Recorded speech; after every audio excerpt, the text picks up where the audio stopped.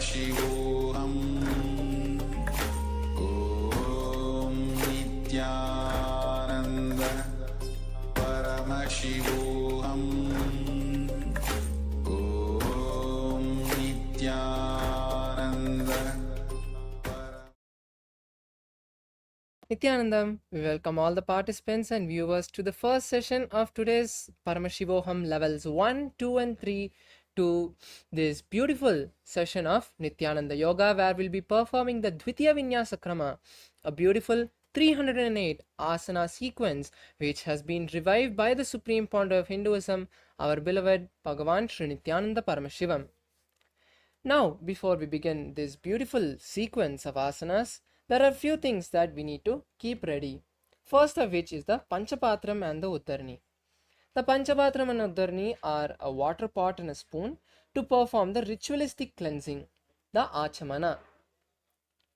The next is the Aushadha that we need to have on the forehead and the 16 places of body.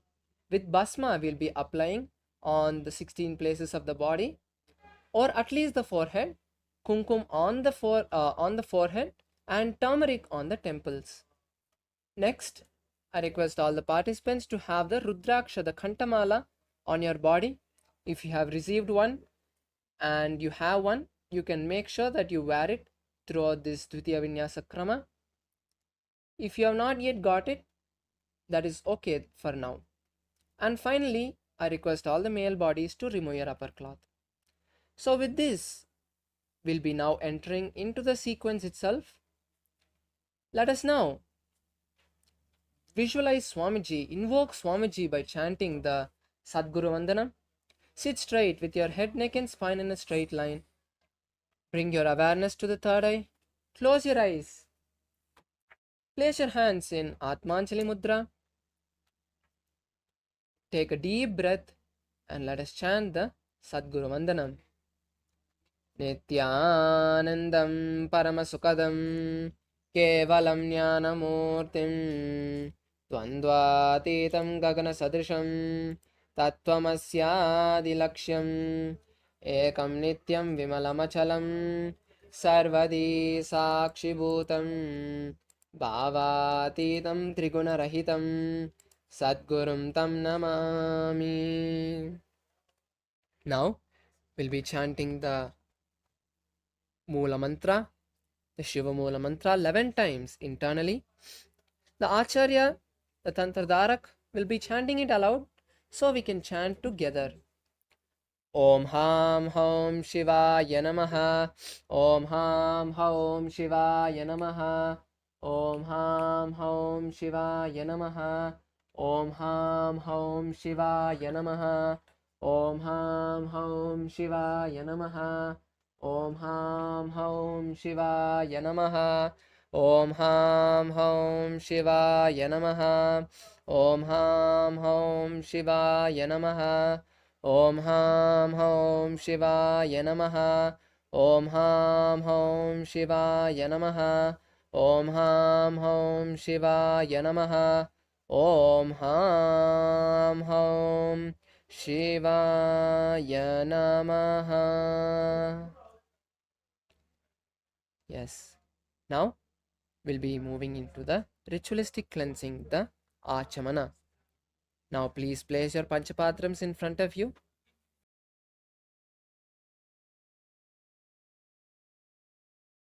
Place your hands in Gokarna Mudra, which is open your palms wide and bend the index finger to the middle of the palm, cupping the center of the palm. Then make your hands face vertical, and then pour an Uddharani of water in the center of your palms and drink it at the end of the mantra. Om Atma Tattvam Shodhayami Swada. Pour another Uddharani of water in your hands. Vidya Tattvam Shodhayami Swada, and drink it. Now pour another Uddharani of water in your hands. Shiva Tattvam Shodhayami Swada, and then drink it. Now wash your hands with a spoon of water. Om Ham Hridayaya Namaha. Wipe the upper and lower lips twice. Now again wash the hands with a spoon of water. Now with the index, middle and ring fingers of the right hand touch above the upper lip and below the lower lip. Again wash your hands with a spoon of water. Then with the index finger and thumb touch the right nostril, the left nostril, and with the ring finger and thumb touch the right eye, right ear, left ear. Wash your hands with a spoon of water. Then with the little finger and thumb touch the navel, the right chest and the left chest, and with all the fingertips touch above the head, the right shoulder, left shoulder, and the heart center. Now again wash your hands with a spoon of water.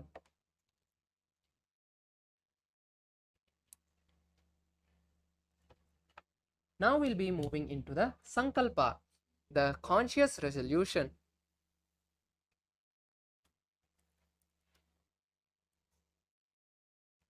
Now, placing your right palm on your left palm and placing both your hands on the right thigh, close your eyes and visualize a single reality that you want to manifest with the energy you will be getting from this process of Nithyananda Yoga. Holding that deep intention in your inner space, let us now chant the Sankalpa mantra. Om Mamo Partha Samasta Duridakshaya Dwara Bhagavat Shri Nithyananda Paramashiva Prityartha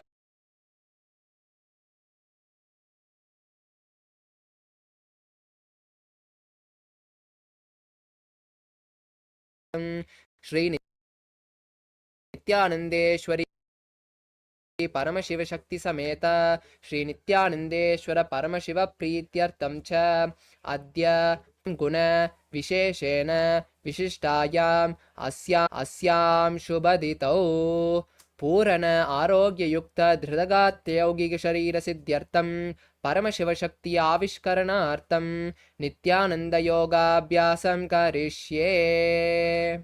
Now wash your hands with a spoon of water. Om Apaupasprisya. Now place your Panchapatram and Uddharni, the water pot and spoon, out of palm's way so that it is not a disturbance when we perform the Nithya Vinyasa Krama.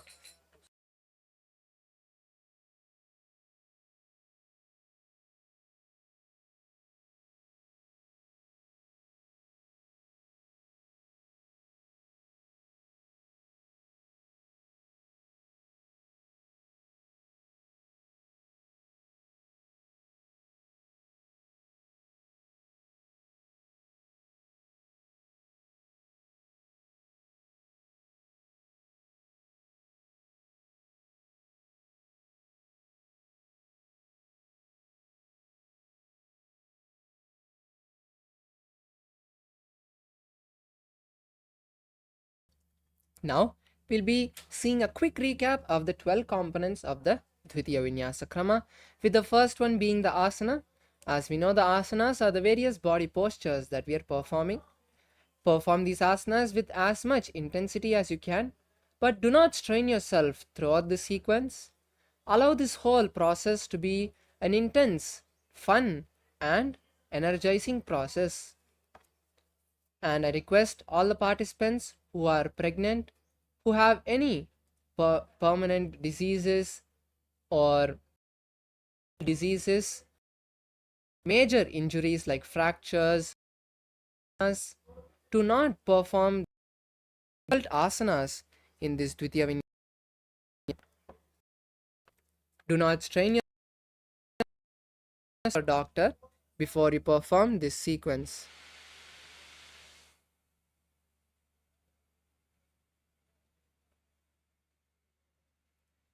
Now moving to the next component, which is the pranayama. The pranayamas are the various breathing techniques. They are also called kumbhakas, and they help us to pull as much prana from our space around us and exhale only the unwanted energy, locking the prana inside the body. The next is the mudras, the various hand and body gestures. As we'll be seeing throughout this Dvitiya Vinyasa Krama, we'll be performing various hand and body gestures. Follow along as much as you can. Next is the bandha, the body locks. There are 4 body locks, bandhas. First of which is the Mula Bandha, shown in a red circle. This Mula Bandha is contracting the perineal floor.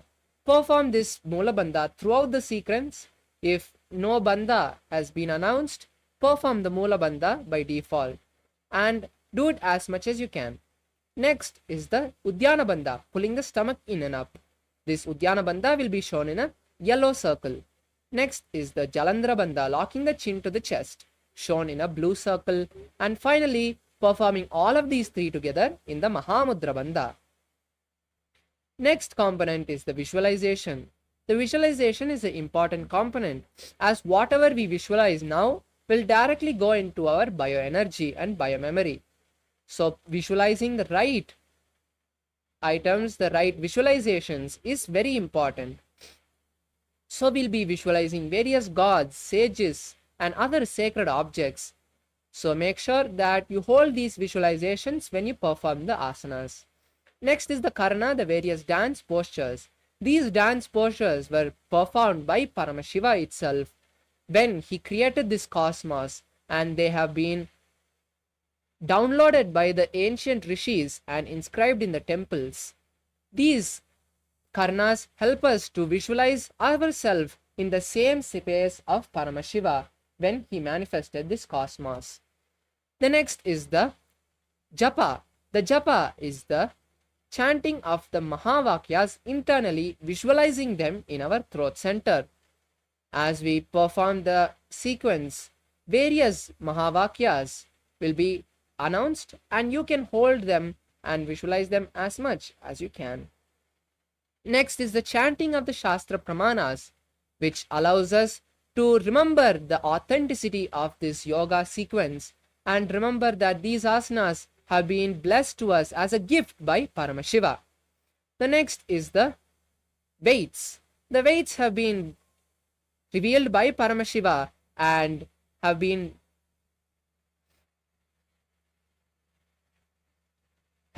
placed and been written down in the Hatha Yoga Pratipika and other yogic scriptures to intensify the yogic asanas that we'll be performing. So as much as you can, if you want to intensify and make this whole sequence more challenging, you can add weights into the sequence. Next is the Aushadha. As we saw earlier, the three Aushadhas that we'll be using is the Vibhuti, the sacred ash, Kumkum, the vermilion paste, and turmeric paste on the temples. These Aushadhas help to intensify the energy that is being manifested through our body. And finally, the Abharana, which is the Rudraksha jewelry. For this yoga, we'll be using the Rudraksha jewelry, which is an intense energy bead which has been given to us by Paramashiva itself. Make sure you wear it throughout the sequence. And with this beautiful understanding of the 12 components, let us now move into the sequence itself with the first asana, Sukhasana. Now be seated in a comfortable cross-leg position. Keep your hands in Bindu Mudra, which is touching the thumb and index finger. Then perform the Mahamudra Bandha.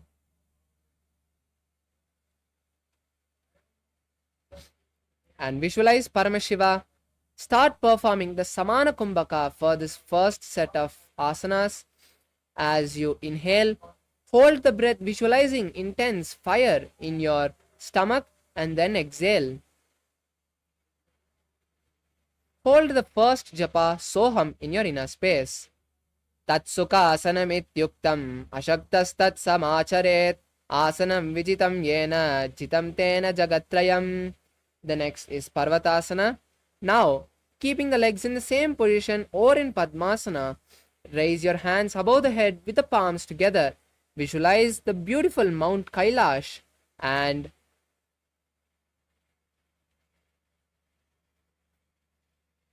continue to perform the Mahamudra Bandha.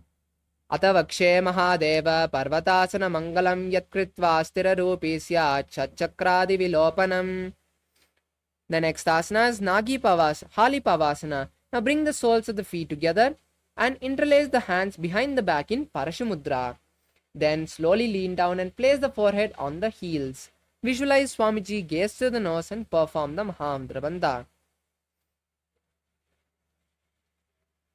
पूर्वविधियाहु मे जानो उभे पगतली संपुटटानो पिष्टपचेदो कर्ल्यावो दक्षिण करसो वाम कहावो.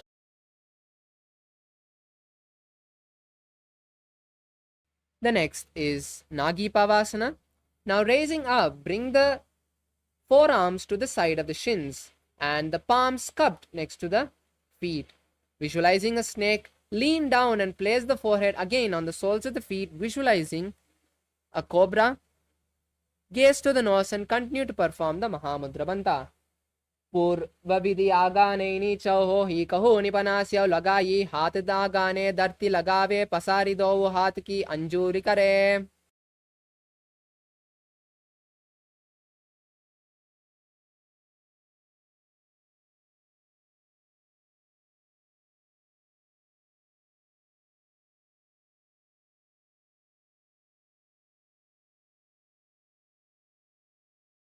The next asana is Kokilasana. Now hold the big toes of the respective foot with the index finger and middle finger. That is called Pranamudra. Now raise your legs up and straight vertically and then cross them into Padmasana. Then place the elbows on the ground. Visualize a bird and perform Mahamudra Bandha. Atanyadasanam vakche yena dhyanam stiram bhavesh akasmad vayu sancharam kokilakyasanena cha. The next is Nithyanasana, raising up. Stack the ankles and heels and hold opposite elbows. Rotate your hands in one direction and then the other, visualizing Swamiji. Gaze to the nose and perform Mahamudra Bandha.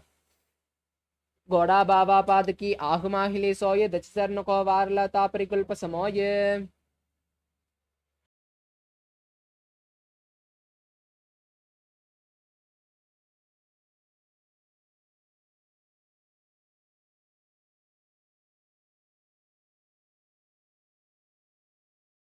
Next asana is Gajasana. Now place your hands in the front of your mat and then the feet behind, coming into a plank position with the hips up. Then start scooping your body repeatedly, visualizing an elephant. Perform Udyana Bandha. Nujyam padagre bhumau kritva lambi boyamastagre nidaya nitambam murtamunnamaya navi laksham bhumo nasika maniya. The next is Rikshasana. Now stop scooping the body and alternate raising one heel off the mat and pressing the other. Visualize a bear and perform Udyana Bandha. Ekaikam padama kunjagajasanam kuryat Rikshasanam bhavati. Next is Vaishyasana. Stand tall on the tip of your big toes. Bring the little index, middle and ring fingers to the heart center. Visualize Swamiji and perform Udyana Bandha. केशेन पादयुगलं तद्वातिष्ठेत दोमुखः अथ वैश्यावक्षे यत्कृत्वा सत्यवान् भवेत्. The next is the first karna of the sequence, which is Urdhvajanu karna. Now coming to a half squatted position, bring the knees bent, heels together and toes pointed out.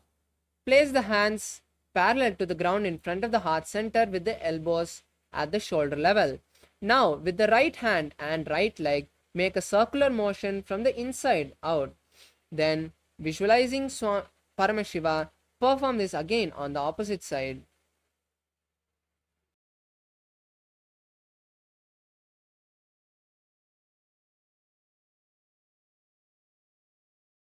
Now we move to the next asana, Balalingasana. Now, interlacing the fingers from the inside out, pull the right leg to the chest and balance here, visualizing a baby. Visualizing holding a baby.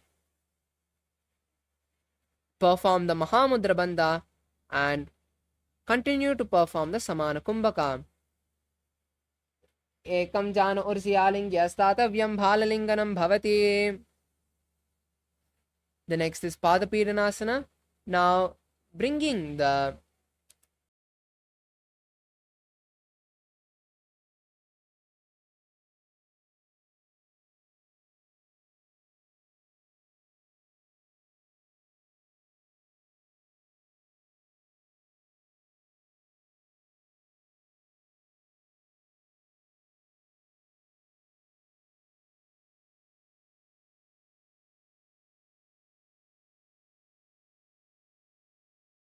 now performing Padapidanasana, pull one leg to the perineum, to the back and hold it with both the hands.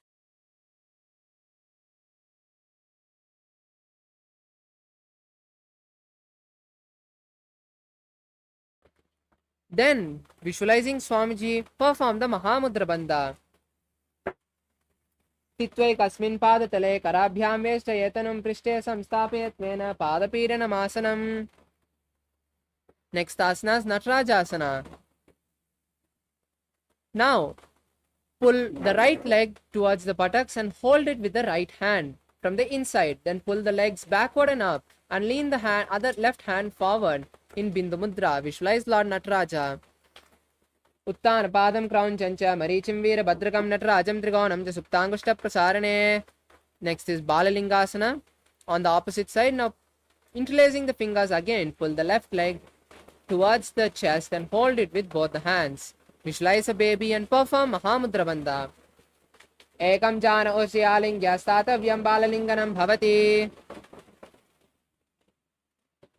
Now we move to Padapidanasana.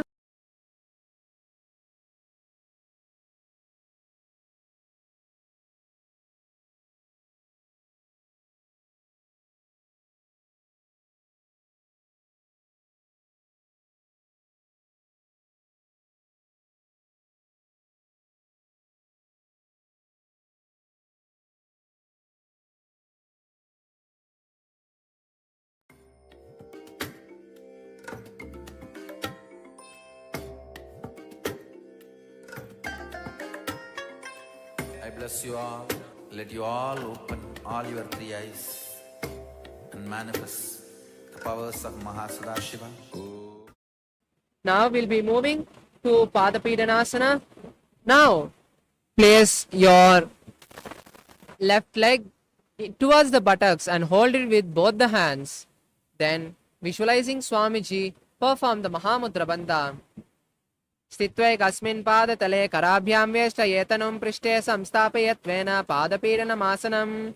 The next asana is Natarajasana. Now pull the left leg towards the buttocks and hold it with the left hand from the inside. Then pull the leg backwards and up and stretch the other hand forward. Visualize Lord Nataraja. Uttana Padam Crown Chancha Marichim Veera Bhadrakam Natarajam Trigonam the Suptangushta Prasarane.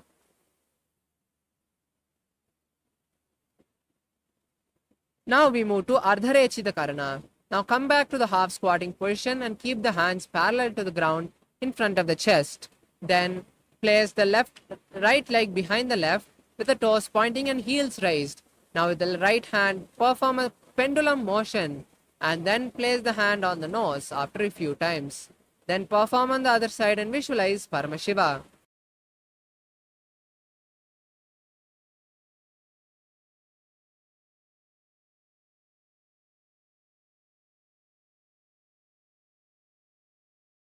Now we move to the next is skeleton dance. Intensely start shaking your body in all directions. Visualize yourself as a complete skeleton structure and shake your body intensely. Visualizing yourself as pure bones, all the laziness and tiredness leaving your body. See that you are not you're shaking the body in the same pattern. Let it be chaotic and restless.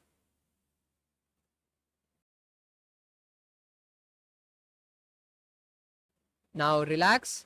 Let's move to the next Karana, which is the Katichina Karana. Now, come to a half squatting position again and cross your hands above the head. Then, visualizing Paramashiva, turn to the right and open the hands wide. Then come back to the center and cross the palms. Repeat this again and again on both sides.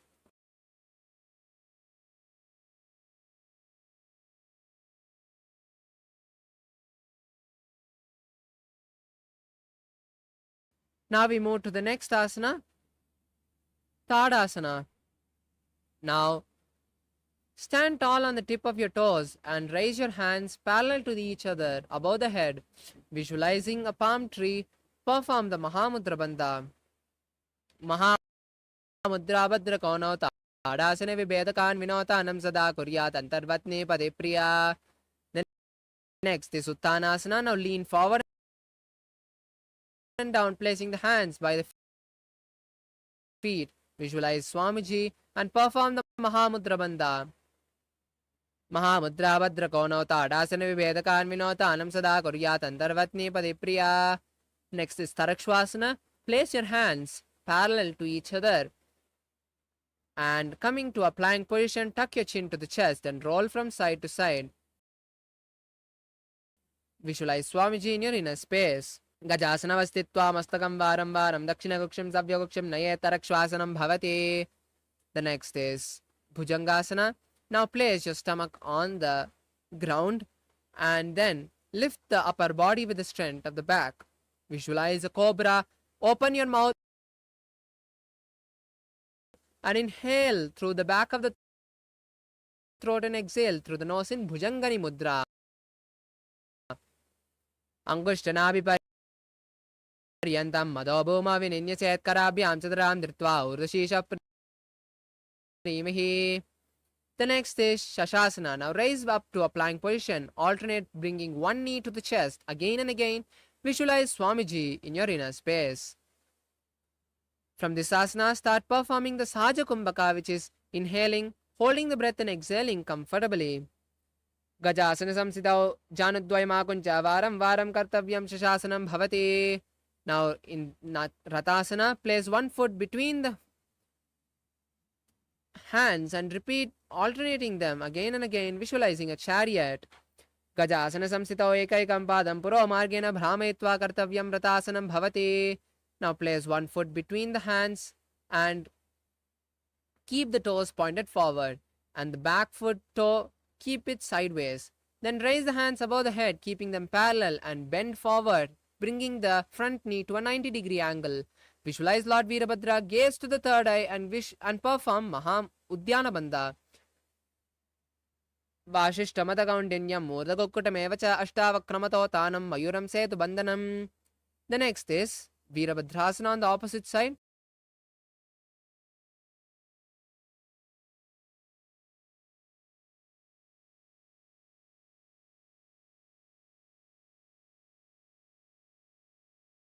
Now, stand with both the feet together. Place the right leg in the inner thigh of the left leg and raise both the hands above the head with the palms together.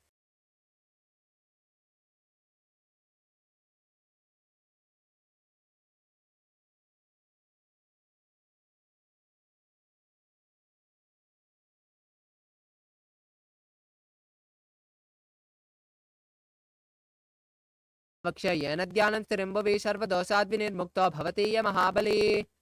we perform Vrikshasana on the left leg.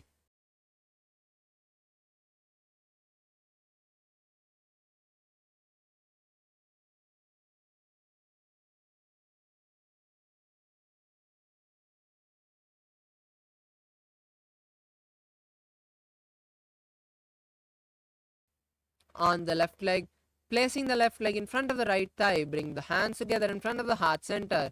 Visualize Lord Garuda. Garuda Asana Mahavakshaya.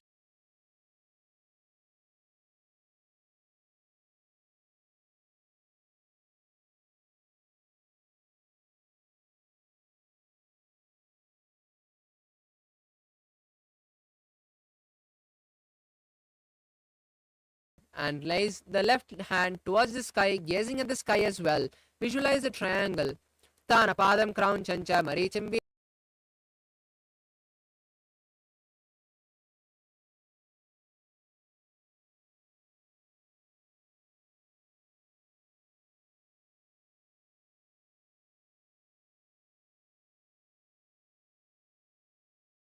Padrakam Natarajam Trigonam Chasutam Krishna Prasarane. Now come back to the half squatting position. Arai keeping the heels together, toes pointed out and the knees slightly bent.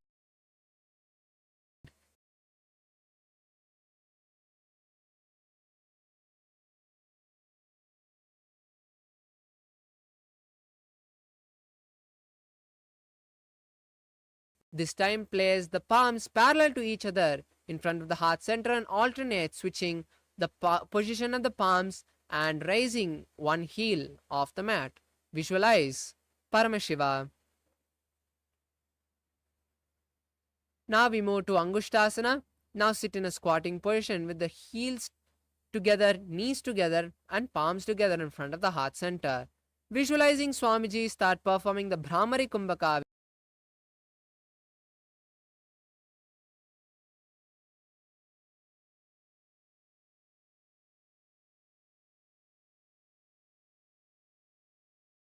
The right foot from underneath the perineum and keep the hands by the side with the palms faced forward. Visualize Swamiji. Prasarya ekam padatalam samstapyatvega padakam.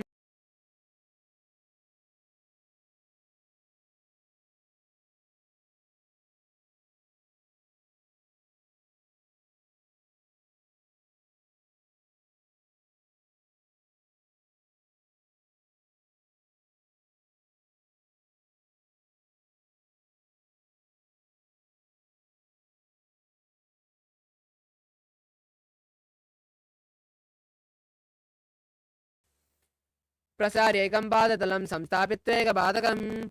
Now we perform Vidunanasana on the left leg. Hold the left face edido guda nimese korbagadalya ki mahili aisamahera semili. The next is Kapilasana. Now place the knees on the mat and keep the hands on the respective knee. Visualize the great sage Kapila and perform Udyana Bandha. Gaze to the nose. Ubay pagadali samata harave tiniki mahili kor milave pana pani ukada hoy vese edido joni nivese. The next is Bhadragorakasana. Being in the same position, just switch the gaze to the third eye and change the visual.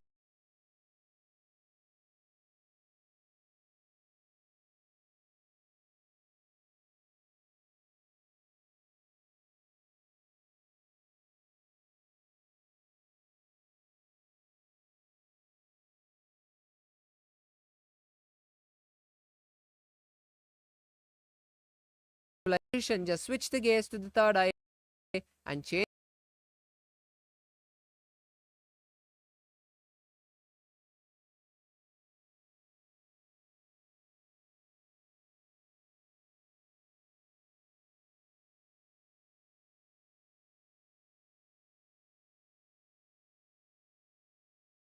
the visualization. Just switch the gaze to the third eye and change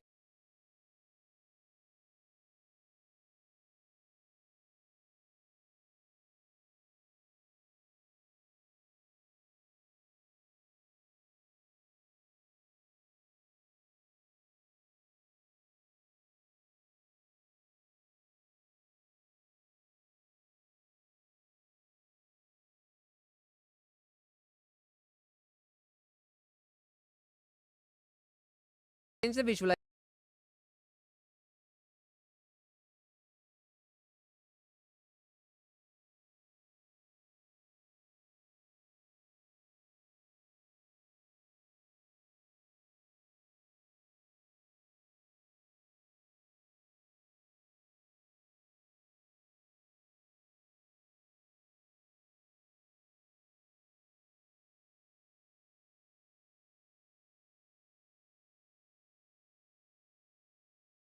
Big toe and visualize Swamiji as you gaze to the nose.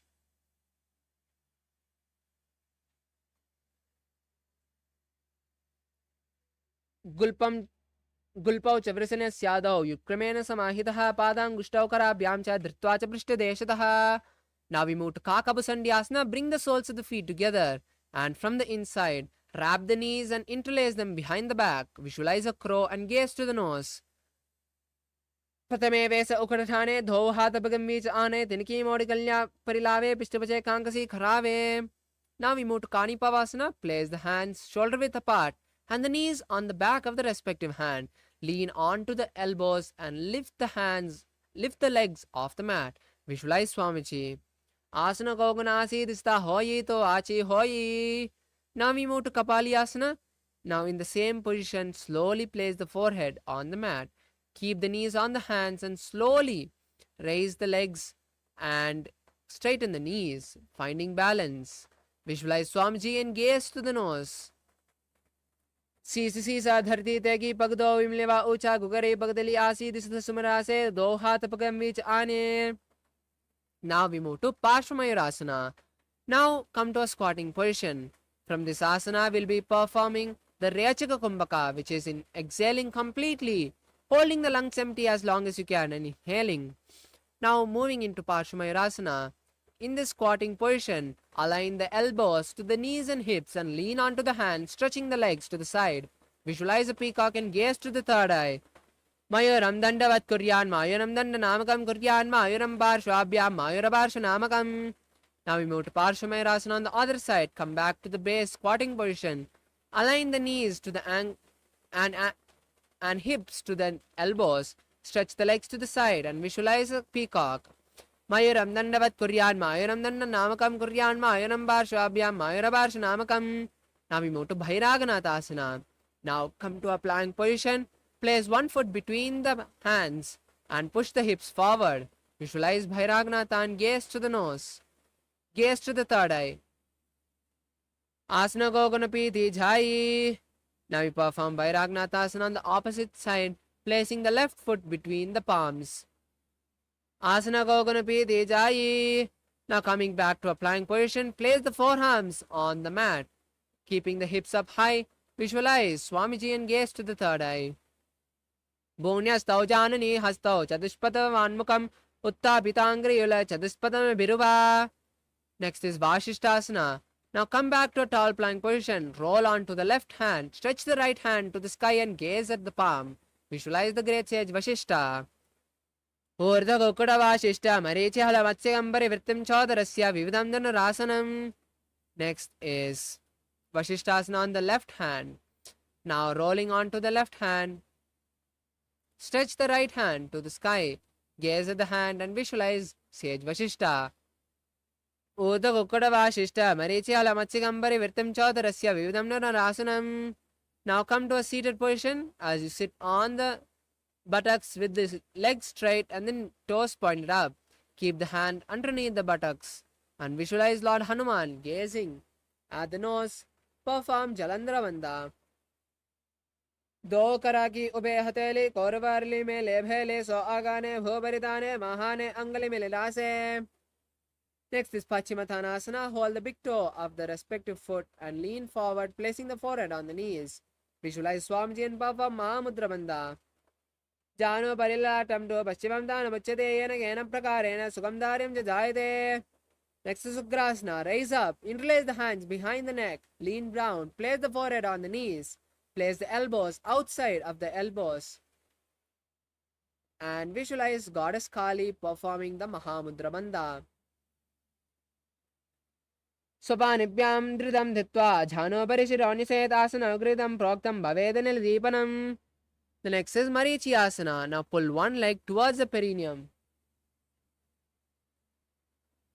and wrapping the leg from the inside. Hold both the hands behind the back, visualizing the great sage Marichi. Uttanapadam crown chancha Marichim Veera Bhadrakam Natrajam Trigonam cha Suptangushta Prasarane.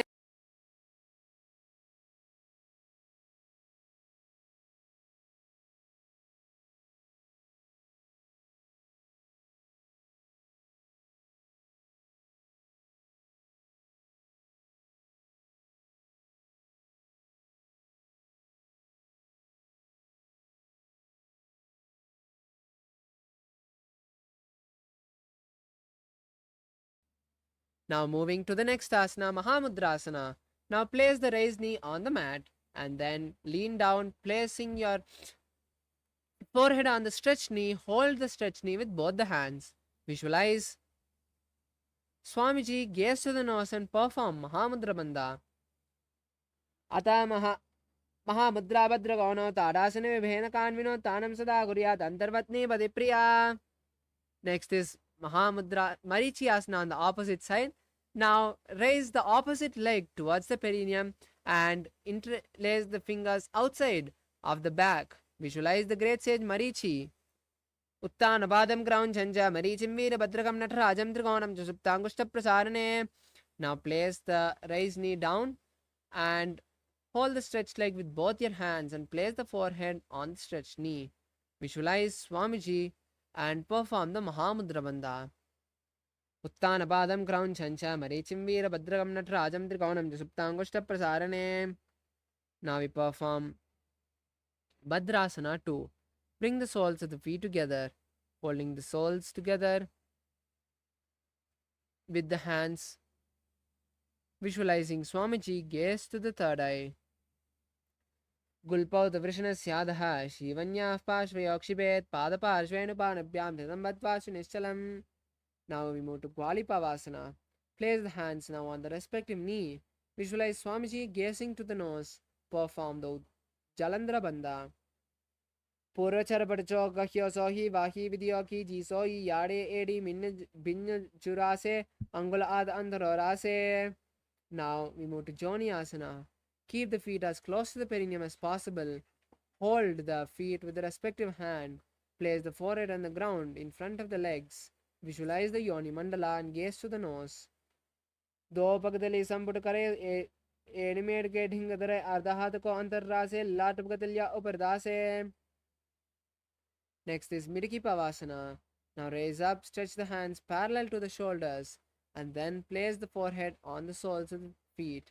Visualize Swamiji and gaze to the nose. Purva Vidhi Pariya Pagadali Samputasoli Edi Milirase Yedyasu Magli Kani Angulado Atre Lat Datilgave. Next is Siddha Samadhyasana. Now raise up, insert the hands underneath the soles of the feet and keep the palms facing up. Place the forehead in front of the toes and visualize Lord Surya as you gaze to the nose.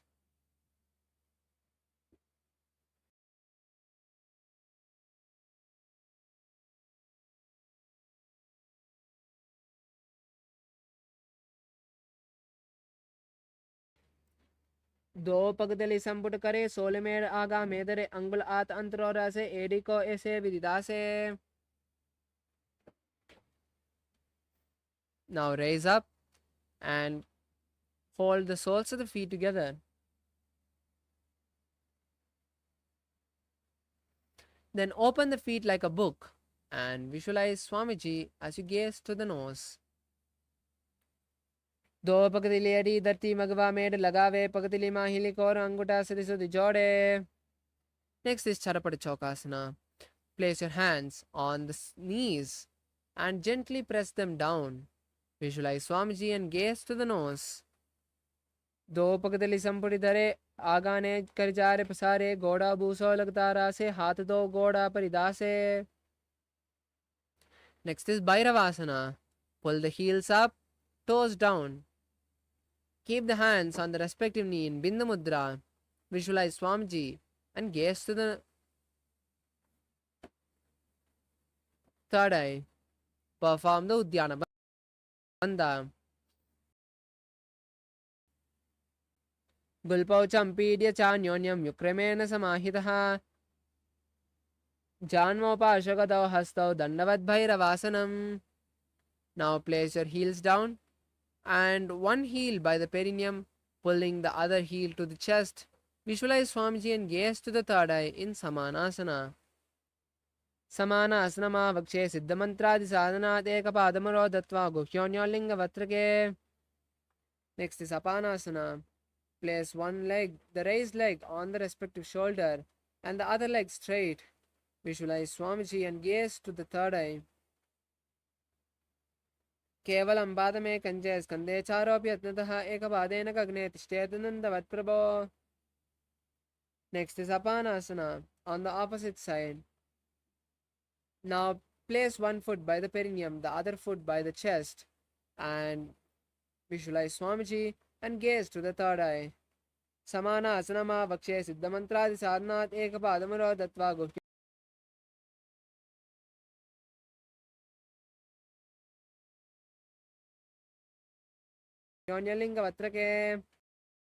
Now we perform Apanasana on the opposite side. Place the raised knee on the respective shoulder. Stretch the other foot straight. And keep the hands by the side for balance. Visualize Swamiji and gaze to the third eye. Kevalam padame kancha skande charovyatnadaha ekapadena gagne tishchedandavat prabho. Next is Gomakasana.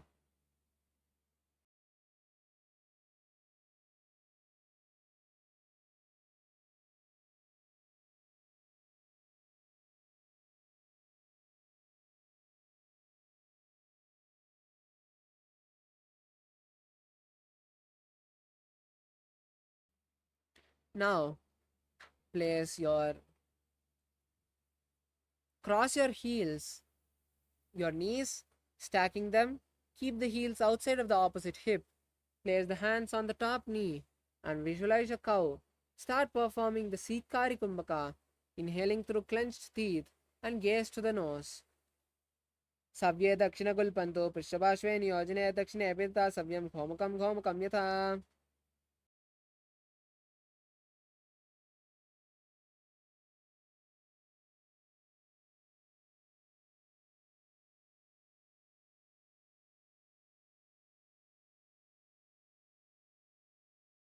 Now we move to Anusuyasana.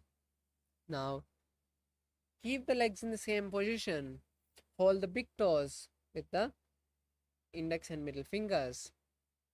Then visualize Rishika Anusuya and gaze to the nose. Perform Udyana Bandha. दक्षिण घोड़ों नी कोटाने वामोटा के ऊपर आने घोड़ा संधि में लावे भारी आड़ा पनी भारी. Now perform Anusuyasana 2. Interlace the hands behind the back and lean down and forward, placing the neck in front of the knee. Visualize Rishika Anusuya, gaze to the nose and perform the Mula Bandha. जीवना घोड़ा की संधि उपरिदावा घोड़ा की संधि मिलावे घोड़ा सोले लासे Pagdalyalo Advai Sudarase. Now rise up in Garudasana 2. Keep one foot by the perineum, the other foot flat, the knee by the chest. Visualize Lord Garuda and gaze to the nose. Davo Pagmodi Yedi Mahila Gulpa Mola Dwarini Sede Bese Jivani Pagdali Dati Tegi Goda Unja Ubarase. Now perform Naradasana as you sit on the heel touching the perineum, gazing to the third eye. Interlace the hands behind the neck and turn outside of the raised knee. Visualize Lord Narada and gaze to the third eye. Pishtu Javam Pakadili Keri Bhuparita Hilaga Veperi Goda Sand Pano He Joy Dachpasidira Vesoyi. The next is Matsyapitakasana. Now place the right leg on the left thigh and place the left hand on the left toe and then hold the left shin with the right hand. Visualize the Matsya, the fish avatar of Lord Vishnu, and gaze to the nose. Vamena Vamangushtanto Grihityam Matsya Pitakam Yoni Vamena Sanpedra Medadupati Dakshinam. Now we perform Gomakasana on the opposite side. Now again cross the feet, stacking the knees. Keep the heels outside of the hips. Visualize Matsya, the fish avatar of Lord Vishnu, and gaze to the nose. Savye Dakshina Gulpanto Prishtapashve Niyoje Dakshine Epita Savyam Ghomakam Yata. Next is Anusuyasana. Now hold the big toes with the index and middle fingers and visualize Rishika Anusuya. Visualize Rishika Anusuya and perform Udyana Bandha. दक्षिण घोड़ों नी कोटाने वामोटा के ऊपर आने घोड़ा संधि मिलावे भारी आधा पुनि पर संधि पसारी.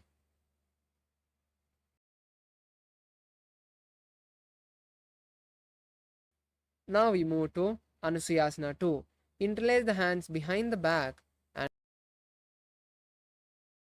lean down. Place the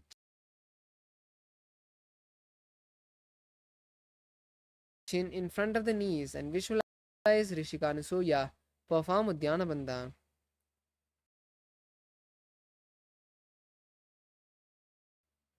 जीमना घोड़ा की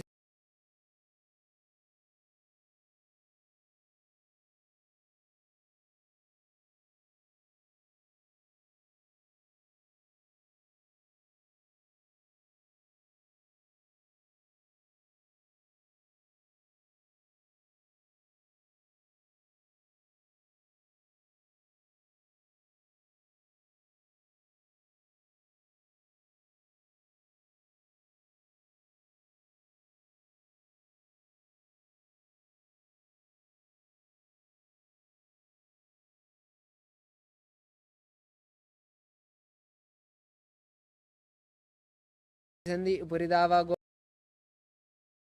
Asana. Place the right leg on the left thigh. Hold the left big toe with the left hand and wrapping the right leg. Hold the left shin.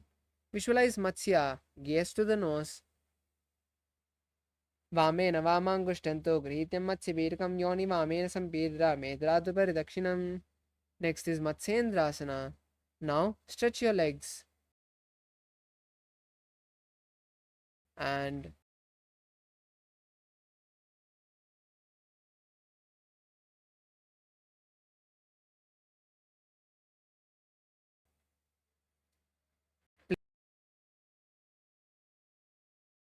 place your right and then bend the right leg.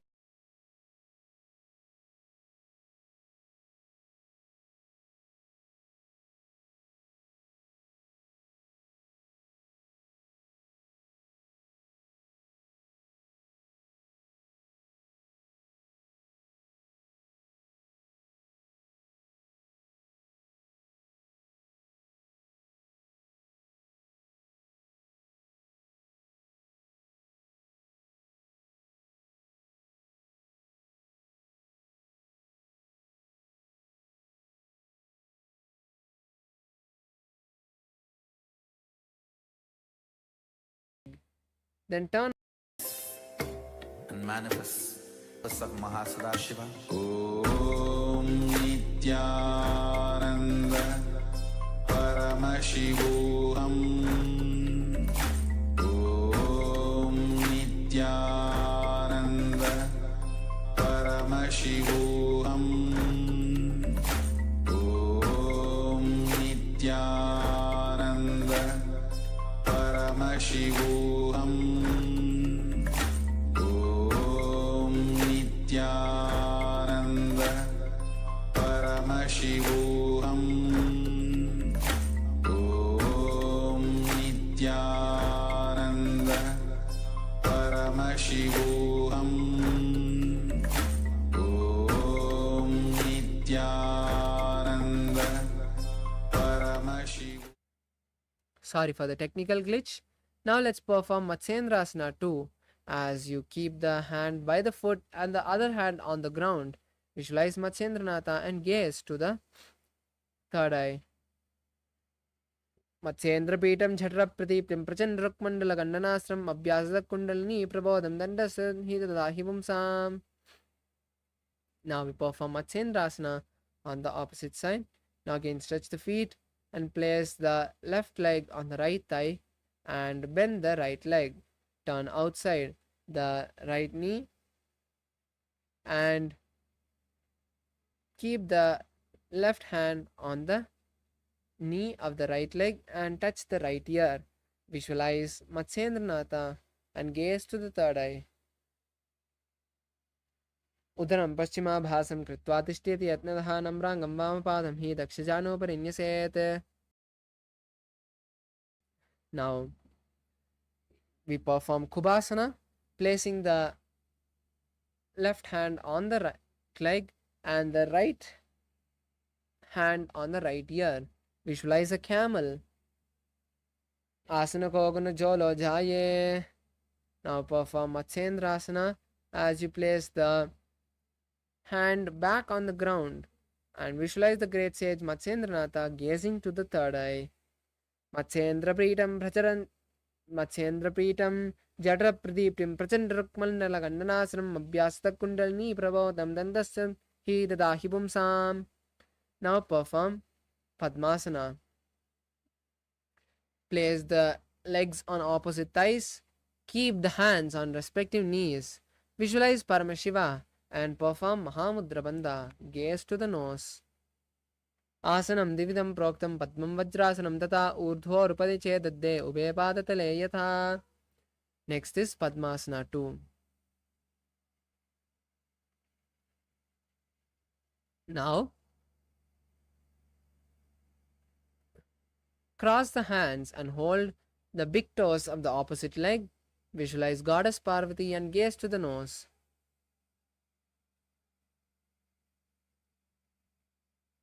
उदरम् उत्तानौ चरणौ कृत्वा ऊरु संस्थो प्रयत्नतः ऊरुमध्ये गतो तानो पानी कृत्वा तु तादृशौ.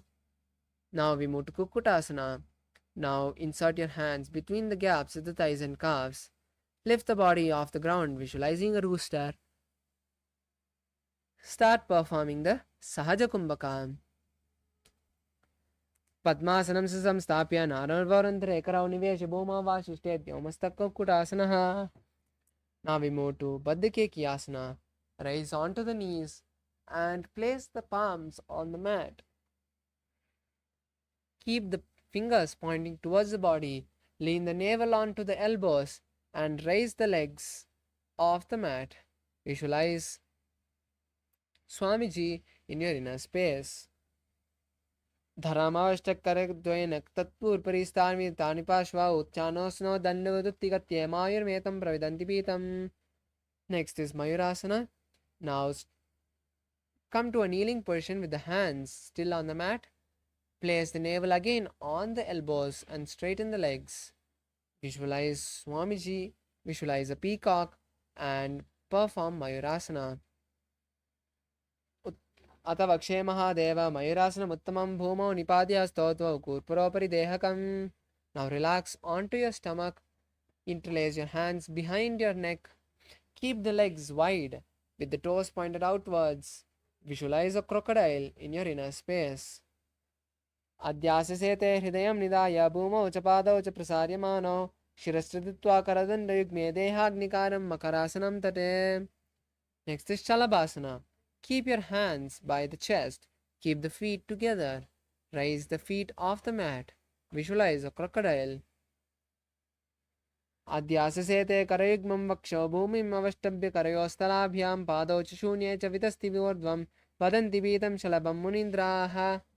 Now we move to Ustrasana. Bend the knees and bring them to the side of the hips and push them as low as possible. Visualize a camel. Adhyasate te padayugmam vastam prishte nidabhya dhidam karabhyam padau akunchet samyagudarajakadam ushtanchapitam yogino bhavadanti. Now hold the leg from the inside and lift the legs up simultaneously with the upper body. Bend the back as much as you can and visualize a camel. Prasarya pado bhuvidandarupo karacha prishte tadpado yugmam kritva dhanustulya vitastitagram nigadya yogi dhanurasanam thade. Now sit in a comfortable position on your heels with the toes flat. Keep your hands on the knees. Visualize Swamiji and gaze to the third eye. Hold the new japa Om Nithyananda Paramashivoham. उल्टा मोड़ी पावतो वेसे बहरो जगति करे एक वेचे पादम पावन महिला गुल्प जाओ कुलापासिति ला वेसो.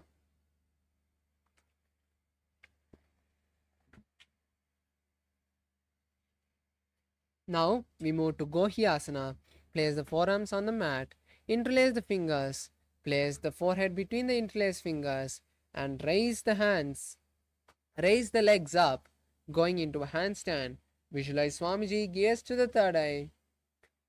Viparitam mandalam cha vidhamtaha do hath ki kahuni joyi puniha kalave jade doyi. Now we move to Shirasasana. Now stretch the legs and balance here in Shirasasana, visualizing Swamiji. Viparitam mandalam cha vididam hinaha dandasadam diva proktam viparitopaveshane. Now relax. Come to a seated position. Place your hands underneath the calves and pull the legs towards the forehead. We'll be performing the Bhastika Kumbhaka for the following asanas. Visualize Swamiji and start performing the Bhastika Kumbhaka. दो हाथ पर आने गोड़ा तरे Kong सीटाने अंगुष्ठ पिंडली लगता दरे चरण ube आसादिसी करे. Now relax your legs. Cross the hands behind the back, holding opposite shoulders. Visualize Swamiji and raise the legs off the mat to a 45-degree angle. Visualize a maze. Uttana shainam kritva pado militva prasaya nidambam bhumau sprishya hastabhyam kandram badva tichtet. Next is Naukasana. Now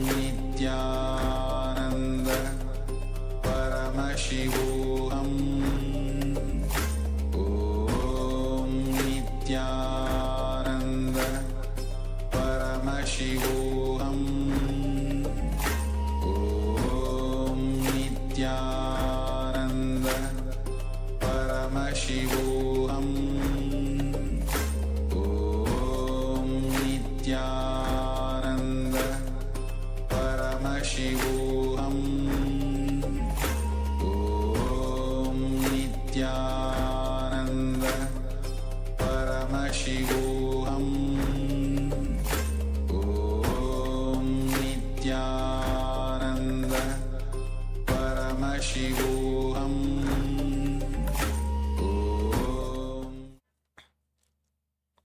Now, slowly, very slowly, come to a comfortable seated position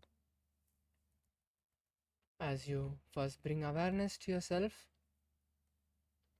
Bend your knees, rock your legs from side to side, and then come to a seated position. You have beautifully completed the first 108 asanas. Now we'll be moving on with the next asana, Yathashanishtasana.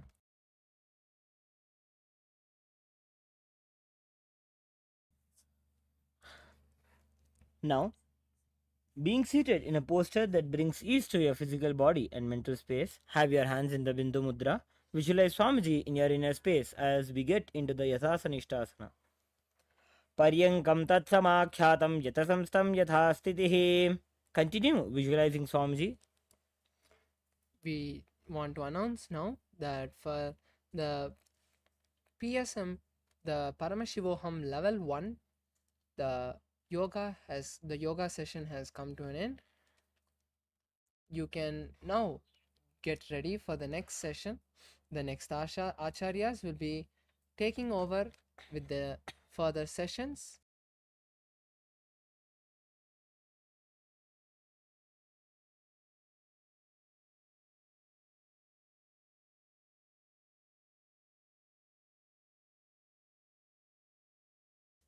We thank you all for joining us for this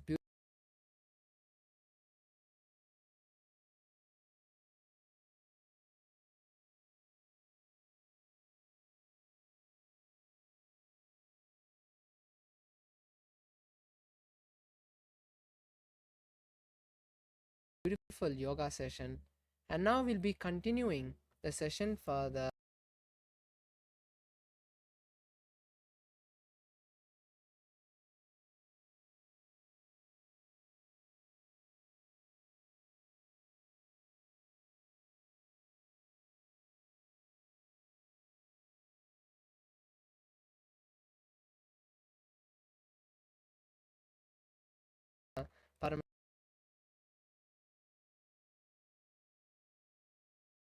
Ananda Paramashivoham. Om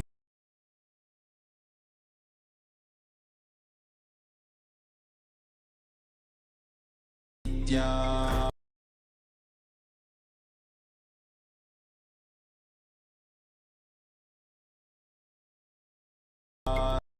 Ananda Paramashivoham. Om Nithyananda Paramashivoham. Om Nithyananda.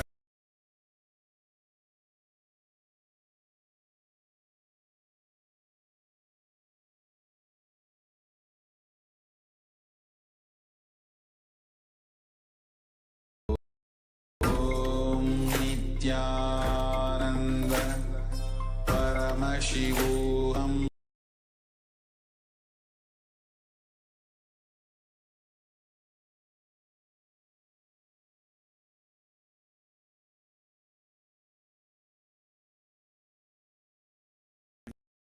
Glitch.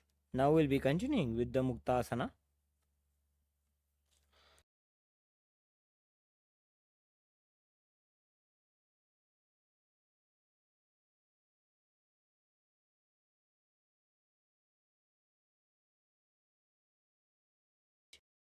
Liberated by the Swamiji. Nipid Yasevinim Sok.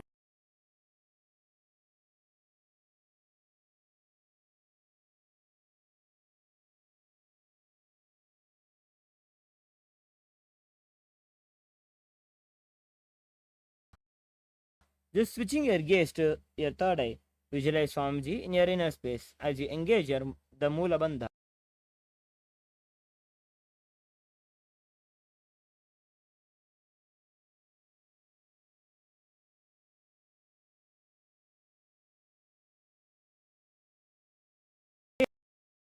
To the ground in the front and engage all the three bandhas as you visualize Swamiji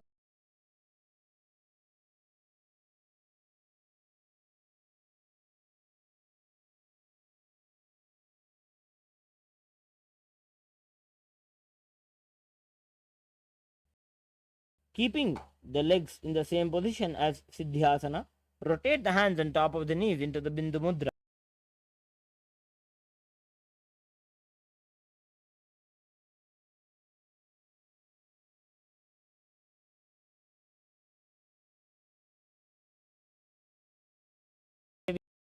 Vididake.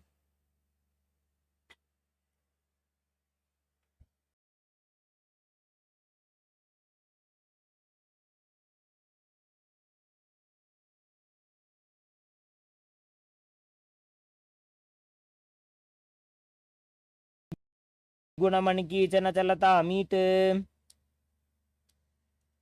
Next, we'll be entering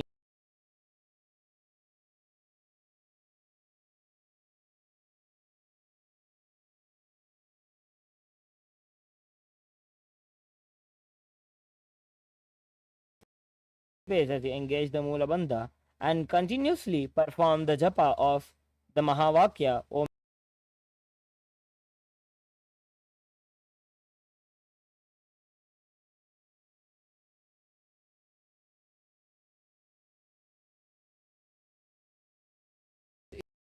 is Bandhayoni Asana. Now, visualize yourself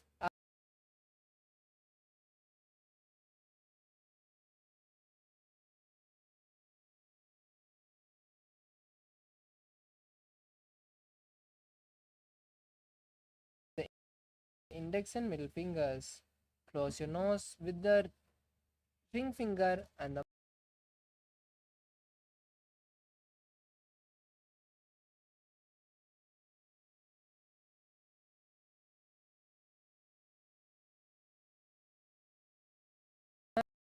is Virasana. Now, be in a seated position with your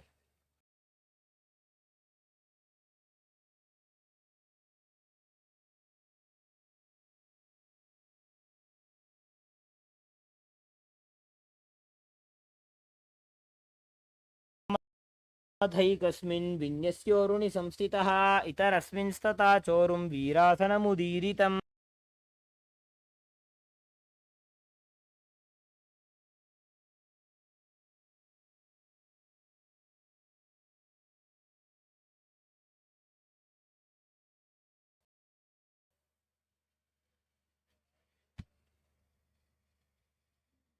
though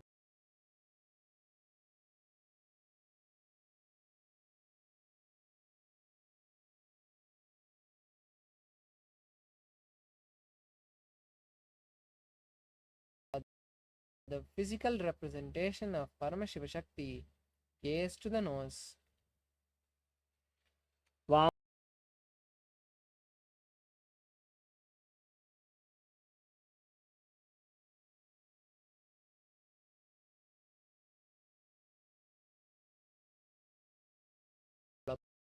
Bandha. योन्यासनं पर्वतेन योगं यो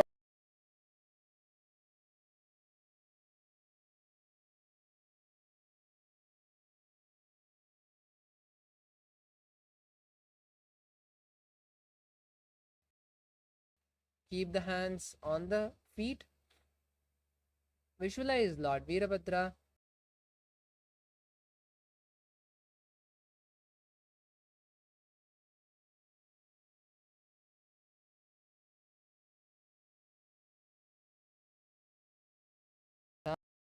asana is Aghorasana. Now keep the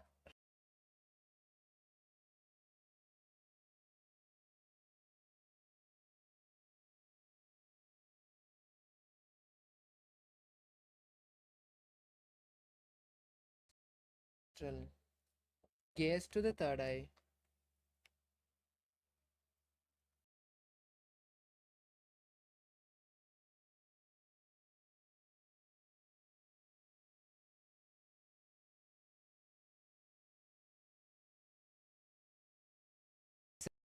An elephant.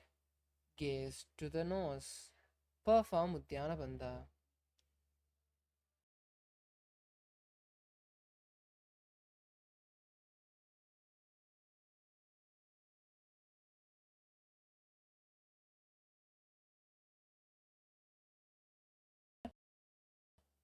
And insert the hands through the gaps of the thighs and calves. Then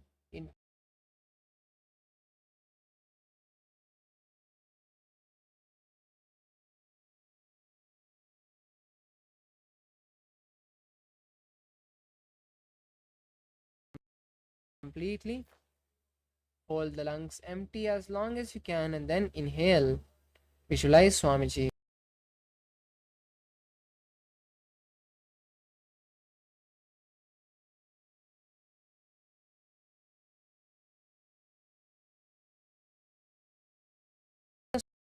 Soles of the feet together. Insert the hands, hold the hands around the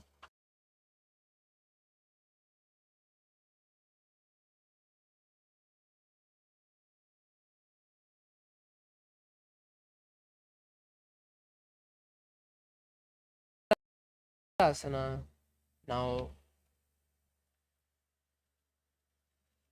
keeping the soles of the feet together,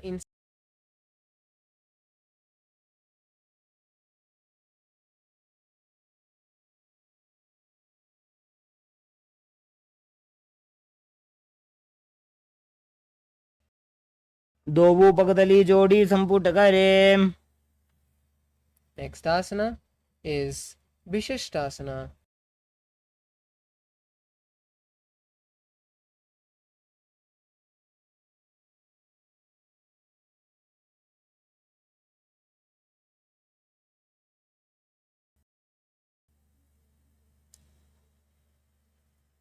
The next asana is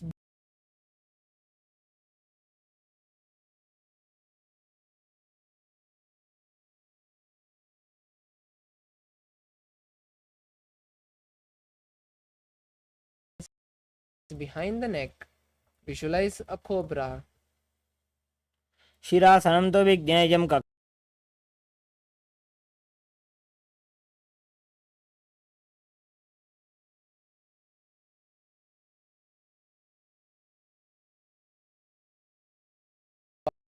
Goddess and gaze to the nose. दोवु हाथ पकड़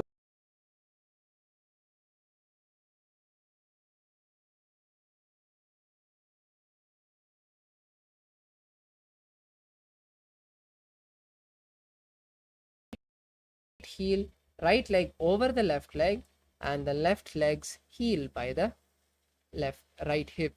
Then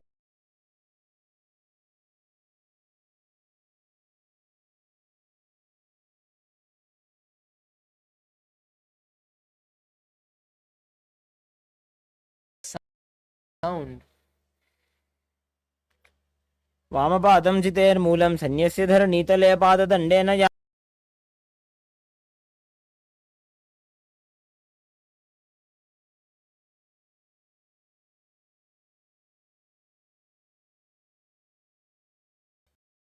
The cow and pull the stomach in and up in Uddiyana Bandha. अनुषागीनगर पञ्चडं प्रशीलिन्द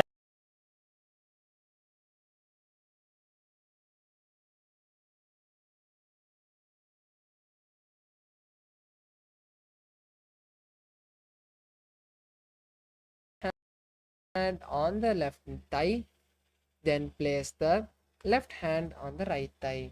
Visualize Swamiji and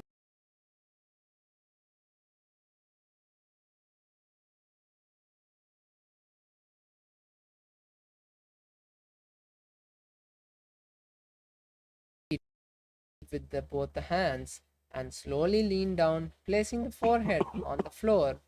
Visualize Swamiji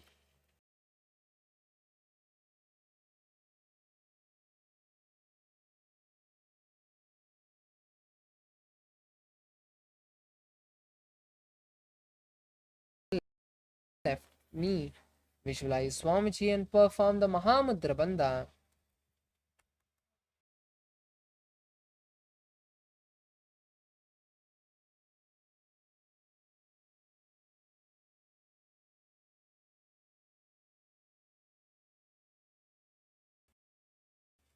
Place the left heel under the perineum and cross the left leg with the right leg, keeping the right.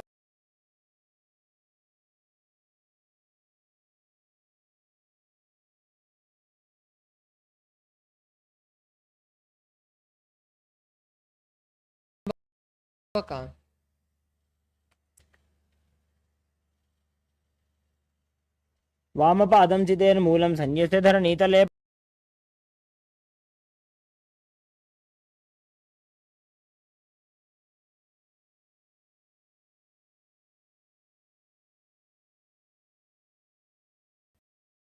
Slide the heel outside of the hip and place both the hands on the top knee. Visualize the face of a cow and perform Uddiyana.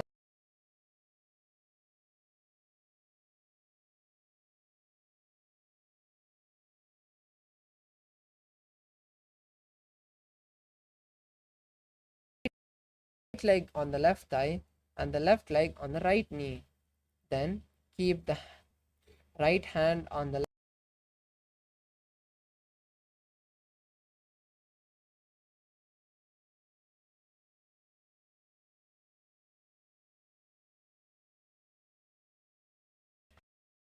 वामजङ्गभरदक्षिणटाने वामहस्तपिष्टीदिशाने. Next is Machandrasana to untwist the body.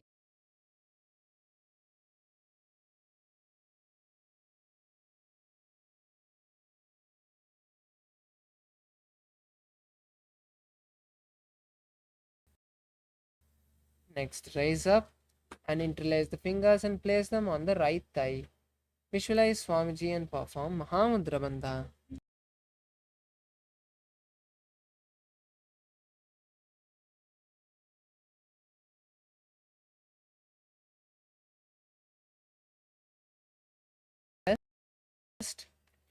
And wrap the legs holding on to opposite knees. Visualize Swamiji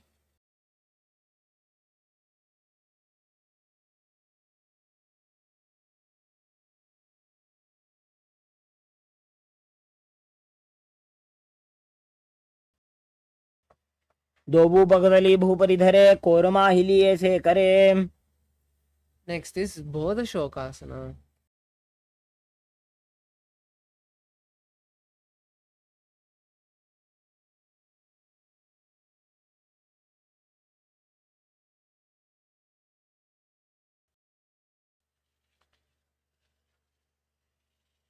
दोबू हाथ पग बाहर लियावे घोड़ा नीचे ले टहरावे.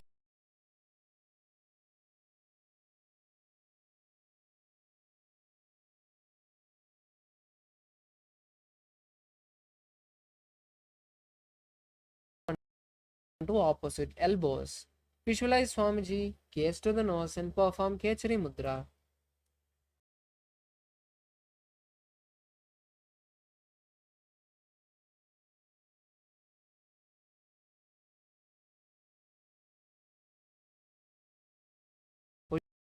Position. Visualize the great sage Sumati, gaze to the nose and perform Kechari Mudra.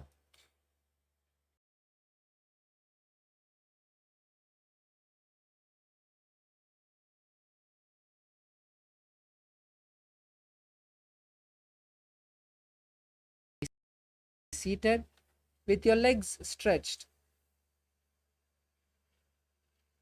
and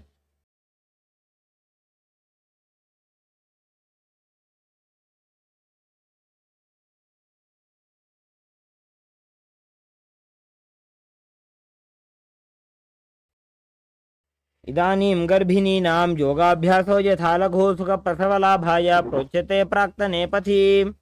now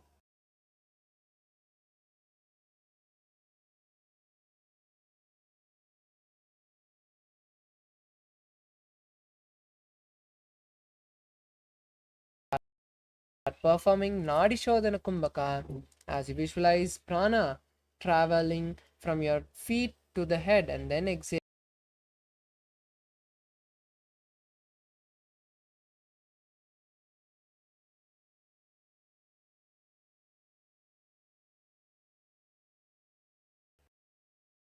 Bring the knees apart, then wrap the shins and hold the soles with the respective.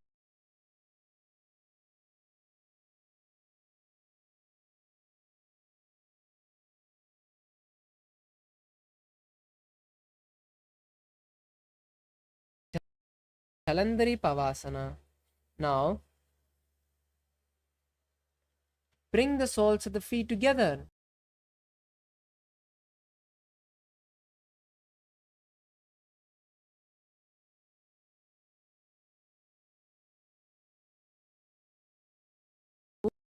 Urdhva Paschimottanasana. Now place one leg behind your neck.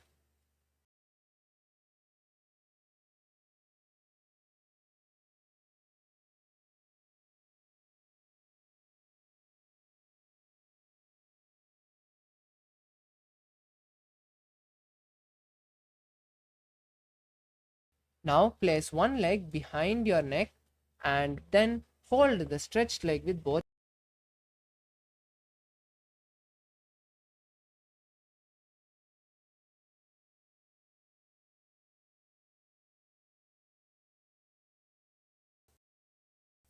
Lie down on the back with the leg still behind the head. Hold the leg with the opposite hand.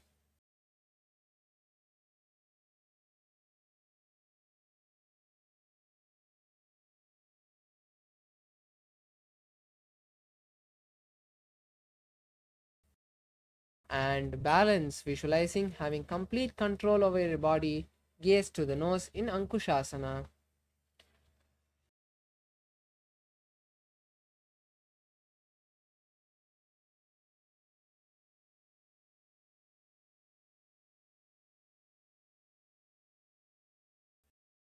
Rock from side to side. Visualize Swamiji in your inner space.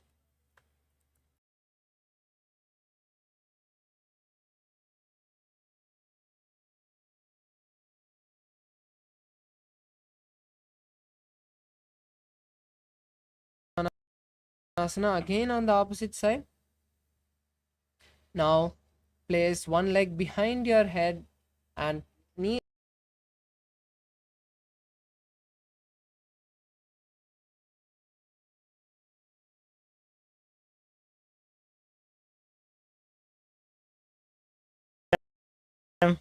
Now lie down on the back with the leg still behind the head.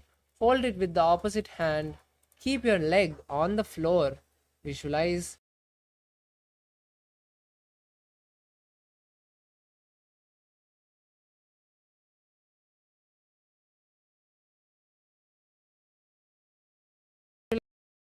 having complete control over your body. Gaze to the nose. उत्तानशैतैकैकं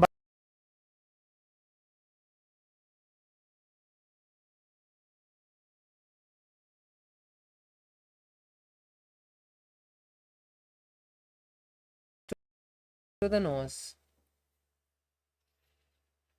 पादाभ्यां वेष्टयेत् कण्ठं हस्ताभ्यां पृष्ठबन्धनम्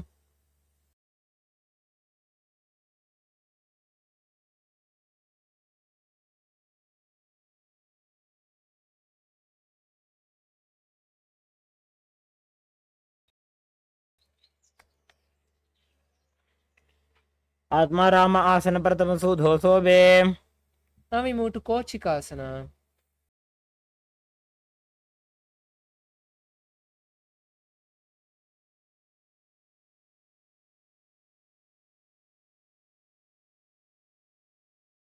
Keep the legs vertical towards the sky. Visualize Swamiji and gaze to the nose.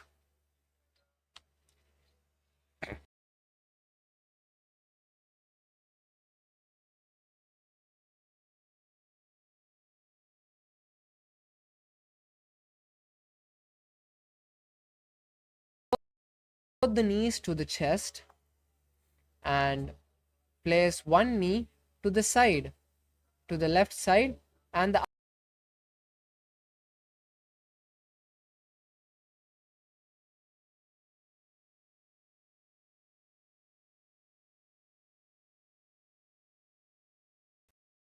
and hold it turning to the opposite side. Visualize Swamiji in your inner space. Now we'll perform Jatra Parivritti on the opposite.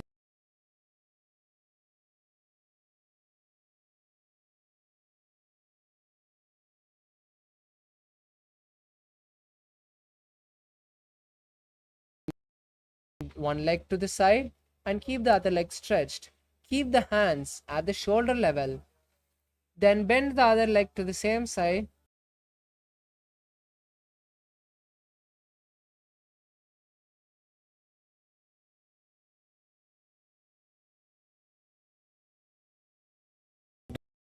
कोणमथापि च Next asana is Dvipada Pitam.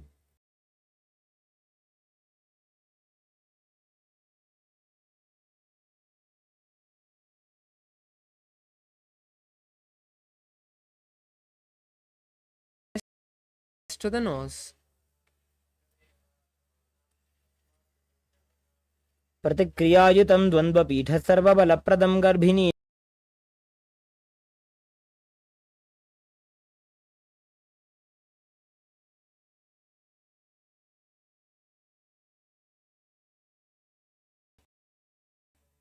Then lift the body up as much as you can.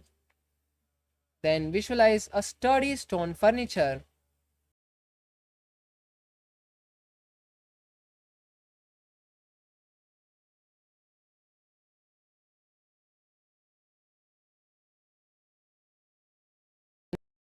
Bring the knees to the chest.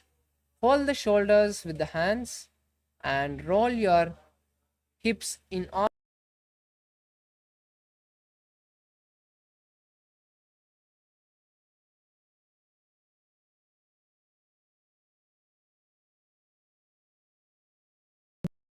जानुनी सम्मील्य नाभुवानी च. Now we move to Viparita Nrittasana.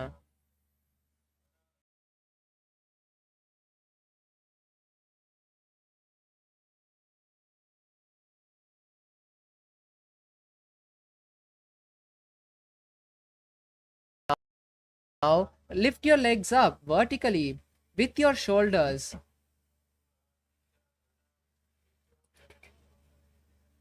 And balance on the shoulders, keeping the hands straight. Start making a circular motion, visualizing Swamiji. भूतले सशिरो दत्त्वा खेनये चरणध्वजं विपरीतकृतिश्चैषा सर्वतन्त्रेषु गोपिता. Now we move to the next asana, Viparita Nrittasana 2. Now just stop the rotation of the legs and continue to be in a stable position with your legs in the same position. Visualize Swamiji in your inner space.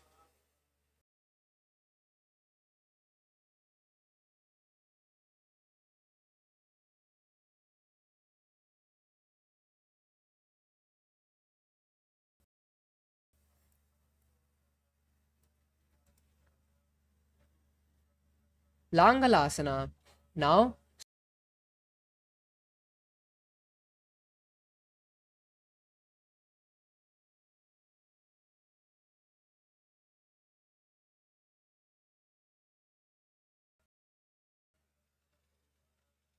नरकासने स्थित्वा नासिकाप्रदेशे भूमौ पादपृष्ठे स्थाप्य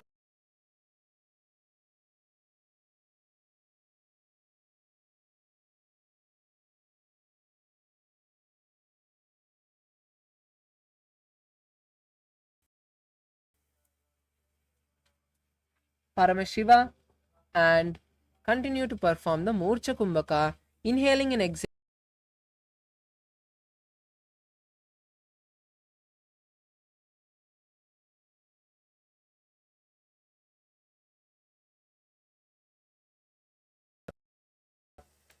Hands on the legs, slowly open them apart, visualizing Swamiji.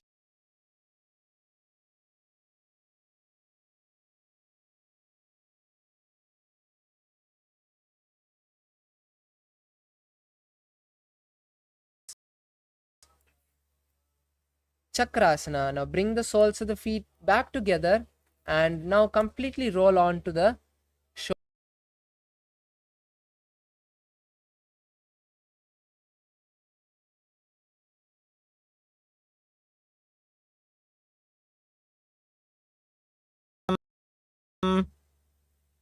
Next asana is Supta Prasadita Padangushtasana. Now bring the soles of the feet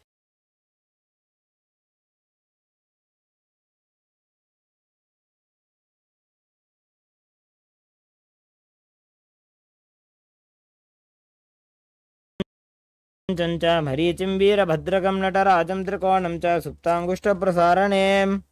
Now relax and bring the legs together in Supta.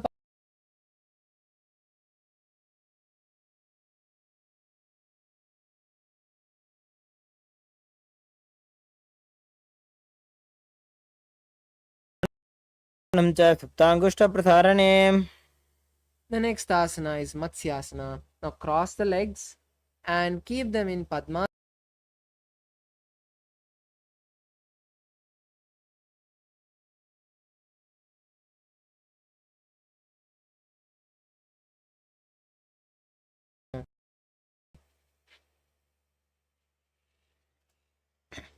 मुक्तपद्मासनं कृत्वा उत्तानशयनं चरेत्.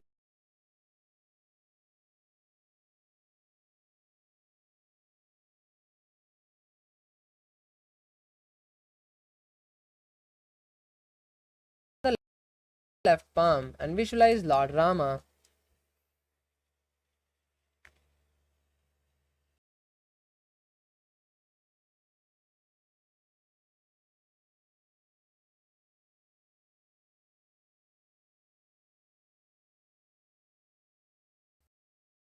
With the legs in Padmasana, raise the hips from the shoulders up and balance the whole weight of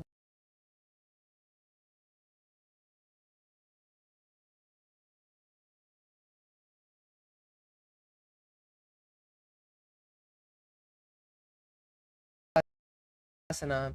Now place one leg on the opposite thigh and pull the other leg towards the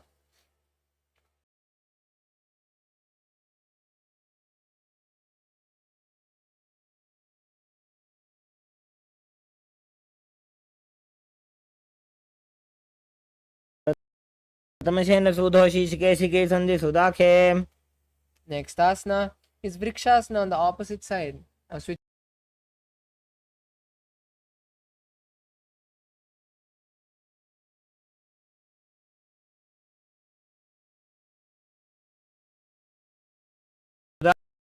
सुदाखे. Next is Vrishapadakshepasana. Now lie on the back and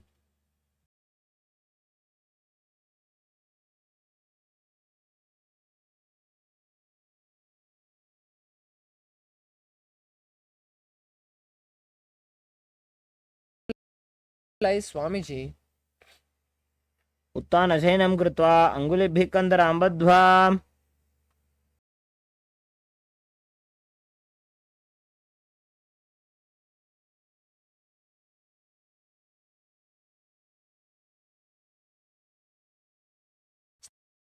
Start performing the Sahaja Kumbhaka. श्रोतानवत्संस्थितिः कृत्वा चानुद्वयं पर्यायेन कर्णयोः.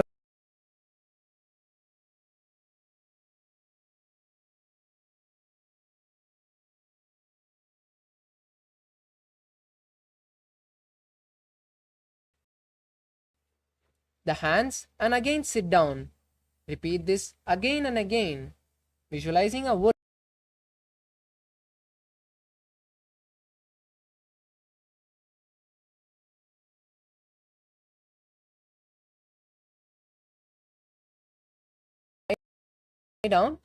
come to a seated position with the legs stretched, and then from the seated position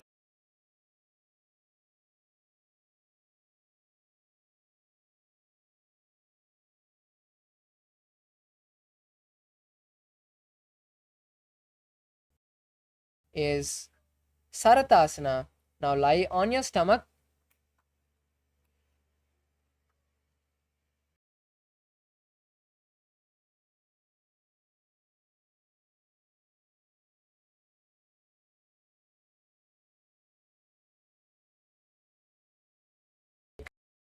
clenching the lips in Sarata Kumbhaka. युद्धं शयनं कृत्वा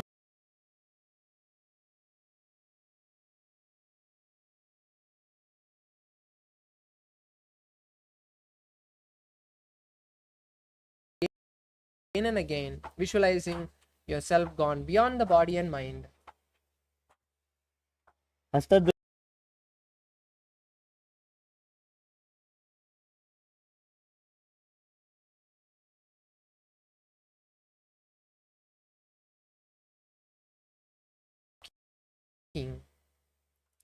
अथ जात्यासनं वक्षे जेन जाति स्मरो भवेत्. Next is Lolitika Karna.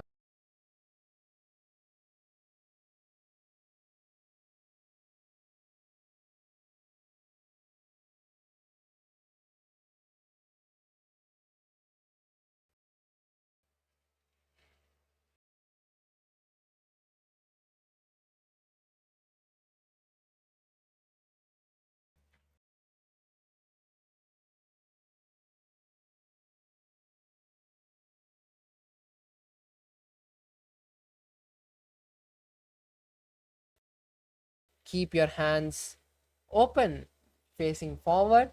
Visualize the Kundalini energy travel from the root center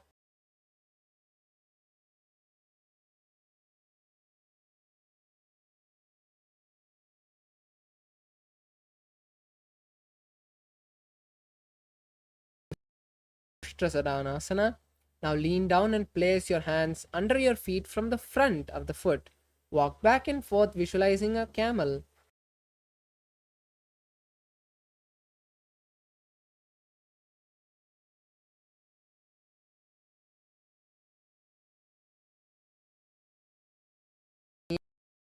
The feet from the side and walk back and forth, visualizing a horse run.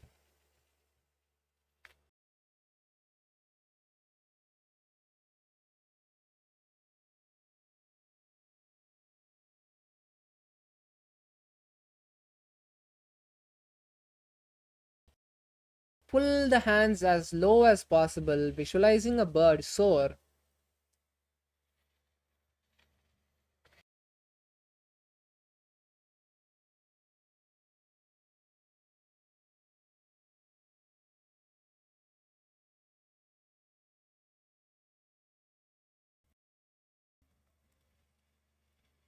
And bring the palms together. Then bend one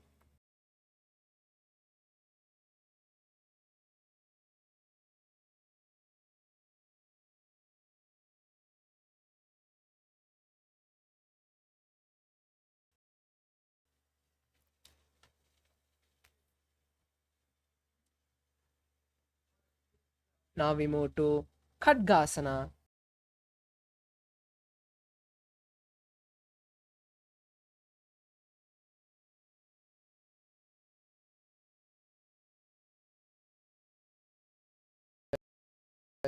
Gaze to the nose. आसनं कृत्वा पादतलाभ्यां भूमिं धृत्वा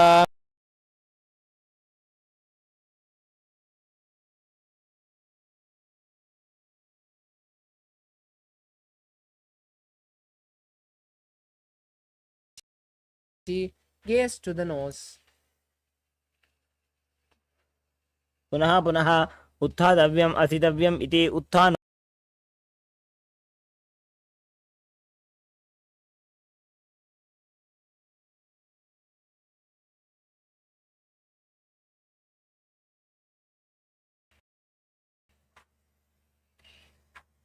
सरलं स्थित्वा ऊर्ध्वं बाहु नयेत्.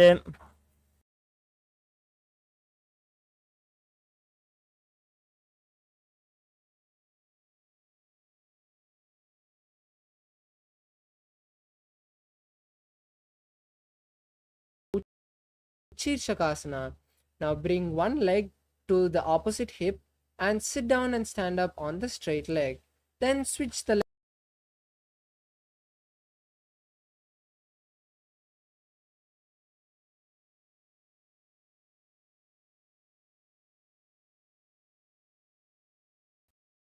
Now stand with one knee bent to the chest.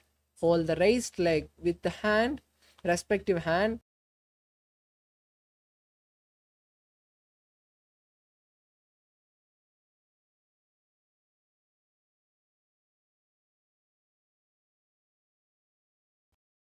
Tandavasana. Now stand with one leg stretched. Sit down and stand up on one leg. Visualize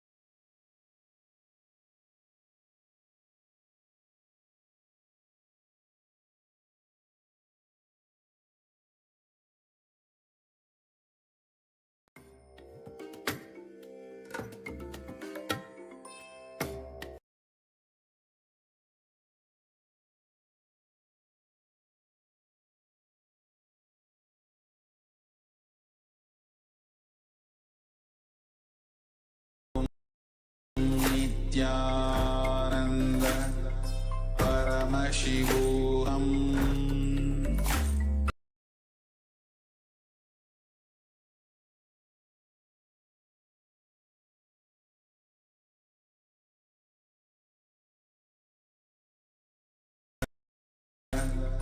Paramashivoham Om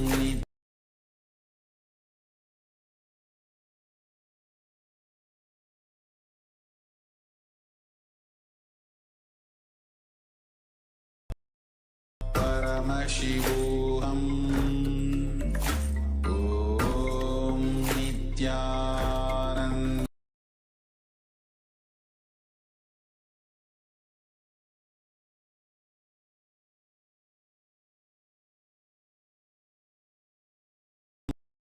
Om Nithyananda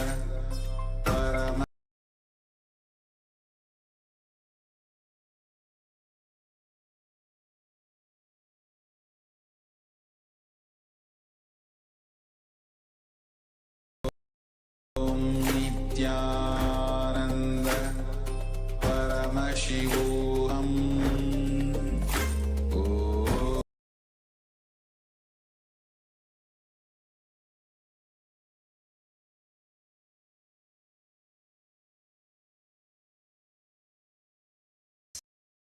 Now we'll move to the next asana, Garudasana 3.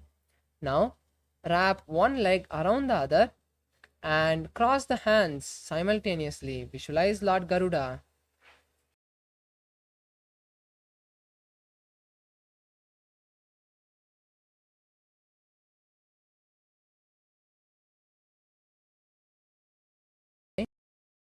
In front of the opposite thigh, visualize Swamiji in your inner space. Rest your hands by the side. Dakshanghrim Vamabad.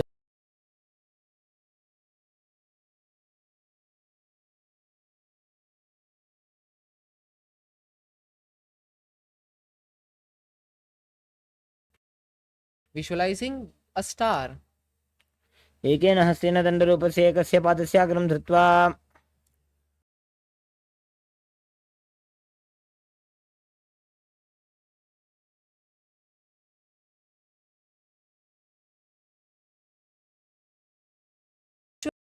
Visualize Lord Vishnu. Sit down and stand up.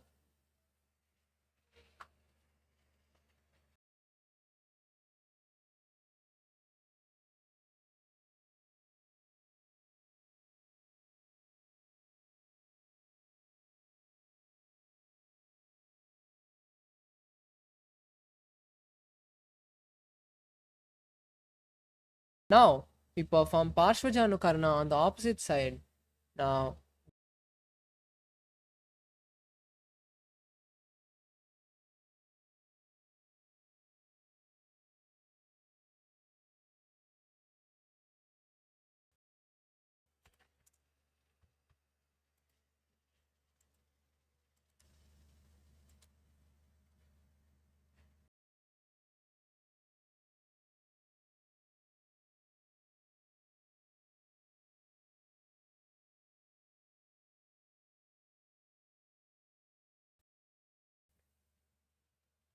now stand on one leg and keep the other leg stretched forward. Sit down and stand.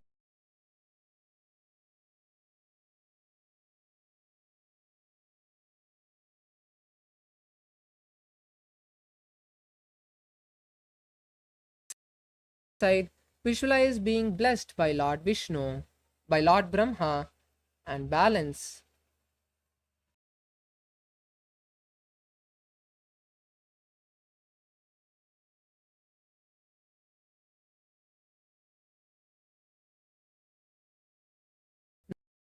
Now, in a standing position, wrap one leg around the other, wrap the hands and bring the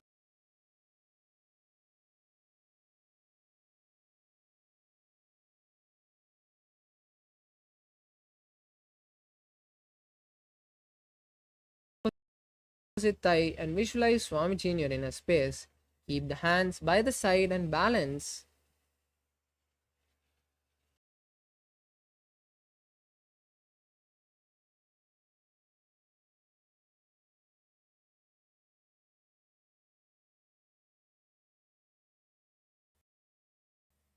Wrap the big toe and rotate the body in a circular motion, visualizing a star. एकेन हस्तेन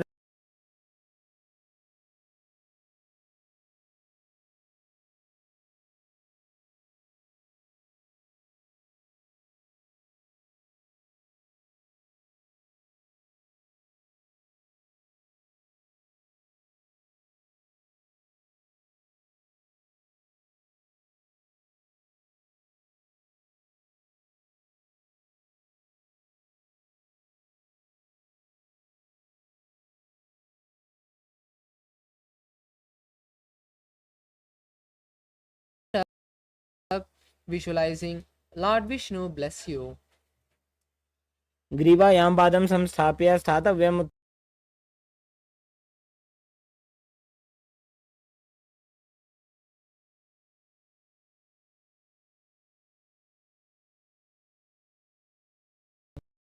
Body after this intense sequence of asanas. Now we move to next asana, Ghora Kanjit.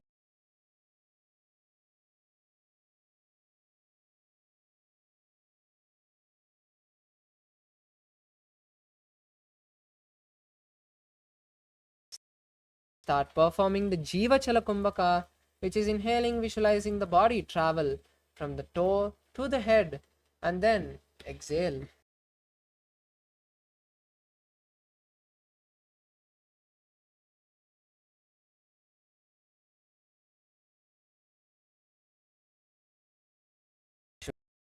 Visualize Swamiji.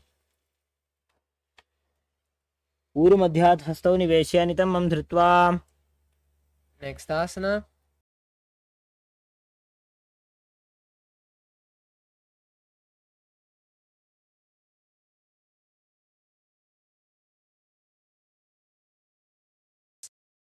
of each of the with the both hands and visualize Lord Kala Bhairava as you gaze to the navel.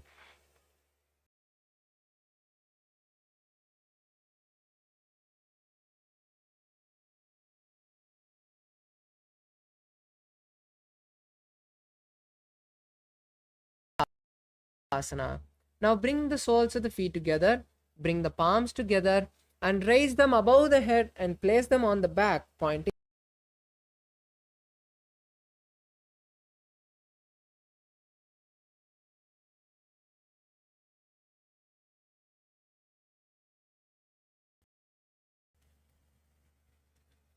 Now we move to Pripita Asana.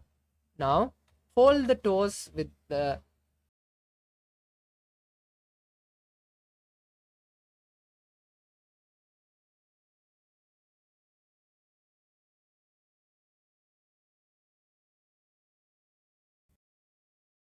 Now we move to Bakasana. Place your hands shoulder width apart, bend your knees and place the side of the knee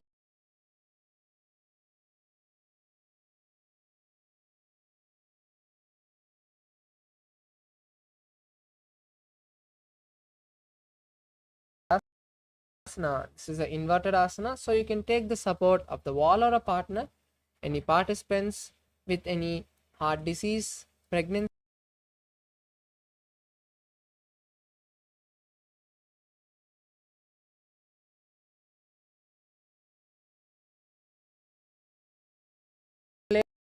place the knees on the elbows and slowly raise the legs up, crossing the legs into Padmasana.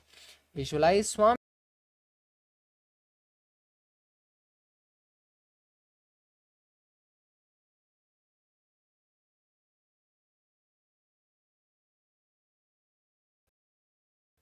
Visualize Paramashiva and gaze to the nose.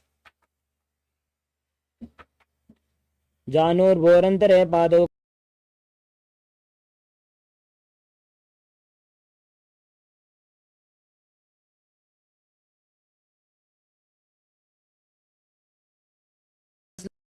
Long as you can, and then slowly come down. Visualize a tree.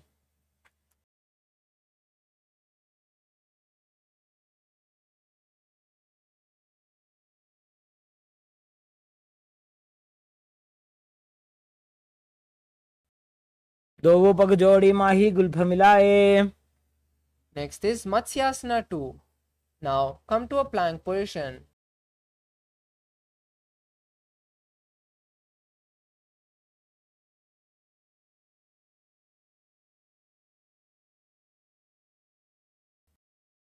Next is Sarpasana 2.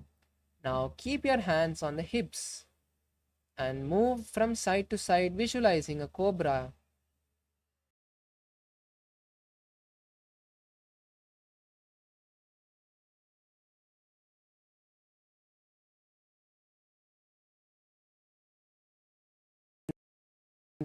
On the palms.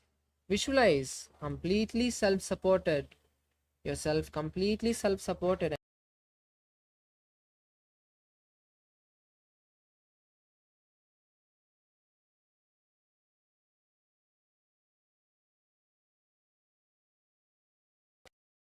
Utrasana. Now in the same position, place the arms on the mat and push the entire body, upper body up. Bend the back as much as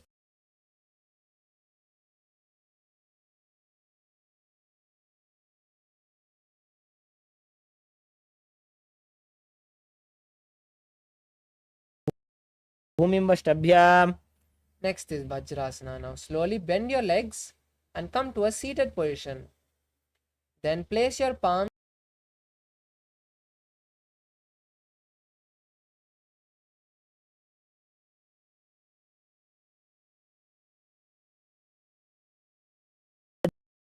वज्रसमानितो आसनानि सदा कुर्यात् दीर्घैरे च पूरकैः.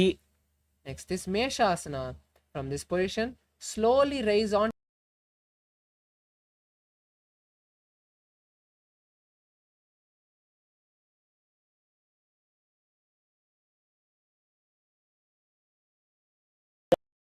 आसनसंस्थितो एकैकं बाहुं भूमौ ताडयेत्. Next is Ajasana. Now keep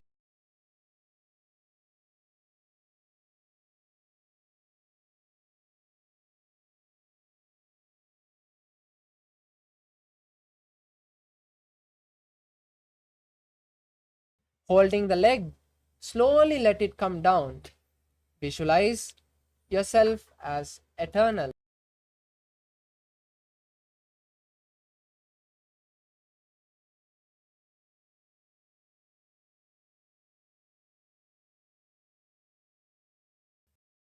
On your heels with the toes flat.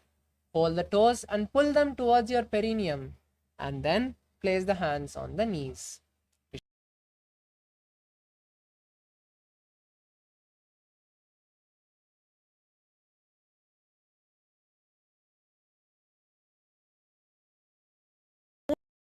Move your hands in all directions that you feel comfortable. Try massaging, stretching all the muscles around your hands. Visualize Swamiji.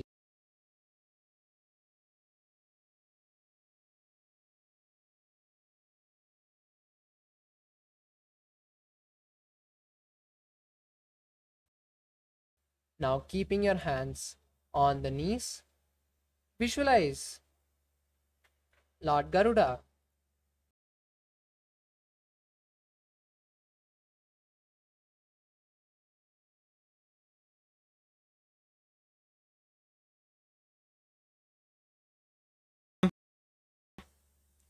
Next is Ananda Mandirasana. Now, bring the heels together and keep the knees apart. Place the hands underneath the respective heel. Visualize a blissful, beautiful temple and gaze to the third eye. अथ वक्षे वीरनाथ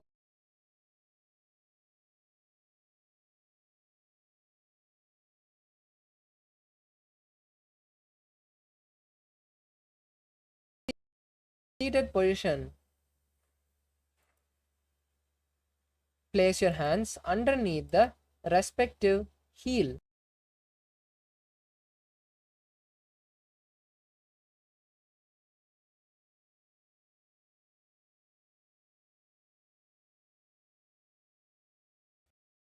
पृष्ठं सम्पीड्य गुल्फाभ्यां जान्वङ्गे सवलयाकृतिः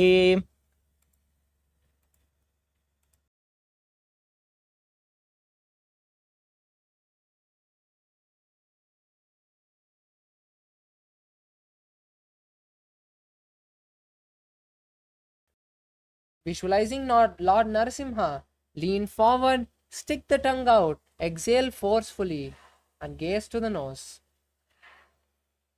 दो फणा पाणी होय वैसे एड़ी Mailer कुदा निवैसे समशरीरनी काट हरावे नासा अग्रदृष्टि को ल्यावे. The next asana is Bishrakasana. In the same seated position, raise up, cover your mouth with both hands. Inhale through the mouth, through the nose, and exhale through the throat in Bishrika Kumbhaka. Visualize Goddess Durga and gaze to the nose. दो पगा की एड़ी जोजी घोड़ा फनो वान पुनि होई. The next asana is Makadasana. Now come to a seated position with the heels flat. Bring your hands to the side of your body and visualize a playful monkey as you scratch yourself gently. Visualize a playful monkey in your inner space. दो पगतली संपुट आने तिनकी पिष्टि भूमि पर इठाने. Next is Vajrashankarasana. Now raise your knees off the mat, coming onto your toes. Sit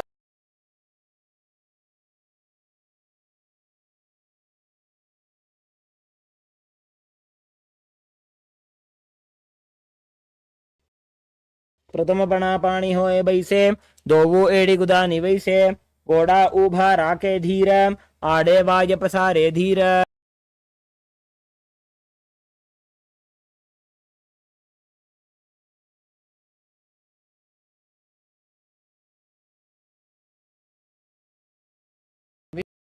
Visualize Swamiji healing you as you perform the Udyana Bandha.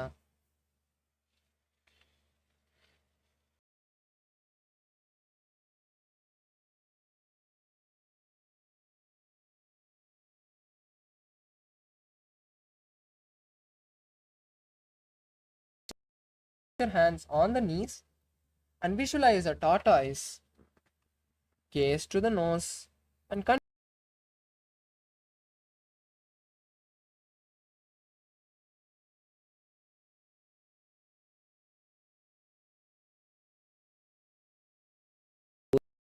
Urmasanamitīritam.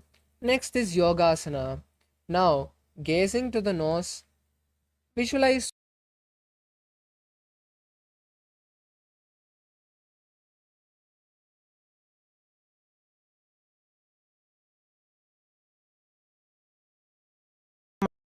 Mahitaha yogasanam bhavedetaditi yogavido viduhu. Next is Vijogasana. Now raise onto your knees.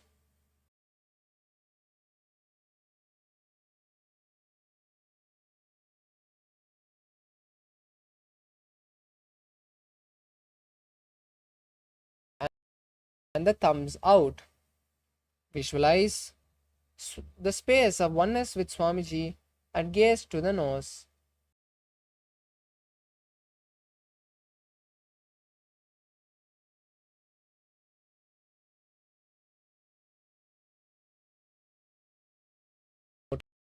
To the next asana, Ushtrasana 2. Now uncross the legs and hold on to each ankle.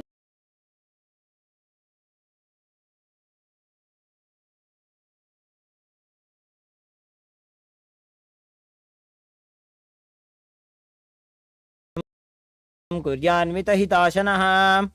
Next is Jatyasana 2. Now bring the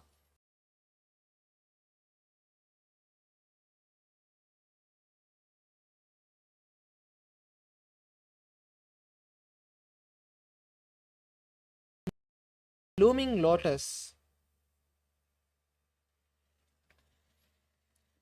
दोवो एडी संपुट करे.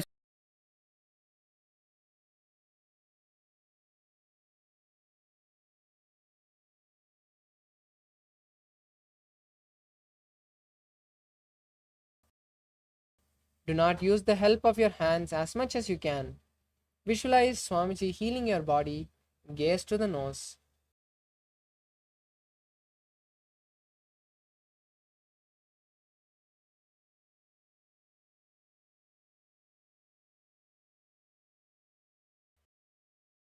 Place your hands on the mat behind you. Bend your back as much as possible and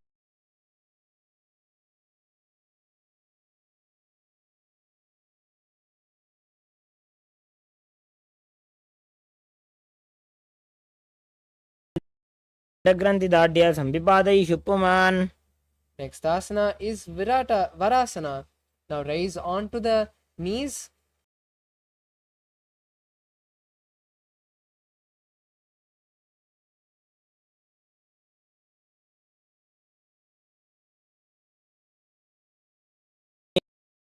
भूमौ संस्थाप्य हस्ताभ्यां बाहु परस्परं धृत्वा. Next is Varahasana 2. Now sit on your heels.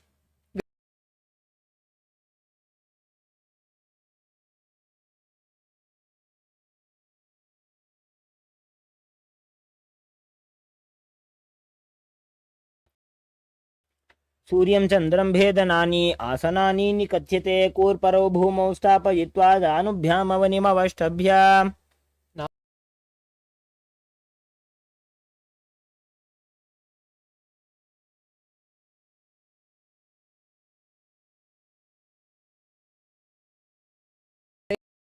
Raising your knees off the mat and kick your legs up. Then straighten the legs, visualizing a lobed tree.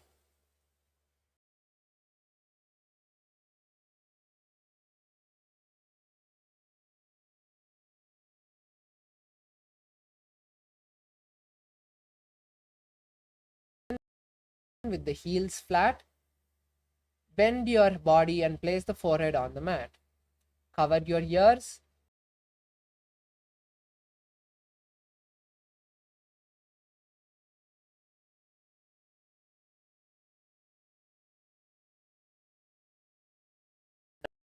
Now we move to Viparita Shalabhasana.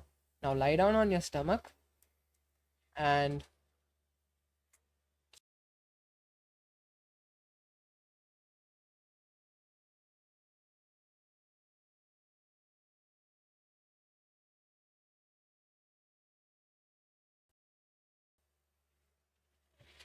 शलभासन भेदाश्च नटभेरुण्ड नामके गण्डभेरुण्ड सहिते शीर्षदण्डासनं तथा.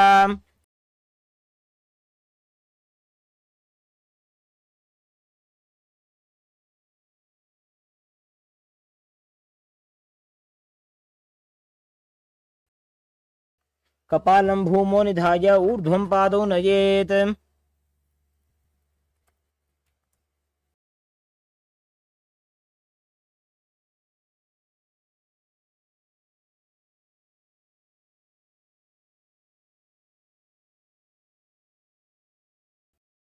the Acharyas will be seeing you throughout this session. So now we'll be moving to the next asana, Akasha.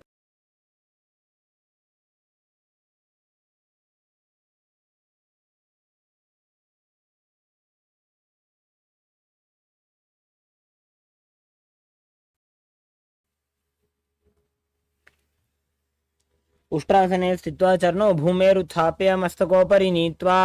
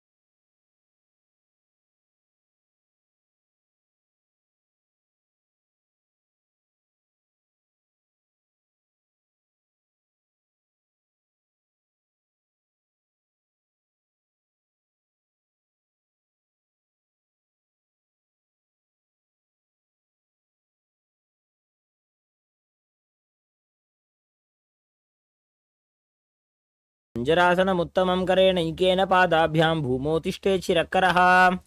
Next is Kadambasana. Now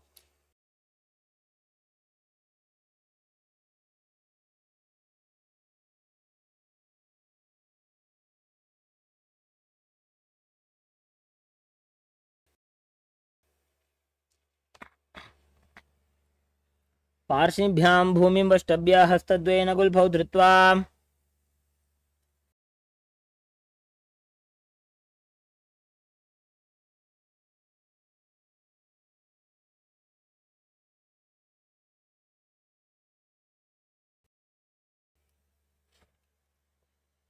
visualize all the excess vata leaving your system. Squeeze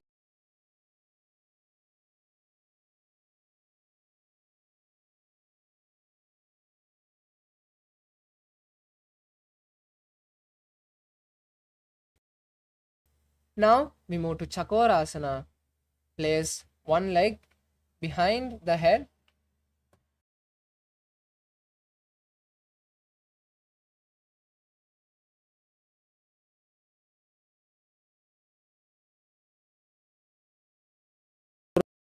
पर्वतानं चतुष्पादपीठं वज्रासनं तथा. Now we move to Dhanurasana 2. Now bring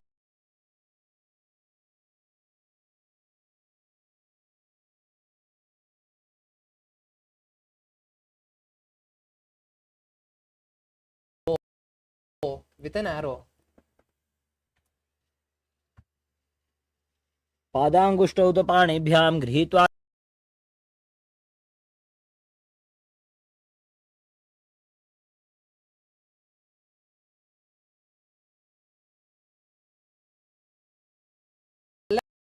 Left leg on the right leg. Then stretch the legs to the side and lean your body onto the hands, lowering your chest down.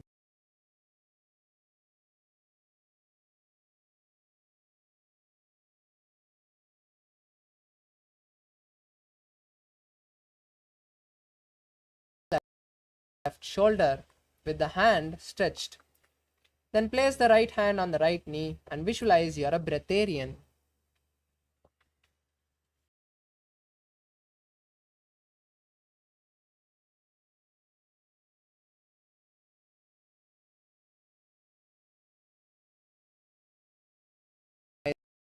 The right knee. Then turn outside of the left leg and insert the hand underneath the left leg. Twist.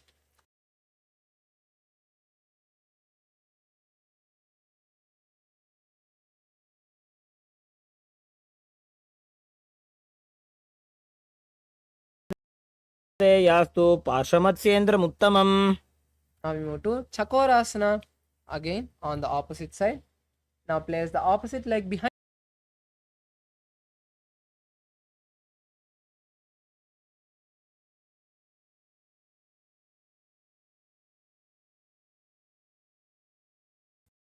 Now we move to Dhanurasana 2. Now in a seated position with one leg by the perineum, hold both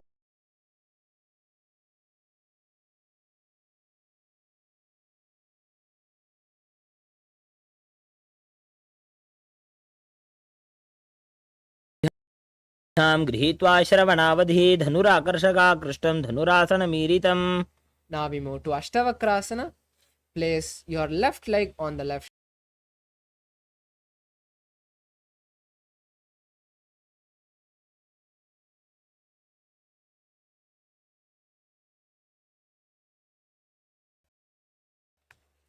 वासिष्ठमथ कौण्डिन्यमूर्ध्वकुक्कुटमेव च. Now we move to Pranasana.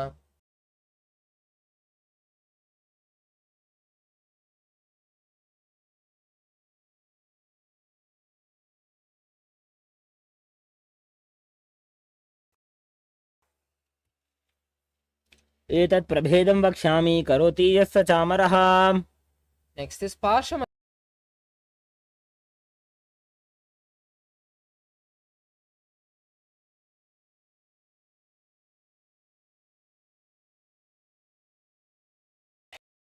Hand between the gap of the thighs and calves. Wrap the body from the back with the right hand and hold both the hands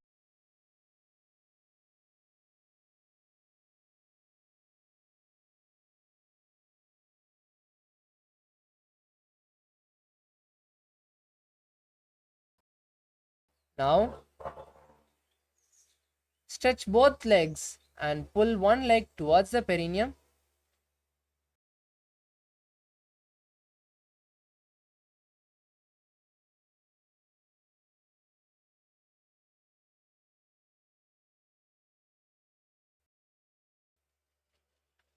एकं पादं प्रसार्य एकं पादस्य पार्श्वनाथ्रीवनि सम्पीड्य Next is crown.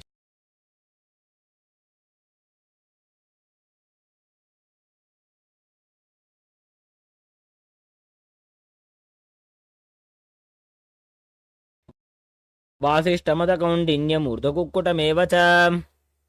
Next asana is Ardha Pachimatanasana with the other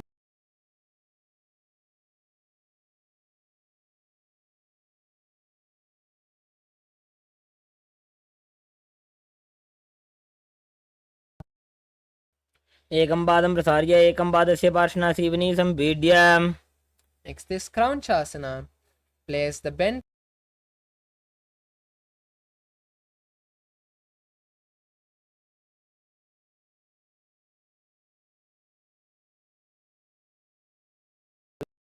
realizing you are a crane. उत्तानपादं क्रौञ्चं च मरीचिं वीरभद्रकम्. Now we move to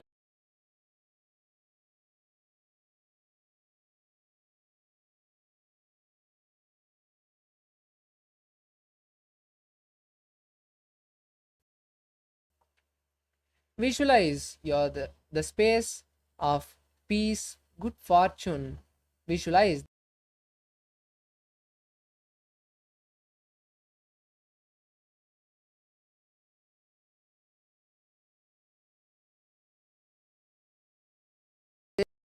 this Ghorakshasana.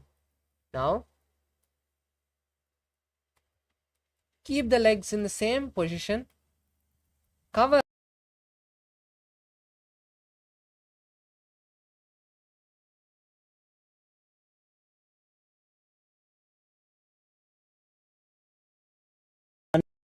नूर्वोरन्तरे पादौ उत्तानो व्यक्तसंस्थितौ गुल्भौ छाच्छाद्य हस्ताभ्याम् उत्तानाभ्यां प्रयत्नतः. next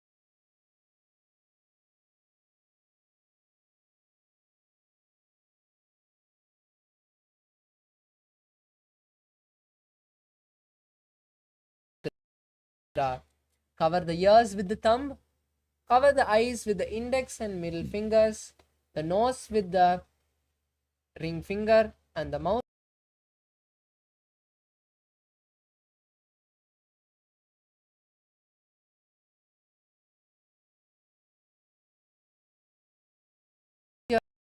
legs on opposite thighs, and then keep the back of the palms by the knees.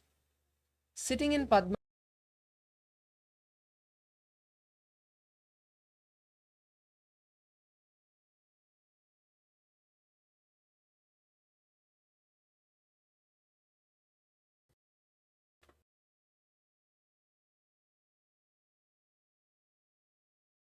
clench the lips and inhale through the clenched lips and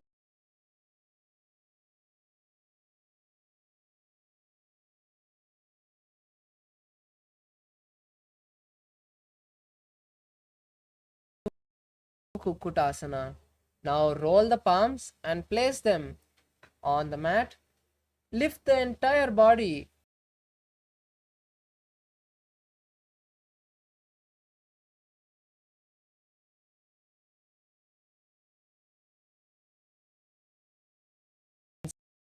Insert the hands through the gap of the thighs and calves between the Padmasana. And do not lift your body. Be seated.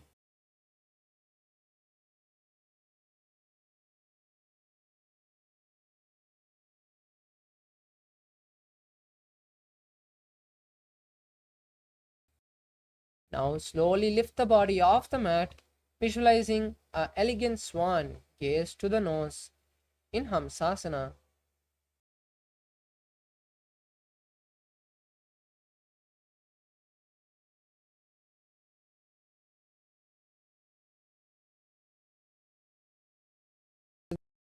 the thighs and calves, lift the buttocks off the mat, interlace the fingers and slowly rest them on.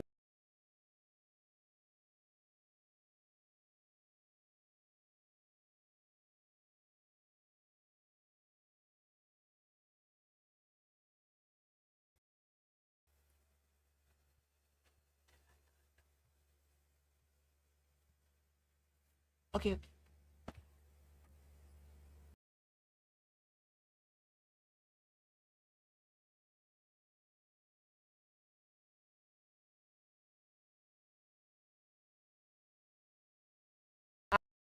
As you do that, place the hands on the shoulders, visualizing a tortoise in your inner space.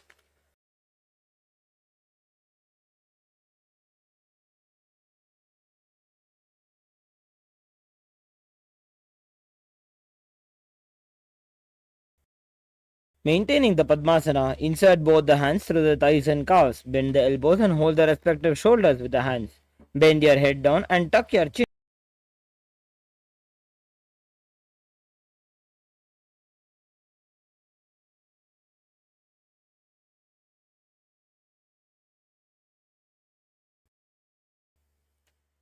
अथ वक्षे नीलकण्ठ ग्रन्थिभेदासनं शुभं ज्ञात्वा रुद्रो भवे क्षिप्रं सूक्ष्मवायु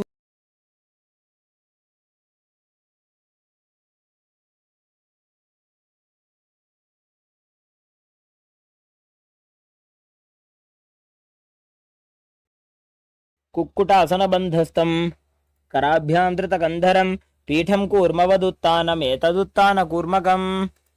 Now we move to the next asana.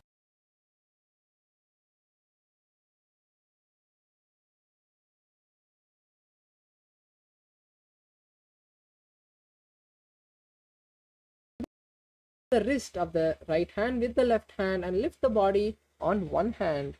Visualize a tortoise in your inner.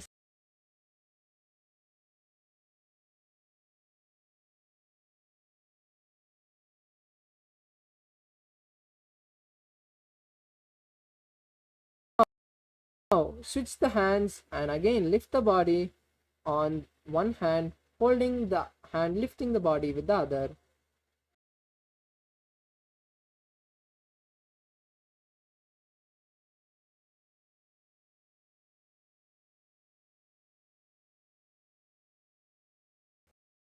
The elbows on the soles of the feet.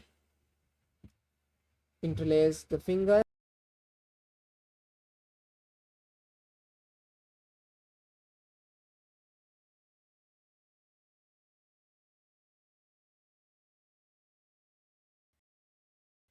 जानूर्वोरन्तरे पादौ उत्तानौ व्यक्तसंस्थितौ.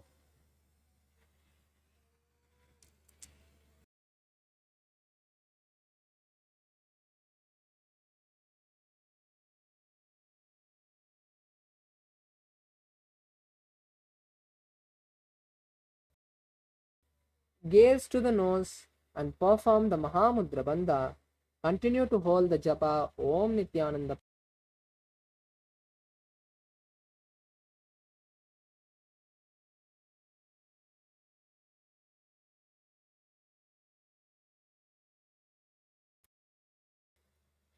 Padmasana 4. Now release the Mahamudra Bandha. Place the palms on respective knees. Visualize Paramashiva.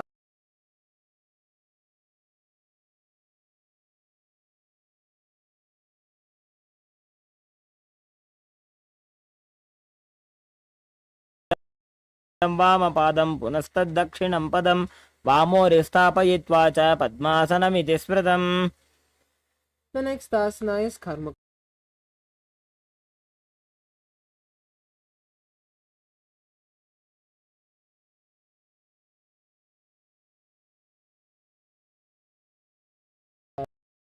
Right knee, and with the left hand rotate the right toe, visualizing pulling a bowstring.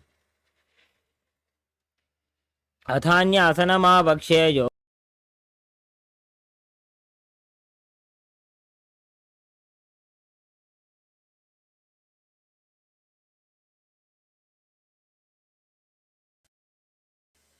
Next is Karmakasana 3.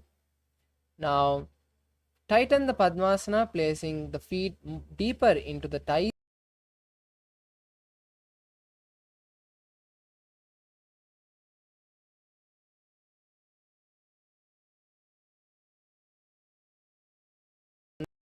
The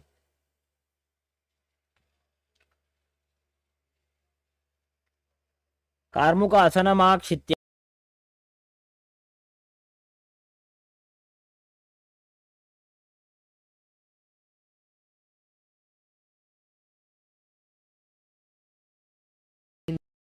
Dridasana, switch the gaze to the third eye, visualizing Paramashiva's third eye. ऊरुभ्यामुपरि स्थाप्य पादयुक्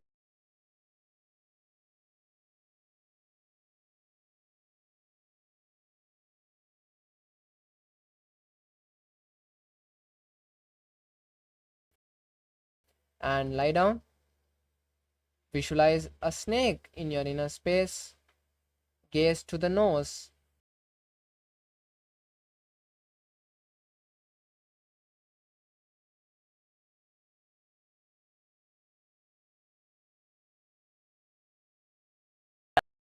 आनीं सोवैकहुन्याकुल्यापानीम्. Next is Khandukasana. Now bend the knees. Remove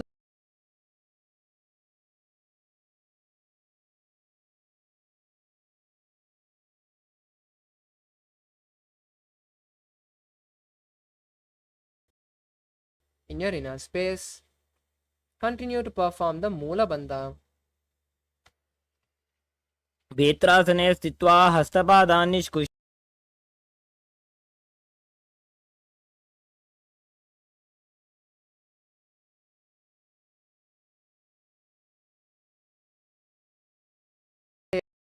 Place your feet on the mat flat.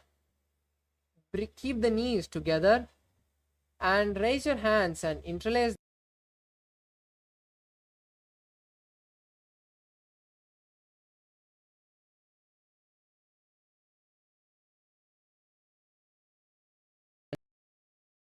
visualize and continue to perform the Saja Kumbhaka.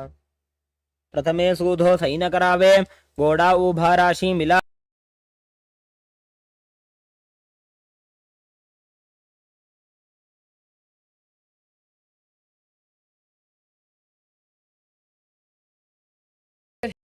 Hips as high as you can. Then perform the Jalandhara Bandha and the Murcha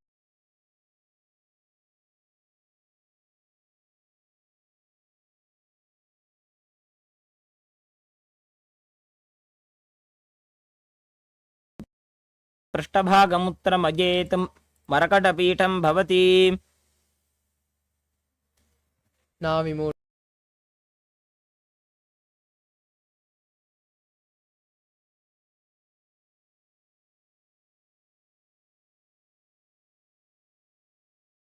to the nose. Continue to perform the Jalandhara Bandha and the Murcha Kumbhaka.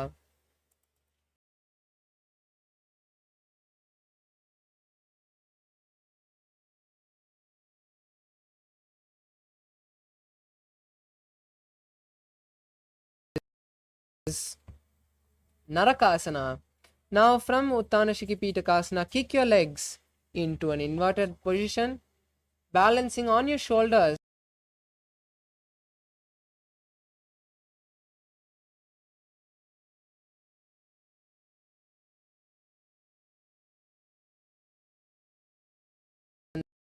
The Paramashivoham in your inner space.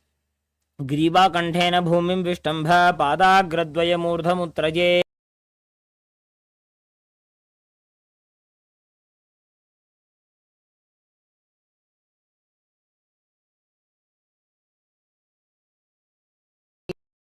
Lean the hands down, lean the legs down slowly, and balance, visualizing a boat.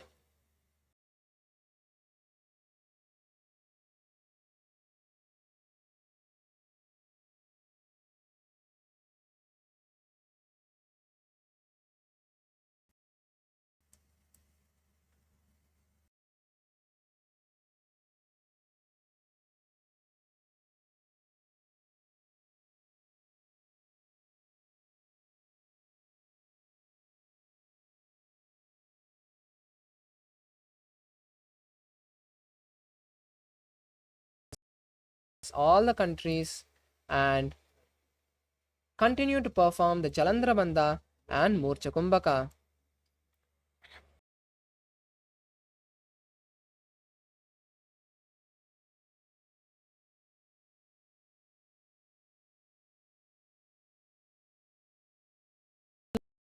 Slowly relax your legs down. Then keep the hands by the side of your body.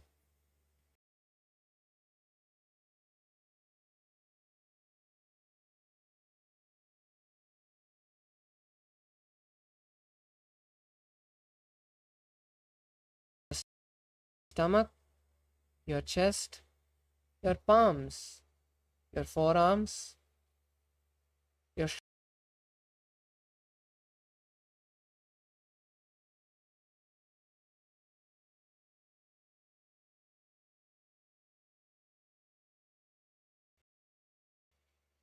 allow the breath to settle down. Have only the thought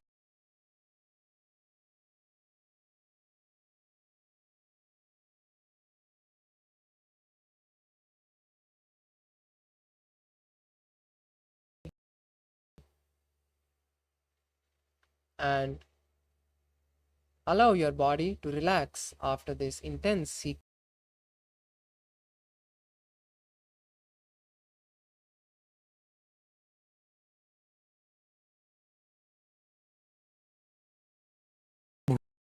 भूमौ शयनं तोषवासनं शवासनं श्रमहरम्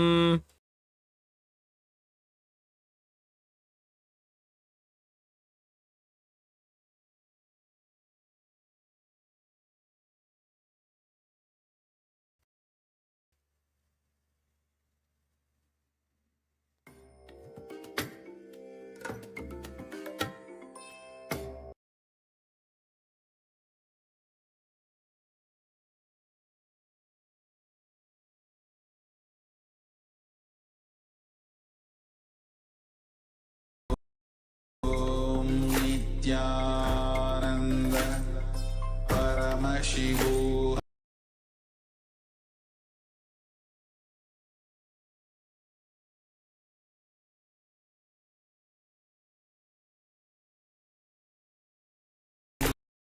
Nithyananda Paramashivoham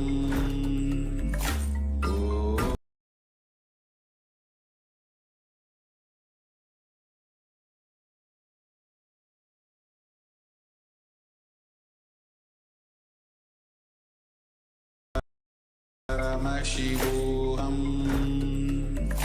Om Nithyananda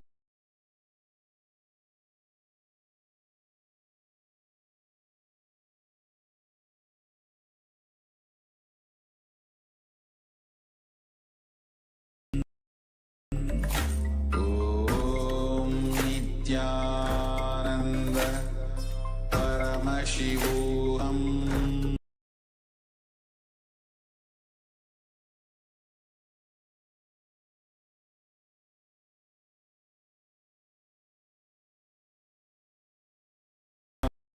Ananda Paramashivoham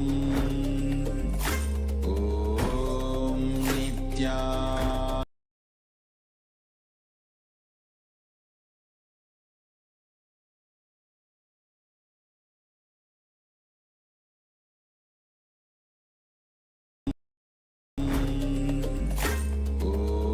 Om Nithyananda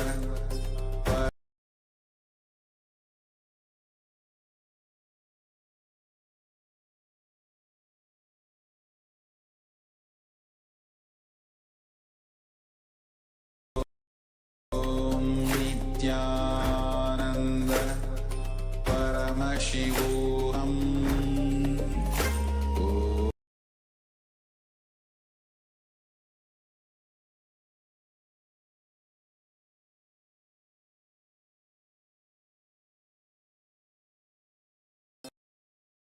Paramashivoham Om Nithya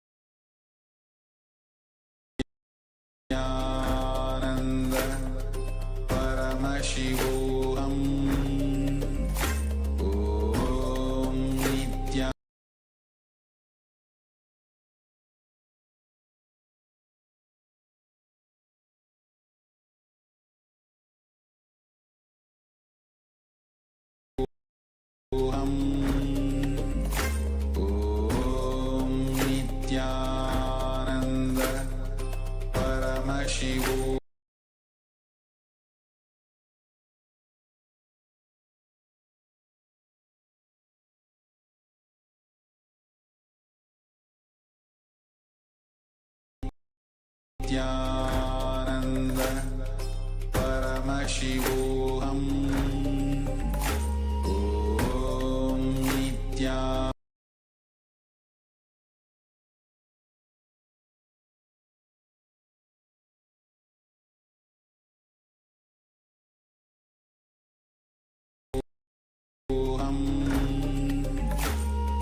Om Nithyananda Paramashivoham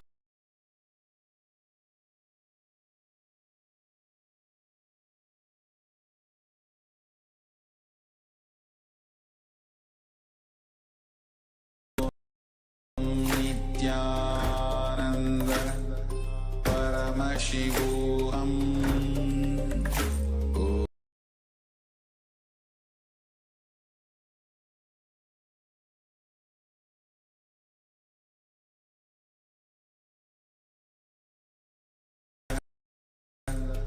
Paramashivoham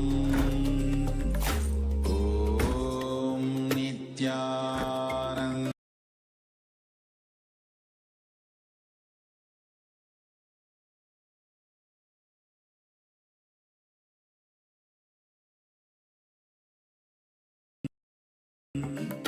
Om Nithyananda Paramashivoham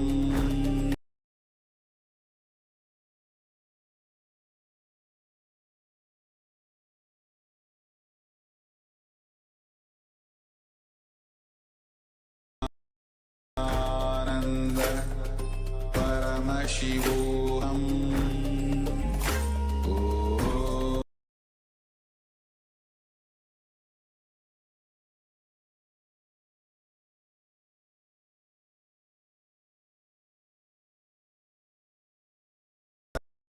Paramashivoham Om Nithyananda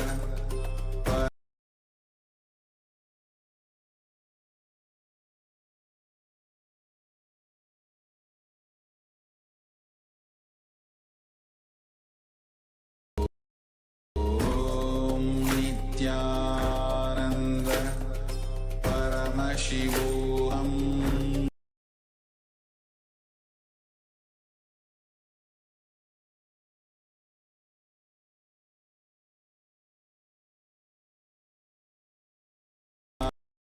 Ananda Paramashivoham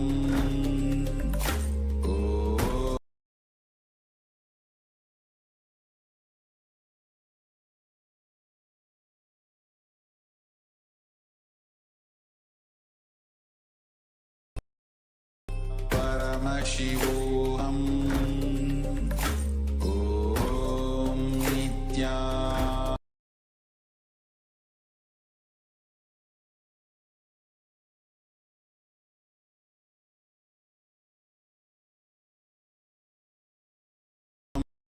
Om Nithyananda Paramashivoham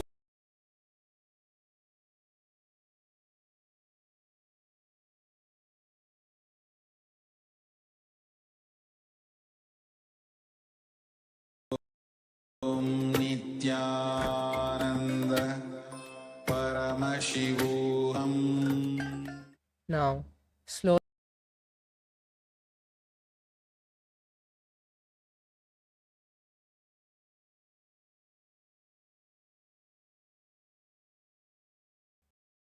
your legs, your upper body, your hands, and your head slightly big.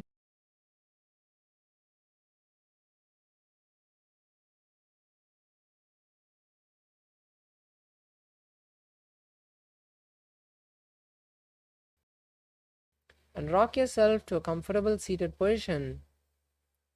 With this, we have now completed the beautiful Dvitiya.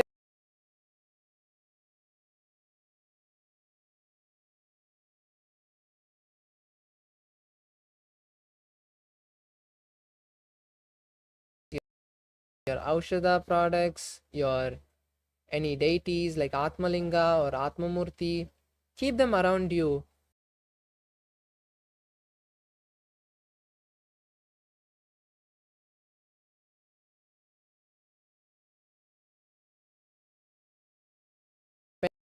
Pen, paper, or anything you are going to note this power manifestation. Record your power manifestation on.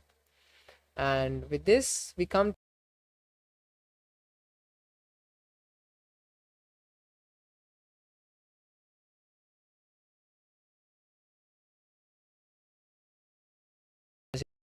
your eyes. Take a deep breath, visualizing Swamiji. Let's chant the Purna Mantra. Om Purna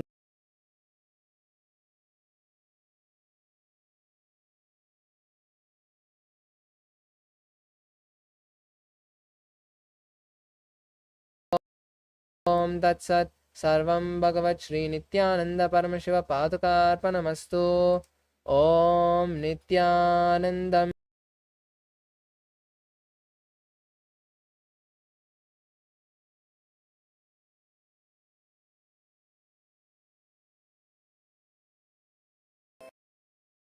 I bless you all. Let you all open all your three eyes and manifest the powers of Mahasada.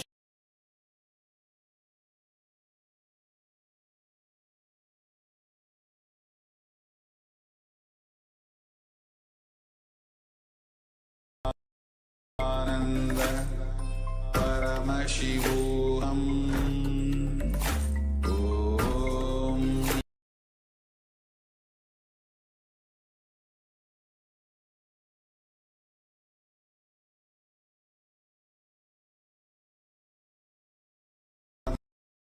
Paramashivoham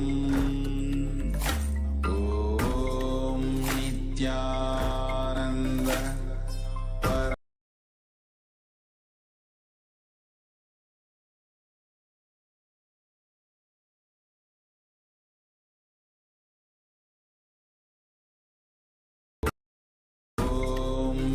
Nithyananda Paramashivoham.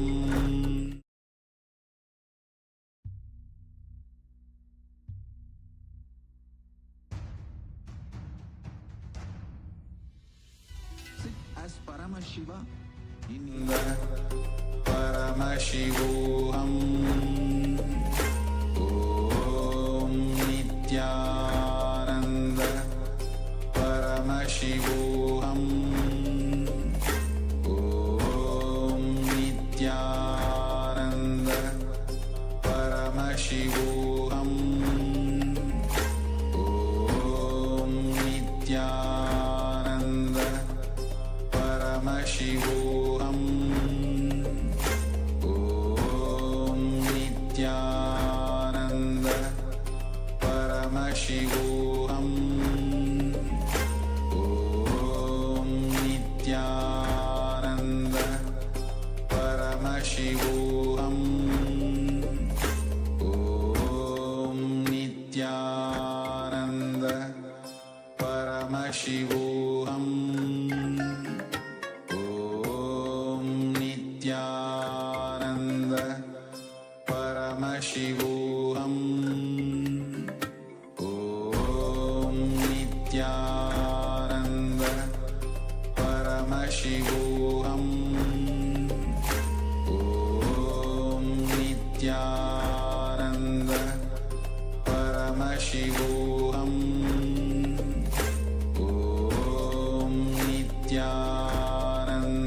Nithyananda Paramashivoham.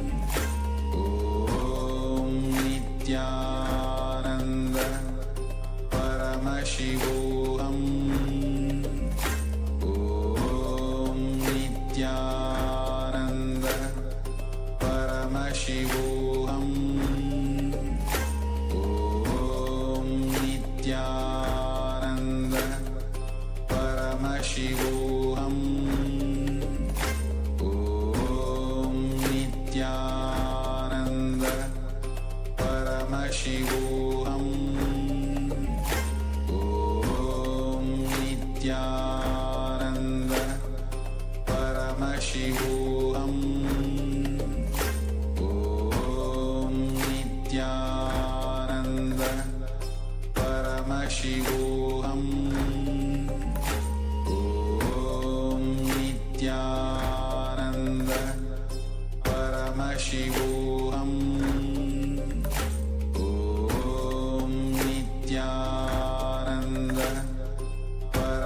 MahaParamashivoham. Anandam Paramasukadam Kevalam Jnanamurtim Dvandvatitam Gahana Sadrusham Tattvamasyaadhilaksham Ekam Nityam Vimalamachalam Sarvadi Sakshibhutam Bhavatitam Trigunarahitam Sadgurum Tam Namami. Nithyananda, I welcome all the Paramashivoham Level 1, Level 2 and the Level 3 participants for this exciting power manifestation session. Powerful, intense, manifesting Shaktis of Paramashiva. Hope all the participants here enjoyed the Pratama Vinyasa Krama and the Dvitiya Vinyasa Krama, the complete 308 asana sequence blessed by the Supreme Pontiff of Hinduism, Swamiji himself. So there is such a yoga which we all had, that where we have been manifesting, rejuvenating our body, mind and our inner space within our system itself. So now let's all enter to the power manifestation, requesting all the participants here sitting in various social media Zoom rooms and watching us live on YouTube as well to please turn on your cameras and please give an intense participation. And today's we're entering into this Paramashivoham program season 6. Today, in today's power manifestation, what we're going to do is we're going to manifest the power of third eye, ability to read, see with our eyes blindfolded. In the previous days, yesterday, day before yesterday, as we have been manifesting more and more Shaktis of Paramashiva, we were able to see Swamiji, seeing just darshan of Swamiji blindfolded, and then seeing colors blindfolded, and seeing various different things blindfolded. That is just a primary level. And now, it's going to be a little more higher. It's going to be seeing shapes blindfolded as well. But before that, for all the newcomers who are joining us into this Paramashivoham Level 3 program, Level 2 program and the Level 1 program, any of the participants here who actually know that, who know what is third eye and why we should manifest third eye and what happens when we manifest third eye. For all of you, Swamiji very beautifully tells a very simple word. Third eye is an intra-organ which is there in all of us, which is there in present in all of us. Here Swamiji very beautifully tells in whoever has a head has a third eye. In 8 billion people, 7 to 8 billion people all over the world, whoever has a head has a third eye. All of us, that means, have a third eye as well. But the only thing which you need is an initiation from Swamiji. Blessings from Swamiji that you should realize that, oh, my third eye is awakened and I can do something new than what I'm doing today. And that is what Swamiji is here, who's an incarnation of Paramashiva, Shiva himself, of course, who's here to manifest powers through all of us, giving us initiations, raising our consciousness to the superconscious breakthrough. Through this Paramashivoham program, through the daily darshans which is giving, through various different powerful cognition sessions and so on. So there is a simple basic introduction of what is third eye and how to manifest third eye and what happened when you do third eye. So again, just before entering to the next part of the sequence of the power manifestation, again requesting all the participants to please turn on your cameras and please be seated so that we can have a completely interactive session, and the Acharya who's conducting this power manifestation session will guide you step by step for you to manifest these Shaktis, because at the end, all of us are initiated into the science of power manifestation. Now let's move on to the next step. If you have an IBAN, pen and paper, please be seated. Please bring that and please be seated.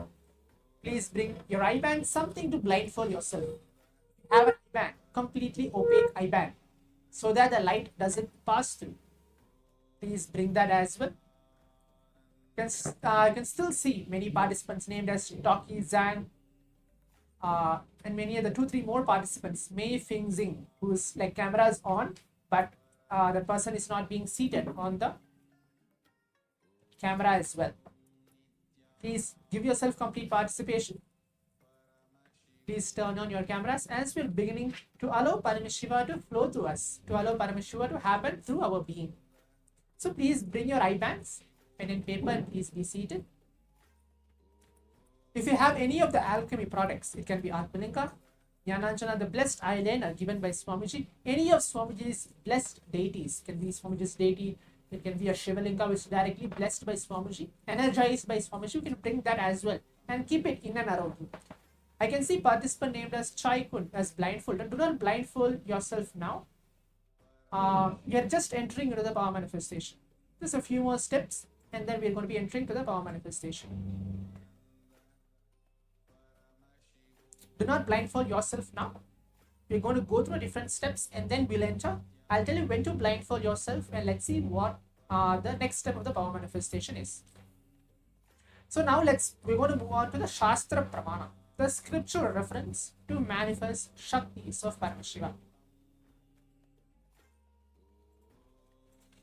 So what are Shastra Pramanas and how Swamiji, our beloved Guru, so Supreme Pontiff of Hinduism, for every initiation, every blessings, every power manifestation experience, he is redirecting it to the Shastras, means from the Vedas and Agamas, which are the source scriptures of Hinduism, where Paramashiva very beautifully tells that this power manifestation or everything which is happening throughout this entire Paramashivoham program is real and it has a benefit in all of us. Yes. So now as you can see, maybe towards the right side of me, there is a Shastra Pramana which is from the Vijnana Bhairava Tantra, directly revealed by Bhagwan Paramashiva. I'll be reciting the verse and the translation for it, and then we'll enter step by step into the science of power manifestation. Kapalantarmano nyasya tishtannilitalochanaha kramena manasodhadyat lakshayed lakshamuttamam.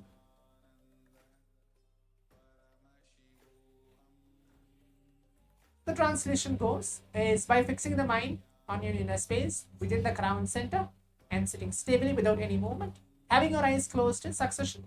By that stability of the mind and your inner space, within the power of the third eye, through directly with the ultimate goal, Lakshyam, by having vision beyond the sight that reveals any object or place, attaining the space of oneness with the source.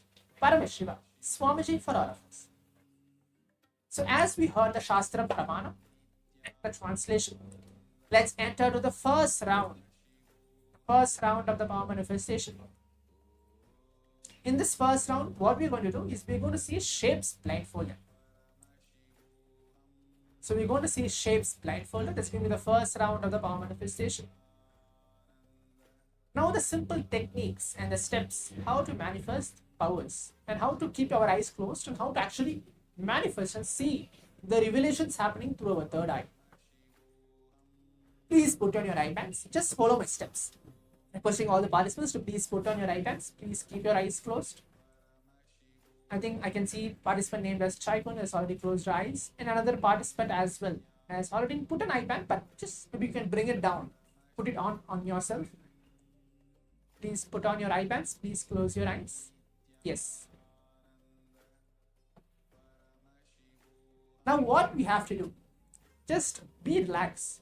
You completely relax yourself. Do not concentrate, do not focus or anything. Just be in that very space of Paramashiva.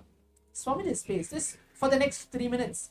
The first round is going to be the 3 minutes and the second round is going to be 3 minutes. It is you and Swamiji. The whole 3 minutes is just you and Swamiji. Okay? That's going to be the whole entire sequence. You can visualize any form of Swamiji. It can be for the past 1 or 2 days. We have been receiving the darshan of the Supreme Pontiff of Hinduism. You can either remember that form or any form of Swamiji you can choose and remember.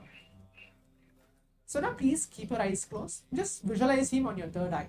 Keep your eyes closed and see what does Swamiji wants to reveal to you. Just see. It can be colors, it can be pictures, it can be even darkness. It can be just something in a flash which comes and goes, or nothing comes, but you are just able to see Swamiji, anything. But whatever powerless cognitions you feel that you're going through, please drop everything at Swamiji's feet. It's just you and Swamiji. That's very beautiful space to be in. Okay, now please keep your eyes closed. I'm going to be chanting the Mahavakya intensely, and then you can chant the Mahavakya along as we're going to begin the first round. Om Nithyananda Paramashivoham. Om Nithyananda Paramashivoham. Om Nithyananda Paramashivoham.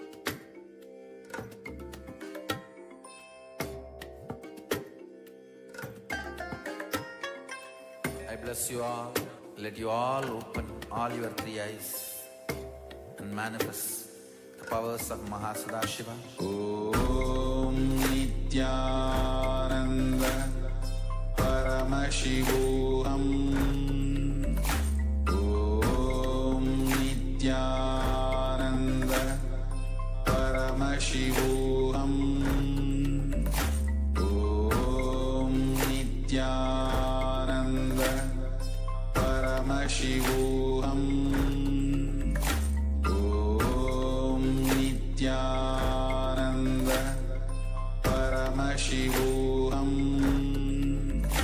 Om Nithyananda Paramashivoham. Om Nithyananda Paramashivoham. Om Nithyananda Paramashivoham.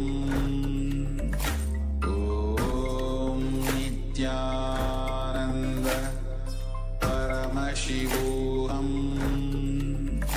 Om Nithyananda Paramashivoham. Om Nithyananda Paramashivoham. Om Nithyananda Paramashivoham. Om Nithyananda Paramashivoham. Yes. As we have completed the first round of the power manifestation, manifesting seeing shapes blindfolded, requesting each and every single participant here who is participating with us, the Zoom rooms and watching us live on YouTube, please open your eyes, please take off your eye bags.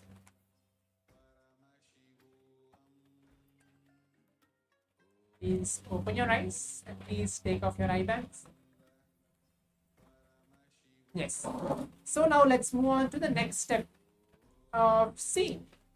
What is that? What does Swamiji wants to show? What you're able to see blindfolded. What you're able to see through your third eye. What is the different revelations Swamiji is showing you? I'm sure that each one of us are able to see some or other thing because Paramashivam is flowing through us in a completely unique way for each one of us. Yes, am I right? So please type your answers as well on the Zoom chat, telling yes, this is what Paramashiva is showing me. This is what Swamiji is showing. This is how Swamiji is showing in each and every single one of us.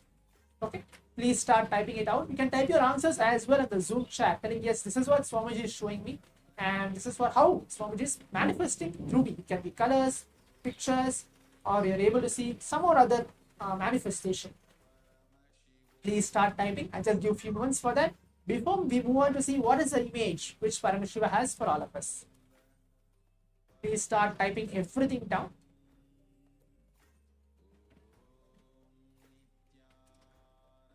And one beautiful thing, Swamiji tells that Paramashiva is in detail.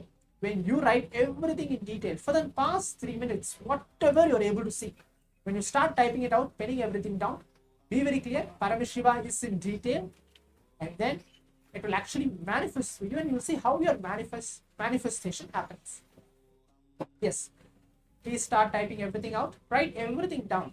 Do not have any powerless cognition thinking that, oh, is it right? Is it wrong? Am I getting it actually what I'm manifesting? No. Write everything down. Just you and Swamiji. The participant named as Chaikun, you have opened your eyes. You can even type out your answers. Let's see what has Paramashiva manifested through you as well.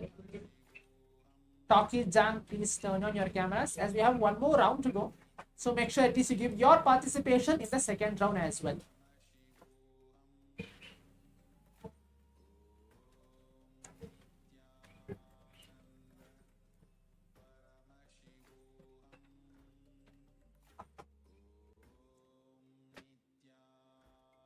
Ezekiel Franco, other person, participant name is Ezekiel Franco. Please even turn on your cameras. Yes. So now let's move on to see what is an image, which is that. Yes. As you can see, it's a very simple image. It's a red background. It's a triangle, the shape of a triangle with kind of a lining, which is that. Okay, so it's a shape of a triangle with kind of a lining, which is also in red. So this is the image, and if you are able to see and get your similarities, thinking yes, I'm able to see this, and this is what Paramashiva is showing me. But I'm just into that. I know I'm manifesting, but I'm just close to that. That's wonderful. That's great. But if you're not manifesting, if you're not still able to get, we have one more round to go. Do not worry, but we have one more round to go, and we're going to have continuous power manifestation sessions throughout this whole day of the Paramashivoham today. So now, as we're entering to the round 2, please keep your eyes closed. Please blindfold yourself. Requesting all the participants again. Please keep your eyes closed. This is the second round of the power manifestation. Close your eyes. Sit straight with your head, neck, and spine in a straight line. Make sure you're sitting straight. If you're sitting on a chair, if you're comfortable sitting on a chair, you can sit straight. Or if you're sitting on the ground as well, it's good. But keep your head, neck, and spine in a straight line. Visualize Paramashiva flowing through you in your very spine, in your very body. The second round as well, it's going to be shapes, but it's going to be different shapes. Let's see. Let's start playing with the powers. Let's see what Paramashiva is actually manifesting through us. Let's see what happens when Swamiji is flowing through us. Now, start chanting the Mahavakya intensely. Om Nithya.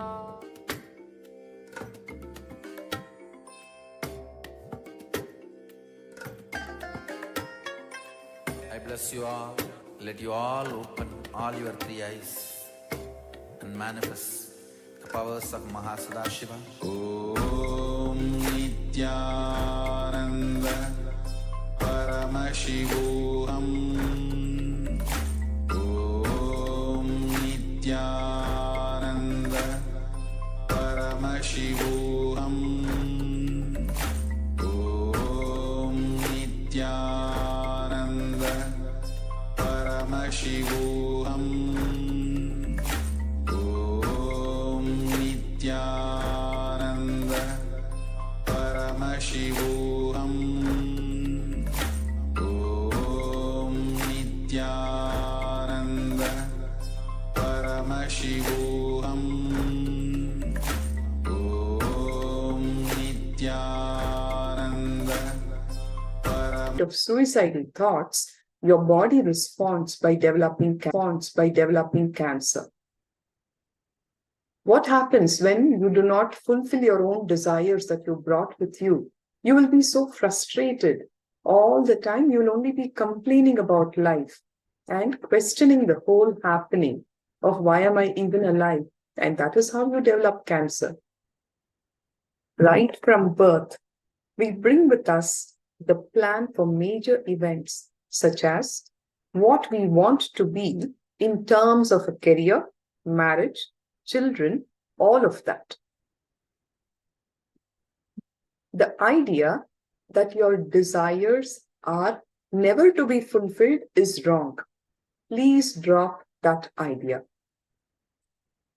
Prarabdha karma itself means desires that you bring along with you, which has its own energy for fulfillment.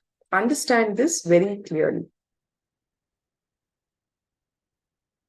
Some seekers have the wrong understandings. Oh, you should not have any desires. No, that is a wrong idea. Drop it. Prarabdha karma itself means that you have desires that you bring along with you when you're born, with its own energy for fulfillment. All our desires are like the Pandora box. We have accumulated so many and kept them. Now, Let's open the Pandora box and see what is inside. Do not condemn your desires. Do not suppress them. Do not judge them. Whatever is there, let it out.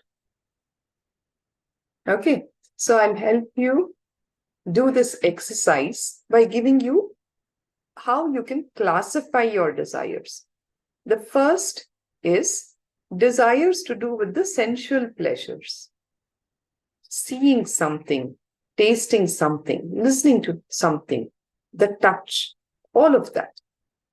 Second, desires related to your name and fame. Third, desires related to material possessions. Fourth, desires related to your own spiritual experiences, right? All of our desires will fall into these 4 categories. Write down all your desires. Do not edit them as you write. Write it in the language you think is the most effective way to express your desires. I'll elaborate. Like if you're comfortable in Kannada, in Hindi, Tamil, French, whichever language you are most comfortable, elaborately you have to write your desires. It's not just, I want to be rich. You have to say how rich, what is the kind of bank balance you want to have. Don't imagine, but look in and see and write your desire as you want it. All right, I leave this slide here for you so that you can categorize your desires into these 4 columns. Please start penning it down. Sensual pleasures, name and fame, material possessions, and spiritual experiences. Pen it all down in these 4 categories.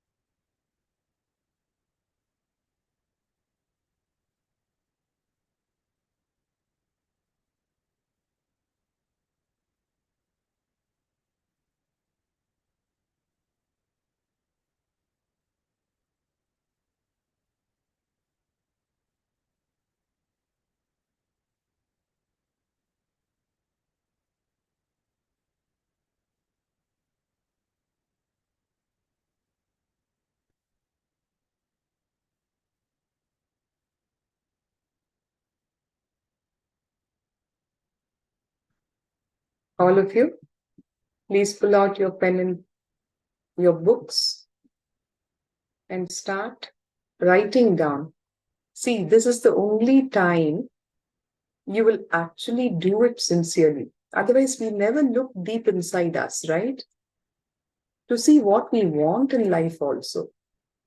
So don't miss out on this opportunity.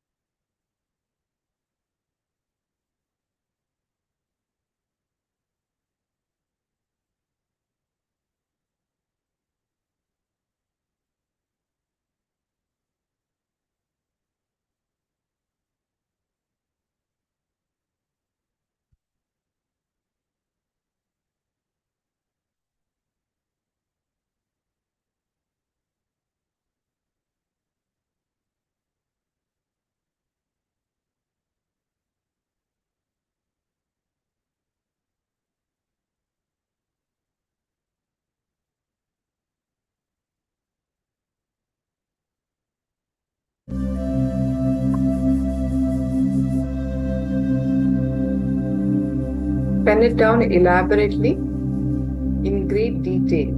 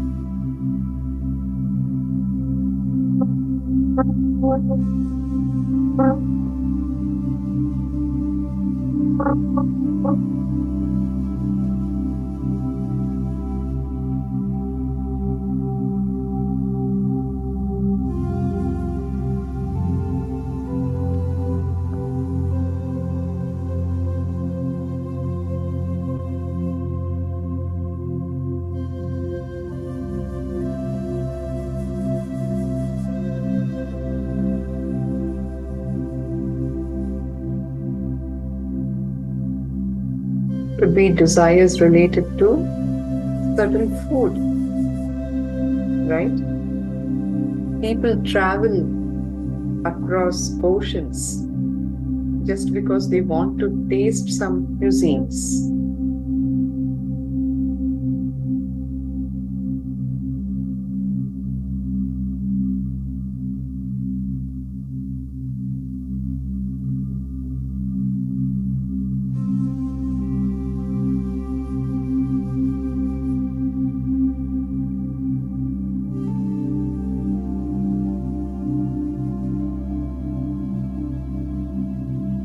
Unfortunate happenings in the recent days is perversion related to sexual desires.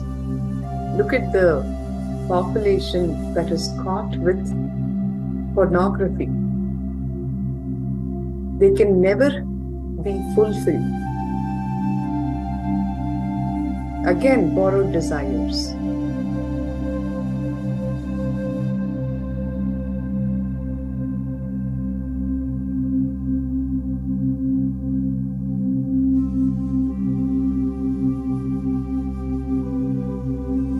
Don't try and judge anything for now. Whatever you desire for, please spell it down.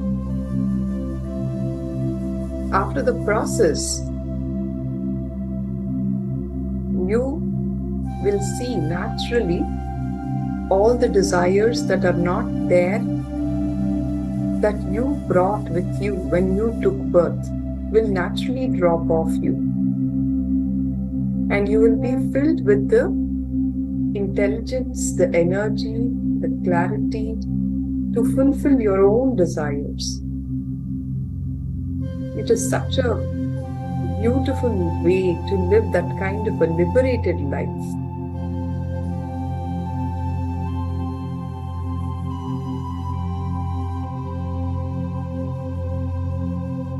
So much of grace will get added to your own existence.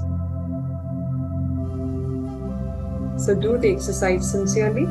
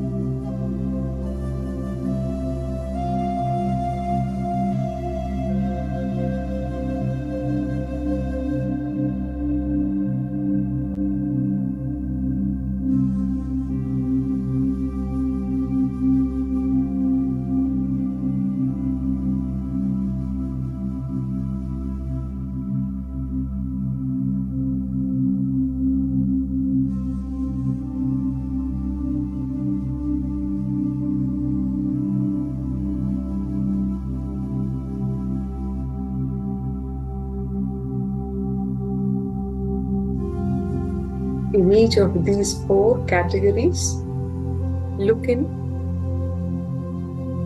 and pen down all the desires that you want to accomplish.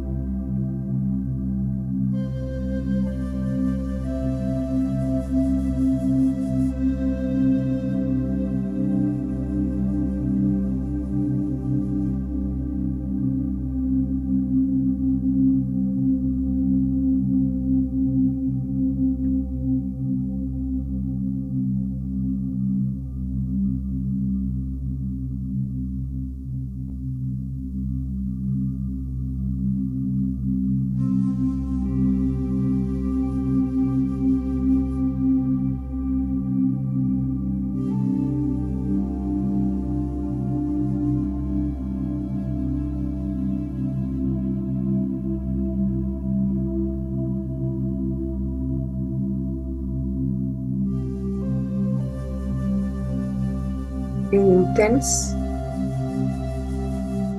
and completely participate.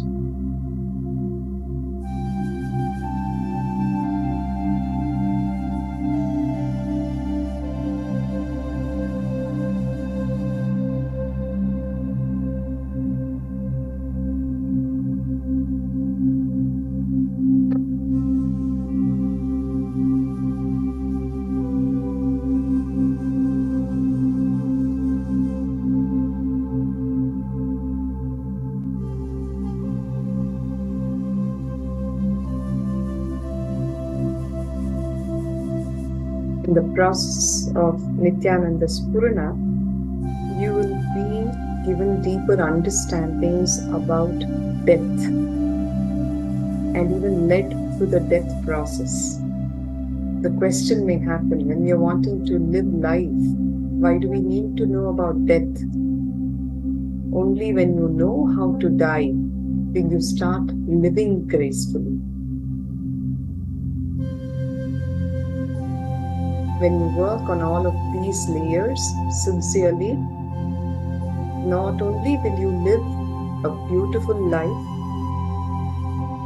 like a Jivan Mukta, living enlightened one, you will also have a very graceful exit when it's time to leave the body.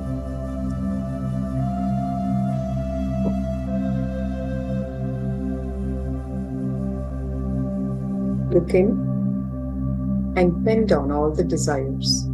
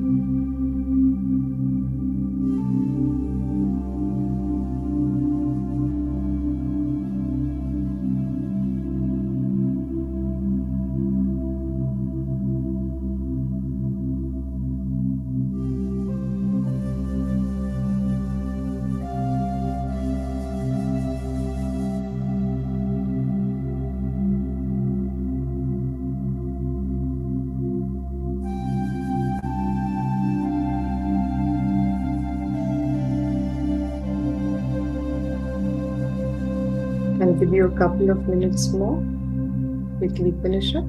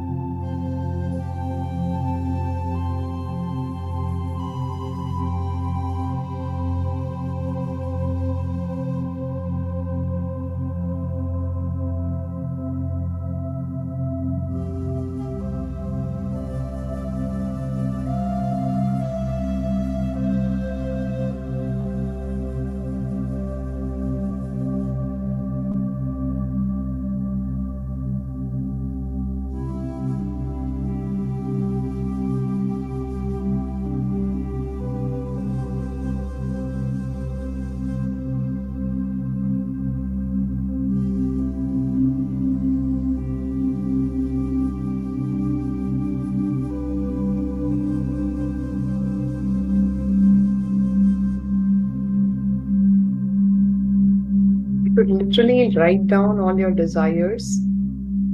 Like, if God comes and says, whatever you have written down in your book, it will be given to you. Like that, you should write it in great detail. Don't miss out on anything and say, Array, I missed out on this. Don't do that.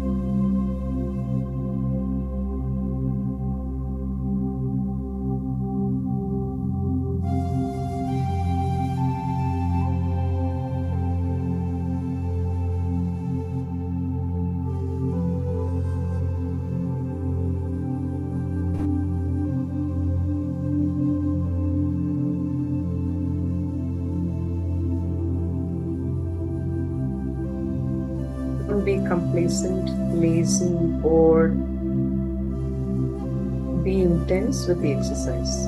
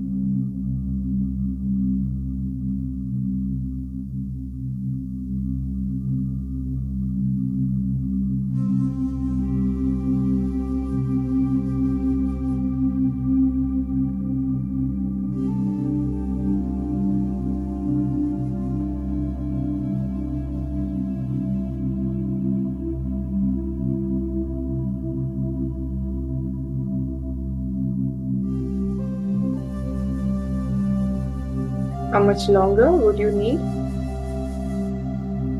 to finish up the exercise? Can I know?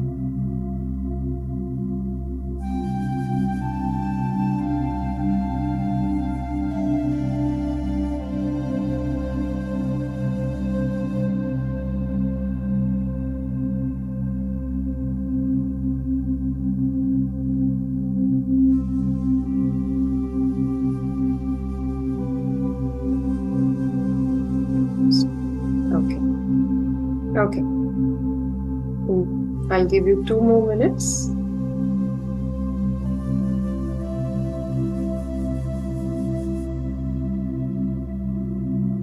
Most of you are done. Just for the benefit of everyone in session. All right. Okay. I have all saying yes other than Lincoln.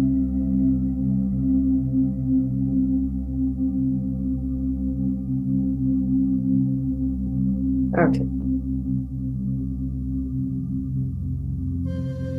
Ma Kalyana Sundari also says yes.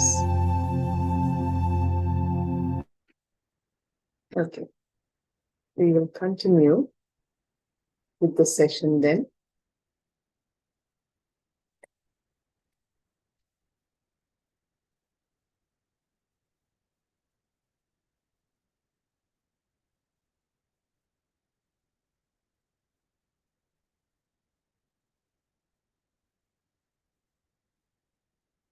Thank you, Lincoln.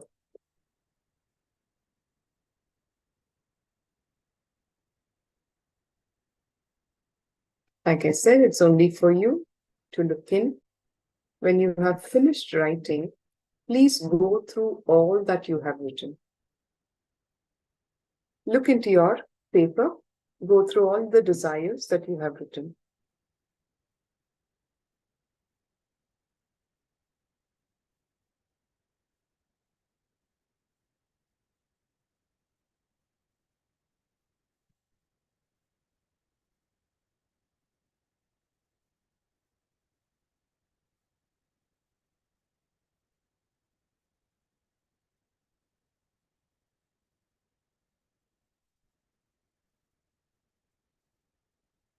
Read it with complete awareness.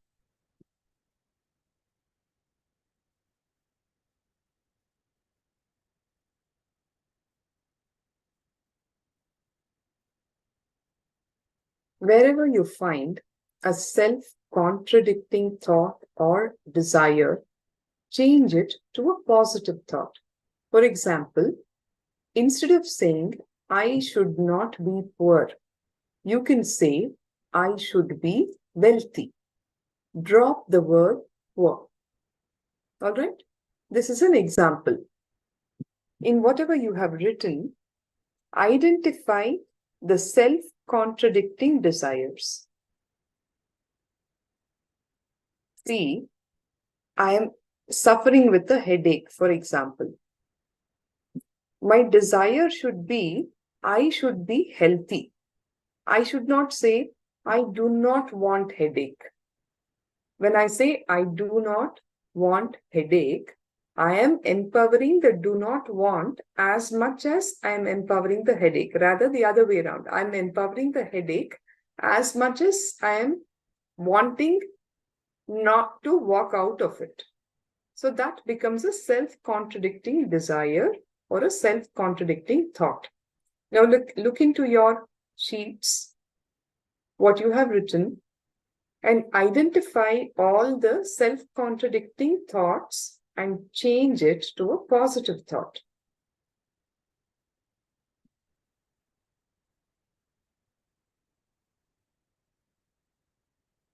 I don't want to look ugly.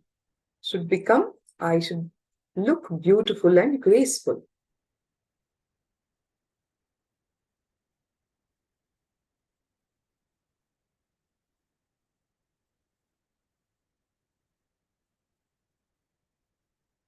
Drop all the negative connotations that are there, the negative words, and convert it into a positive word, a positive desire.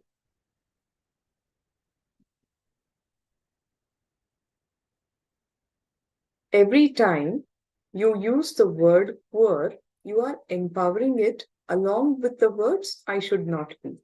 So, change the statement to the corresponding positive statement from I should not be poor to I should be wealthy.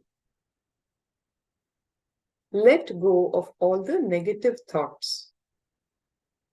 You can follow this small technique to get rid of the negative words in your system. Talk to yourself especially in the mornings and before going to bed. Express all your thoughts only through positive words.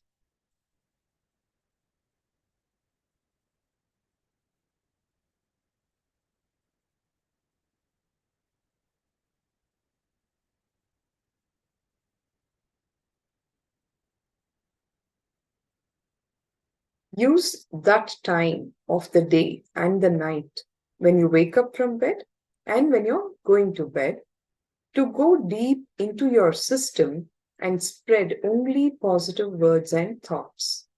Then your whole mental setup will change to a highly positive one, and this very change will cause things to happen for you. It may sound like a very, really, is this going to work kind of a technique? But try it. Experiment with these techniques and see how they will start manifesting in your life. A man with an advanced mental age is one who learns through intelligence.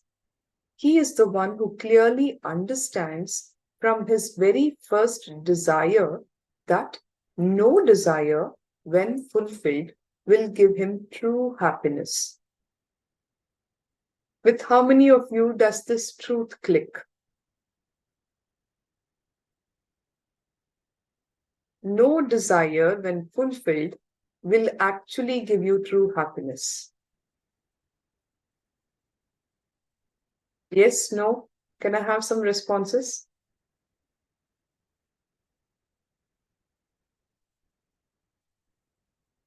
Your desire might have been for a beautiful bungalow. Once you build the bungalow, 1 week, 1 month, when you enter it, you will enjoy the house. After that, does that same bungalow give you as much happiness?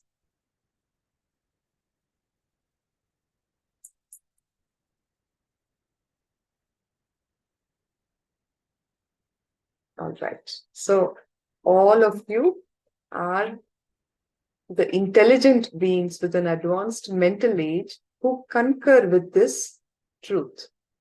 He realizes that the ultimate goal lies beyond all desires. He will be able to see through the whole thing and analyze it. He will know that the real fulfillment comes from within himself and not from the outer world things such as desires. As we said earlier, your prarabdha is the desire that you bring with you when you come. Let us now analyze how exactly these borrowed desires take shape. It is not necessary that you yourself pick them up. The society also imposes them on you. Society is the one that first teaches you how to pick up desires from others. At a very young age, parents sow the seed of comparison in you for the small things like, say, academic performance or cleanliness, keeping things neatly, all these things. Hey, look at that guy. He's always scoring such good marks in exams. You barely pass your tests. Or you're such a dirty fellow. Look at that girl next door, how clean she is all the time. Her clothes are so clean. She's so well dressed.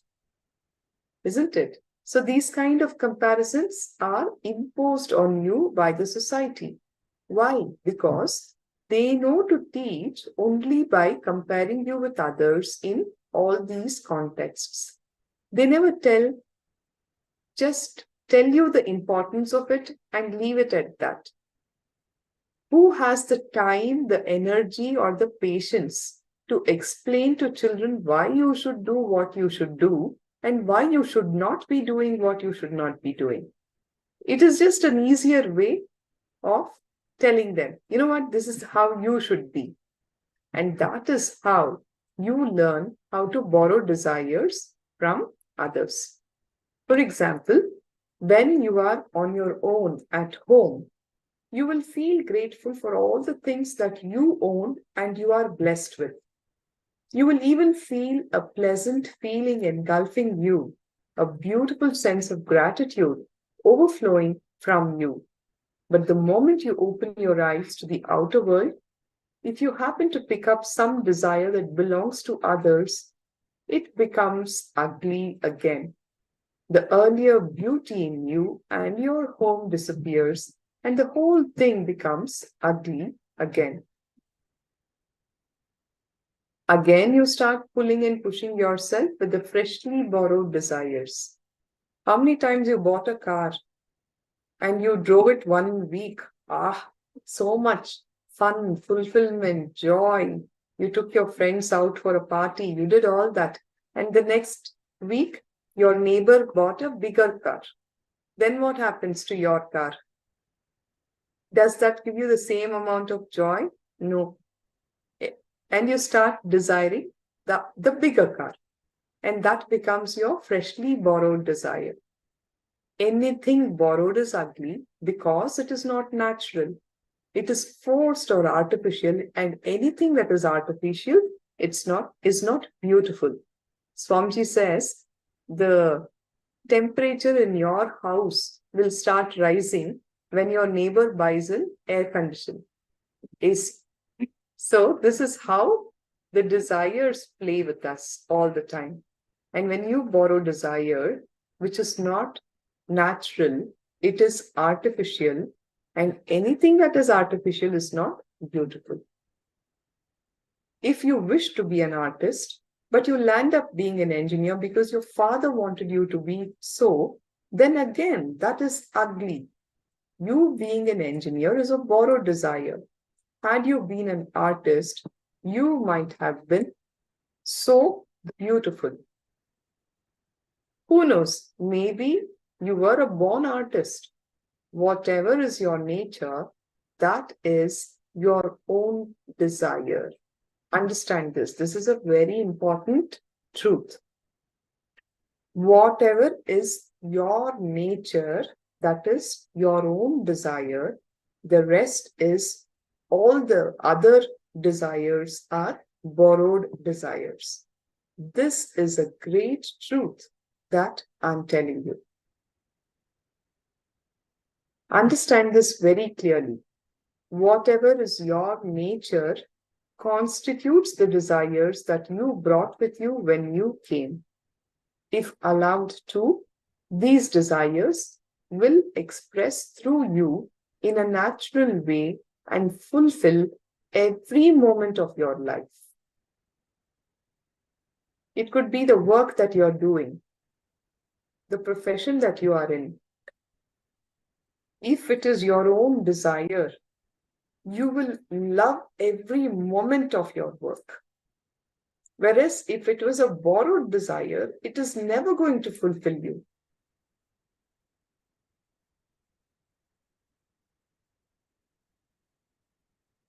All other actions and miseries that happen in you are due to borrowed desires.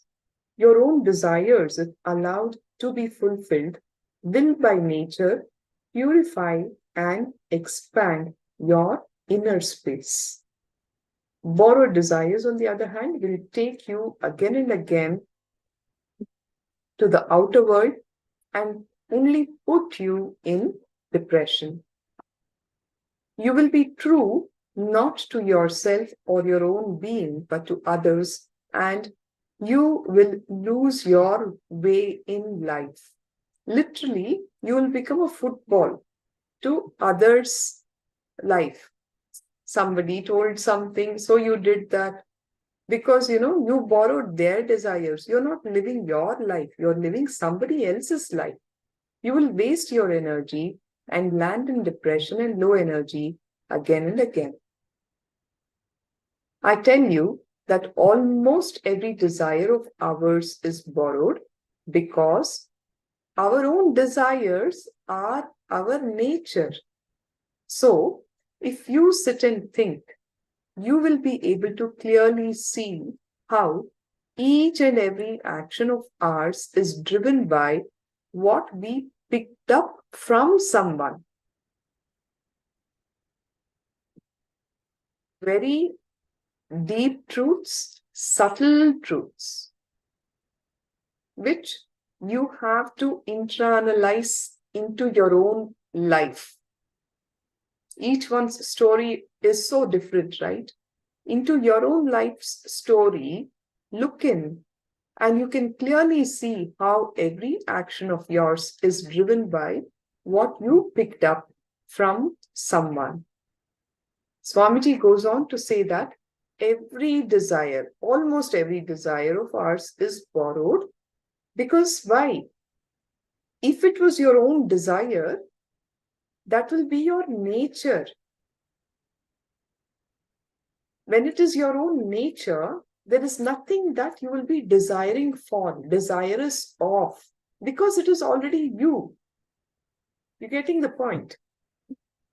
It is a very subtle game sometimes but with that intelligence, we will be able to trace the root of every action of ours. If we live with this awareness, it is more than enough. Just the awareness will take us beyond desires and keep us in peace and bliss. I repeat, it is a very subtle game.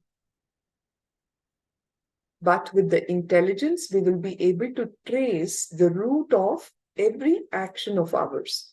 Why am I doing what I am doing? Ask yourself this question. Where did this start from? Go back to the root of all your actions. Just start living with this awareness. It will take you beyond desires and keep you in peace and in bliss.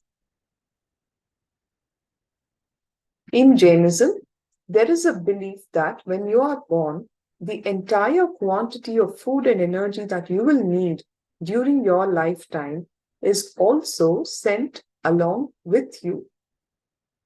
This is a way of saying that whatever are your true requirements in this birth, existence equips you with the energy to fulfill them before sending you to the planet Earth. Please internalize this truth. Whatever your true requirements are in this birth, existence equips you with the energy to fulfill them before sending you to planet Earth.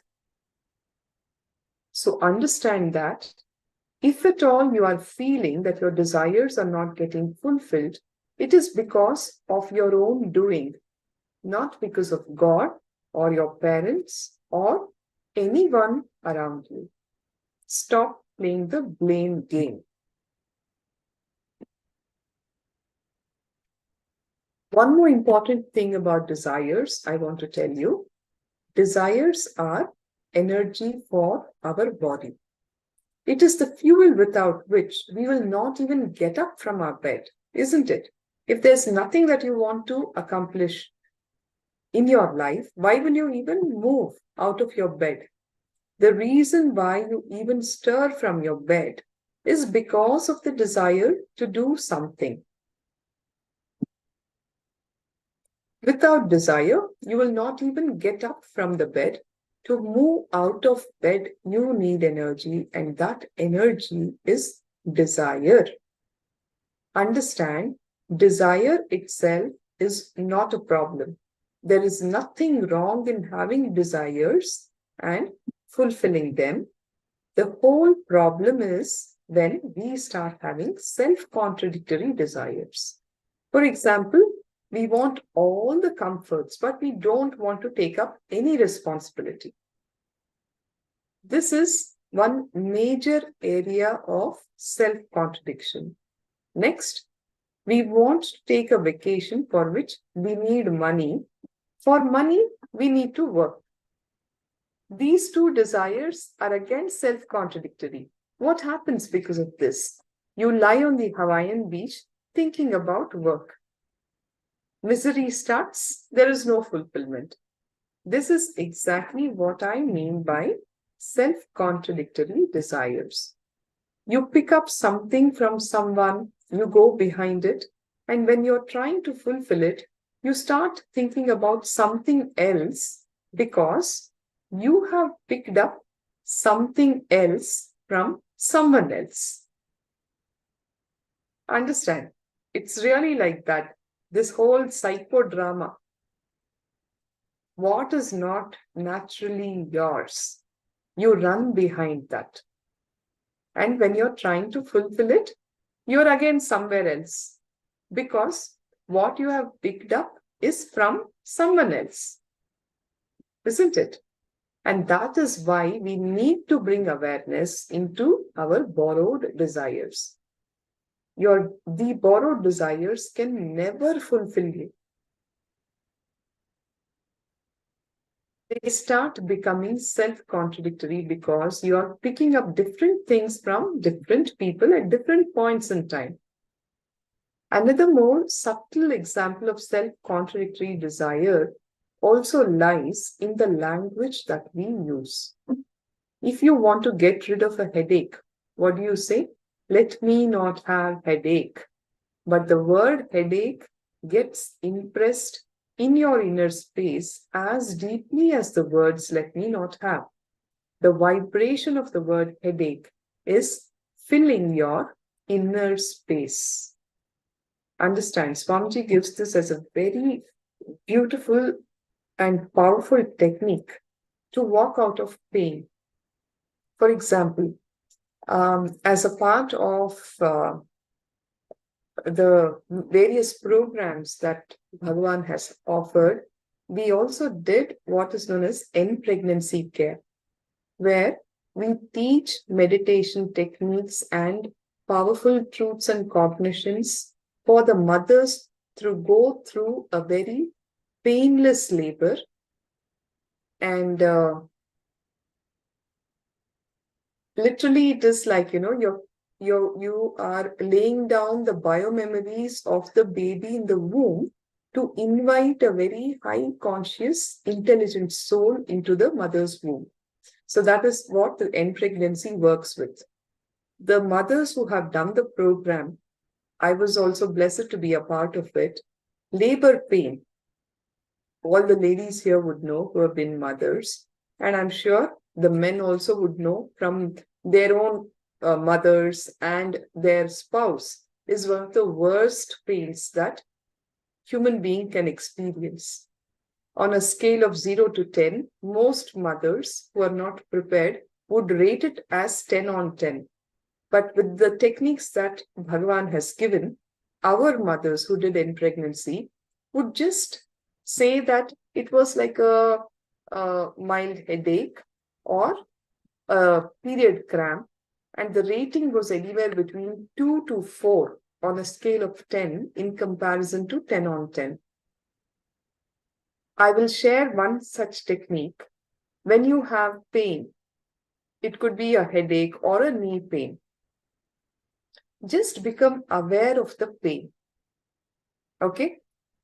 Put your energy on that place and become aware of what is going on there without using the word pain.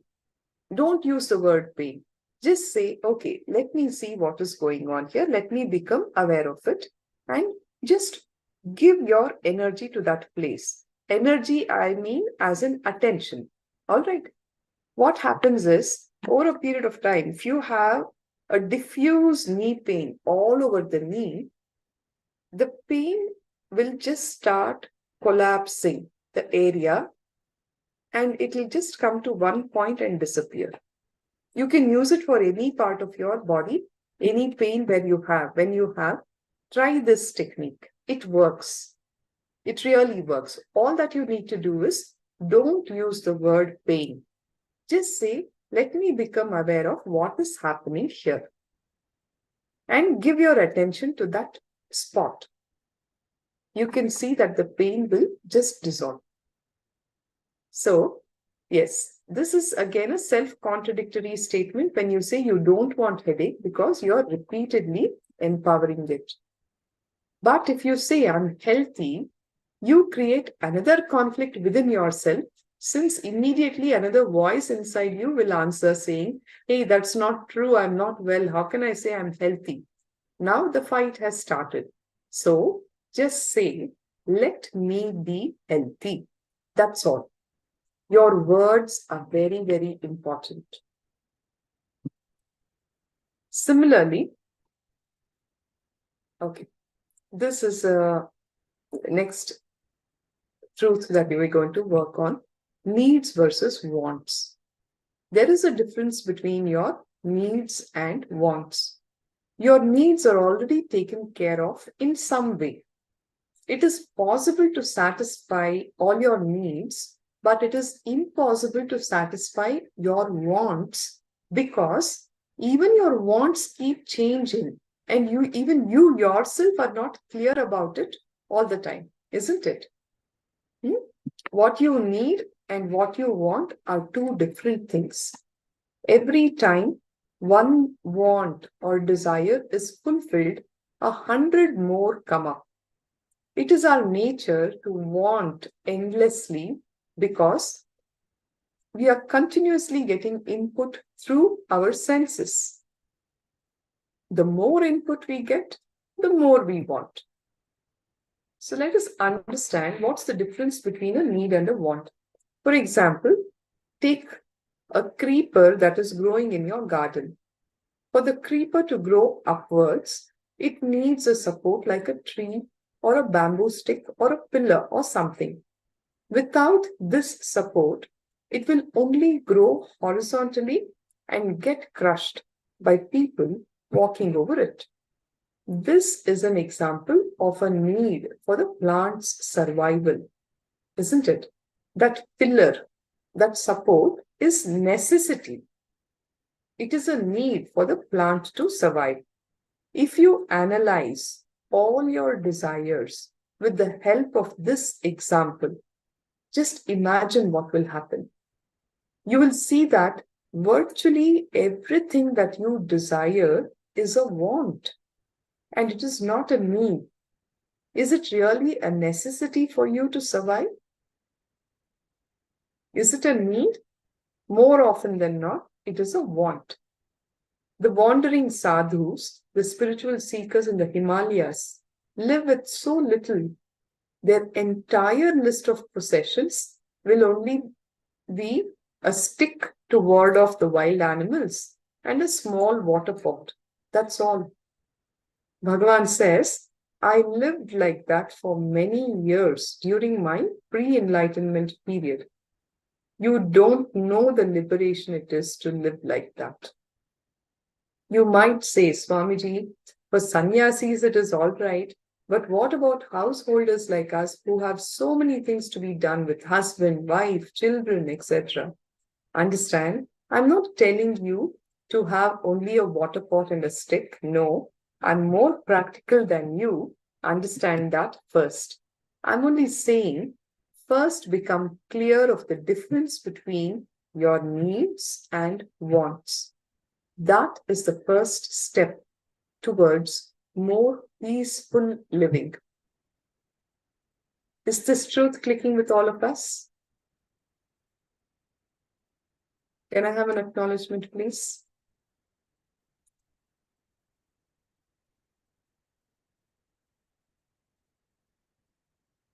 Yes.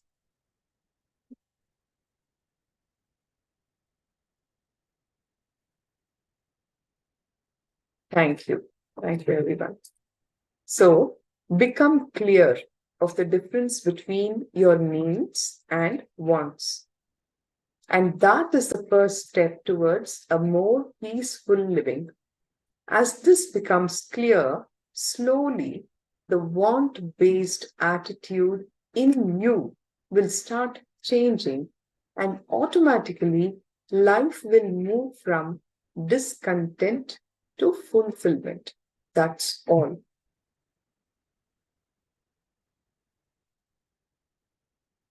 Internalize this truth.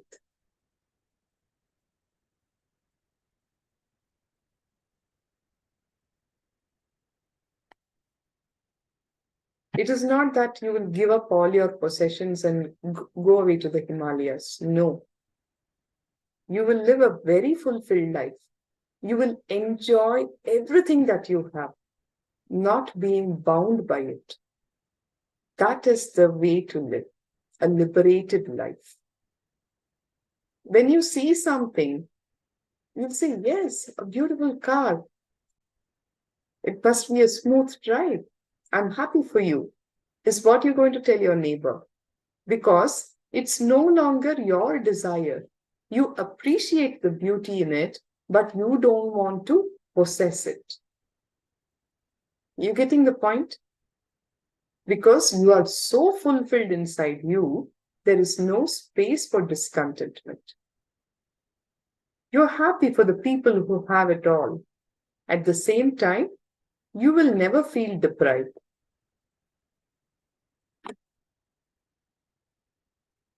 You will see that fulfillment happens not because you got what you wanted, because you understood that you have all that you need.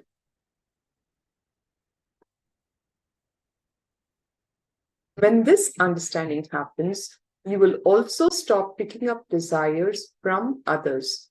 You will stop comparing yourself with others.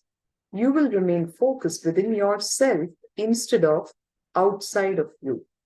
Once this happens, your wants will in no way affect your inner space. So, let us enter into a technique to drop emotional attachment to desires. The moment you judge something as right also, you start enjoying it because it is right. Shiva says, see it, and the moment you see it, unclutch from it. He is teaching renunciation, simple and pure. People may ask, how can this be possible?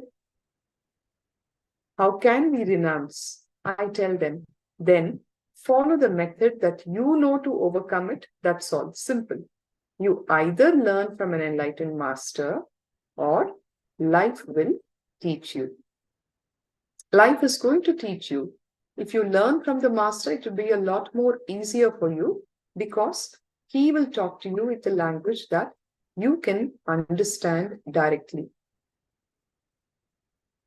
Yes, I see that the next Acharya has logged in. So I will hand over to her. Thank you all for being such a wonderful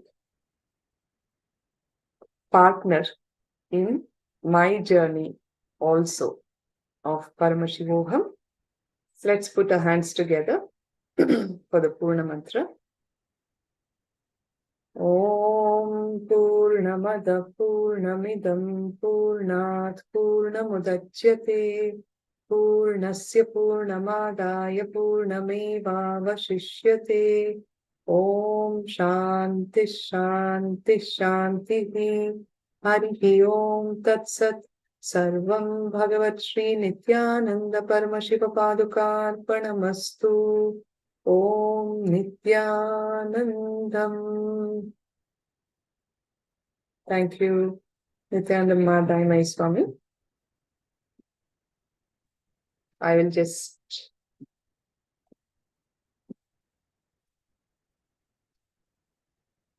update you.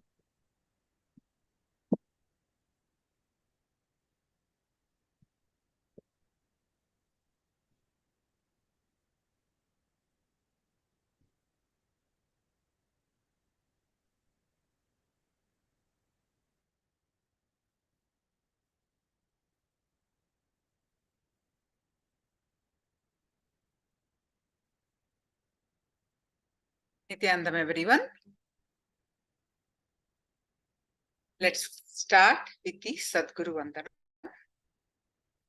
Nithyanandam Paramasugadam Kevalam Jnanamurtim Dvandvatitam Gagana Sadrusham तत्त्वमस्यादिलक्ष्यम् एकं नित्यं विमलमचलं सर्वदी तम्.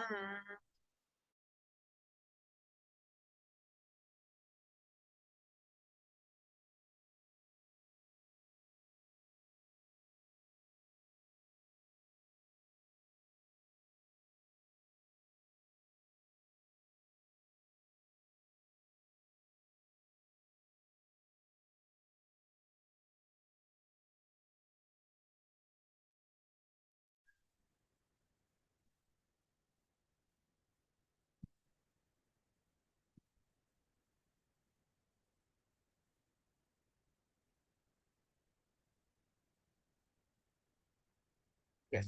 Now we are going to have the third eye power manifestation. All of you, please go ahead and post your powerful cognitions from Living Enlightenment book.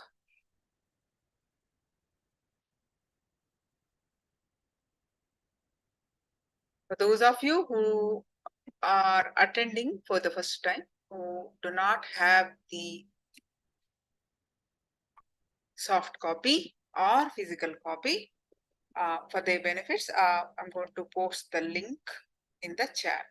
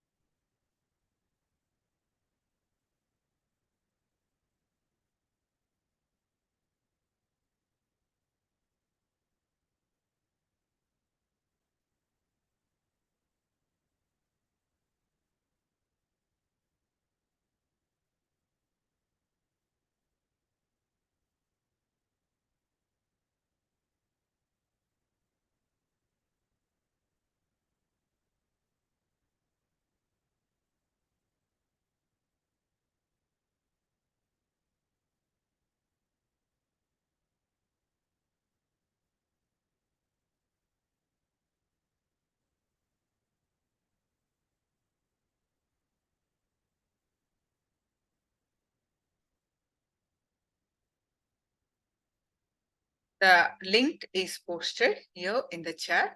For those of you who never had this book downloaded, please now download. This is the book Swamiji has blessed as a living deity. This book answers whatever questions that you are facing. This book has got independent intelligence, and this book literally speaks to you. So just open this book and browse through, and wherever your cursor falls, that is what exactly you need. So please go ahead and open this book.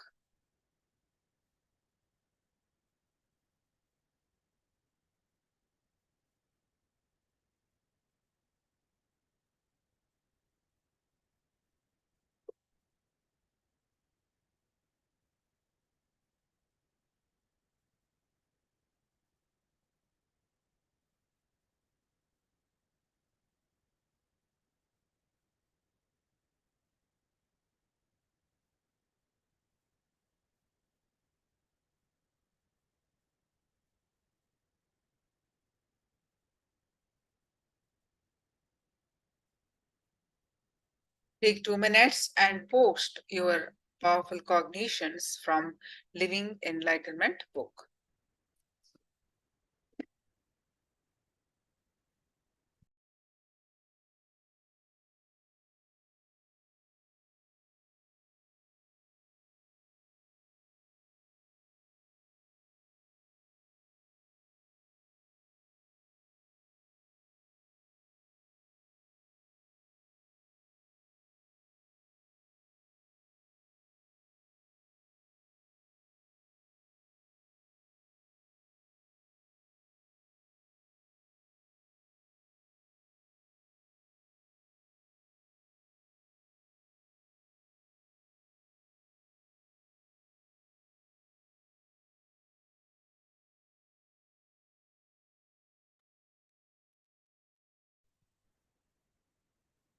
Kalyani posted, when you eat, intensely eat. Let your whole attention and energy be on food. Wonderful.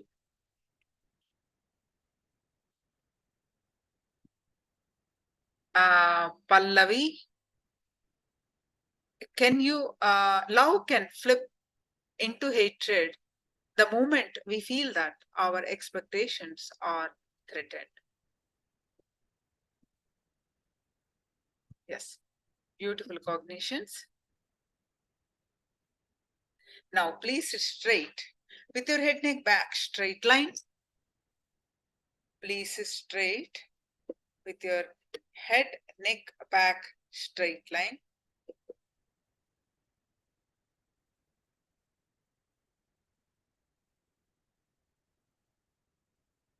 Close your eyes and tie your eyes with eye band.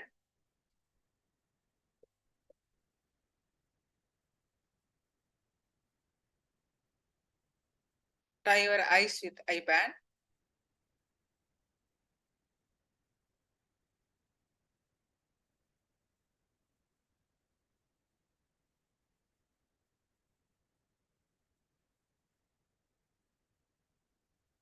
Andre Anthony, visualize your heart as an endless reservoir from where blessings can flow. Beautiful cognition. Now tie your eyes with eye band and visualize Swamiji's form in your third eye. And start chanting the Mahavakya. Om Nithyananda Paramashivoham. Om Nithyananda Paramashivoham. Start chanting the Mahavakya and experience the space of oneness. With the space of oneness, manifest the power of third eye. I'm projecting the picture now. Scan through your third eye and manifest the power of third eye.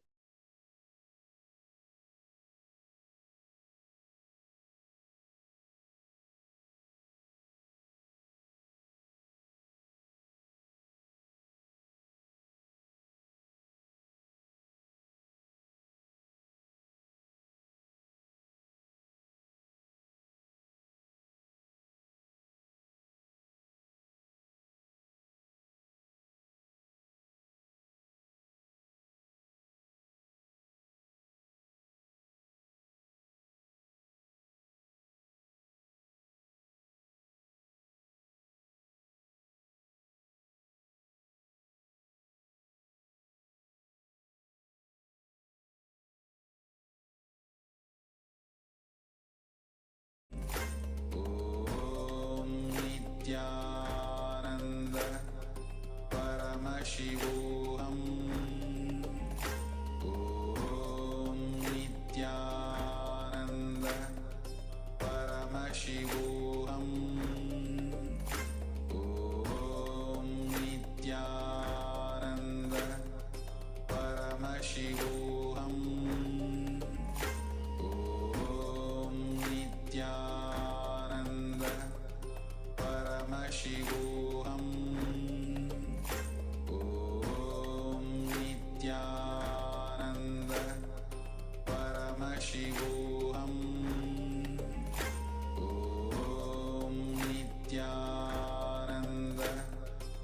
Paramashivoham. Om Nithyananda Paramashivoham. Om Nithyananda Paramashivoham. Om Nithyananda Paramashivoham. Om Nithyananda Paramashivoham. Om Nithyananda Paramashivoham.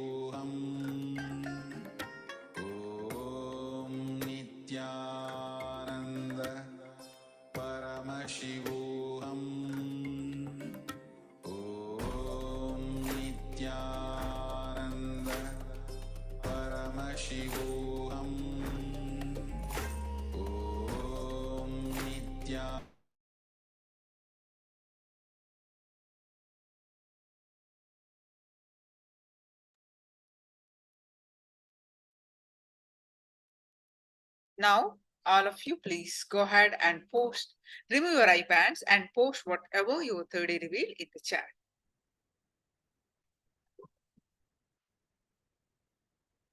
Remove your iPad and post whatever your third eye reveal in the chat.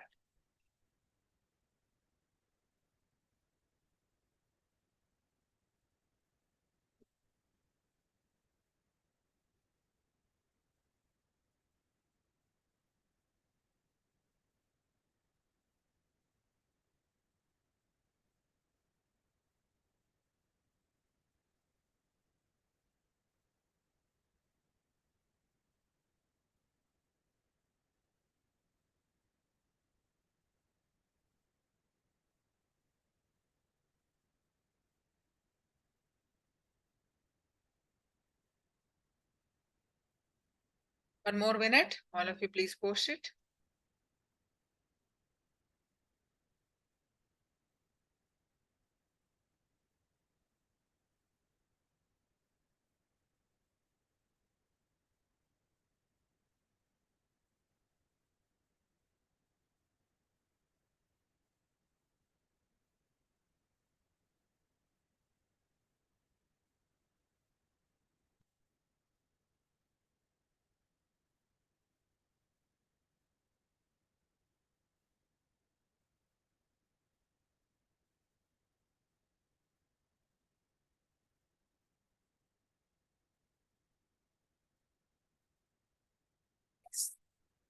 Now I'm projecting the picture.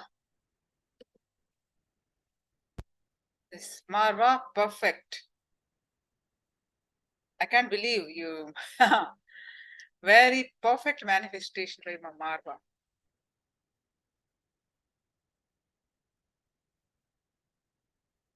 It's a golden color. Wonderful, Eugene. Good manifestation. Saw water body like lake, mountain, trees, and leaves are different colors. Okay. That's wonderful. So Marva, congratulations. Such a perfect manifestation.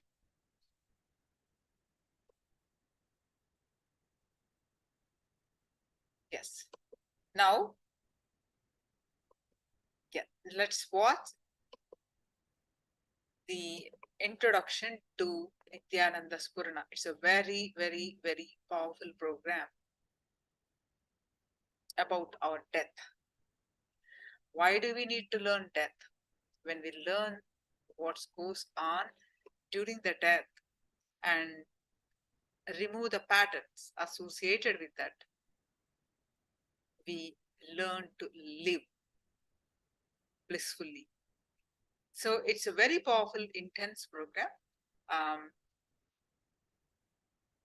Stay tuned to listen more cognitions from Swamiji, and we'll continue our sessions.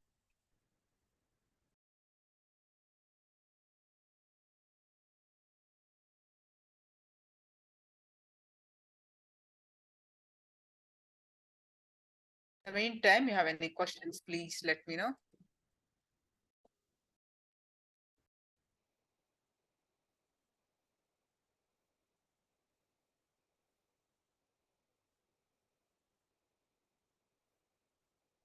So far, what you have learned?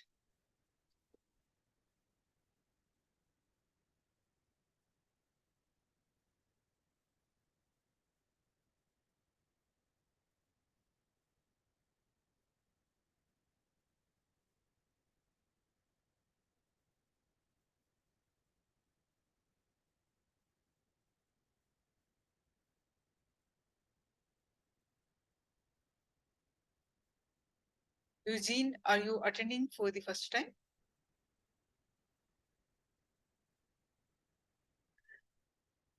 Okay. So far, are you able to follow these sessions? And more link call.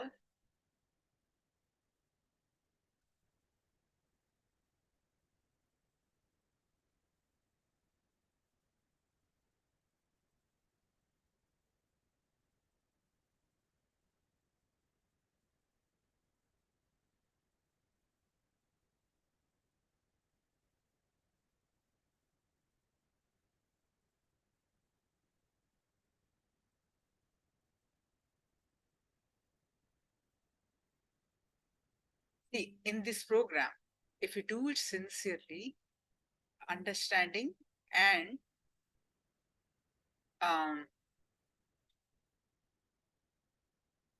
meditating, the meditation that we are going to do, if you get a glimpse, you will surely get a glimpse. Once you do it sincerely, Swamiji says, when you are leaving the body, my presence will be there and you will be liberated. You will not have painful death. You will be liberated. It is such a significant program. The next couple of days, sincerely put in your energy, life, listening and internalizing what we are presenting in these sessions.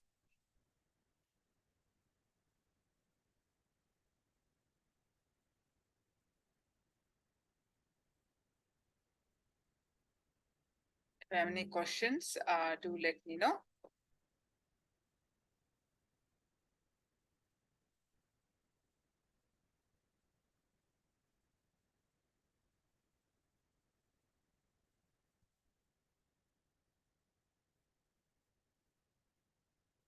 So now let's listen from Swamiji the introduction to Nithyananda Spurana in his own voice.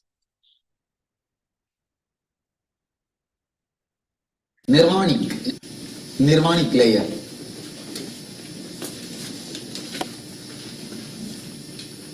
It's a very subtle difference.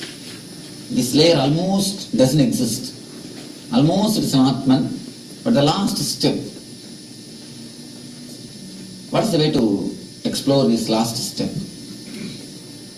What is the way to bring out the energy from this last step? What is the way to penetrate this last step? Totally cutting yourself from the past. No evolution, only revolution. No evolution, only revolution. It is the moment when seed takes the decision to sprout. The seed is sprouting. The last moment the seed will have agony. It is called dark night of the soul. The last moment you take the decision to take the jump. You take the decision to go beyond. You take the decision with all your consciousness, with your whole energy, to go beyond the body and mind, to drop all the old conditionings. Yesterday somebody was asking me, method to undo the whole thing. Can you make me again 7 years? This is the method. When you know all your whole things are conditioning, just read once more what you have written. Is the life worth living? Is this the life worth living? Just so much of desires in the out of blue, which has no base, and so much of sufferings, so much of guilt, so much of pain. Only one layer of joy, that also through the pain. Only one layer of joy, that also through the layers of pain. Look at the whole past. Actually, almost for everybody, I can say, though 100%, or anybody who says my past is gold, my past is golden. No. For everybody, past is more like a wound, which needs to be operated or thrown out from the being. When you decide consciously to drop the past, you actually can drop the past. Understand the few things. You can really drop the past. It is simply conditioning. When you understand it's a conditioning, can't you drop it? As long as you think it is you can't drop it. When you understand it is somebody else who has been forced on you, can we really drop it? It is simple conditioning. When you decide to drop, when you decide to stop, bring that book.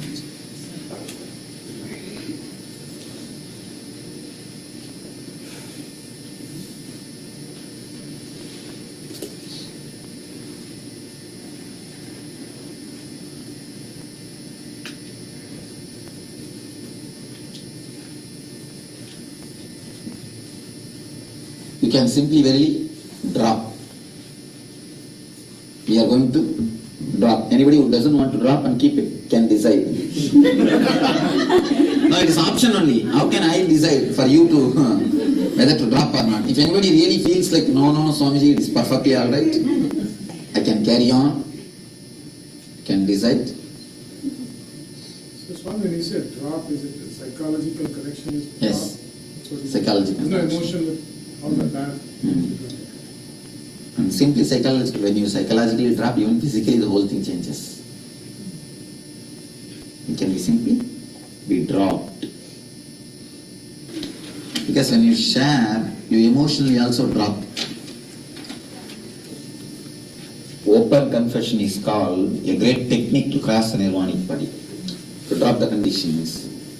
Have you heard of the story of Valmiki? Valmiki is a great saint, respected saint. One of the great epics of India is written by him. He is the author and he is a rishi. He underwent this open confession. He has done all sorts of criminal activities and all sorts of sins. At one time, the Narada encountered Valmiki and asked, "What are you doing? Do you know?" Valmiki told, "Oh, I am perfectly all right." Then Narada says, "None of your family people will share your sins. Go and ask." He goes and asks everybody. Nobody is ready to share his sins. Finally, he came and confesses everything to Narada. When he confessed, something has broken in him. Something has transformed his life. Something has touched him. Then Narada initiates him, blesses him. Then the hunter dies and Valmiki is born. I can say at least 20 to 30 masters have been created by this open confession. People who have confessed, they have grown out of the thing. People who have just kept it inside, they lived their own way.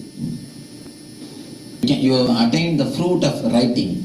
You see, when you write, like this, many understandings descend on you. That is just for those understandings will make you write.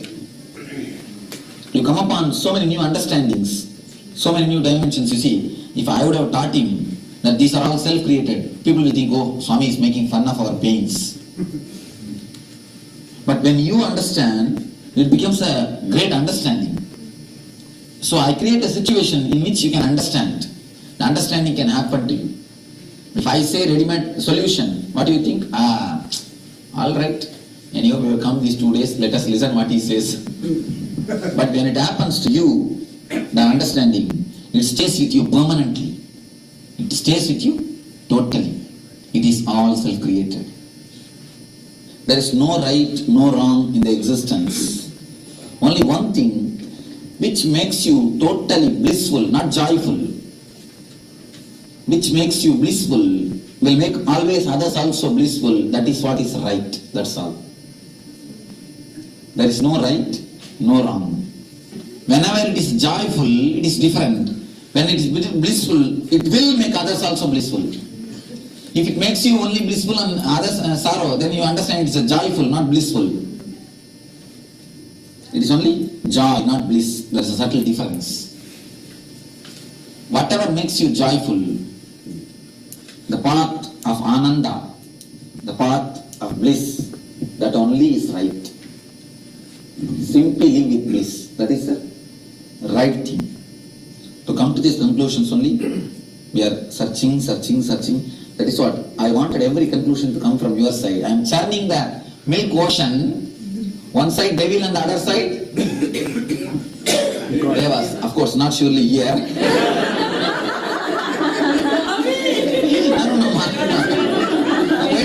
this side maybe Devas also. Who said? That's why Swami, I heard right is right. Then left, left. For you or for me? So Swami, if one of us attended NSP, we don't have any problem with anybody else.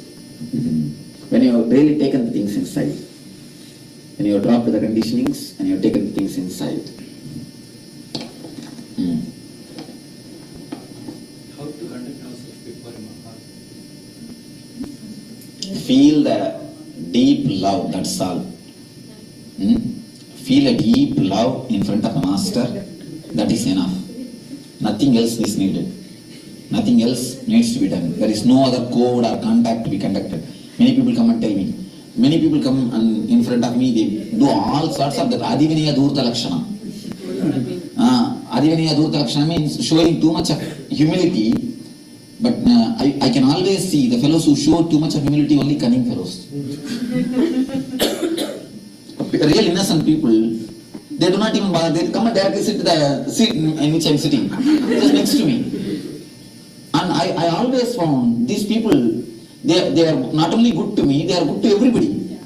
But the people who behave all sorts of show, I have always seen, they know only how to act, never how to be. So there is no need to know how to act. That just be, that's enough. At least real master never asks all these things. In our ashram we have a chair. Even in the laughing temple, everywhere people come. I give always chair for the people. They sit and talk to me. Someone who is a so-called Madhadvati actually called me. Because he is an elderly man, I also went. Oh, he is calling, let me go and give my respects. Then he advised me. I heard that you touch the people's feet and heal. Whenever somebody comes with a leg pain or a problem with the leg, you will see that automatically a old poor lady, every day morning hundreds of people come for healing. The villages, old poor ladies, people who are sick, people who can't go to the hospital, or people who are allergic for the medicines, people who are not healed by the people with whom the medicines are not worked. So many people will come. I'll just get down from my seat and hold their hand, hold their legs and heal. So he heard about it. And he sent me a word and he called me and told, what? I heard that you get down from the Petam.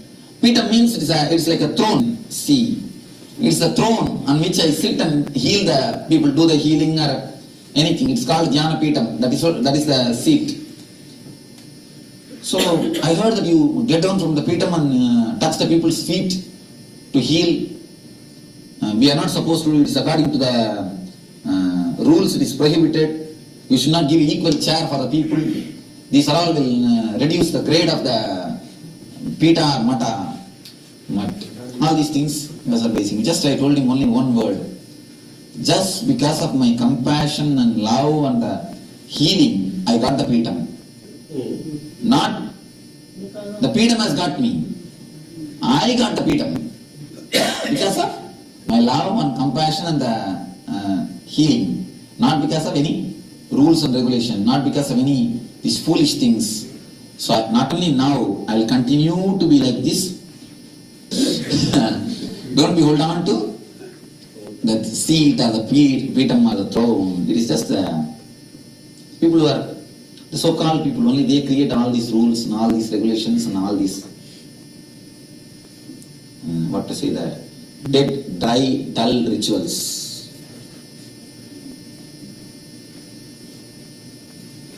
Small story. Raman Maharshi's life. One foreigner went to Ramanashram and he was trying to sit with, because he had a knee pain, he had tried to put a small stool and sit on that. Some of the disciples shouted, oh, you cannot sit in front of Bhagavan on a stool. You have to sit only on the ground. Bhagavan just showed his hand up and laughed. Above on the roof, it's a thatched roof, on that one stick, one monkey was sitting just exactly on the end of the Bhagavan. What can you do about this monkey? He is just sitting right on my head. So, all these kind of codes and methods of conducting all these things are just foolishness. I don't see any juice in it. You see, when you have the tears of love, tears of gratitude in your eyes, that is the real thing. That is the real way to conduct yourself in the presence of the Master, nothing else. So these mantras that they say, Brahma, Pranam, Brahma, That's you raised. Those things, you see, when it is done consciously, they have a great result. It again and again and again makes you remember the great truths. Because remembrance is a great thing which is necessary for your life, for your being. Then you yes. Yesterday you were saying that living master is like that. He just kills you. Your whole past is killed. Your whole past is destroyed. That is what I am going to do now. When you are ready, it can simply happen even consciously. Your whole past will be killed. You will be nobody. You will not be the same person as you entered inside. Wow. If you are the same person as you entered inside, money back. See, if you really understand now all these things, whatever is taught and whatever is spoken, will you be the same person when you go back? No. You will never be the same person. You cannot be the same person. So naturally, that is what they call, when you meet the Master, you are reborn, Dvija, second born. There are three types of Garbha. One is the Mula Garbha, Bhugarbha, the Garbha which is carried in the womb. Ordinary Garbha, you give birth to kid, you give birth to a child. Next is Rit Garbha, Hridaya Garbha. If you carry a great ideology in your heart, you give birth to a book or a painting. Rabindranath Tagore's Gitanjali, Ravi Verma's paintings, they are all from Rit Garbha, Hridaya Garbha. If you carry the Master's presence or the meditation in the Sahasrara, you give birth to yourself, Jnana Garbha. So the Master just totally destroys your past, totally makes you drop from the past and makes you start living as a new being. A total disconnection from the past only can help you to grow. No question of evolution, it is only revolution. Evolution can never happen. Only revolution can do anything. So just drop from your past. Decide totally, consciously drop from your past. And simply start living the new way of life. Never tell, oh, I understand everything, I do not know how to put the whole thing into practice. No. Simply throw the old personality. Don't respect him. Don't respect the old habits. Don't respect the old body. Don't respect the old mind. Don't respect the old conditionings. Simply decide, this is the way I am going to live tomorrow onwards. This is the way I will live over. A small story, which is a very powerful story. Once there was a rat in a palace of a king. So he wants to kill that rat. One day he called a soldier to kill that rat. When the soldier entered the room, suddenly from somehow that rat jumped on his face. So he lost his balance, got frightened and ran away. Ran out of the room and started shouting to the king, no, king, it is too big, it cannot be killed. I don't think the rat can be killed by anybody. I am totally shaken. And seeing the frightened feeling or the shivering shape of the soldier, king got frightened. Oh, this rat is something totally different. I do not know what to do. Then the palace cat was called and ordered, go and kill that rat. But for the palace rat also, the soldier told, you see, don't think it's an ordinary rat. I went and totally I was shaken, I have come back. So be careful. Anyhow, the palace cat got ready with all his paraphernalia. After having 2-3 days of exercise and went to the gym, having special diet. So the final day came for the fight. It entered the room. Again the rat jumped on the cat's face. And cat totally got frightened and lost its balance and ran away, came out. So now the rat has become a challenge for the whole country. Even the palace cat could not do anything about it. So they announced in the whole country, anybody who kills that rat will be given a special prize. So every cat was brought But every cat knows the palace cat itself could not do anything. So 2-3 cats went inside and tried, came out. A village old man had one cat. He said, why not let me tell my cat? He asked the cat, will you do? He said, why not? Well, let us go. He brought the cat. The cat was looking very thin, lean, not even, of course this man has had nothing to feed the cat. So he let the cat inside. The cat went, simply killed the rat and came out. The king asked the cat, how did you do? Even palace cat could not do. You are such a, how did you have the courage and all these that things? They just pampered the cat and asked, how did you do? The cat said, what? I am a cat. Simply I can catch the rat. Over. I am a cat. It is my nature to kill the rat. Over. So simply you are bothering about the things only makes the thing worse. It is you who goes the negativity. Decide you are a cat. You can kill the rat. Nothing. Nothing more than that. Don't bother holding. Last time also I tried to stop smoking, but nothing worked.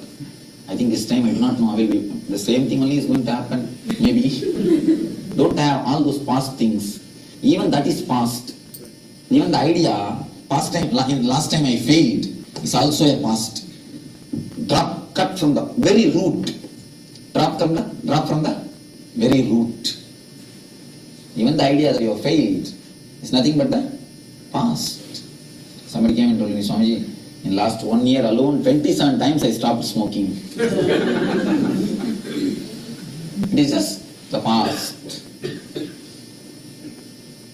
Of course, it is you who give energy to it, not the past has got energy. The past is just dead.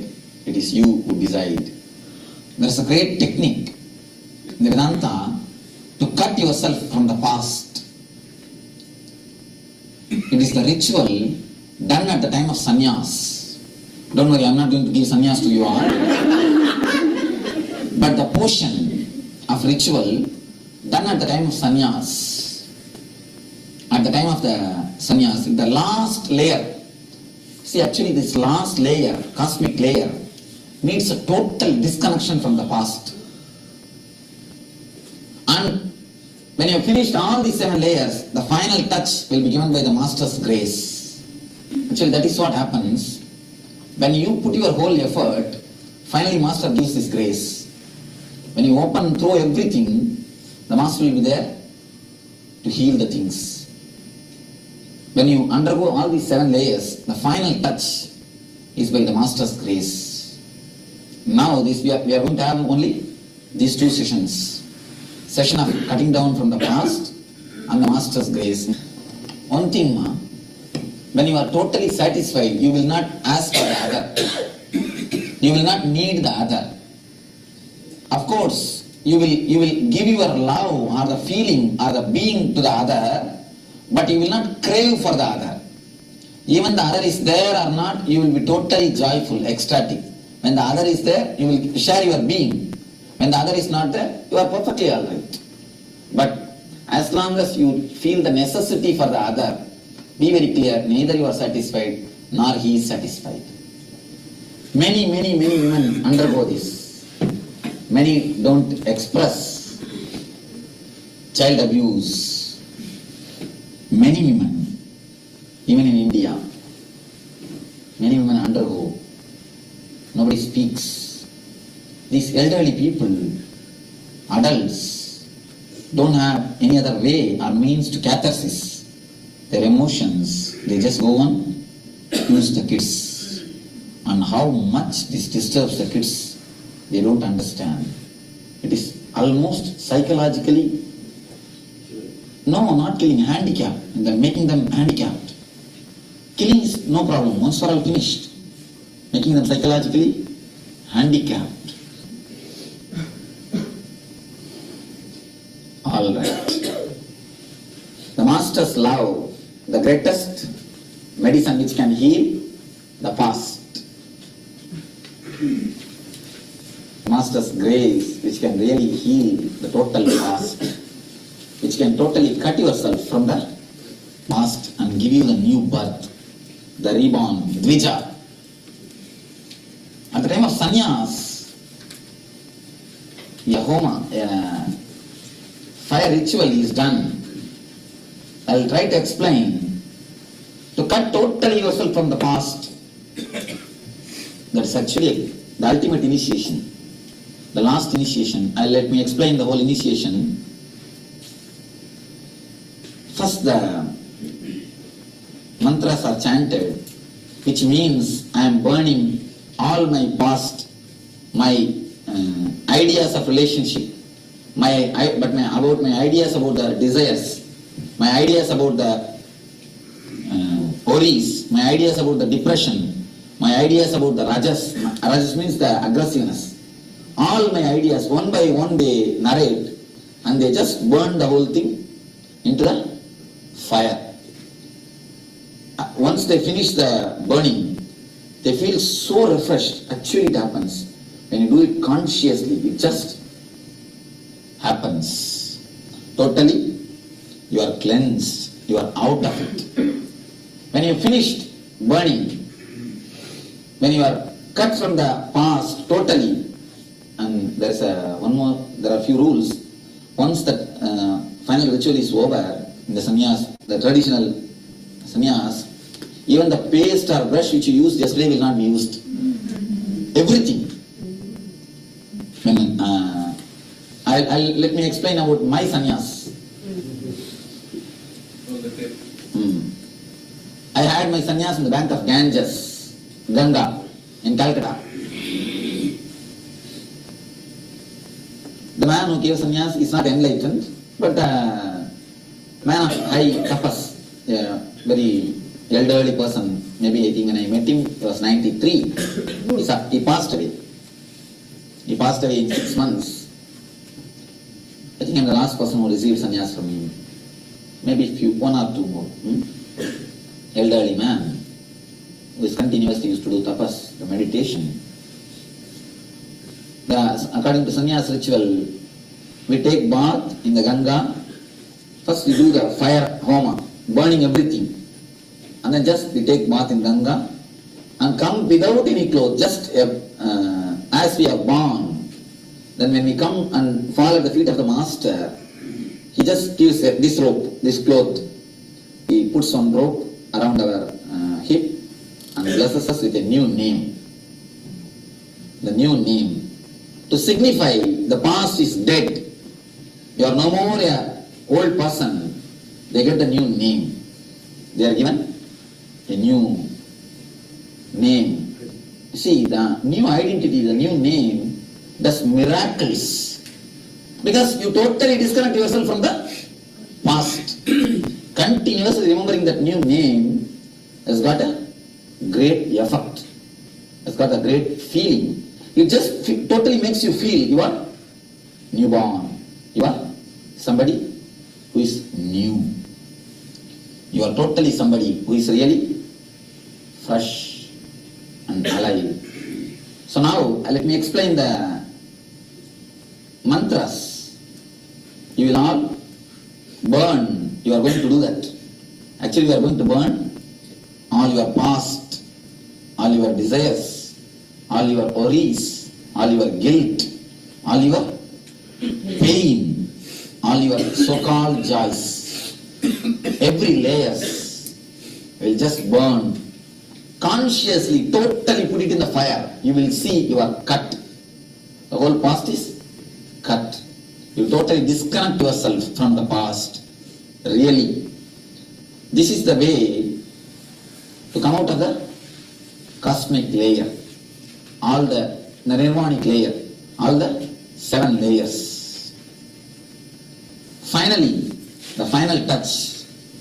The Master's grace. Or the Master's blessings. I think we will enter into the meditation. When you finish the meditation, then we'll see about the next step. I'm going to read few mantras, then I'll explain, then I'll give you the instruction. These are the sacred mantras It's called Viraja Homa. Means the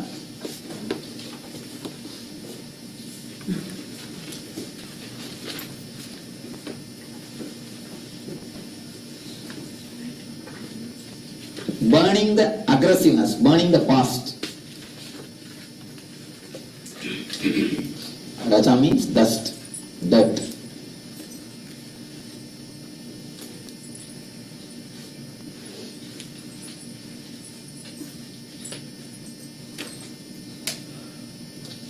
How do you spell that, Swamiji? Viraja.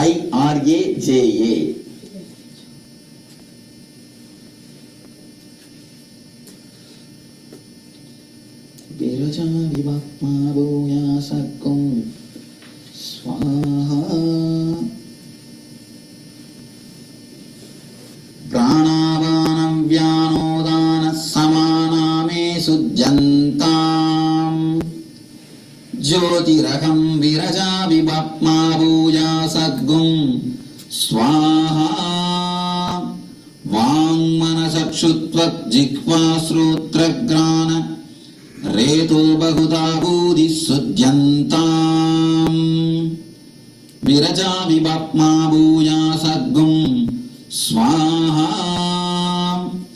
Tvacharma Magunsa Rutirameto Majjas Snayabhustodhi Sudyantam Jyotiraham Viraja Vibhapma Bhuya Sadgum Swaha Sirapani Pashva Prutva Shraddhopacharas Payavo me Sudyantam Jyotiraham Viraja Vibhapma Bhuya Sadgum Swaha Uttishta Purusharida Pingala Lohidaksha Dehi Dehi Davayam me Swaha Sudyantam Jyotiraham Viraja Vibhapma Bhuya Sadgum Swaha Prativyavastejo Vayurakasame Sudyantam Jyotiraham Viraja Vibhapma Bhuya Sadgum Swaha Sabdasparsha Ruparasagantame Sudyantam Jyotiraham Viraja Vibhapma Bhuya Sadgum Swaha Mano Vakkaya Karmani me Sudyantam Jyotiraham Viraja Vibhapma Bhuya Sadgum Swaha.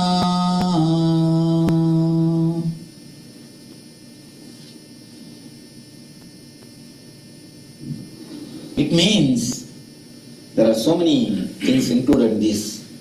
Let me give you what actually you wanted. Because in this they say that let us purify the whole world, let us purify the whole universe. Of course, when you are purified, the whole world is purified. Understand, you are going to disconnect yourself from the past. Consciously, totally. Don't think how imagination can work for me. Imagination can do miracles. Sit for a few minutes and imagine all your wounds, all your suffering, all your guilt, all your pain, all your tears, all your joy, whatever you had, all your desires, all your karmas. In the color of black, bring it to the papers which you have in your hands. If you want, now you can sit and read the whole thing once, so that it will be easy for you to remember one by one.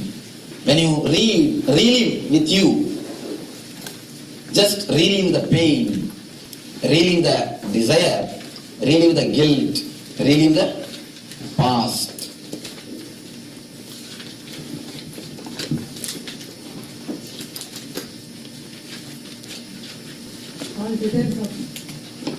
From first line to last line, read by yourself. Read it for you.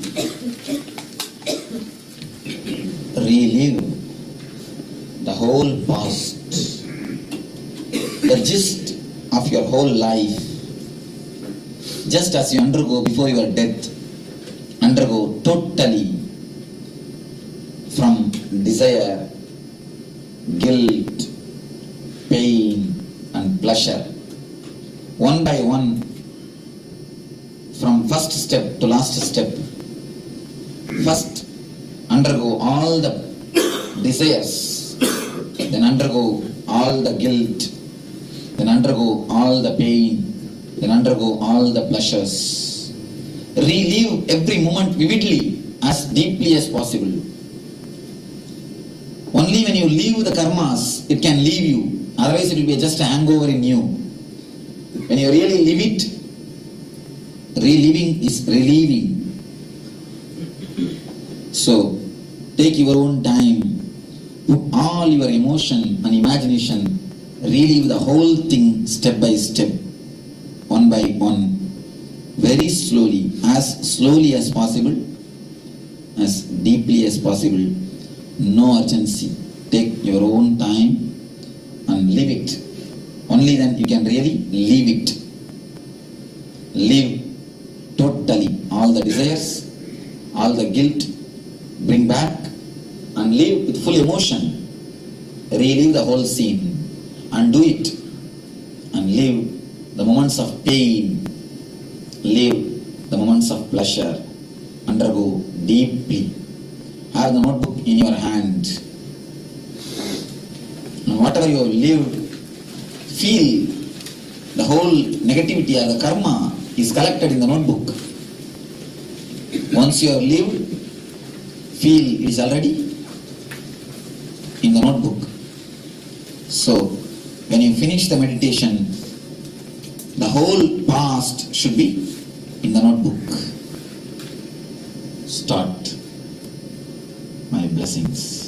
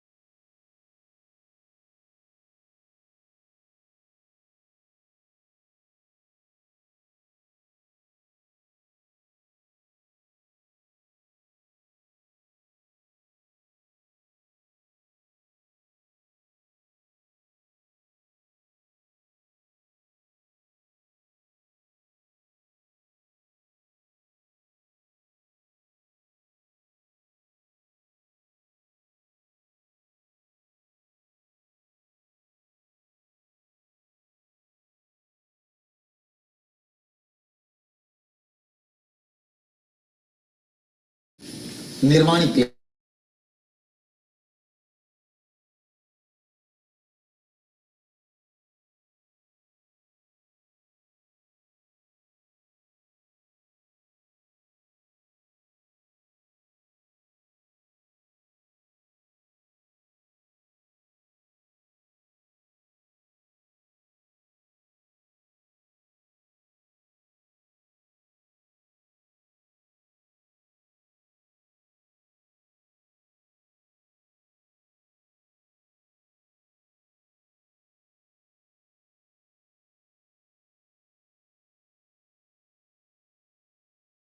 only revolution.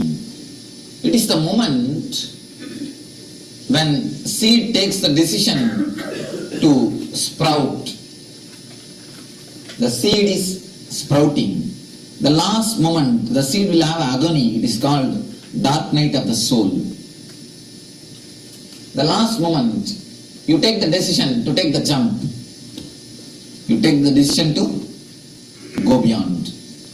You take the decision with all your consciousness, with your whole energy to go beyond the body and mind, to drop all the old conditionings. Yesterday somebody was asking me, method to undo the whole thing. Can you make me again 7 years? This is the method. When you know all your whole things are conditioning, just read once more what you have written. Is the life worth living? Is this the life worth living? Just so much of desires in the out of blue, which has no base, and so much of sufferings, so much of guilt, so much of pain. Only one layer of joy, that also through the pain. Only one layer of joy, that also through the layers of pain. Look at the whole past. Actually, almost for everybody, I can say, though 100%, or anybody who says my past is gold, my past is golden. No. For everybody, past is more like a wound, which needs to be operated or thrown out from the being. When you decide consciously to drop the past, you actually can drop the past. Understand the few things. You can really drop the past. It is simply conditioning. When you understand it's a conditioning, can't you drop it? As long as you think it is you can't drop it. When you understand it is somebody else who has been forced on you, can really drop it. It is simple conditioning. When you desire to drop, when you desire to stop, bring that book.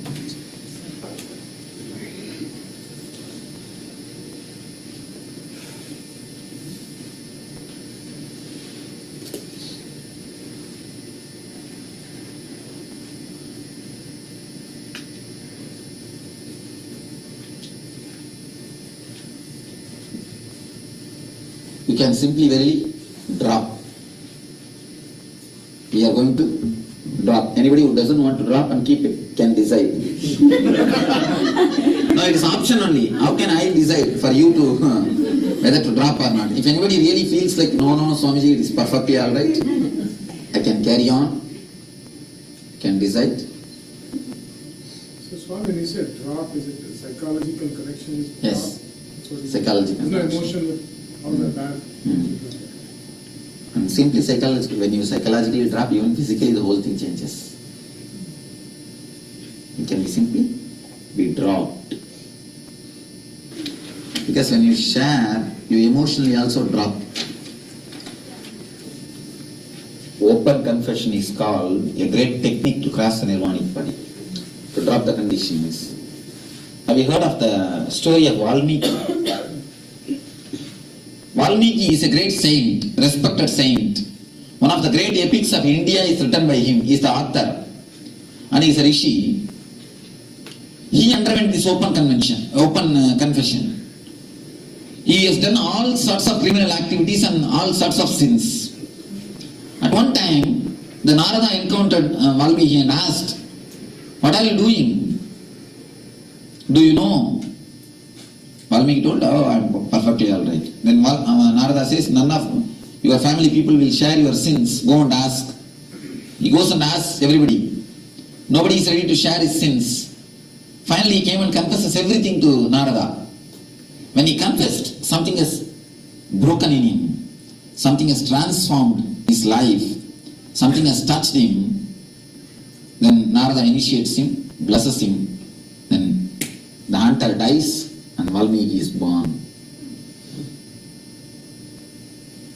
I can say at least 20 to 30 masters have been created by this open confession.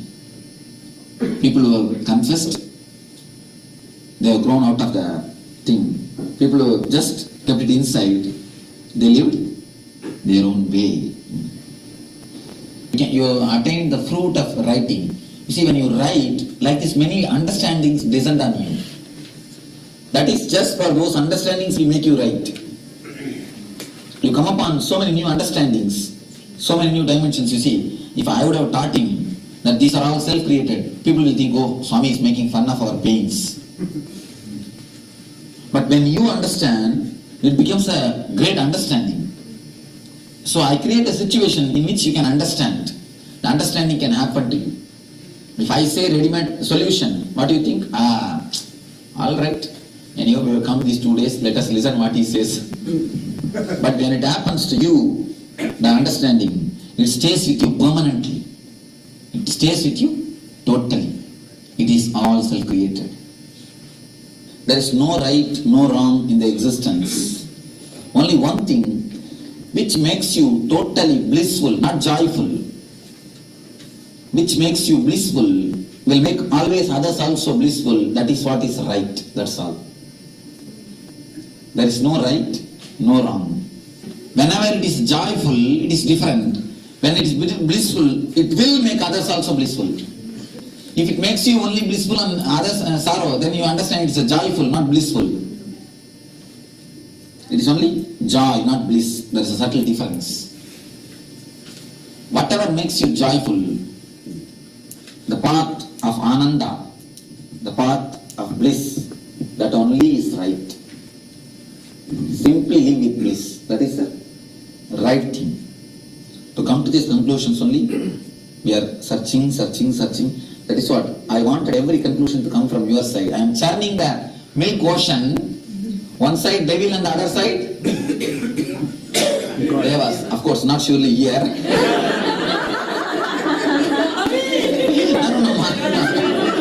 Where do you take it? This side maybe devas also. This side. Swami, I heard right is right. Then left. For you or for me? So Swami, one of us attended NSP, we don't have any problem with anybody else. When you have really taken things inside, when you have dropped the conditionings and you have taken things inside. How to conduct ourselves before a Maha? Feel the deep love, that's all.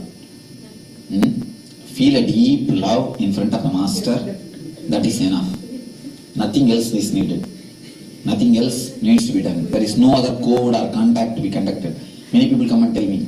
Many people come and in front of me, they do all sorts of that. Adiviniya Dhurta Lakshana. Adiviniya Dhurta Lakshana means showing too much of humility. But I can always see the fellows who show too much of humility, only cunning fellows. Real innocent people, they do not even bother. They come and directly sit to the seat in which I am sitting, just next to me. And I always found these people, they are not only good to me, they are good to everybody. But the people who behave all sorts of show, I have always seen, they know only how to act, never how to be. So there is no need to know how to act. That just be, that's enough. At least real master never asks all these things. In our ashram we have a chair. Even in the laughing temple, everywhere people come. I give always chair for the people. They sit and talk to me. Some of who is a so-called Madhadivadi actually called me. Because he's an elderly man, I also went. Oh, he's calling, let me go and give my respects. Then he advised me. I heard that you touch the people's feet and heal. Whenever somebody comes with a leg pain or a problem in the leg, you will see that automatically a old poor lady, every day morning hundreds of people come for healing. The villages, old poor lady, the people who are sick, people who can't go to the hospital, or people who are allergic for the medicines, people who are not healed by the people with whom the medicines are not worked. So many people will come. I'll just get down from my seat and hold their hand, hold their legs and heal. So he heard about it. And he sent a word and he called me and told, what? I heard that you get down from the Petam. Petam means it's like a throne. See, it's a throne on which I sit and heal the people, do the healing or anything. It's called Jnana Petam. That is the seat. So I heard that you get down from the Petam and touch the people's feet to heal. We are not supposed to do it. It is according to the rules. It is prohibited. We should not give equal chair for the people. These are all will reduce the grade of the Pita or Mata. All these things he was advising. Just I told him only one word. Just because of my compassion and love and the healing, I got the Pitam. Not the Pitam has got me. I got the Pitam. Because of my love and compassion and the healing. Not because of any rules and regulation. Not because of any these foolish things. So not only now, I will continue to be like this. Don't be hold on to that seat or the Pitam or the throne. It is just people who are the so-called people, only they create all these rules and all these regulations and all these, what to say, the dead, dry, dull rituals.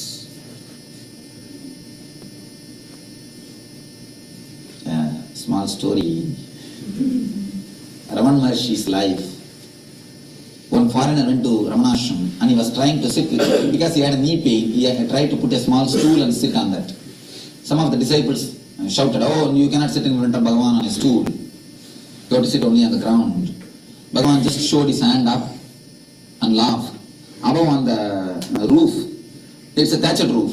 On that one stick, one monkey was sitting just exactly on the head of the Bhagavan. What can you do about this monkey? He's just sitting right on my head. So, all these kind of codes and methods of conducting all these things are just foolishness. I don't see any juice in it. You see, when you have the tears of love, tears of gratitude in your eyes, that is the real thing. That is the real way to conduct yourself in the presence of the Master. Nothing else. So these mantras that they say, Paramarpanam, Brahmahavir. That's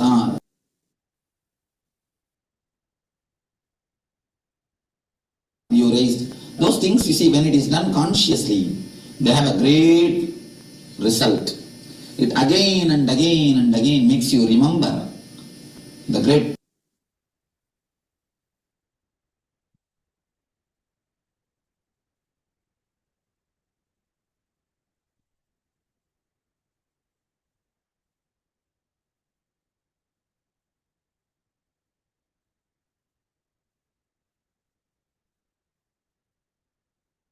Nithyananda, everyone.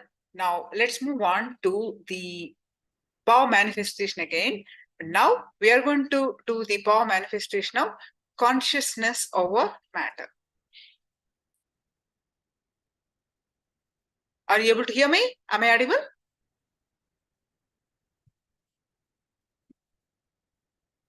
Please, let's do the power manifestation of consciousness over matter. Please go ahead and post your powerful cognitions.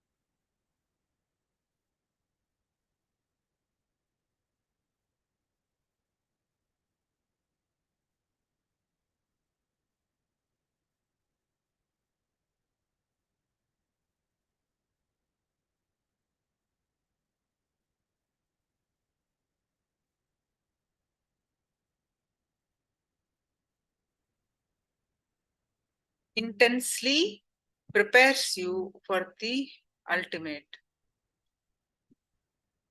This Pallavi, this is not the, you write down what intensely prepares you to ultimate. You have to write down that. This is not a complete cognition. You wrote something, intensely prepares you to ultimate. What is that intensely prepares you to ultimate? You have to write down that.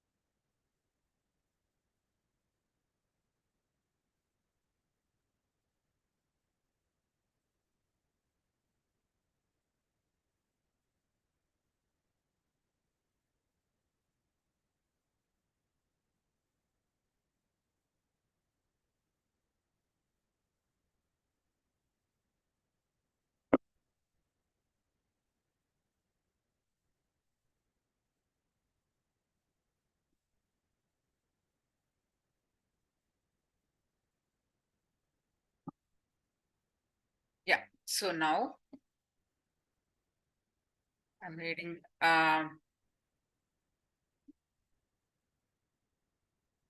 Master is a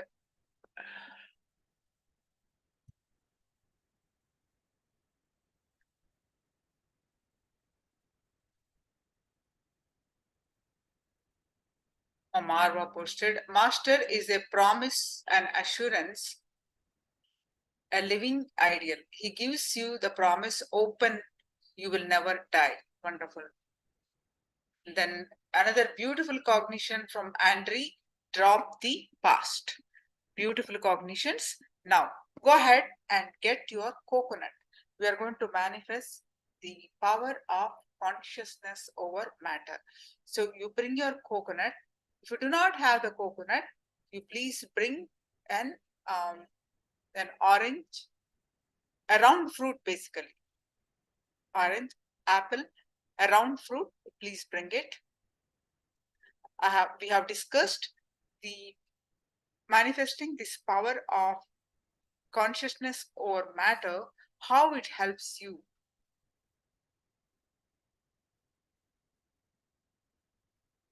So please bring your coconut. If you do not have the coconut, please bring a round object, a round fruit. And get ready, take a minute and bring it.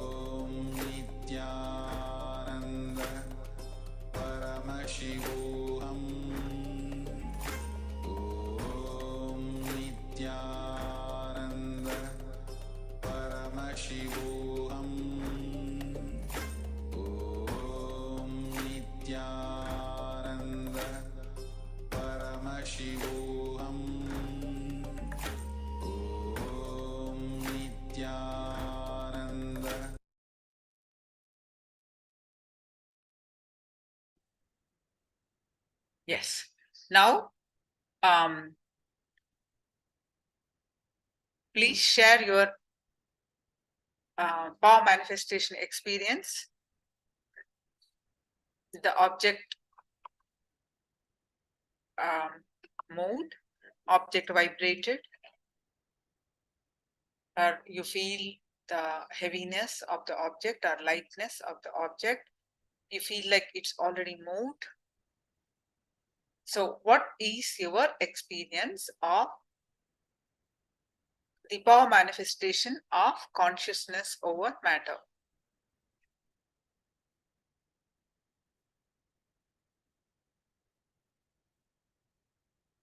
Please share it in the chat. The fruit was vibrating and wonderful. Others also, please post it.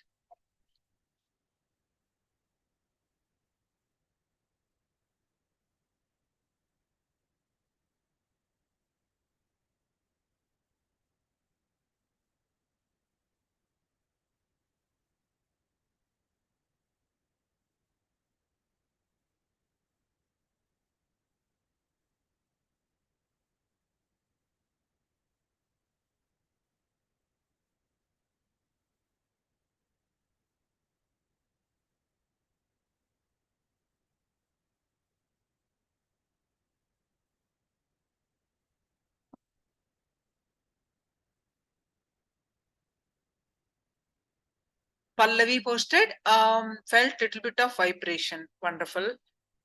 Others also, please quickly post. We'll move on to our Jnana sessions of Nithyananda Spurana.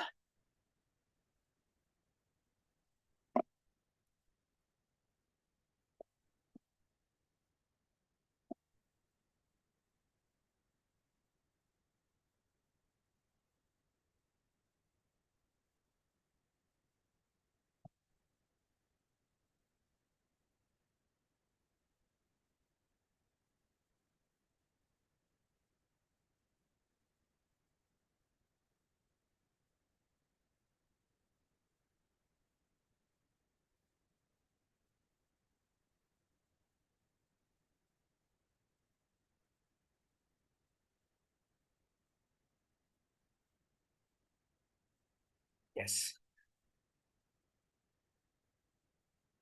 Let's continue with our Nithyananda Spurana.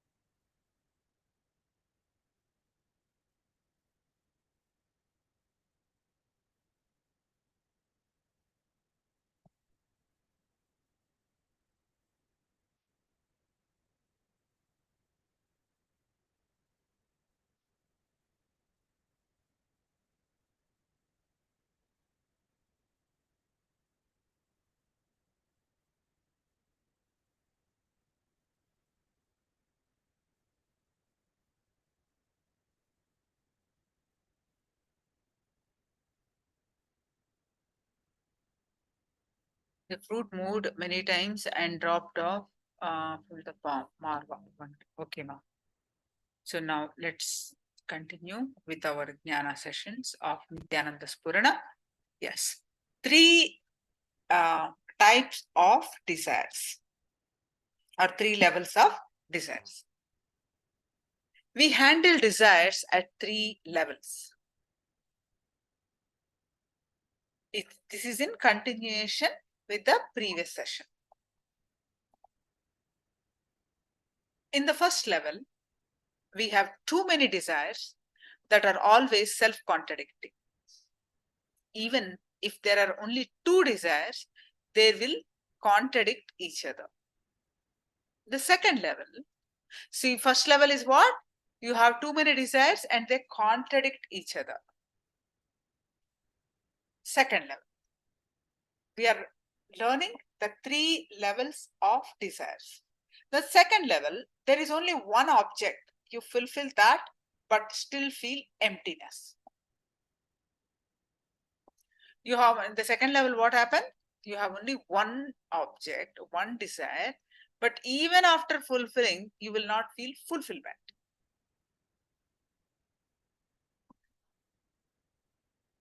You do not feel completely fulfilled. The third level, there is no object, there is just overflowing energy. Desire without any object is bliss. In kids, energy overflows as desires. Pure desire is desire without any object. It is overflowing energy for no reason. Pure desire is actually just an overflowing, that's all. It is a causeless overflowing. When you further purify this with awareness, you come to the stage of Satori. Satori is the first glimpses of Samadhi, enlightenment. That is, you are in a state of pure awareness. You reach this not by suppressing, but by being aware, by purifying it.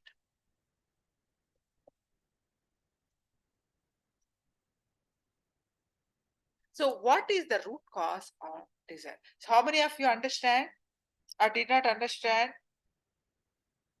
the 3 levels of desire? Can I have thumbs up if you have understood the 3 levels of desire?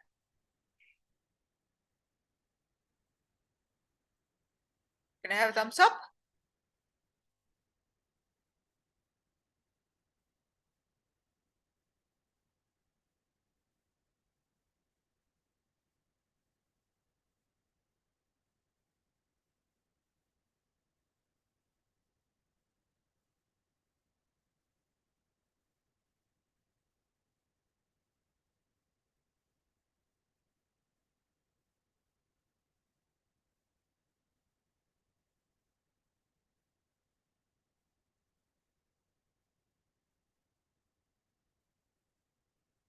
All desires. Okay. Thank you all for responding. So what is the root cause of desire? We feel we have to achieve something, some goal in life all the time. We feel we need to fulfill the purpose of life. All desires are to reach towards what we think is the goal of life at that moment.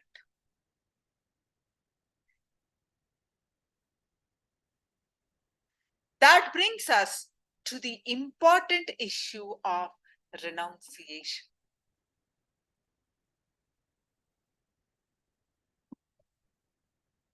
I have seen people who renounce drinking because they hear that in heaven they are served much better liquor. This is part of the promises that are made to them. It is believed that in heaven you will get you will have dancing maidens and you get different kinds of liquor and music.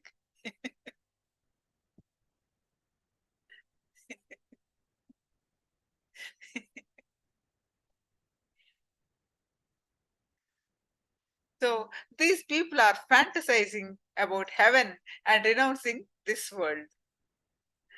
Of course, in a way, it's a good that they don't do these things here.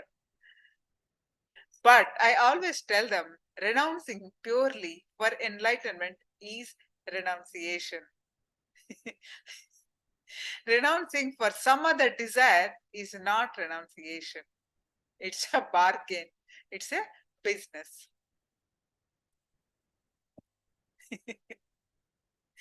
A small story. Do not renounce for the sake of reward. One man thought to himself, if I undertake austerities here and renounce everything here, I may get all the best things in heaven. So he was practicing all kinds of austerities and become a big guru with many disciples and followers.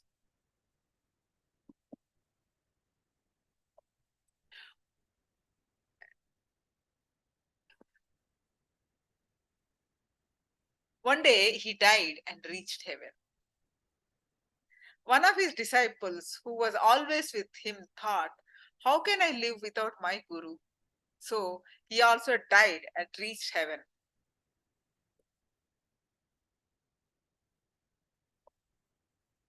While he searched for his guru in heaven, he was thinking, my guru led such an austere life that he must have got all the best rewards. He must be enjoying all the beautiful heavenly women and all the liquor that is served here. He must be really singing and dancing and enjoying this eternal pleasure. Suddenly, he saw the guru sitting next to a beautiful woman, probably a famous actress. He was sitting with her, drinking and enjoying. He approached his guru and said, Master, I am so happy to see your austerity well rewarded. Oh, what a gift she is for you. At that point, the girl immediately intervened and said, Stop. I am not a gift for your guru. He is a punishment for me. So do not expect any heavenly pleasures while renouncing.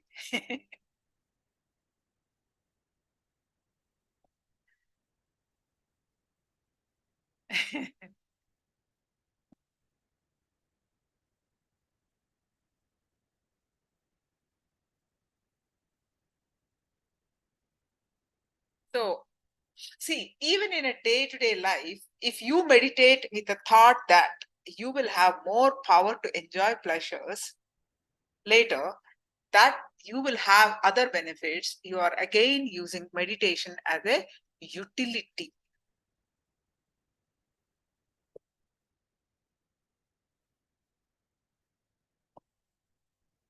This is a $1 million question. The answer to this is, then, what is the purpose of life? Everyone asks for this. The answer to this is the whole of existence, the whole universe is purposeless. Of course, it would be very shocking to hear this. From a very young age, we are taught and socially conditioned to believe that life has got some purpose. We are made to run towards some goal, towards some purpose all the time. So what is life without purpose?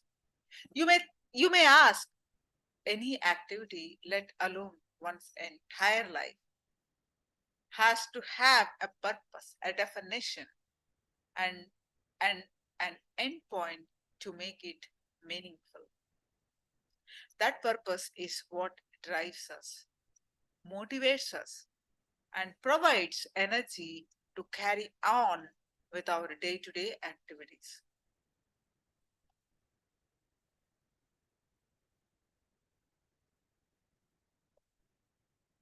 So, to hear a statement such as life has no purpose might confuse you. You would say, all our lives we have been brought up to believe we are here for a purpose.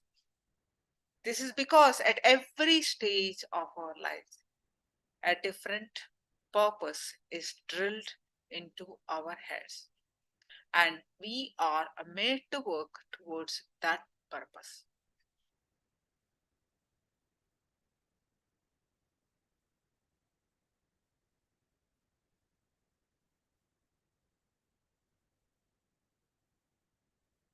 As children, we are expected to do well in school.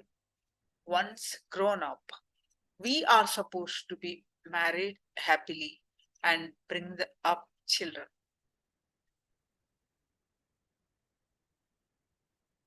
During each phase in our lives, we have a specific templates, specific guidelines that society and our families have set up for us. So you might now ask, how can we let them down? How can we believe that all these expectations are wrong and that there is no purpose in life? You might feel that I am trying to turn your whole life upside down. The more you run towards a goal, the more you are considered to be successful person, more the speed, more you are respected, more the speed, the more the rewards.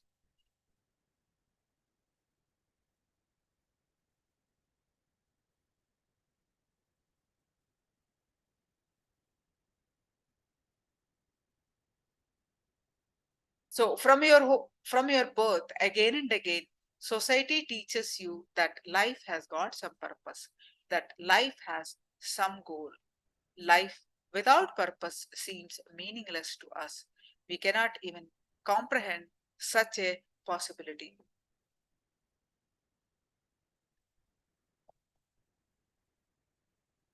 Just understand that this is only what you have been brought up to believe and nothing else.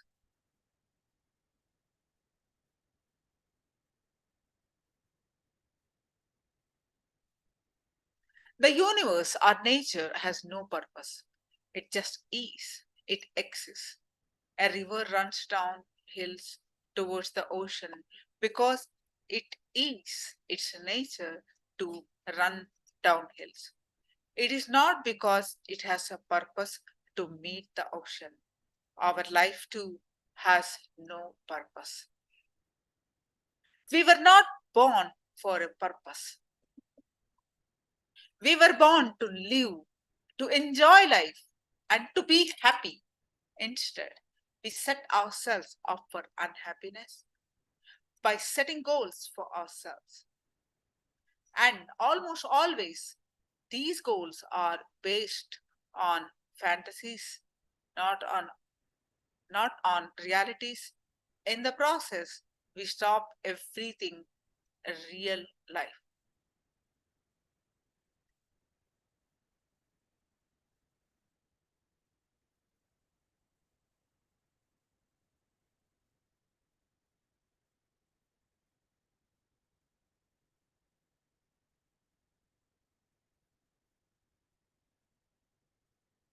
The more you run towards goals, the more you miss life itself. Because when you run, you miss the wonderful touch of the earth beneath your feet.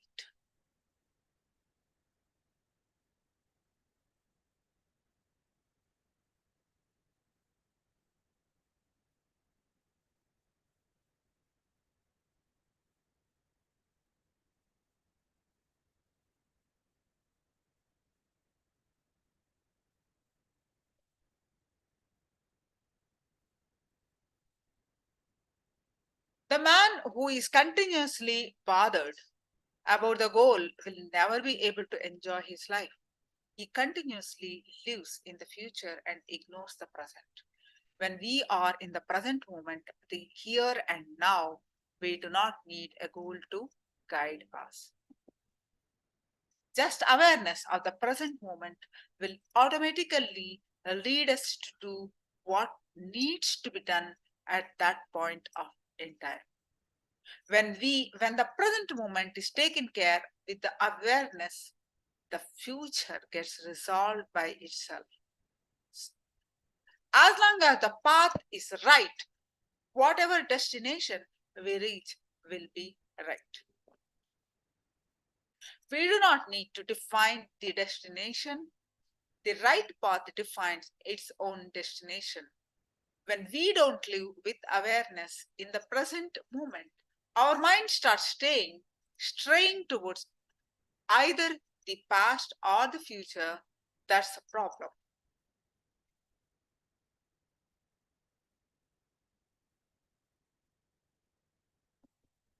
We constantly worry about the future.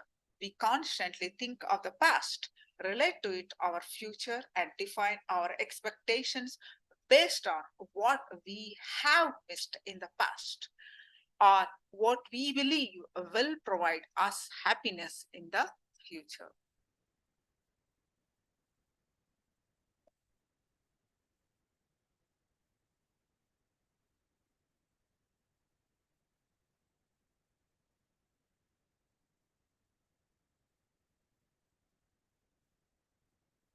For example, when you are studying, you always think, when I have a job, my life will be happy. When you have your job, you think, after marriage, my life will be happy. After marriage, you think, when I have kids, on my own house, my life will be blissful. After you have kids and your own house, you think, when my kids grow up and support themselves, all my responsibilities will be over and I will be peaceful and happy.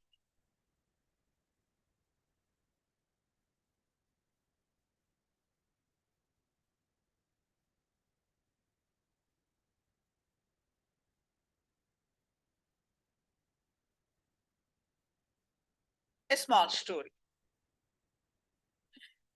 The emperor of a city came out from his palace for his morning walk. While he was walking, he met a beggar and asked the beggar, what do you want? The emperor of the city came out from his palace. Okay, this is already done. The beggar laughed at the emperor and said, you are asking me if you can fulfill my desire? The king was offended by the beggar and said, what is it? Just tell me and I can fulfill your desire. The beggar told the emperor, think twice before you promise anything. This was no ordinary beggar. He was the emperor's spiritual master from the king's past life. In the previous birth, the emperor missed the goal of enlightenment, so the master promised to return to awaken the emperor in the next life. But the king had forgotten all this completely. Nobody remembers past lives. In his arrogance, the emperor insisted to the beggar, I will fulfill anything you ask for. So what is your desire that I cannot fulfill it? I am a rare, powerful emperor.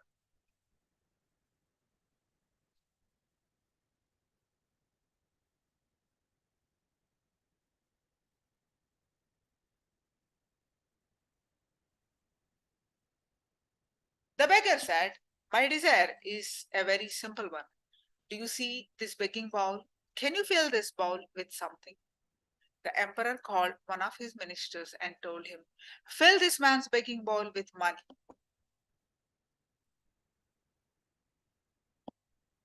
The minister went, got some money and put it in the bowl. Soon it disappeared.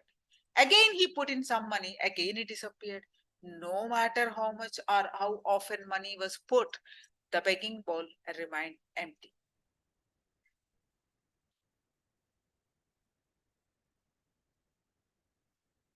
The news of this spread through the whole capital. and a huge crowd gathered near the palace. The emperor's prestige was now at stake. He told his ministers, even if the whole kingdom is lost, I am ready for it, but I cannot be defeated by this beggar. The diamonds, emeralds, pearls, and his treasures were being offered into the begging bowl. As everything carried, the people stood and watched in utter silence. The king fell at the feet of the master, the beggar, and admitted his defeat. He said, "You are right. I cannot manage this simple thing. Before you leave this place, tell me one thing. What is the begging bowl made of?" As evening arrived, the people stood and watched in utter silence. The king fell at the feet of the beggar and admitted his defeat. He said, "You are right. I cannot manage this simple thing. Before you leave this, please tell me one thing. What is the begging bowl made of?"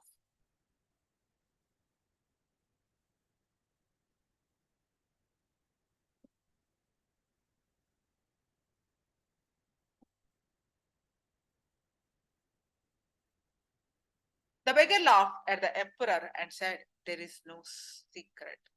It is made from the same stuff as everyone's mind. It is simply made up of human desire."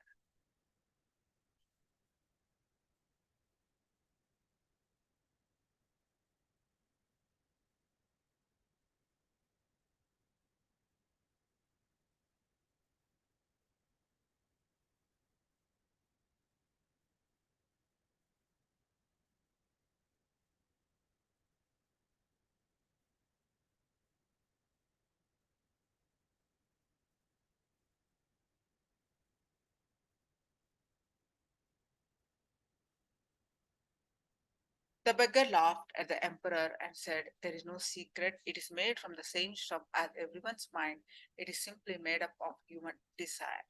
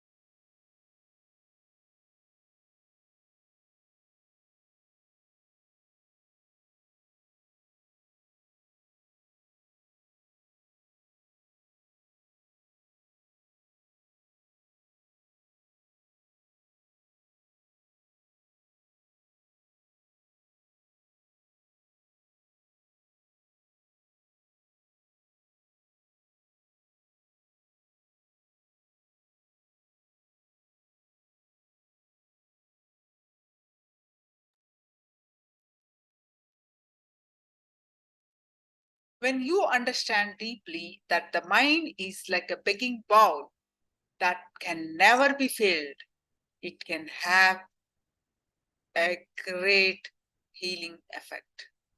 This understanding can transform your life completely. Let's get into the mechanism of desire. First, there is a great excitement, a great thrill, and a feeling of adventure. We feel a great kick about the desire. It could be a new car, a new home, increased bank balance, anything it could be. But suddenly there are moments when everything becomes meaningless. What happens after some time? Our mind has dematerialized the whole thing. The car is standing at the garage, but there is no excitement anymore. The excitement was only for getting it. The desire is fulfilled. The car is in the garage. The money is in the bank account, but the excitement has disappeared. Again, the emptiness is there, ready to eat us up. Again, we have to create another desire to escape this abyss. This is how we move from one desire to another desire. This is how one remains a beggar. Our whole life moves it again and again. If we observe the subtleties of it, we will see that every desire only frustrates. One day we understand that desire will fail to satisfy us. Then comes to the turning point in our life.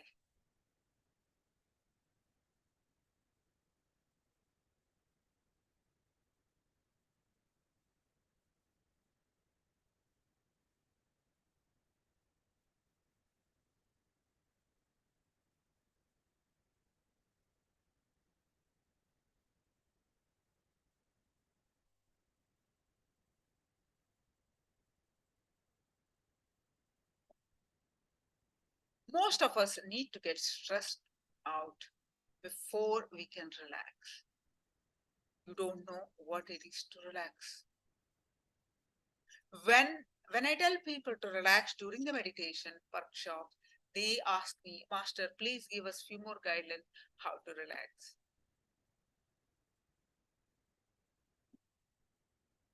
The tension of running behind something has become part of our being.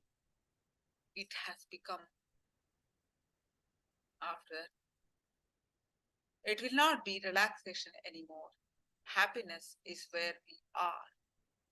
It is not where we think we should be.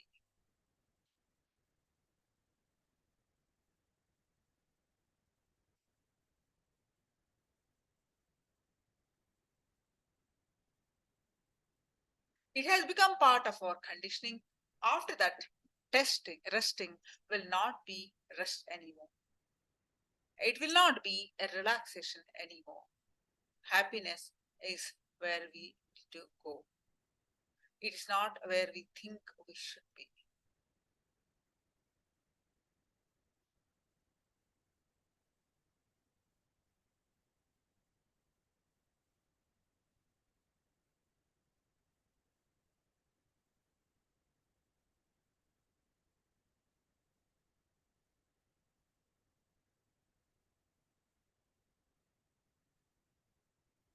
So it is good to have an idea about where we should be in terms of business strategies, but it is not a good idea to have our happiness invested in it. The two are clearly exclusive. Without what happens to your goal is a separate thread. What you are is a separate thread. If you are able to separate the two, relaxing will never be a problem. It is only because you have tied happiness and your goals together that you need to run behind the goals at the cost of your real happiness.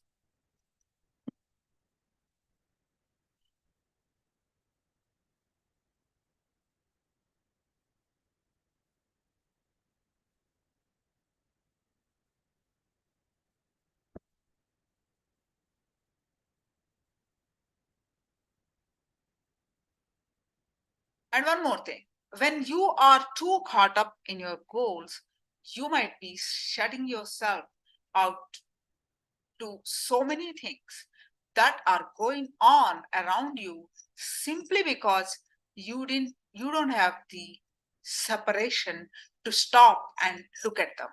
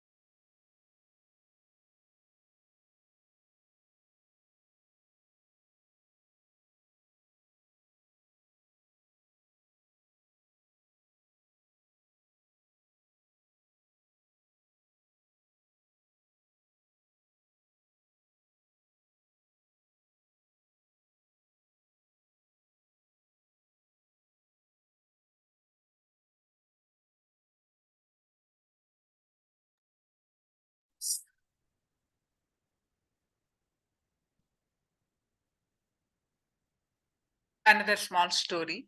A lifelong city man, tired of the rat race, decided that he was going to give up and move to the country. He wanted to become a chicken farmer. He found a nice used chicken farm and bought it. It turned out that his next door neighbor was also a chicken farmer. The neighbor visited him one day and said, "Chicken farming isn't easy. I will help you to get started. I will give you 100 chicks to start with." The city man was thrilled. 2 weeks later, the neighbor stopped by to see how things were going. The city man said, "No, not good. All 100 chickens died." The neighbor said, "Oh, I can't believe that. I have never had any trouble with my chickens. I will give you 100 more." Another 2 weeks went by and the neighbor stopped in again. The city man said, "You are not going to believe this, but the second 100 chickens died too." Astounded, the neighbor asked, "What went wrong? What did you do to them?" "Well," said the city man, "I am not sure whether I am planting them too deep or not far enough apart." Just imagine, the city man was actually planting the chicks. This is what happens when you are stuck with ideas and goals. You miss the many more beautiful ways in which things are done. Be very clear that life has meaning but no purpose. Enjoy the path and the goal is reached. Your very nature is bliss. Experiencing that every moment is the path and the goal. Now let's listen from Swamiji's satsang. This is the first satsang, first ever NSP, first hour what he spoke. We are going to listen now. First ever NSP, what Swamiji spoke. We are going to listen now. The introduction to the NSP. How beautifully Swamiji shared. You will all listen.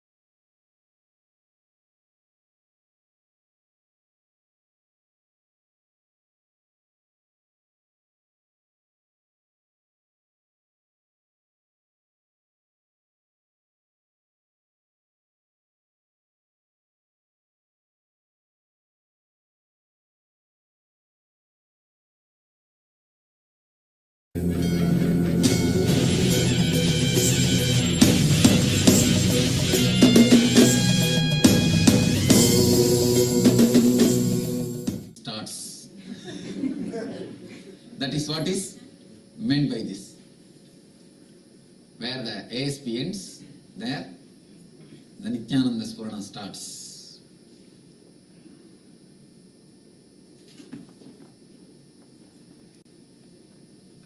A small story.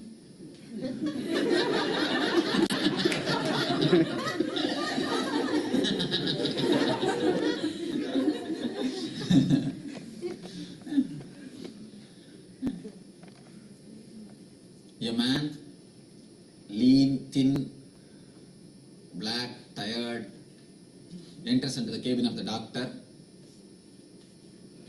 Doctor thoroughly diagnoses him and says, "Your health is pretty bad. You must stop smoking immediately." Then he asked, "Do you have the habit of drinking?" "Yes, doctor, every day I start my day only with some drinks." And doctor said, "No, from today, not even from today, from this moment you should drop all your habits. It's a mandatory. You cannot have any more these habits." Finally, doctor said, "Well, now it is $30 fees for my advice. You can go." The man replied, "Well, doctor, but who is taking it? Who is going to take your advice?"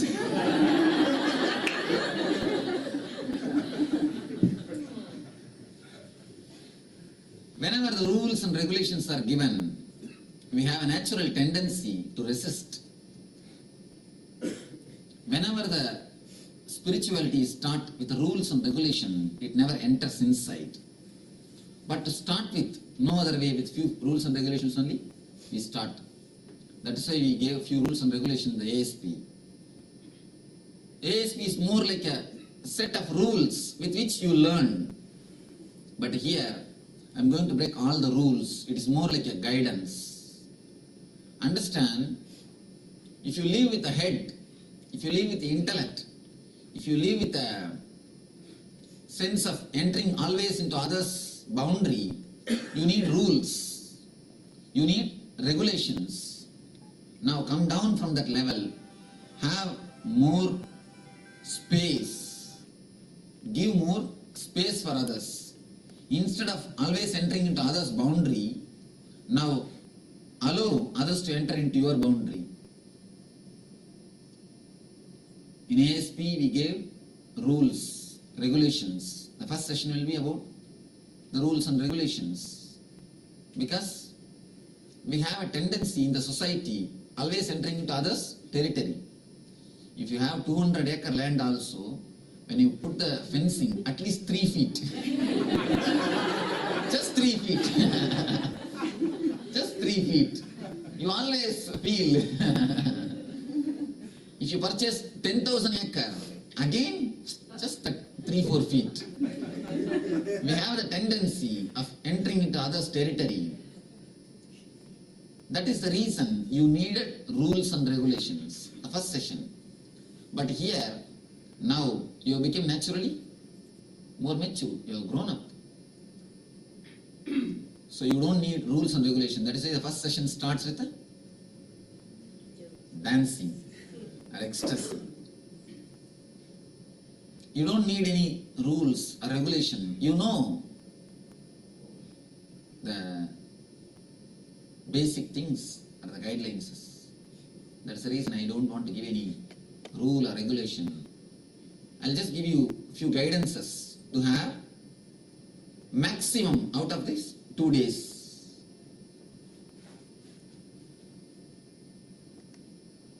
What the course is going to be, to tell you honestly, I do not know. I tell you honestly, I do not know. Somebody asked me, even yesterday night. Swamiji, what is this going to be?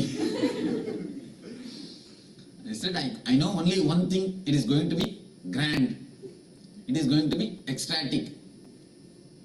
When I came in the car, Achi was asking me, Swamiji, now at least you know that what you are going to speak. I said, I know only one thing, what is going to happen, I know. I do not know what I am going to speak.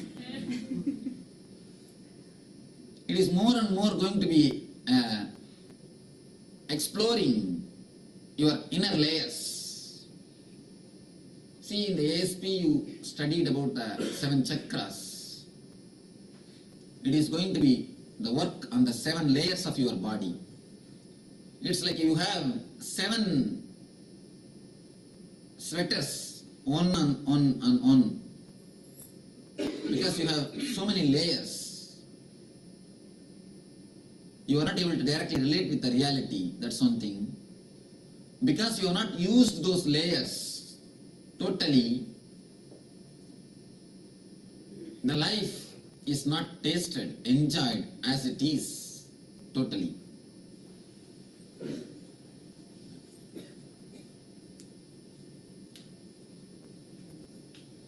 We are going to work on the 7 layers of the body. There are going to be the techniques, methods to work on the 7 layers of the body.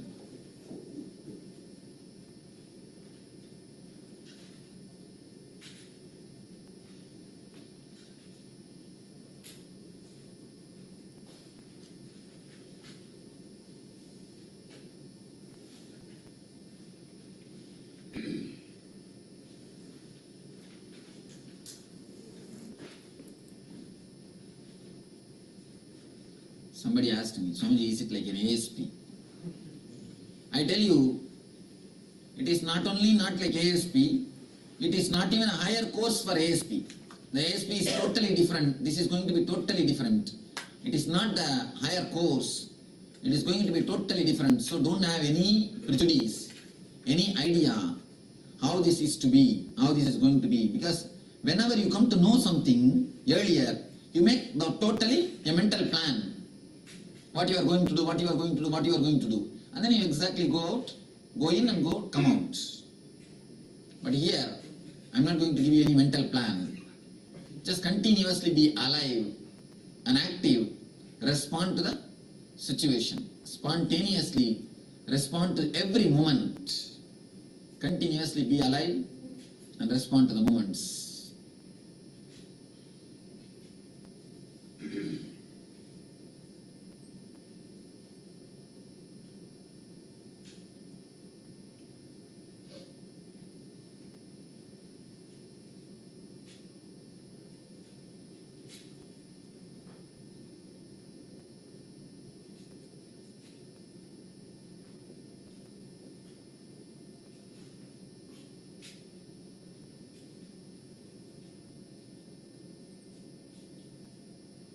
One more beauty, above all, even the next batch who is going to attend the Nithyananda Spurana will know what is the program.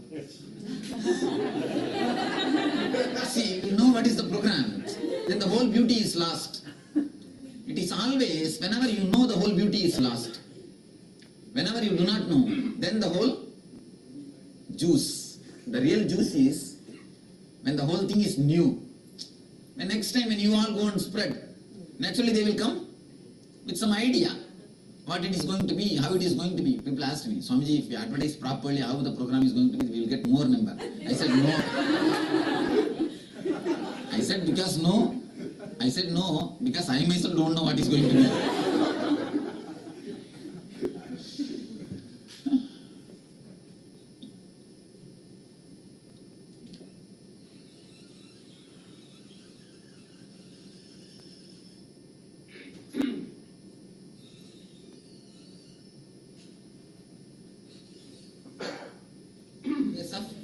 Bodies.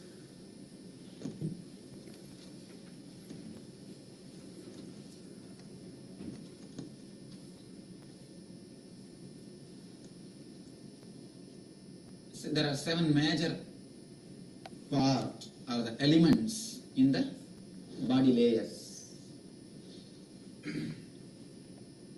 you need to understand three things. First thing, because of these body layers, you are not relating with the reality as it is. Because always all the mystics, they say, world is God. God is everything. Whatever you see is God. Everything is God. But we don't feel whatever we see as God. We only feel it as a evil. We always feel everybody is trying to exploit us. Everybody is trying to enter into our territory. Everybody is trying to disturb us. So, what the mystic says is one thing. What you feel is totally different thing. Why we feel in this way? Because we were not able to relate with the reality as it is. First thing you need to understand. Next thing, because you have not used these layers, they become just cancer. Whenever something is not used in your system, if something is separate,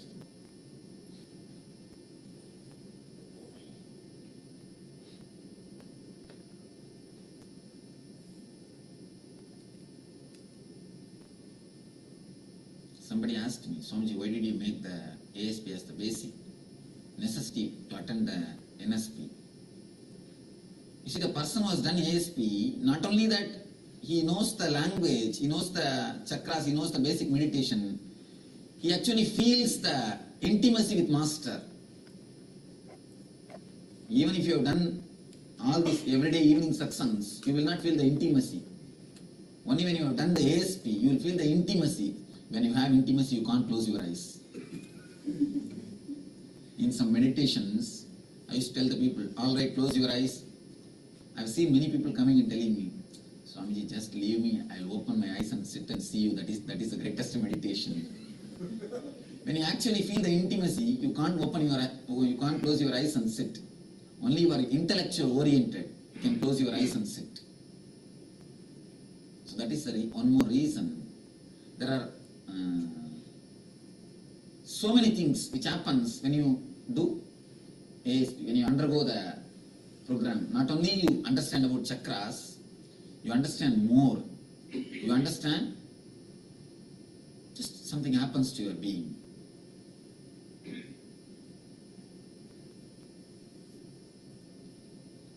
When you don't use the energy layers, it becomes just a cancer. Whenever something is not becoming part of your being, part of your body, it becomes a separate growth. So these layers, if it has not become your part, it naturally becomes a cancer. That's the second thing. Third thing, unless otherwise you express, you start living these layers, you will never have the satisfaction that you lived. Because major portion of your life, if it is unlived, how will you have the satisfaction that you have lived? Not only for the spiritual growth, even for the ordinary outer world things, ordinary outwardly things. So that is the reason we are going to explore, work on this 7 chakras. We will penetrate and express the energies of the 7 chakras. This is what is going to happen in these 2 days. There will be different techniques, methods to bring each and every body to your consciousness. Then when it is brought to the consciousness, it will be explored, it will be expressed. One more thing, we will be working with so many techniques related to imagination. You will be asked to visualize some things. We have a very deep disrespect for visualization. We always think, oh, by imagination what can I achieve? By visualization what can I achieve? Understand, your whole life is nothing but visualization. Your whole life is nothing but imagination. You are sitting here itself is nothing but imagination. Don't think you are really sitting here. You think you are sitting here. You may feel. But of course, you will understand the truth of my statement before tomorrow evening. Before tomorrow evening, you will understand the statement. You will understand the truth of my statement. You will understand the truth of my statements before you leave tomorrow evening. The whole life is nothing but the imagination.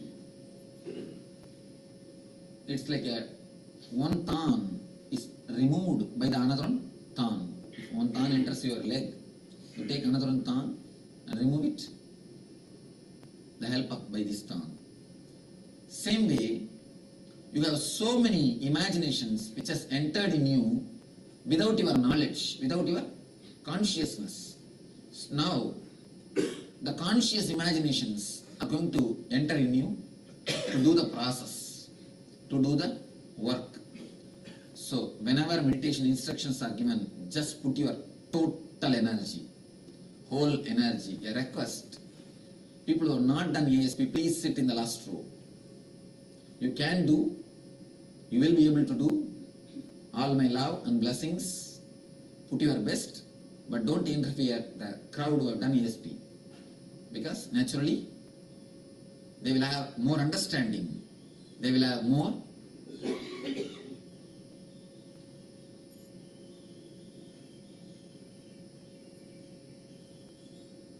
grasping power. You can say that's the right word. They will be grasping more.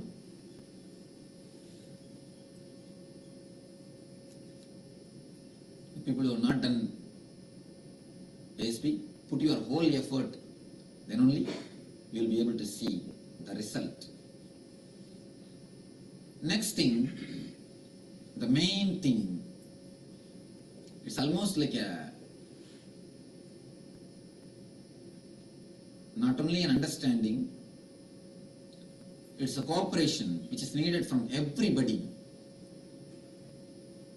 ASP is more like a program for common people. Anybody can enter there. Anybody can enter. It's more like you go to a doctor for cough or cold and you get the medicine and walk out. It's like a outpatients department. NSP is more like a inpatients department. It's going to be more like an operation on every body, on every energy layer.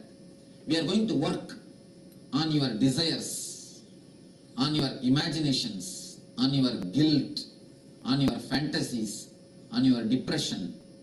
In every layer, we are going to work exactly on it. Because these are the layers which blocks our being. So when we are working on your guilt, sometimes you may be having some deep wound or the guilt, which can be simply released by asking. A simple solution will be there for that guilt. See, all big doors need only small keys. Door may be any size, but the key will be only this much.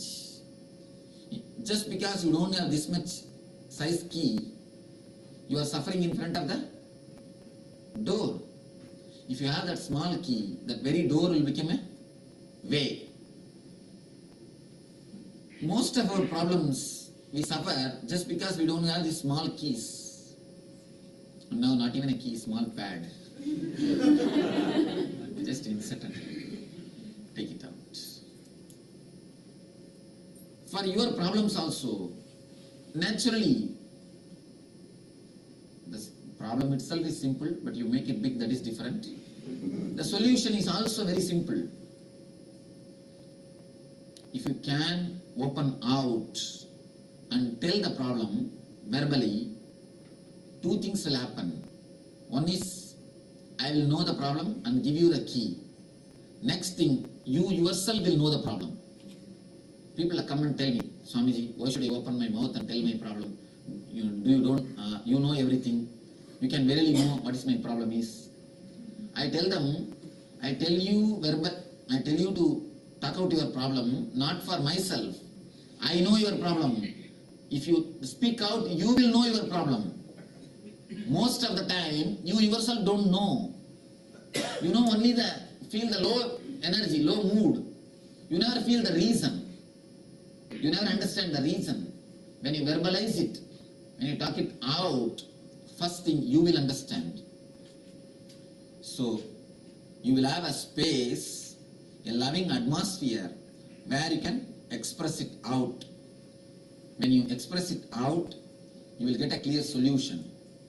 Because of this, there will be so many people who will be talking their personal life, opening out their personal problems. So all of you take a oath, take a vow, you will not go outside and speak about their problems. Understand? It is a commitment towards each of you. You are committed to other. The other is committed to you. Have a got a habit of speaking about others. We will never change. It is so tasty speaking others' problems. Speaking others' problems and speaking ill of others is such a tasty thing for us. You know, after the food they won't swallow only the bitter leaf. They will swallow somebody else's head also. Then only the bitter leaf is tasty. The leaf gets more taste when you swallow other's head also. In South India you should see after the noon meal, they will stretch their legs on the outside house, veranda. The bitter leaf, they will apply the lime, make the pond, and then slowly they will start. What has happened to that fellow? With whom she has run away? Running away is the first thing. Who has run away with whom? Who is having an affair with whom? And you see, it is so satisfying. And really, it just makes you regenerate. Almost like it just makes you regenerate. You have a tendency, curiosity to know about others and to know about others' personal life. That is the reason so much these yellow magazines are getting sold. Yellow magazine means a magazine which writes about others' personal life, others' sex life or the violent life. The crime magazines and the sex magazines, why they are getting so much sold? Because you feel so tasty when you know somebody else's personal life. I have seen many people asking our organizers what Swami is doing in the morning time, where he is going, what he is going to do, what he will be doing in the evening. And what you have got to do? He will be there surely in the evening program, public function. For public satsang he will be there. You come, that's enough. But they are not happy. They are not satisfied.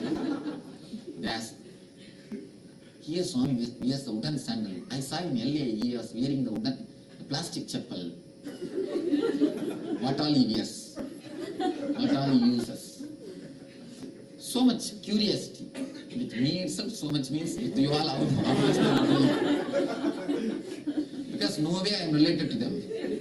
With me itself, they want to know so many other things. You see, many people I have seen, nobody wanted to know how he became enlightened, how I can become enlightened, I can also become enlightened, or how he can help me, or how I can also be helped by him. That nobody wants. What he wears. And I have seen many people asking, I say, Swami looks so nice. Is he using any costumes? Really, is he using any oil for his hair? What type of powder he is using? See, it's just a curiosity. Am I right? People ask all these things. First thing, I never use anything that is different.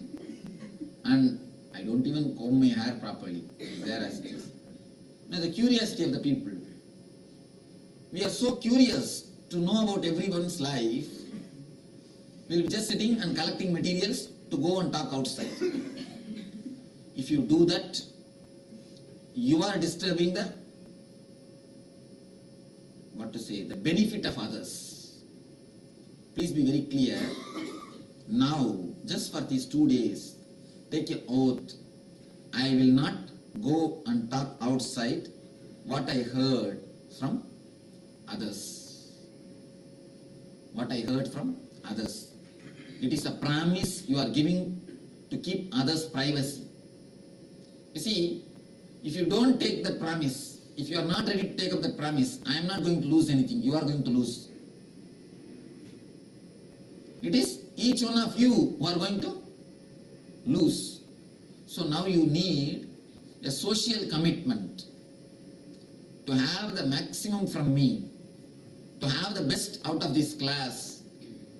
Please be very clear, to have the maximum from the ASP. If you are prepared, that is enough, alone. But to have the maximum from NSP, the whole group needs to be prepared. That is why I avoided the people who are not an ASP. But be very clear, you need to respect the privacy of others. Each one has got their own thing to speak, their own thing to ask, their own thing to tell. First thing, don't carry tales. Don't carry tales. It's a very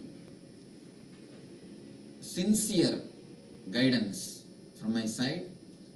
One more thing, when I say how the course is going to be, I myself do not know. I mean, I know the whole thing. What is going to happen, I know. But how much you are going to use it, I do not know. It is in your hands. If the whole group cooperates, only then the next technique will be more deeper. It's like a traveling in the deep forest. It is going to be more like a traveling in the deep forest. See, the whole ASP was more like a plane. The NSP is more going to be like a traveling in the deep forest. Of course, your eyes will be tied. You will be blindfolded. What is the best way to travel in the forest if your eyes are blindfolded? Hold the hands of Master. Then you will see, you will be able to use totally, you will be able to have the maximum benefit. So just put your whole effort, understand, here we are on the journey, that's what they call the mystery work. It is going to be more like a mystery work. And every meditation, everyone is going to have a touch. You understand? In every meditation, I am going to come around everybody, come here everybody. Don't think it's not like a mass sermon. ASP. ASP, any 1,000 can attend. Any number of thousands can attend. But it's not going to be like a ASP. If you have the benefit, you have. If you don't. That's the ASP. But here, everyone I'm going to attend. Everyone I'm going to come here. On every meditation technique. Not on only one technique. On every meditation technique, I'm just going to be around you.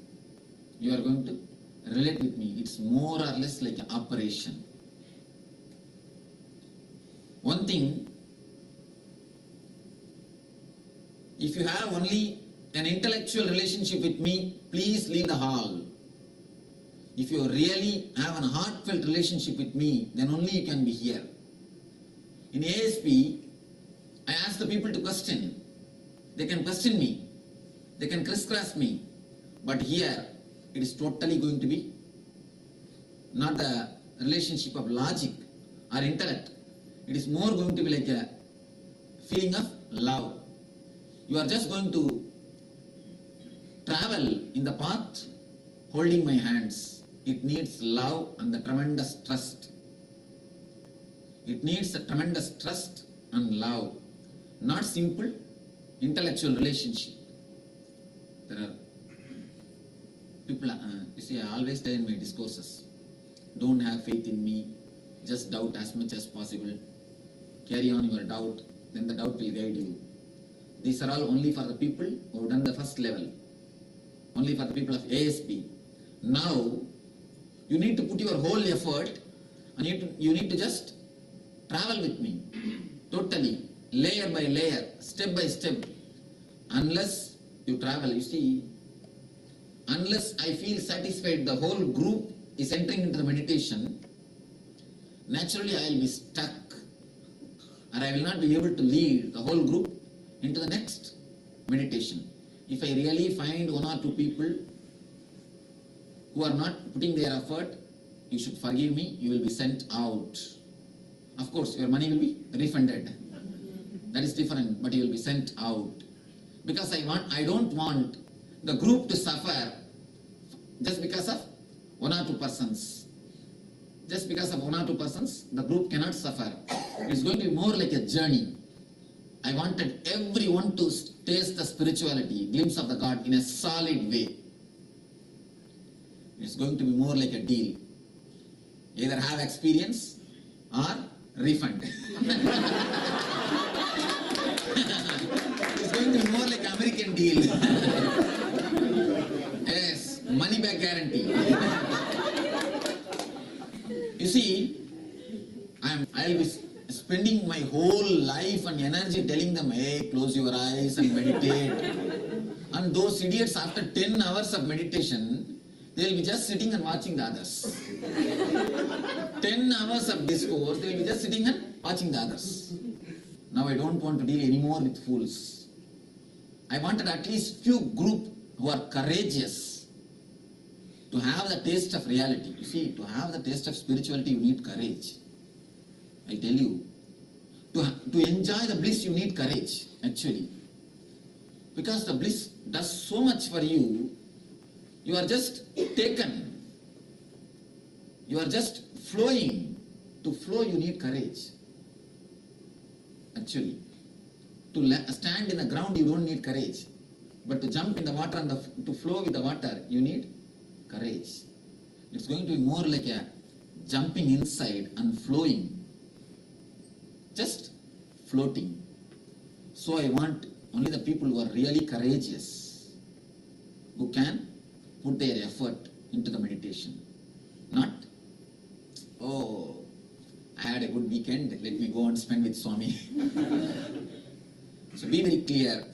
Of course, it is going to be a very great experience, but which needs a lot of courage, which needs to put your effort, which needs to be. The whole process is going to be about relaxation. That is why you need to put your effort. Because you have forgotten the way to relax. These 2 days is going to be totally a relaxation. Because you have forgotten what is relaxation, you need to put your effort. We will have the oath. You all will close your eyes. Let me finish the thing. Close your eyes and take the oath consciously. You see, it's a commitment, promise to the energy. You will not go and talk outside after these 2 days about the personal life of everyone, because there will be so many who will be expressing their questions, their lives, their miseries or their problems. They will be asking. It is not going to be like a ASP, the mass program. I am going to relate with every one of you individually. So many will be asking their personal things. So if you try to go and express outside, you are just doing Guru Droga. Understand? It's a Guru Droga. It's going to be just cheating or exploiting the trust of the other. So never go and speak outside about others' problems or others' words, because everyone has got their own life. Who are we to judge or to comment? Next thing, don't judge somebody. Never judge. Are you here to give judgment? Are you here to give a judgment? Are you here to judge somebody? If you are, please leave the hall. Here nobody is there to judge others. Each one has come, grow themselves, to expand in their own way, to have the taste of spirituality, to have some benefit in their life. Each one has got their own reason for being here. So never judge others' reasons, never judge others' life, never judge other beings. Be very clear, take a strong conscious decision. You will not go and speak outside about others' life. You will not, same way, have it in your mind and behave with them. Not only you will not speak. One more thing, if you know something of their life, then after going outside, oh, this guy, I know about him. And you will be thinking, that foolish guy expressed all his life. He spoke about all his personal life. I am so intelligent, I never spoke anything. I was just as I am. I behaved very gentleman way. Be very clear, you are the worst fool. It is a beautiful opportunity to open yourself, to open your Pandora box, to open your being. When you open here, the Master will be here to clean. The Master's energy is here. It can clean you up. If you feel you are very intelligent by not opening up, be very clear, you missed the great chance or the possibility of opening. I have seen many people. One of our devotee, he had somehow an affair, extra affair. Of course, he was courageous enough to tell others, that's all. He was having a deep guilt for it. Deep guilt because of that. Finally, a time came, because of that guilt, not only he dropped the affair, he was not able to mentally drop. He has dropped the affair physically, but mentally he was not able to drop. It was just like a heavy thing on his mind. He says, in day, the morning till night, day in and day out, my being is just being suppressed. I'm feeling suffocated. I'm feeling heaviness. When he came and spoke to me about this problem, he just told everything in a patient way. I listened in a detailed way. And then finally just I put the hand on his head, told him, don't worry, it is healed, you will not have any more guilt. That's all, nothing else. Of course, after a month when I saw him, I saw what has happened. Your face has changed totally. Your eyes have become alive, living. He said, Swamiji, I do not know what has happened, but one thing I am sure, I have totally forgotten the very root of the guilt. The very root of the guilt has disappeared. When you open the layers of your mind, layers of your being, energy directly enters. See, as long as you keep it closed, you keep it locked, the energy never penetrates. When you open, the energy totally penetrates it. Energy is being flooded. Originally, the confession technique, it's a technique designed based on this philosophy only. Of course, when you confess to the masters, that is, you will be healed. Ordinary confessions are not going to help you. In the master's presence, whenever you open something, it is totally washed and cleansed. It is totally purified. And not only master purifies it, you yourself will know what was happening inside. Only when you verbalize. Only when you bring it out. So, please understand, not only you will not speak outside ill or the things which are expressed here. You will not have the prejudice or a wrong opinion about them. You should not form your own opinion about them, what you are listening from here. So never judge others. Stop the idea of judging others. You are not common civilians. Understand, you are seekers. I don't want civilians here. I don't want anybody who is living in the society here. I want only seekers who are ready to commit and give preference to the spiritual growth. I want here only the people who are ready to taste meditation, who are ready to taste the spiritual life. That is why I made a lot of rules, lot of filtering before entering here itself. This is not the open invitation. ASP is an open invitation. You can say, then why did you invite me? Here it is not open invitation. It's only for the chosen few. So now I tell you, you are going to travel a journey which is really going to be beautiful, which is going to be full of flowers. I don't want any thorns. If you are a thorn, you will be disturbing others. So just become a flower or escape from here. So I tell you, put your whole effort. Don't have anything, any trace or hangover of the society. In the outside world, you may be a person with a sharp tongue, talking about others. That may be your hobby. But here, at least these 2 days, never do that. And one more thing, outside, whatever way you may have been relating with each other, you may be friends, or you may be enemies, you may be husband, wife, you may be son and father, you might have had any relationship. Now, in this hall, please keep all your relationship outside. Here, just be individuals.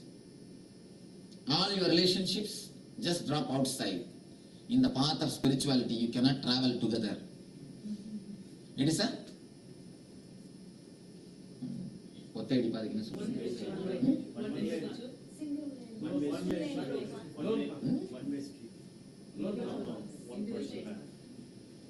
No. The breath, better let me express in my own way. You are confusing much more than me. The breadth of the path is only 1 feet. Only one man can travel. It is always individuals who traveled and experienced. Even in the case of Ramakrishna and Sharada Devi, they both have become enlightened, but only individually, not together. So, the spiritual path is only for individuals. Now for these 2 days, be totally an individual, physically and mentally. Now for these 2 days, you are individual. So put your whole effort, only then you will be able to see the ultimate, or see the maximum from this. So it's going to be more like a path of mystery. It's going to be more like a alchemy of spirituality. In ASP, even if you don't practice much, okay, alright, but it is not going to be like this here. Fire. If you are a wood, you will also catch fire at the temperature. If you are a banana tree, not only you will not burn, you will reduce the temperature. Then the whole group will suffer. It is going to be more like a working as a total energy. I'm just going to guide the whole group, the whole energy level to the higher level. It is going to give you the glimpse of eternal bliss. You see, you had the glimpse in ASP, but after a few days, it slowly started coming down. But I wanted to give you some glimpse which can never become dull. Ramakrishna says, if it is a brass vessel, how much you wash it, only one day it will be bright, next day it's out. If it is a gold vessel, every day it will be, always it will be just continuously shining. So I wanted to give you the touch of philosopher's stone. Philosopher's stone means you understand. If that stone touches, then everything will become gold. So it is going to be more like a intense meditation or the intense energy sessions. So put your whole effort. No reservations. If any of you are here out of curiosity, oh, what the Swami teaches, let me go and see. Please leave the hall. This is not the place. For curiosity, you can attend ASP, no problem. But this is not for curious crowd. This is only for the crowd who really wants to have the experience, test. In ASP, I am not able to give experience to so many persons. Experience means the higher levels of spiritual experience, because the techniques are very soft. More than that, people won't be able to do. You understand? More than that, people won't be able to do. But this is not going to be like that. That is the reason I selected, I filtered enough. So I trust you. That is why I give you the higher and higher levels of meditations and higher levels of experiences. So every one of you take a deep oath. I will put my whole effort. I will not collect tales or carry tales. I will not go and speak outside ill of others or even think ill of others.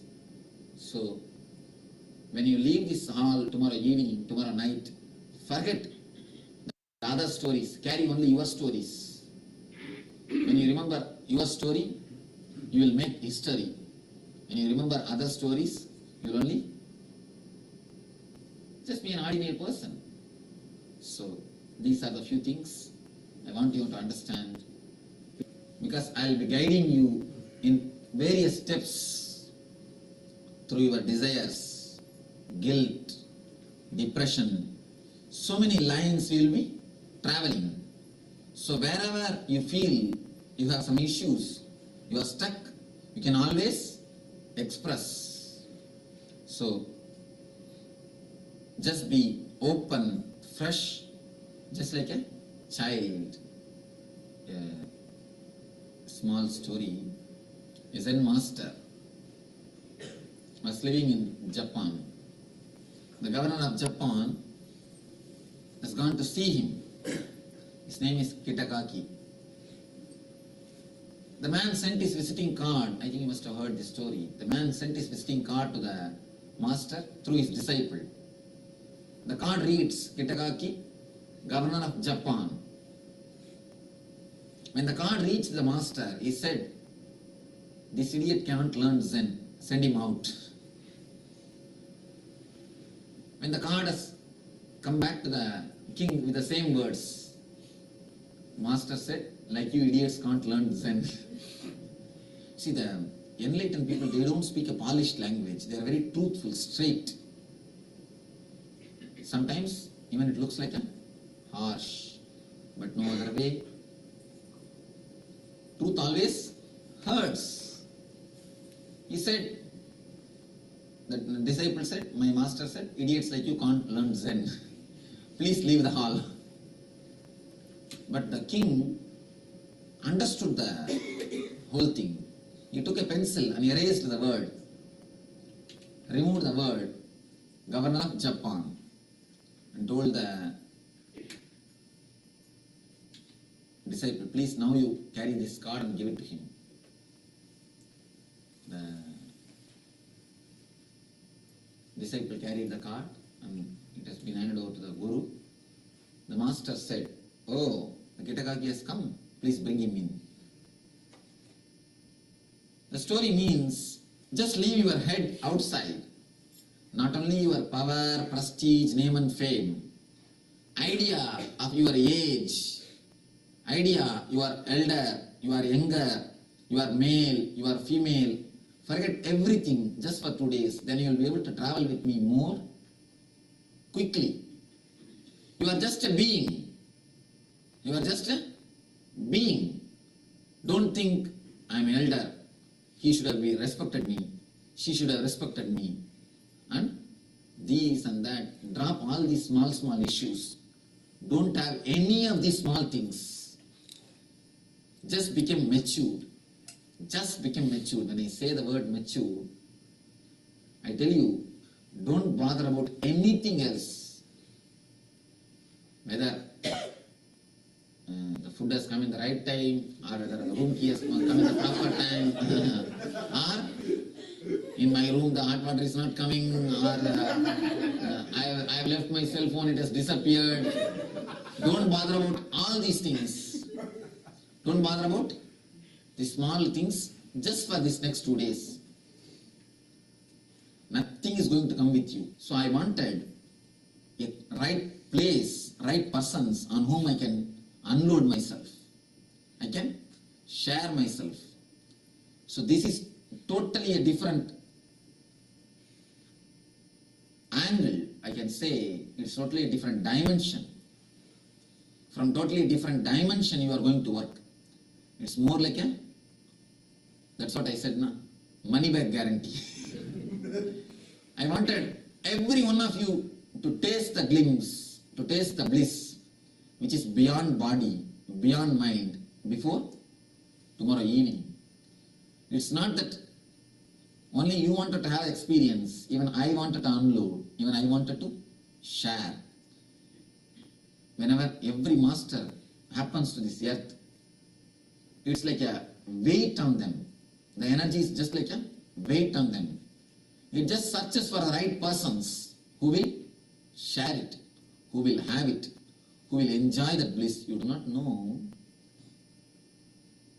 When a man becomes enlightened, you all will be thinking, oh, he is free from all the bondages. He has become free man, free being. Don't think. The responsibility with enlightenment is not a small thing. The responsibility which comes to you with enlightenment is not a small thing. It is the greatest responsibility. Of course, you have a greatest freedom, that is different. But the greatest responsibility. So now, let you all be very clear. You are ready for the process. Ready for the next steps. Drop all these small silly things. These 2 days just enjoy a different atmosphere. None of the, nobody has come here to exploit you. The same way, don't have a big self-defensive mechanism around you. There is no need to defend yourself. Nobody has come here to exploit others. Everybody has come here to taste the joy, taste the bliss. Drop your defensive mechanism and don't enter into others' territory. Understand this both. Drop your defensive mechanism, don't enter into others' territory. When you drop the idea of entering into others' territory, only then he can drop his defensive mechanism. So both are just interrelated. When you drop both, only then you will be able to really experience the taste or the joy of meditation. So it is going to be more like a commitment, a total commitment. The commitment in the group level. Individual commitment is perfectly alright. But when you go in a deeper and deeper level, it's going to be more like a commitment in the group level. So you will have a few minutes to introduce yourself and get to know about each other. I think many of you are from different places. So I have a few minutes to know about each other. One more thing I want to tell you. At the time of the leaving the body, nobody else, nothing else is going to be with you except the master. Except the master's presence. What happens at the time of leaving body, I will tell you. Of course, these all don't have logical proof. I can't give you certificate or videograph proof. I can give only my experience. Whether you believe or don't believe, it is your headache. Because I am fed up with quoting these foolish scientists. You see, everything, to express the truths of the rishis, to express the ultimate experience of the rishis, I have to quote these foolish scientists and psychologists. You see, it is supposed to be otherwise. Vyasa, Vasishta, Vishwamitra will be authorities, and these fellows should take them as a quotation. But your mind has become such, when these people, the psychologists and the doctors, when they want to prove their ideology, they have to quote Vishwamitra, Vasishta, Vyasa. Because our mind is so westernized, so much filled with this logic. We have to quote these people to prove Vyasa and Shankara. So I am not going to give you any proofs for these 2 days. Whether you believe, it is up to you, or you don't. If you don't, that is also up to you. I tell you, from my own experience, when you leave the body, you see, if you just scratch your body half inch, how much it's painful. Understand, when you leave the body, 6 inch they are going to open. 6 feet, not even 6 inch. The whole 6 feet you are going to be just torn. It is going to be more, it will be more like 1,000 scorpions biting at one time. Every moment, every inch will be painful. Every inch will be just excruciating. At those times, except the presence of the Master, nothing else will stand with you. I have seen the people dying. Of course, I myself have died. That's why I am sitting here. I myself had the death experience. That's why I am sitting here. At those moments, whatever you lived, all your life, you see, the whole life will come in a short form, like a fast forward. At the time of leaving body, you will leave the 7 layers. Actually, from the physical body, you will go to the mental body, from mental to etheric. The 7 layers of body you will be leaving. It takes at least some, I can say, for a normal average being, it takes some 7 to 8 hours. It takes. The whole time will be excruciating pain. When you leave the one body to other body, the whole life you lived, you will see in fast forward. The whole thing will come in a slide form. Whatever you have done, the major incidents will come in a slide form. From that only you choose the next life. How you lived in this life, what ideology you lived. You see the whole thing in a what to say, in a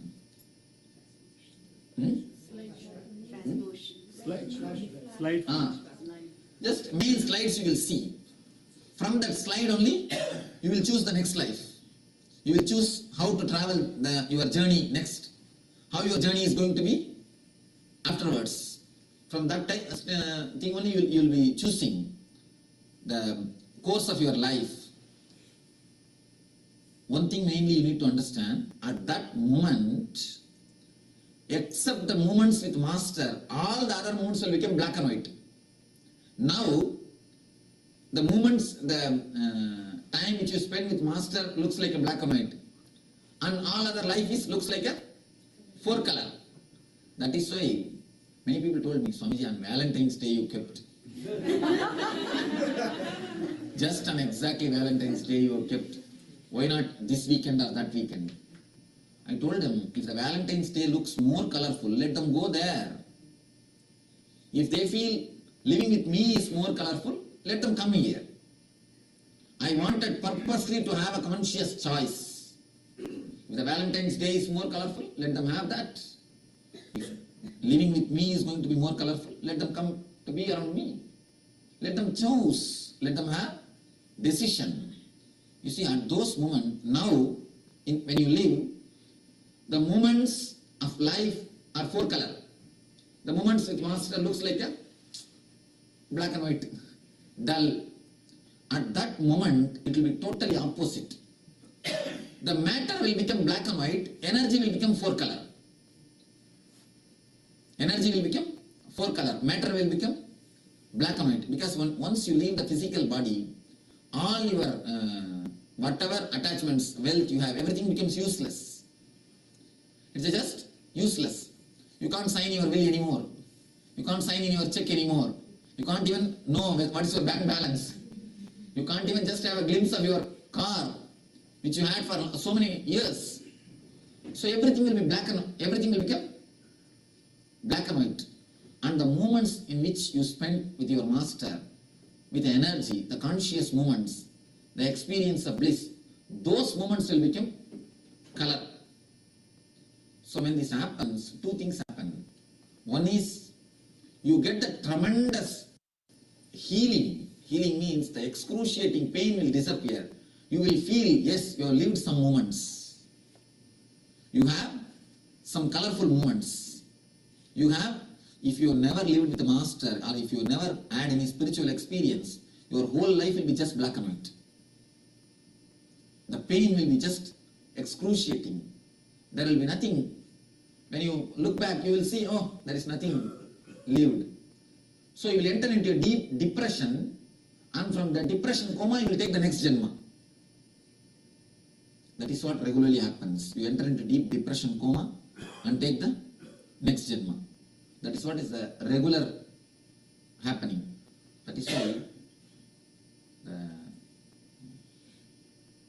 truth, or if you find, of course, if you are a meditator, then you can understand. If your person dies, if you be around him, you can see an excruciating pain in his being, pain in his face. He enters into the coma, understanding that he has never achieved anything.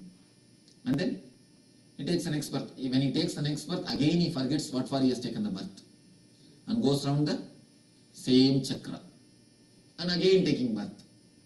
That becomes the vicious circle. If you really had some glimpse of with a master, experience with master, at that moment that will become color slide. Because once you go inner with the body, inner and inner layers, you never live with inner layers. You leave only the physical layer. So when you leave the physical layer and go inside, whole thing will be just black and white, just dark. Nothing will be there inside. But if you really had a glimpse of the master, or the energy, or the meditation, there will be light inside. You will see the whole thing in a color. So the master's energy, or the movements with the master, that will be a color, that will be four color. At the time when you see him, when you see those movements, you will have the tremendous healing effect on your pain. You will not have that excruciating pain. Because you know that you have lived something. There is something worthy in your life. Next thing, the tremendous surrender to the master happens. And naturally, when you surrender to the master at those moments, your whole energy enters into the consciousness. Master is nothing but consciousness. Your whole energy enters into the consciousness. When you enter into the consciousness, again you will be given a choice whether to take birth as you want or to become enlightened. That is the importance of the master. See, the importance of the master is only at the moment of leaving the body. It is only at the moment of leaving body you will understand what the difference is. At those moments only you can exactly understand what great help is happening to you. What great help has happened to you. Because now you measure even the energy only with the material prosperity. Even the energy is measured only with the material prosperity, because this is the four color scene. This is two color scene, black and white. At that moment, it will become totally topsy-turvy. This will become black and white, not even black and white, dark. And that will become color. I think, hope all of you understand what I say. All of you understood? Yes. Any question? Sorry, you are saying something, clearing 6 feet. What is that? I didn't From your whole body, the consciousness will be taken away. See, it is like clearing the 6 inch, but when you leave the body, the whole consciousness will be just toned. It will be just taken away from your body. Do you get scared? Sorry, that time. What scared? You will be having the excruciating pain. You will be entering into the coma. That is what again and again people say. When you are living, have a glimpse of meditation. Because at that time, this torch only will help you. At that time, to have the path, only this torch is going to help you. That is the reason I tell you, once you have some conscious experience at the grace of the master, at the blessing of the touch of the master, at those moments you will see exactly his presence or his energy will be there to guide you layer by layer. Layer by layer. So not only that, you see, once you have the glimpse, already the path is ready. You already penetrated all the 7 bodies. You will not have the pain. To make the new road only, you have to suffer. If already road is there, you need to suffer. There is no need to suffer. Having the spiritual experience means already the bodies are penetrated. The layers are penetrated. The layers are already touched. The road is already made. It is like a tunnel. The tunnel is already ready. You can just travel. You will see the light and the consciousness just guiding you. People prepare so much to live, but nobody prepares to die. When you really prepare to die, only then you can really live. This is a preparation for life and for death. And moreover, the tremendous excruciating pain will disappear when you see a light at the moment of leaving the body. When you see the glimpse of energy, you see, even if you see one scene, full color, then you will understand, really I have done something. I have achieved something. That is the reason why so much the meditation or the spiritual experience is emphasized on our life. But can I tell all these things in the public? First thing, I need to give proof. Actually, I hate to quote all these fellows. But no other way. What to do? What to say in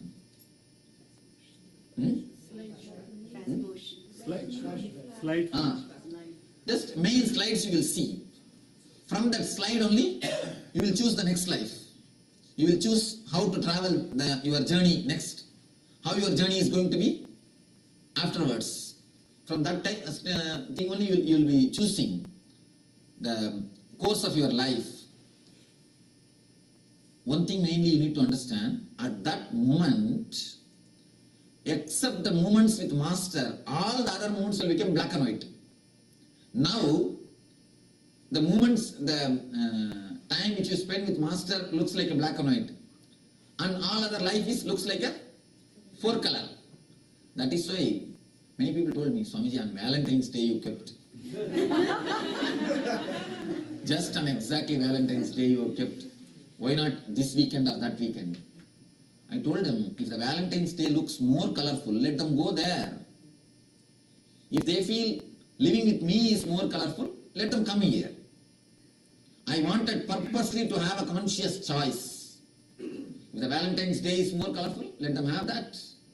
If living with me is going to be more colorful, let them come to be around me. Let them choose. Let them have decision. You see, at those moments, now, when you live, the moments of life are 4 color. The moments with Master looks like a black and white, dull. At that moment, it will be totally opposite.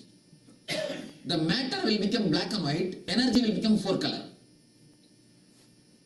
Energy will become 4 color, matter will become black and white. Because once you leave the physical body, all your whatever attachments, wealth you have, everything becomes useless. It's just useless. You can't sign your will anymore. You can't sign in your check anymore. You can't even know what is your bank balance. You can't even just have a glimpse of your car, which you had for so many years. So everything will be everything will become black and white. And the moments in which you spend with your Master, with the energy, the conscious moments, the experience of bliss, those moments will become color. So when this happens, 2 things happen. One is, you get the tremendous healing. Healing means the excruciating pain will disappear. You will feel, yes, you have lived some moments. You have some colorful moments. You have, if you have never lived with the Master, or if you never had any spiritual experience, your whole life will be just black and white. The pain will be just excruciating. There will be nothing. When you look back, you will see, oh, there is nothing lived. So you will enter into a deep depression, and from the depression coma, you will take the next Janma. That is what regularly happens. You enter into deep depression coma and take the next Janma. That is what is the regular happening. That is why the truth, or if you find, of course, if you are a meditator, then you can understand. If a person dies, if you be around him, you can see an excruciating pain in his being.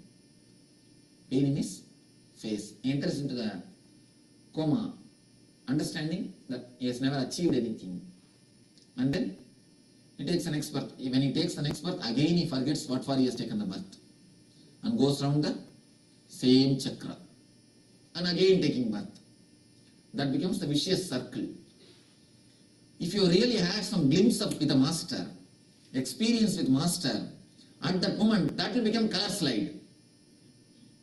Because once you go inner with the body, inner and inner layers, you never leave with inner layers. You leave only the physical layer. So when you leave the physical layer and go inside, whole thing will be just black and white, just dark. Nothing will be there inside. But if you really had the glimpse of the master, or the energy, or the meditation, there will be light inside. You will see the whole thing in a color. So the master's energy, or the movements with the master, that will be a color, that will be a four color. At the time when you see him, when you see those movements, you will have the tremendous healing effect on your pain. You will not have that excruciating pain. Because you know that you have lived something. There is something worthy in your life. Next thing, the tremendous surrender to the master happens. And naturally, when you surrender to the master at those moments, your whole energy enters into the consciousness. Master is nothing but consciousness. Your whole energy enters into the consciousness. When you enter into the consciousness, again you will be given a choice whether to take birth as you want or to become enlightened. That is the importance of the master. See, the importance of the master is only at the moment of leaving the body. It is only at the moment of leaving body you will understand what the difference is. At those moments only you can exactly understand what great help is happening to you. What great help has happened to you. Because now you measure even the energy only with the material prosperity. Even the energy is measured only with the material prosperity, because this is the four color scene. This is two color scene, black and white. At that moment it will become totally topsy-turvy. This will become black and white, not even black and white, dark. And that will become color. I think hope all of you understand what I say. All of you understood? Yes. Yes. Any question? Sorry, you are saying something, clearing six feet. What is that? I didn't From your whole body the consciousness will be taken away. See, it is like clearing the 6 inch, but when you leave the body, the whole consciousness will be just toned. It will be just taken away from your body. Do you get scared? Sorry. What scared? You will be having the excruciating pain. You will be entering into the coma. That is what again and again people say. When you are living, have a glimpse of meditation. Because at that time this torch only will help you. At that time, to have the path, only this torch is going to help you. That is the reason I tell you, once you have some conscious experience at the grace of the master, at the blessing of the touch of the master, at those moments you will see exactly his presence or his energy will be there to guide you layer by layer. Layer by layer. So not only that, you see, once you have the glimpse, already the path is ready. You already penetrated all the 7 bodies. You will not have the pain. To make the new road only, you have to suffer. If already road is there, you need to suffer. There is no need to suffer. Having the spiritual experience means already the path, the bodies are penetrated. The layers are penetrated.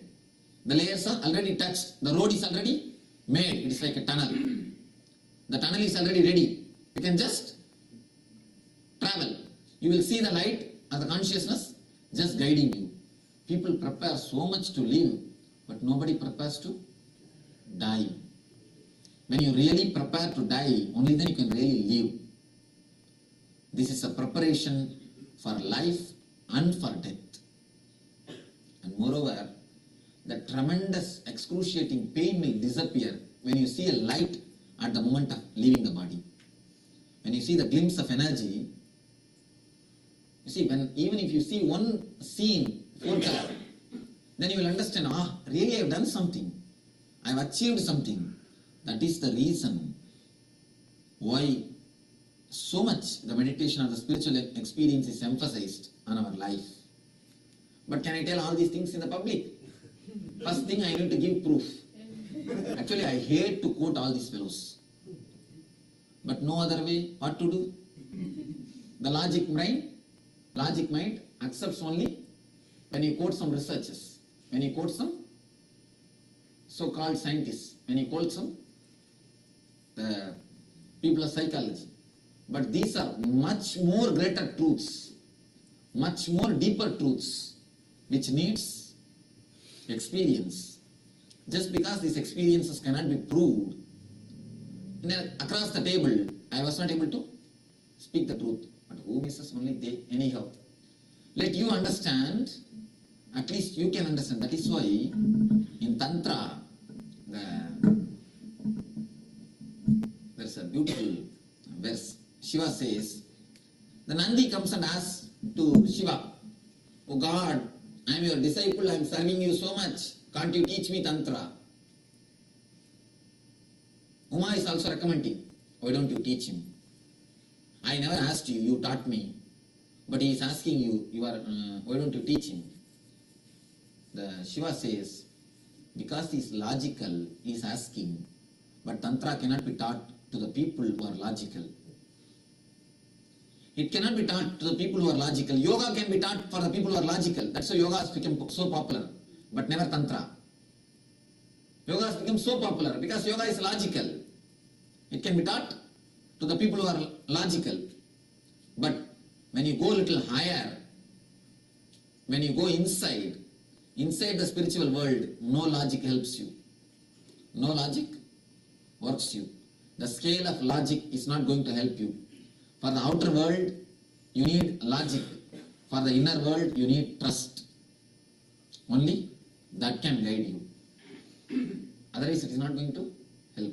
So it is going to be more like an experience, more like seeing, more like being, than like thinking. It's not going to be more like a discourse. It is going to be more like an experiencing. Of course, because I want to give you an introduction, a clear-cut introduction, what we are going to do.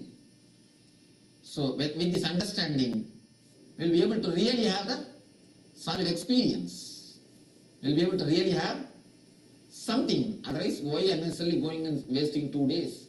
Your 2 days and my 2 days. It's not necessary.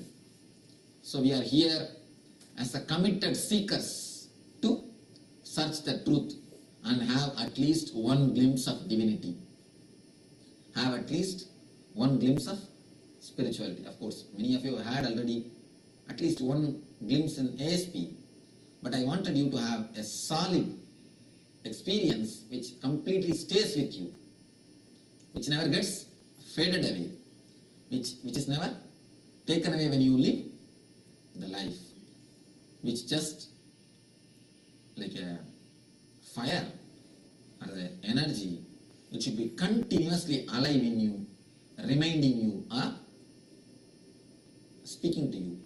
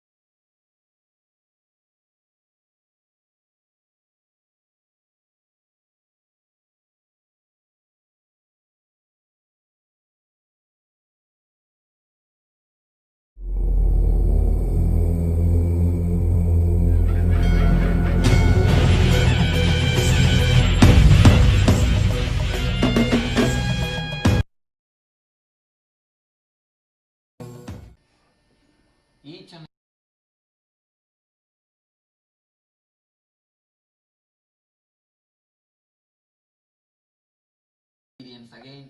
So you had some glimpse, some change, transformation in your life to have little more transformation, some desire.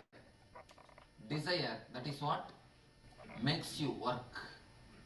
That is what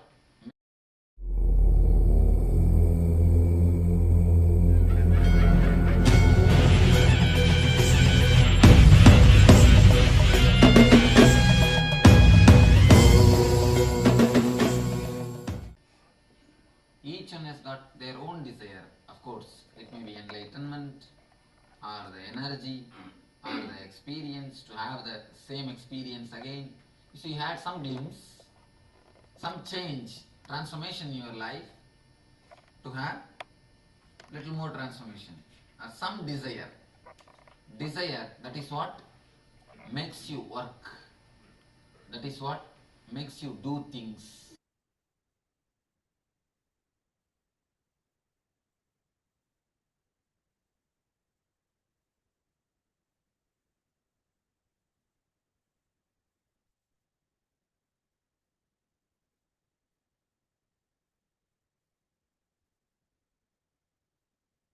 Nithyananda, everyone.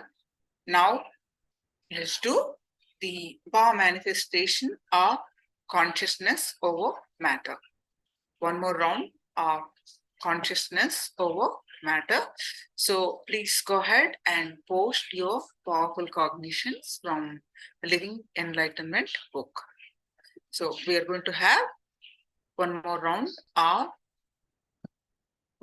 the power manifestation of consciousness over matter.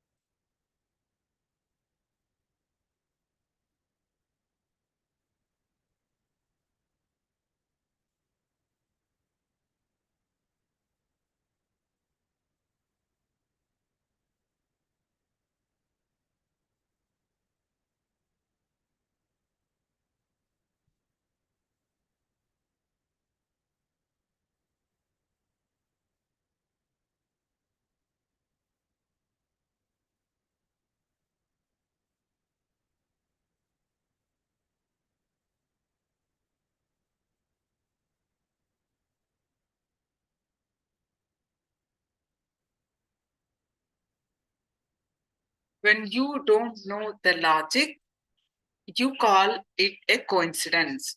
Nothing can happen without a cause on planet Earth. Wonderful cognition. Now please straight with your head, neck, back, straight line.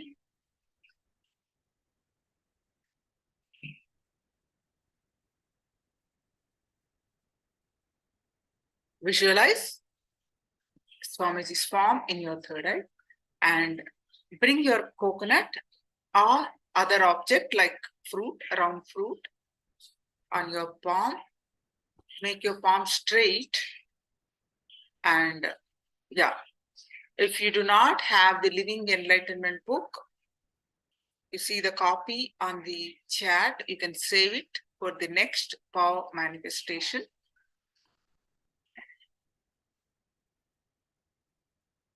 The power manifestation book should be handy all the time.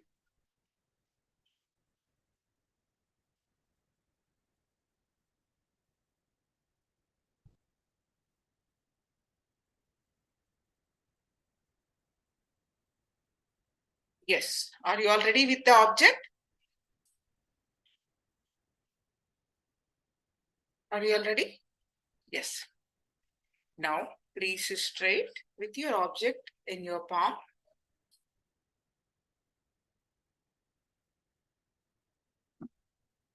Your palm should be straight and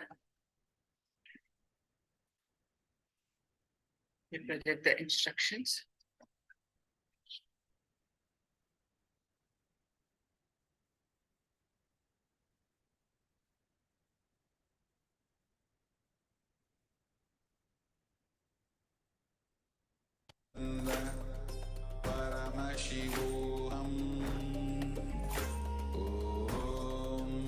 Focus on your heart region. Exclude everything else. Focus only on the heart. This is Andri. This is when you're doing the Anahata meditation. When you express the, when you want to radiate in the selfless love. Now you can turn on the video recording. Place the coconut on your palm. You have done the powerful cognitions from Living Enlightenment book. Now you can start turning on the video recording and place the coconut on your palm and keep the palm absolutely flat. And coconut end should be pointy end of the coconut away from you. Now, you do not have the coconut by any chance, you can use the round fruit. Now, sit straight with somebody's palm in your third eye and start chanting the Mahavakya. Om Nithyananda Paramashivoham. Start chanting the Mahavakya.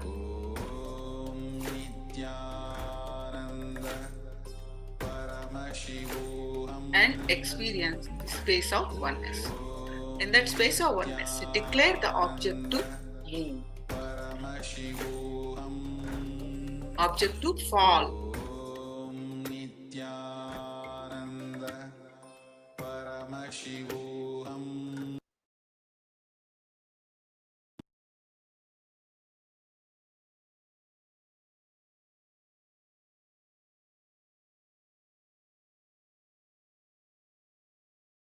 Om Nithyananda Paramashivoham. Om Nithyananda Paramashivoham. Om Nithyananda Paramashivoham. Nithyananda Paramashivoham. Om Nithyananda Paramashivoham. Om Nithyananda Paramashivoham. Om Nithyananda Paramashivoham. Om Nithyananda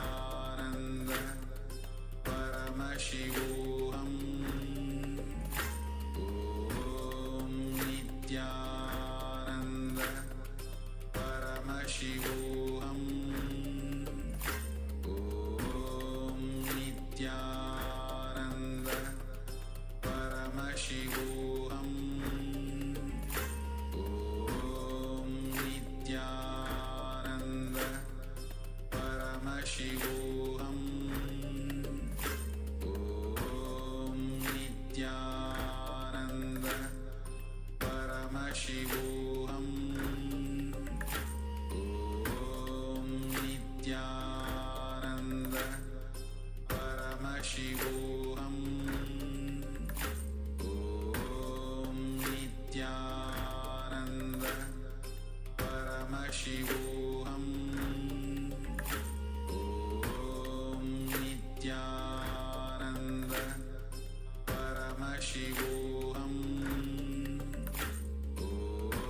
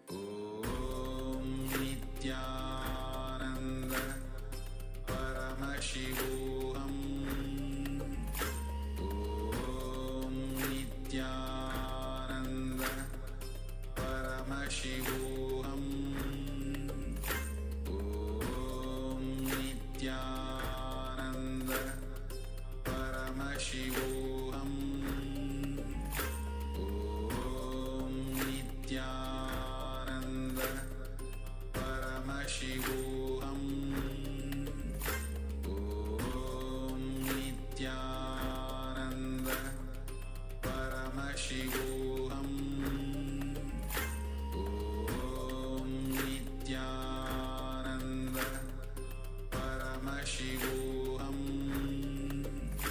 Om Nithyananda Paramashivoham. Om Nithyananda Paramashivoham. Om Nithyananda Paramashivoham. Om Nithyananda Paramashivoham. Om Nithyananda Paramashivoham. Om Nithyananda Paramashivoham. Om Nithyananda Paramashivoham. Om Nithyananda Paramashivoham. Om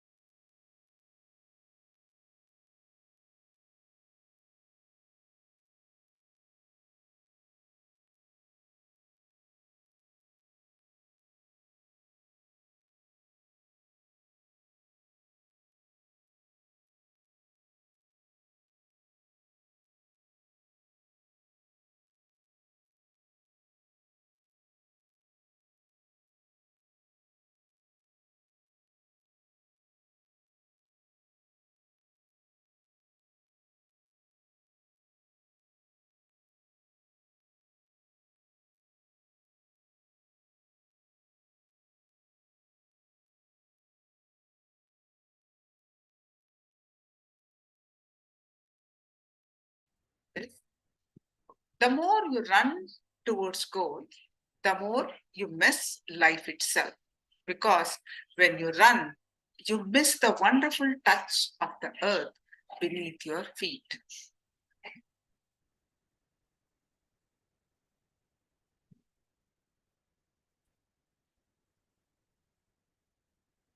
The man who is continuously bothered about the goals will never be able to enjoy his life. He continuously lives in the future and ignores the present. When we are in the present moment, the here and now, we do not need a goal to guide us. Just awareness of the present moment will automatically lead us to do what needs to be done at the present point, at that point in time. So when the present moment is taken care of with awareness, the future gets resolved by itself. Understand this powerful cognition. When you are completely aware of the present moment, the future gets resolved by itself. As long as the path is right, whatever destination we reach will be right. We do not need to define the destination. The right path defines its own destination. When we don't live with awareness in the present moment, our mind starts straying towards either the past or the future. That's the problem. So the awareness is the key. The present moment awareness is the key for less anxiety, worry about future. Eugene, you're able to understand, Andri and others? Note down this powerful cognition.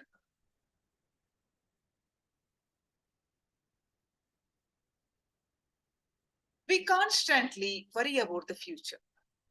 We constantly think of the past, relate it to our future, and define our expectations based on what we have missed in the past, or what we believe will provide us happiness in the future.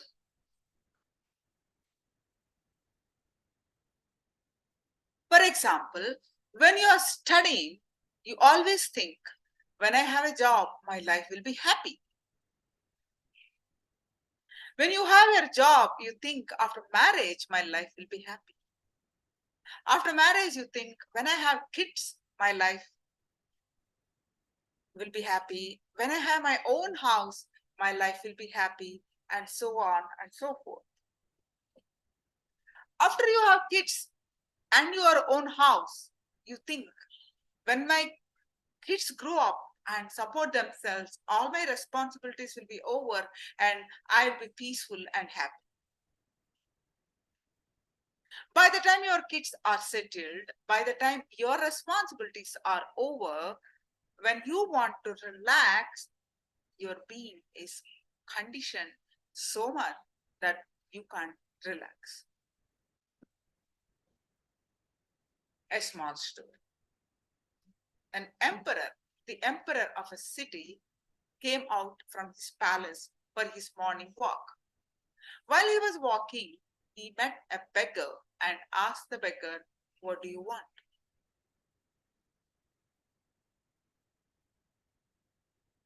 The emperor, "What do you want?" The beggar laughed at the emperor and said, "You're asking me if you can fulfill my desire?" The king was offended by the beggar, of course, right? So by the beggar, and said, "What is now? What is it? Just tell me, I can fulfill your desire." The beggar told the emperor, "Think twice before you promise anything." This was no ordinary beggar. He was the emperor's spiritual master from the king's past life. In the previous birth, the emperor missed the goal of enlightenment, so the master promised to return to awaken the emperor in the next life. But the king had forgotten all this completely. Nobody remembers past lives. In his arrogance, the emperor insisted to the beggar, I will fulfill anything you ask for. What is your desire that I cannot fulfill it? I am a very powerful emperor.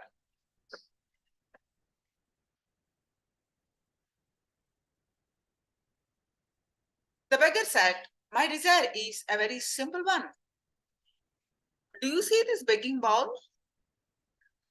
Can you fill this bowl with something? The emperor called one of his ministers and told him, fill this man's begging bowl with money.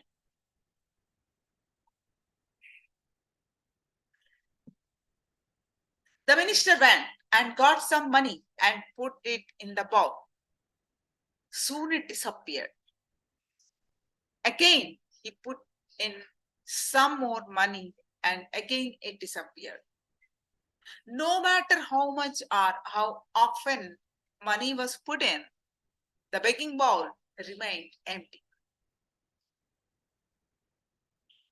The news of this spread throughout the whole capital, and a huge crowd gathered near the palace.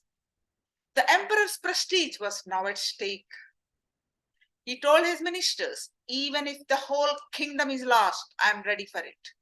But I can't be defeated by this beggar.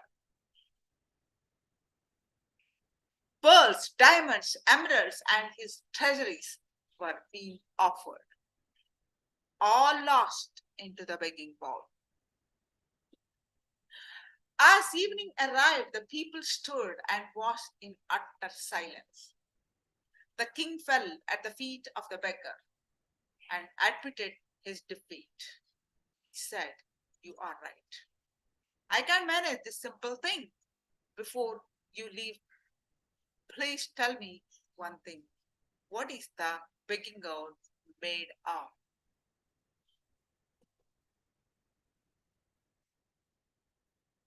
The beggar laughed at the emperor and said, there is no secret.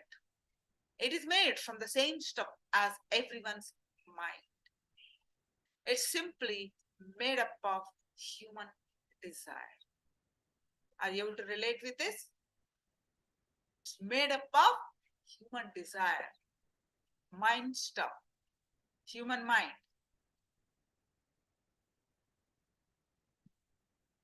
When you understand deeply that the mind is like the begging bowl that can never be fulfilled, never be filled, it can have a great healing effect.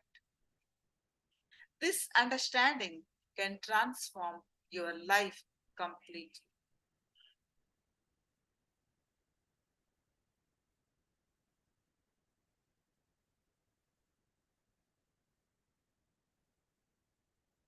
Let us get into the mechanism of desire. First, there is a great excitement, a great thrill, and a feeling of adventure. We feel a great kick about the desire. It could be a new car, a new house, increased bank balance, anything. But suddenly, there are moments when everything becomes meaningless. What happens after some time? Our mind has dematerialized the whole thing. The car is standing in the garage, but there is no excitement anymore. The excitement was only in getting it. The desire is fulfilled. The car is in the garage. The money is in the bank account, but the excitement has disappeared. Again, the emptiness is there, ready to eat us up. Again, we have to create another desire to escape this abyss.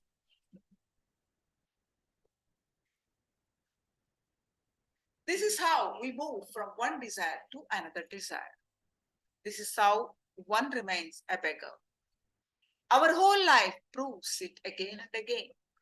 if we observe the subtleties of it, we will see that every desire only frustrates. One day, we understand that desire will fail to satisfy us. Then comes the turning point in our life. Are you able to follow this? How many of you catching this? Can I have a thumbs up?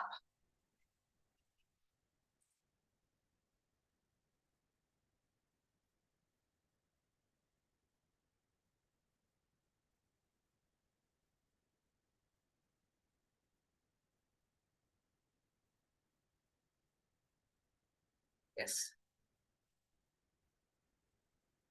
Most of us need to get stressed out before we can relax.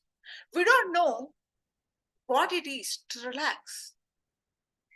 When I tell people to relax during the meditation workshops, they ask me, Master, please give us a few guidelines how to relax.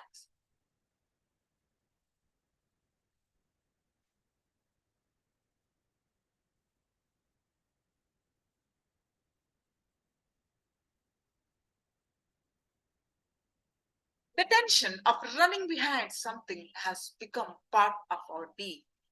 It has become part of our condition.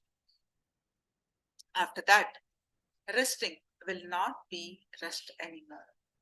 It will not be relaxation anymore.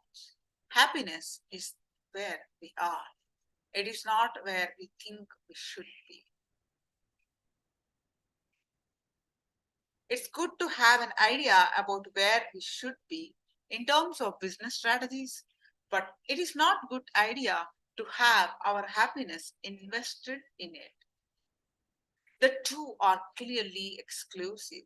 What happens to your goals is a separate thread. What you are is a separate thread. If you are able to separate the two, relaxing will never be a problem. It is only because you have tied happiness and your goals together that you need to run behind the goals at the cost of your real happiness.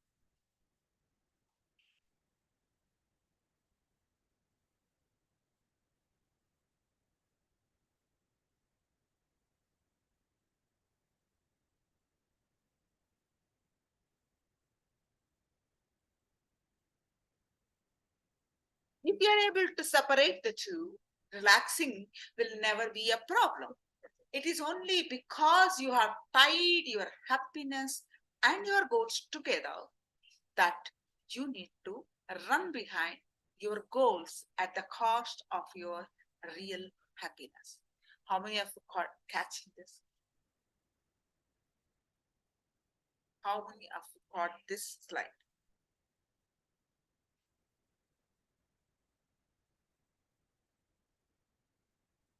How many of you catching this?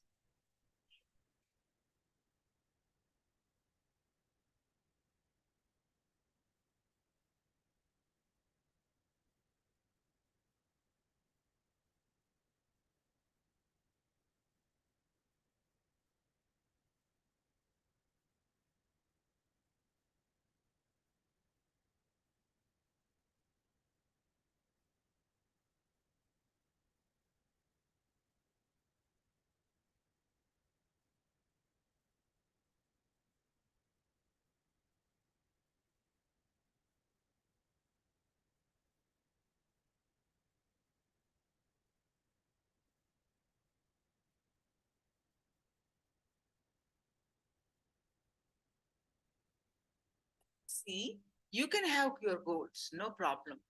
You can, but not at the cost of your happiness. Do not. You can pursue your goal, but don't miss life. You have already showered so many things. Enjoy that first. Irrespective of whether you're achieving something or not, just learn to be happy.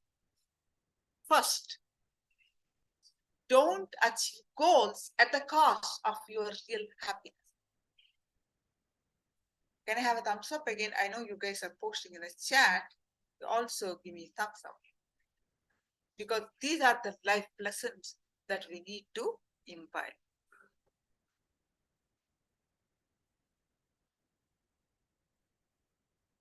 And one more thing, when you are too caught up in your goals, you might be shutting yourself out so many beautiful things that are going on around you simply because you don't have the time to stop and look at them.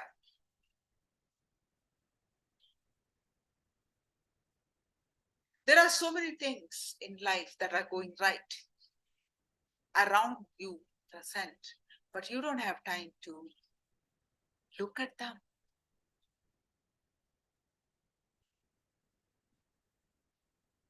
Now another small story. A lifelong city man, tired of the rat race, decided that he was going to give up and move to the country. He wanted to become a chicken farmer.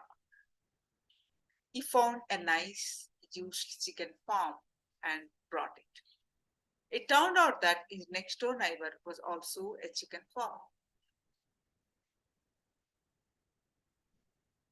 The neighbor visited him one day and said, "Chicken farming isn't easy. I will help you get started. I will give you 100 chicks to start with." The city man was thrilled. 2 weeks later, the neighbor stopped by to see how things were going. I think we had this story before. Yeah, looks like it, Ma. So let me skip this. We had gone through this already. This chicken story we already had gone through. So I'm skipping this for now.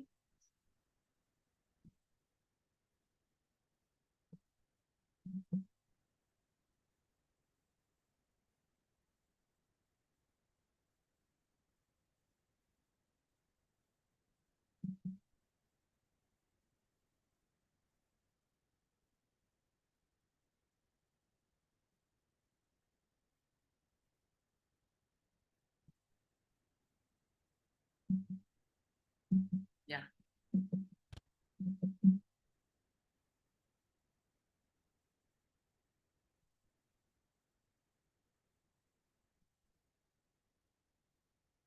The alchemy from desire to compassion. That should not be forgotten. We have always been trained to think that man is a matter. The first line of Ishavasya Upanishad is Ishavasyam idam sarvam, meaning all that exists is energy. Desire is also a form of energy.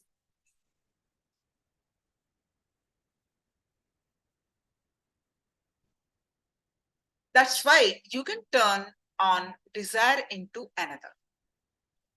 One desire into another. The desire energy at one point may be a manifestation of greed.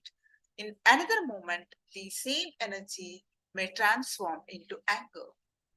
In another case, it may transform into depression. Energy cannot be destroyed. It can only be transformed. This is what the science also says. So what happens when we transcend desire? It can now be manifested as greed or fear or anger, which are all due to external causes. The whole energy manifests itself as a pure, causeless compassion. You cannot create compassion. It happens because of transformation of energy. Then the whole energy starts overflowing causelessly. That is the beauty and definition for compassion.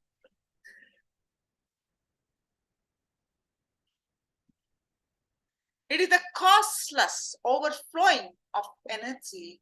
It is causeless because there is no cause like greed or fear or anger or anything. It just is. The important thing is to understand is that desire exists only in unconsciousness. Only when you are unaware can desire exist. Look inside yourself when you have a desire or when you are angry or depressed. Look clearly at what is rising in you. What is happening inside you? The moment you look at the desire objectively with awareness, you will see that the desire simply loses power. It just dissolves. A fundamental law of existence is that you and your desires together create the reality around you. Existence responds to what you desire. For example, if you are afraid, that very desire of having fear will invoke the desire to frighten you in the other person.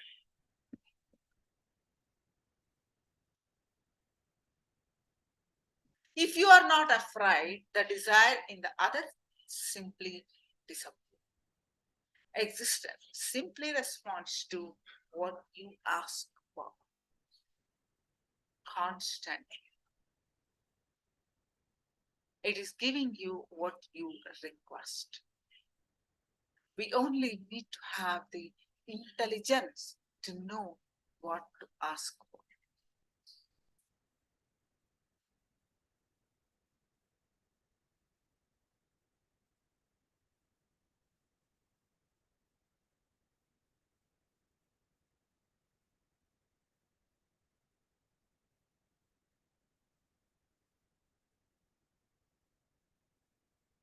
Your thoughts and energy directly affect your body, your cell structure, your decisions, your capacity to fulfill your decisions, the outer world's incidences, and even accidents. Currently, you are always centered in either greed or fear. Every action that you do is out of desire or fear. It becomes very easy for others to exploit you because of this. You become very vulnerable.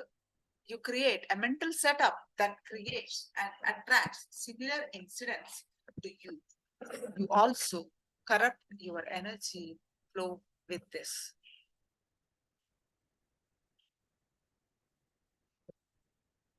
If you can change your mental setup from this type to one of bliss or Ananda, then your energy flow will start brimming and your thoughts will be much clearer and more in the present. When you do this, you have every power to control the outer world incidences because you and existence have a very deep connection at the energy level.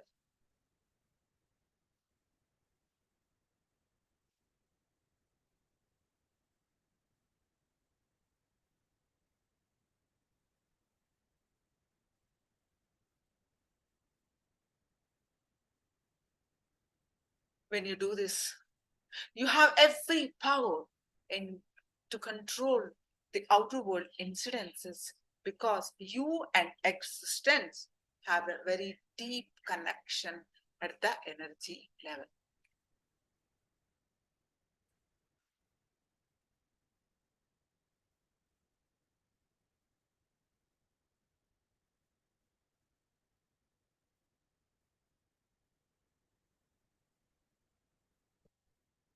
This is the thread that you need to catch in order to understand that bliss attracts virtue.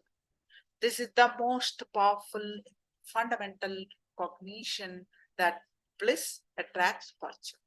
When you are blissful, when your mental setup is not one of worry, fear, greed, but one that is in the present and always joyful, you will automatically attract all good things to yourself. How many of you catching this? Very simple. powerful truth. Please post your cognitions on this.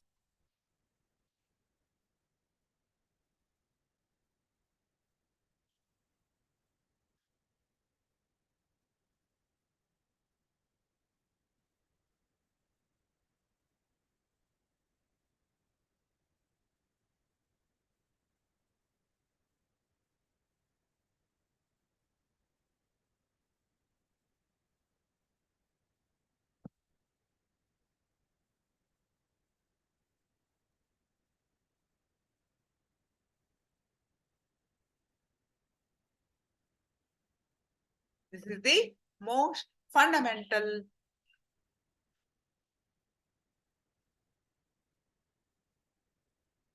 So what is the cognition that you are going to implement in your life? What is the cognition that you need to understand? Please post it in the chat.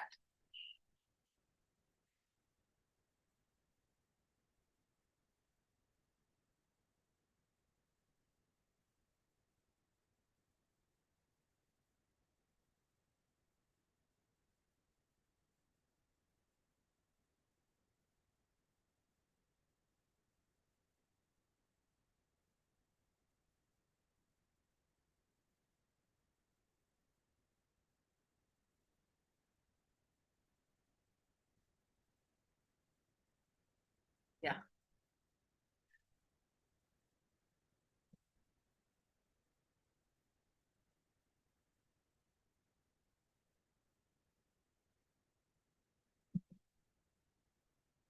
Now, bliss attracts fortune. Now, you can see time shaft theory, where past left side, future right side, where you see the vertical line, that is the present moment. Our thoughts going either past or future, either past or future, right? All the time going like an oscillation, either thinking about the past or thinking about the future.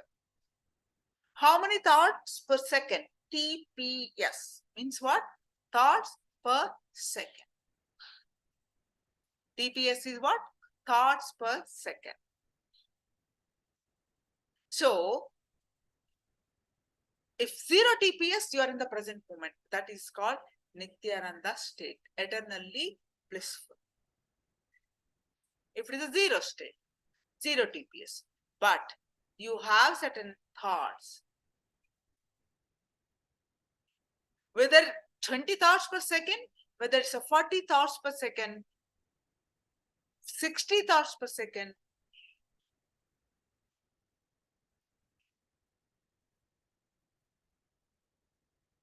or 80 thoughts per second, or 100 thoughts per second. Desire is never in the present. Truth is always in the past. Sir.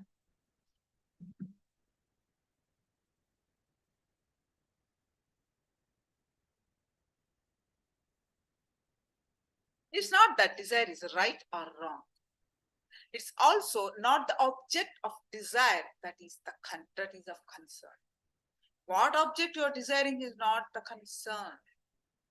Desire itself will be dropped when we develop the maturity to realize that desire is never in the present.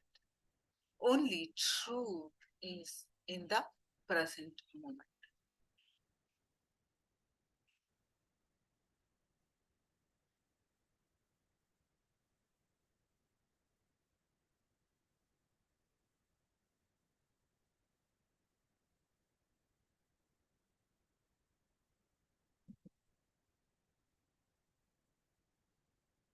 Yes, you're living in the present. Yeah. Another thing we need to know is that desire is always from the past. We cannot desire something absolutely new. Can we desire something we do not have some idea about already? No. So desire is always from the past. Now, Having said that, can you ask for anything from the past or future? No, because neither exists.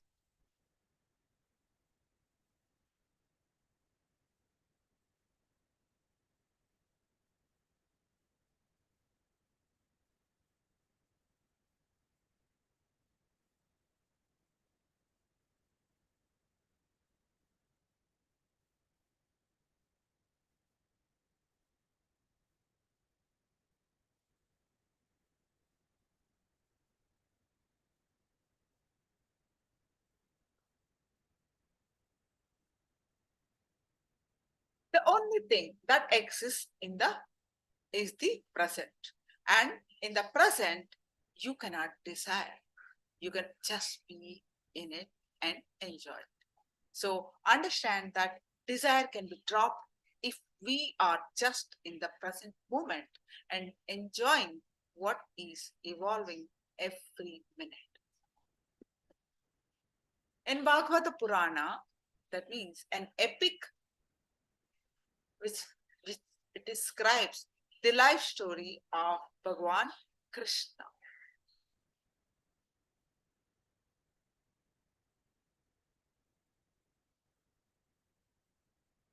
Once a crow was flying with a piece of meat in its beak.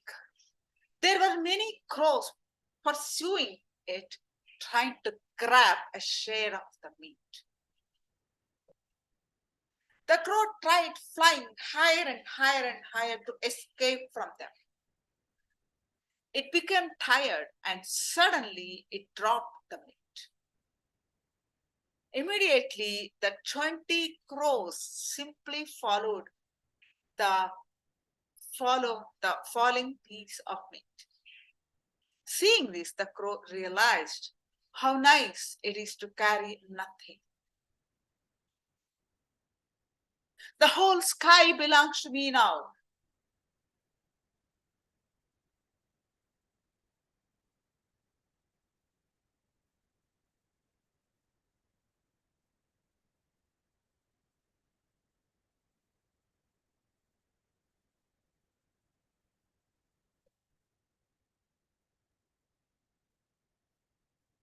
The piece of meat he was carrying was creating all the trouble for the crow, isn't it?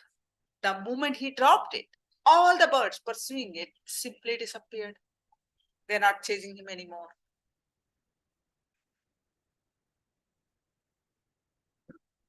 Similarly, in our life also, once the beat of desire is dropped, the whole sky of enlightenment belongs to us. How many of you getting it? Desiring means you have moved away from reality. You have moved away from that which is. Desire means you have fallen into the trap of a dream. Desire means you are not here and now. You have gone somewhere in the future which doesn't exist.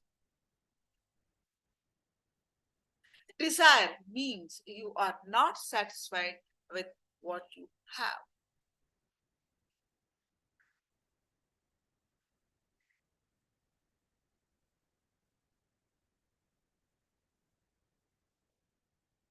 If you can be in the present moment and enjoy, you will drop from the vicious circle of desires. This is the nature of surrender. Surrendering is non-desiring, which allows your nature to express itself.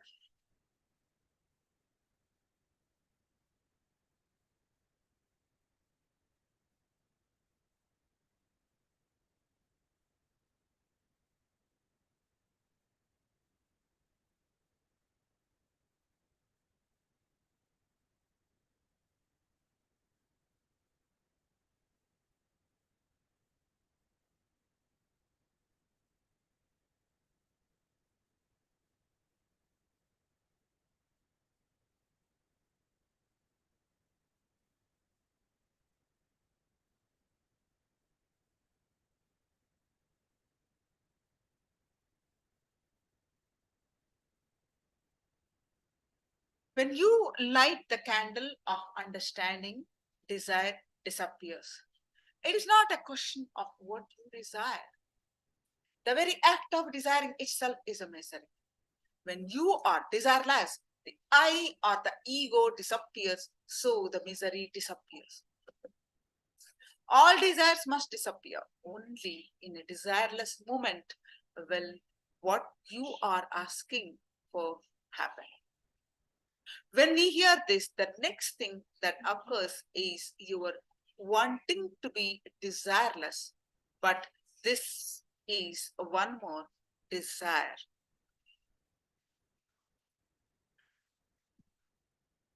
You cannot desire desirelessness. You must be simply understand the futility of desire. Through the understanding itself, the greed for desirelessness drops.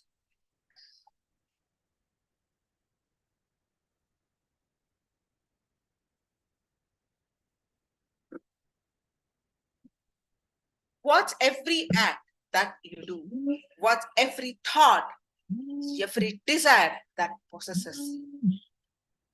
As you watch, your chattering mind chatters less, because the energy that was earlier chattering and fueling the desire is now being transformed into watchfulness. Please write down your understanding of what desires you go through and what is the understanding that you got right now. So please post your comments. Do it as an exercise, please.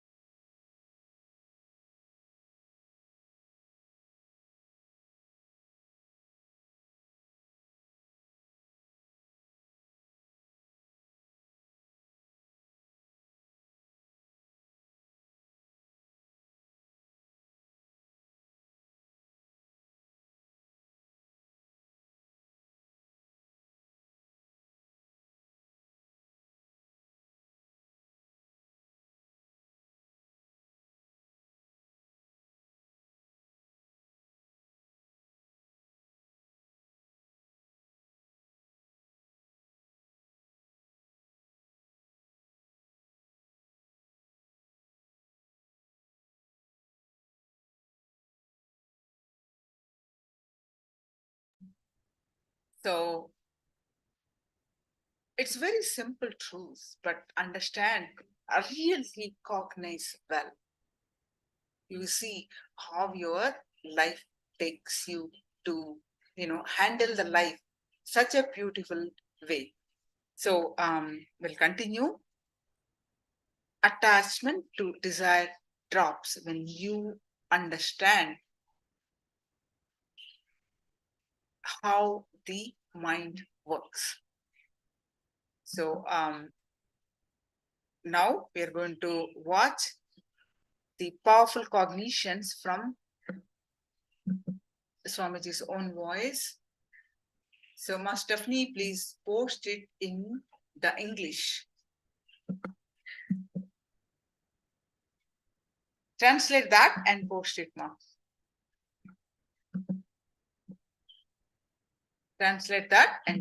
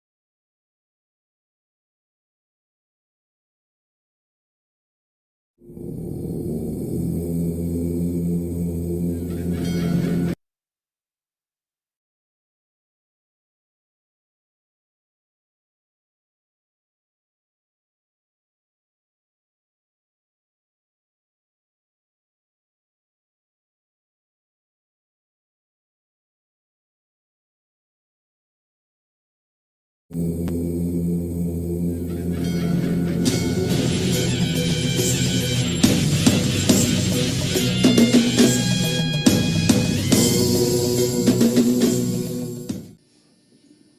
one has got their own desire. Of course, it may be enlightenment, or the energy, or the experience, to have the same experience again. You see, you had some glimpse, some change, transformation in your life, to have little more transformation, or some desire. Desire, that is what makes you work. That is what makes you do things. We are going to work on that subject, desire. That is what makes this mental body alive. Of course, we have a very wrong concept about desire. The very word desire you condemn. Because you are taught from the very young age that you should control your desires. You should suppress your desires. Can you be alive without desires? You can't even breathe without desire. You know, the very breathing happens only with desire. You can't even breathe without desire. Only thing, there are two things. The unconscious desire and conscious desire. The unconscious desire means never it gets fulfilled, and it always just erupts in your mind. Neither you know the way to fulfill it, nor it guides you to fulfill itself. It is there, but it cannot guide you to fulfill that desire. It never gets fulfilled. But the conscious desires, it just helps you to fulfill itself. By fulfilling that desire, you feel the fulfillment. Conscious desire means the desire, by its own power, it shows you the way to fulfill it. It gives you the clear map to reach it. When you reach that desire also gets fulfilled, and you also get fulfilled. Unconscious desire, you do not even know the way in which you have to proceed towards the desire. And not only that, because that is not getting fulfilled, it never allows you to feel the fulfillment. These are the two layers of desires. If your desires are brought from unconscious to consciousness, from unconscious to consciousness, when they are brought, they are just flooded with energy. So two things happen. They get fulfilled. They show themselves. They show the way to fulfill.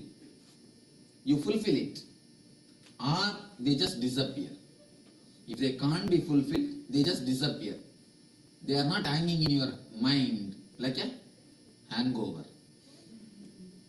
They don't just stay in your mind and disturb your life. All of you understand? Because it's a very simple concept. Of course. Any other question on this concept? And I will answer. Sorry, what is an unconscious desire? The quality of the unconscious desire is you yourself not aware that you want it. See, conscious desire means what you want to have in your life. Unconscious desire means just because somebody else is having, you want to have that. You see he is having, then immediately you think, oh, let me have that also. Let me have that, it will be so nice. Then it is just unconscious. You do not know the way to reach it. It never gets fulfilled, but it is there just as a hangover. That is the thing which is called unconscious desire. Desire which comes by seeing others' life, not as your own, not as your own desire. Can you expand on sealing on desires? Sealing on desire. You said we suppress or desires. Ah. But you can have a ceiling on the desires. That's first. One thing, even the ceiling is suppression. Even the ceiling is a suppression. So these desires, they should never, no desire should be suppressed. You should bring the desire to a light of consciousness. So the light of consciousness, either it will fulfill it or dissolve it. Whenever you are aware, conscious, you never get foolish desires. Do you get the desire to fly? You never. You never. You know, either you can fly by aircrafts or through some flight or the way, or you have to forget that desire. So whenever it is brought to the consciousness, whenever it comes to the conscious level, you will see just they disappear. Now, you will bring the desires to the conscious level. Of course, this technique I am explaining to you logically. Next session onwards, you will be given only the technique and you will see the result. No logical explanation. Because whenever you get the logical explanation, your mind starts working before the technique works. In Tamil, there is a proverb. The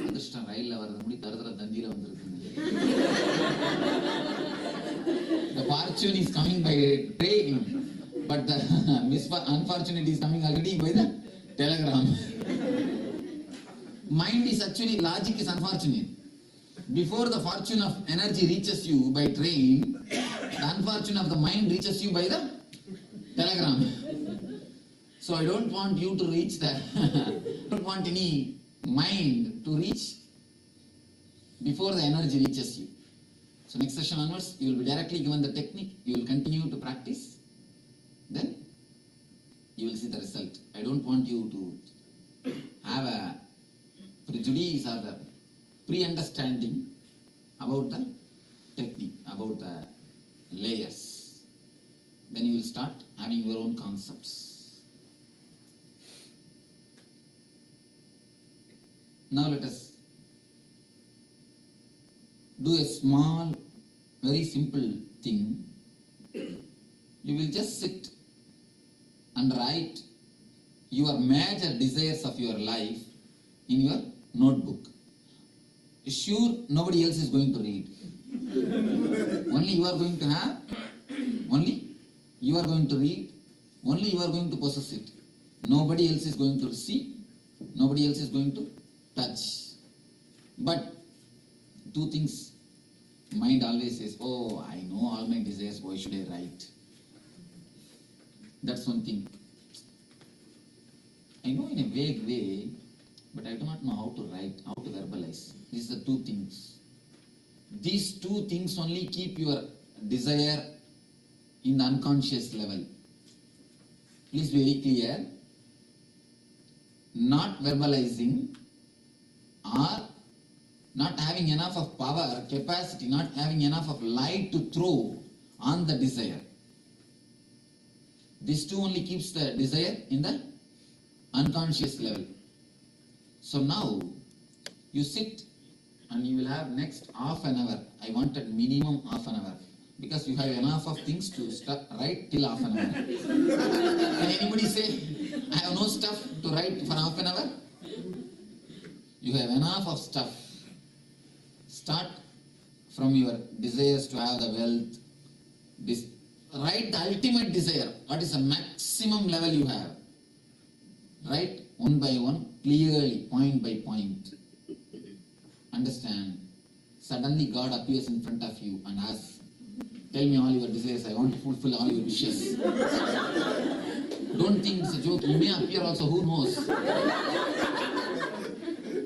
See, none of you are ready to believe.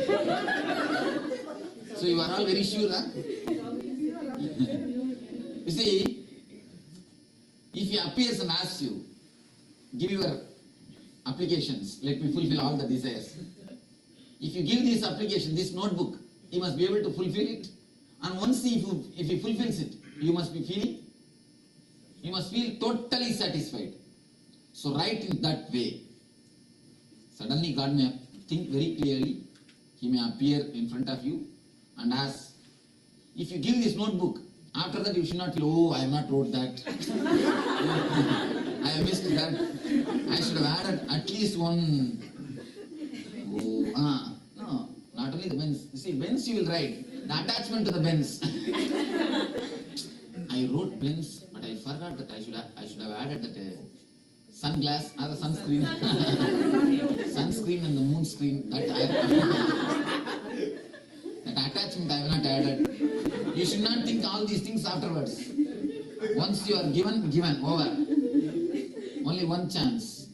Write in a detailed way with all minute details. Start with your wealth. You have 4 layers, just like a fear. If you have done ASP, you know the 4 layers of fear. Notebook is not enough. You will be supplied new notebooks. Don't worry. If you can write, you will be supplied lot of notebooks. You will have enough of notebooks. So, we will start. Don't bother what is going to happen by writing. Write sincerely. 4 layers of fear. Just like layers of fear. Anybody remembers the layers of fear? Let us. First one was fear of losing property, wealth, fame. Second one was fear of losing body part, of being in an accident. Wait. Now let us ask somebody else as third layer. Family members. Fear of losing family. Then? Family life. Okay. Oh. There are many. Nice. The same way, you have 4 layers of desires also. The desire belongs to I, desire belongs to mind. Desire belongs to mind means the layer of wealth. Layer of wealth, money, or all the comforts. Desire belongs to mind. Next thing, the desire to have the respect, name and fame, or the social status, psychological. In the I and mind, you see, in the mind itself, physical, psychological. In the I, physical, psychological. 2 categories, I and mind. In the mind, physical is comforts. Psychological is name and fame. The being a celebrity. Wherever you go, you just want to be a celebrity. You just want to push somehow your head front. These 2 layers. And then inside, in the I, the physical pleasure, sex, or the food, or the sound, music, or the smell, the 5 senses. The physical pleasure in the level of, in the eyes, physical senses. In the eye, psychologically, a strange thing, you will be, what to say, surprised to understand all your spiritual desire belongs to the psychological I. Please be aware. Many of you have told me, I have come here to have a spiritual bliss. I have come here to have this, have that. All these things are also desires. All these things are also desires. So you will write 4 layers of desire. You can at least note down the 4 layers. Then you can, so that according to that you can title it and start writing. Desire for wealth.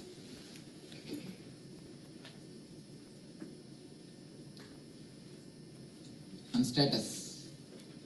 Desire for name and fame.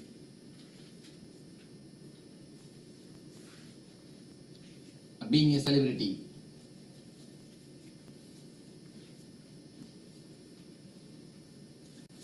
Third layer, desire of sex, the sexual fantasies.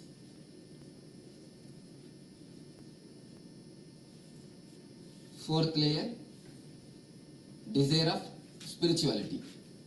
In the eye level, psychological. Of course, you need this, write these 4 words, that is enough.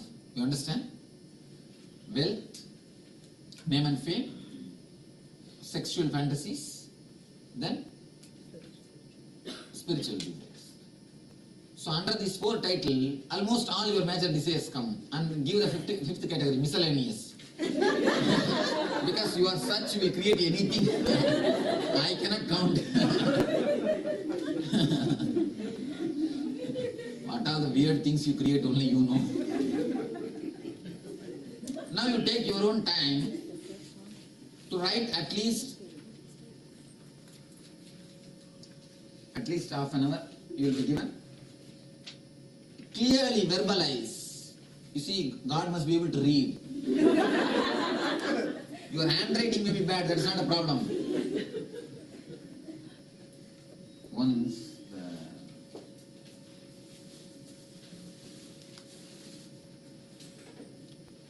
a man made an advertisement for his manager.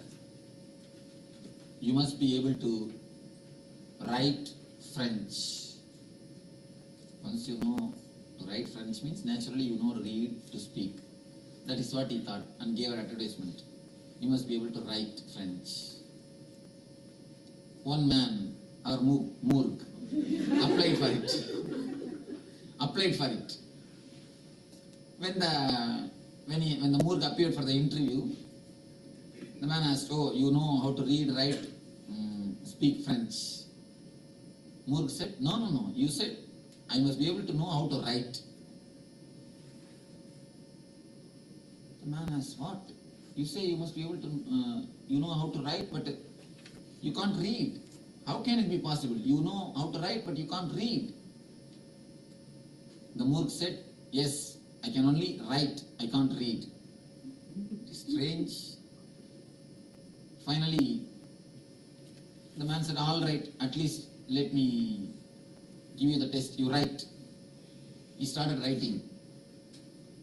Then what he wrote, this man could not understand. He called the Moorg. What is this? What you have read? What you have written? Read it out. Then immediately Moorg said, you see, already I told you, I can only write. I can't read. So, don't make like that writings. Write such a way that God can read without your help. Verbalize it very clearly. Verbalize it very clearly. See, if you are stuck, if you feel that you can't verbalize, be very clear, your desires are playing fool of you. The desires which you are not able to verbalize, they are only called unconscious desires.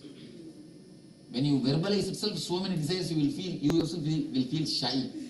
What all foolish things I am doing. But don't bother about it.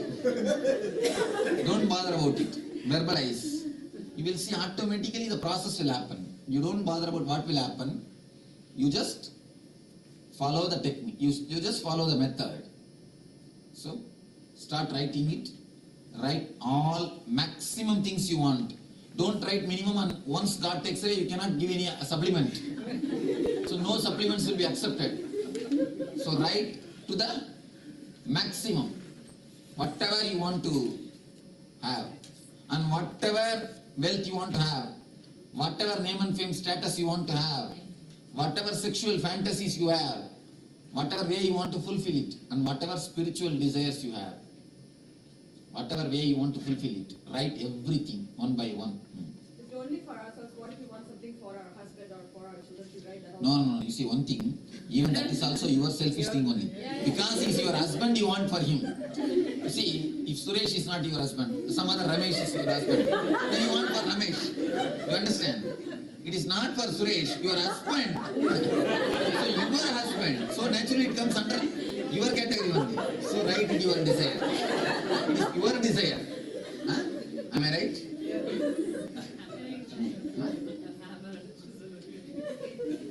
It is for your husband, not for Suresh. Poor guy, he was caught, so otherwise it is for somebody else. So right. Only unconscious desires are wrong. Unconscious desire means the desire which you yourself don't know, but which is in you, is wrong. But whatever desires you know, is not wrong. Because when you know, naturally, either you will work for fulfilling it or you will drop it. It will leave you, it will disappear. In these two, one thing, naturally one thing will happen. So, if you feel some desires are there just hanging around, either you are not able to fulfill nor you are able to drop, it means be very clear, you yourself are not sure about the desire. You are not clear about the desire. That has not been brought to your consciousness. Now we will have one more meditation technique. First, the mental layer has got a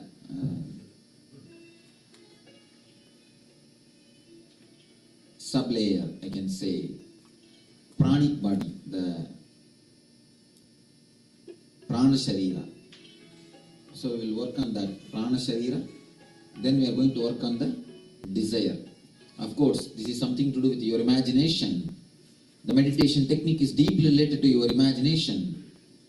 To bring your imagination capacity to the peak, to bring your imagination capacity to the maximum, to bring your imagination capacity to its ultimate level, then you will understand imagination, the desire, how powerful, how energetic they are. They are just a driving force, life energy. Then this mental layer, which was a wound in your being, will become an energy to support you. See, if a building is standing in four pillars, suddenly one pillar is broken, some disturbance has happened. It is not only that pillar is not supporting that building, that pillar becomes a weight on that building. So whenever you get disconnected to one body, whenever you condemn one body, whenever you don't use one body, not only that becomes you are not using that body, that becomes a weight on you. That becomes a weight on you. If that pillar is again substituted or replaced by another one pillar, not only the weight will be, it will not be weight, it will be support. So let us work on the mental body as deeply as possible so that it can become energy. It can support to hold the breath. Just fill your lungs and then hold the breath as long as possible. And then exhale through the mouth and keep your lungs empty as long as possible. Understand? Inhale through the nose as deeply as possible, slowly as possible, and hold. Keep your lungs filled as long as possible. Then later on, exhale through your mouth as slowly as possible and keep your lungs empty as long as possible. This is one cycle. So start doing. Slowly but deeply inhale. Very deeply inhale. Fill your lungs. Fill little more, just little more. Little more. Hold on to it as long as possible. One more second. Just postpone one more second. One more second. When you feel you can't, you have to breathe out. Breathe out through the mouth. Exhale as deeply as possible, as slowly. You have to open your mouth. Yes.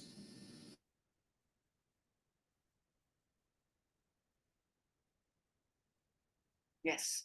Nithyananda, everyone. Now, actually, we are going to do one more round of power manifestation of consciousness over matter. So, quickly post your powerful cognition.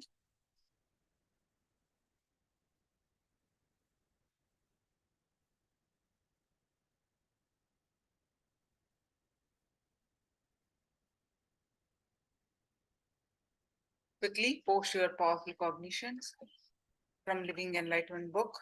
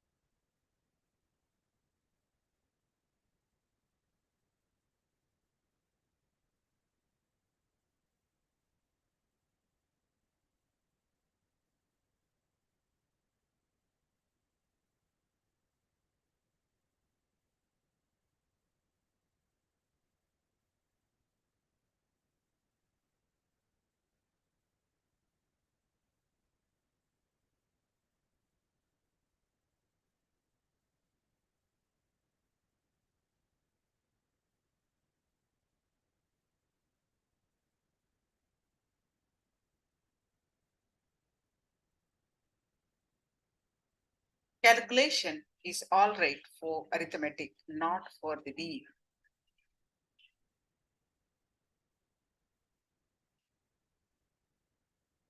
Wonderful. Any others also? Please post your powerful cognitions.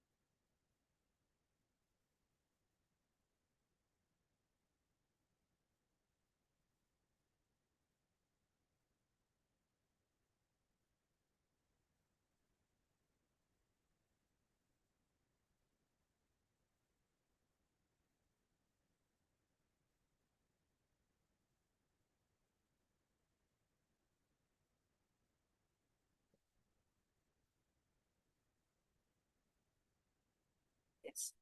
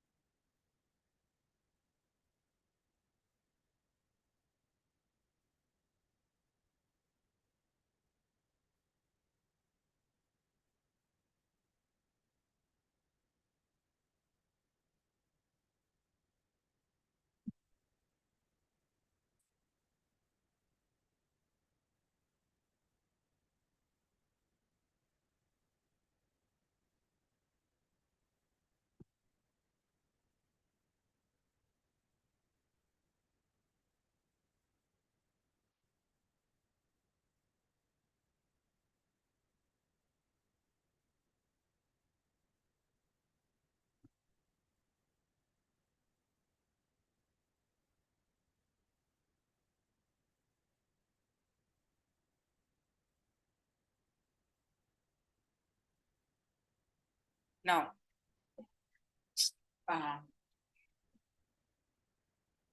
meditation brings the mind to rest. Wonderful. It's not wrong to have desires and don't bother. Everything happens when you are on the right path. Wonderful. Okay, so please sit straight and your object in the palm.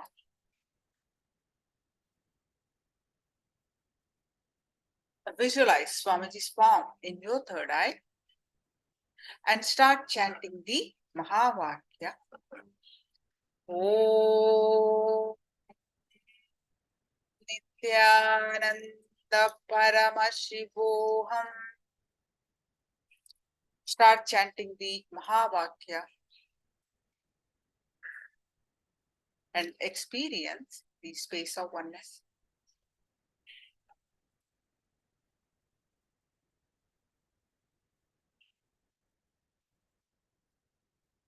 With that space of oneness, declare the object in your hand to move.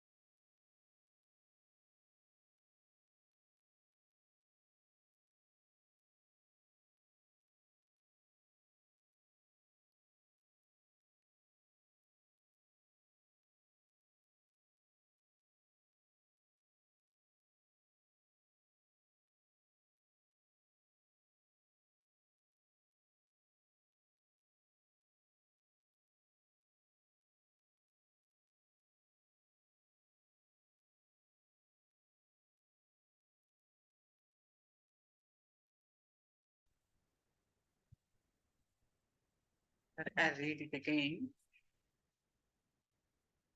Yeah. This whole program is a formula created by me to reproduce certain experiences that happened in me a few years back. So we will see what those experiences were and how this formula appeared. First, we will see how this experience happened in me, and second, how this formula will reproduce the same thing in you. Unless we understand these two things clearly, we will not be able to work with the formula. Death in my presence. This here me, Swamiji is narrating this whole story before enlightenment. The whole motivation for NSP, Nithyananda Spurana, came out of two incidences in my life. The first one happened before enlightenment.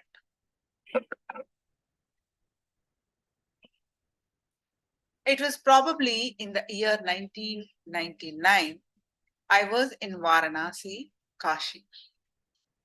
There was an elderly sannyasi, a very old sannyasi, suffering from cancer. He was in the hospital, in the intensive care unit. I had the responsibility to take care of him. He was a great sannyasi, but not an enlightened person. He was a great tapasvi, spiritual seeker, undertaking severe austerities. Every day, I used to bring him food, take care of his needs, and stay in the hospital. One day, the person in the third bed from him was slowly passing away. He was dying. I was just sitting on the bed and watching the whole thing. The doctors were standing around him. They were trying their best to help, but they were not able to do anything. Even though I was not enlightened at that time, I had my conscious experience of death by that time, and one of the most wonderful spiritual experiences I ever had. Because of that, I was able to see what exactly was happening to him. Slowly, he started suffering and struggling. First, he started suffering tremendous pain in the physical body. His face started showing the pain. Next, he became breathless. He started inhaling, exhaling erratically. I was able to see very clearly the pain and the agony. The pain was what it would be like if 1,000 scorpions were stinging him at the same time. His whole consciousness was being torn. Just imagine. If we cut our little finger with a blade, how much pain we would experience. Now imagine his 6-foot body was as if it was literally being cut into pieces along the length. Imagine the suffering.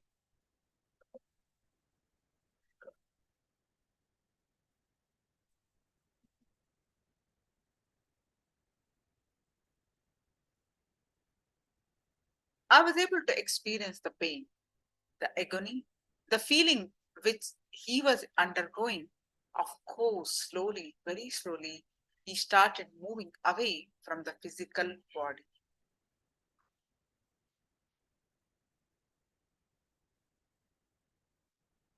Even though it is a little difficult to receive this whole thing logically, even if it is a little difficult to understand this intellectually, this is what really happened. Understanding this whole thing is like working with a formula. To understand this formula, to understand how to solve it, first we assume some value for x.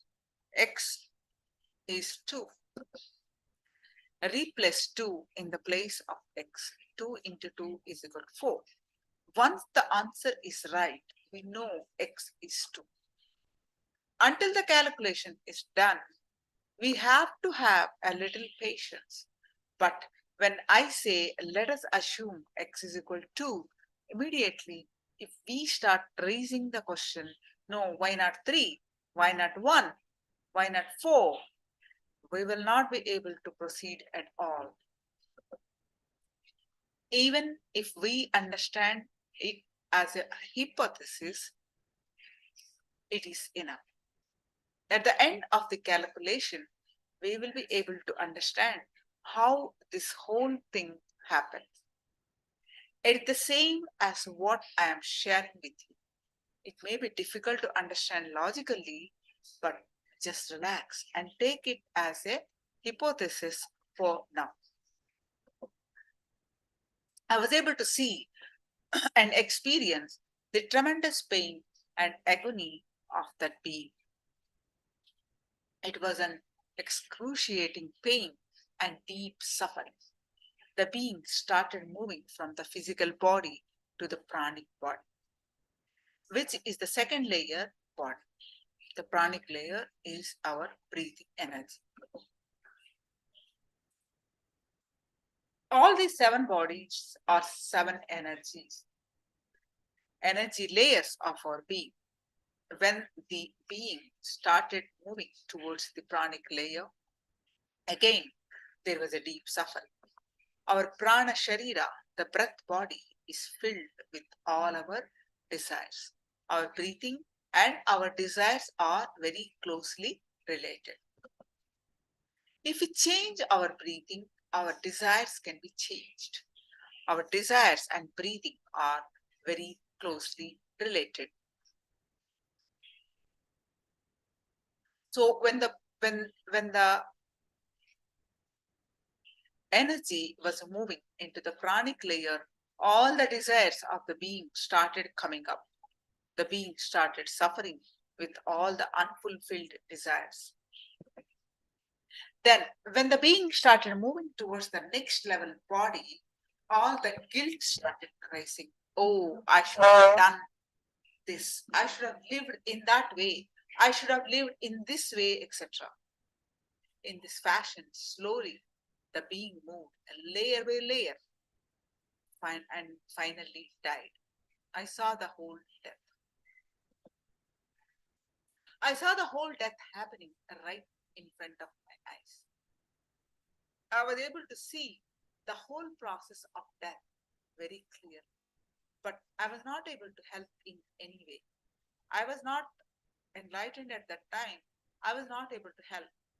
I just witnessed the suffering, but the pain created in me just by seeing the suffering itself was too much. I started feeling the pain similar to what we might experience if we witness a nasty accident on the road. What will happen? Will we be able to eat for the next 2 days?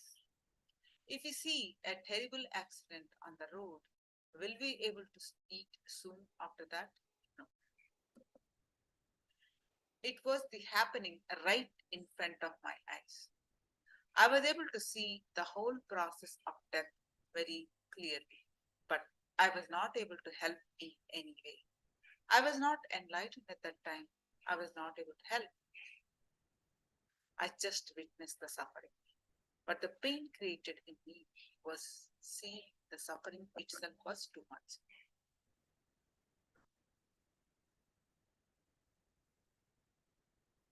The pain becomes so deeply engraved in me. I was recorded in my being. It was recorded in my being so deeply. I was not able to eat or sleep for the next 3 to 4 days. Anyhow, after a few days, I left Varanasi and wandered further.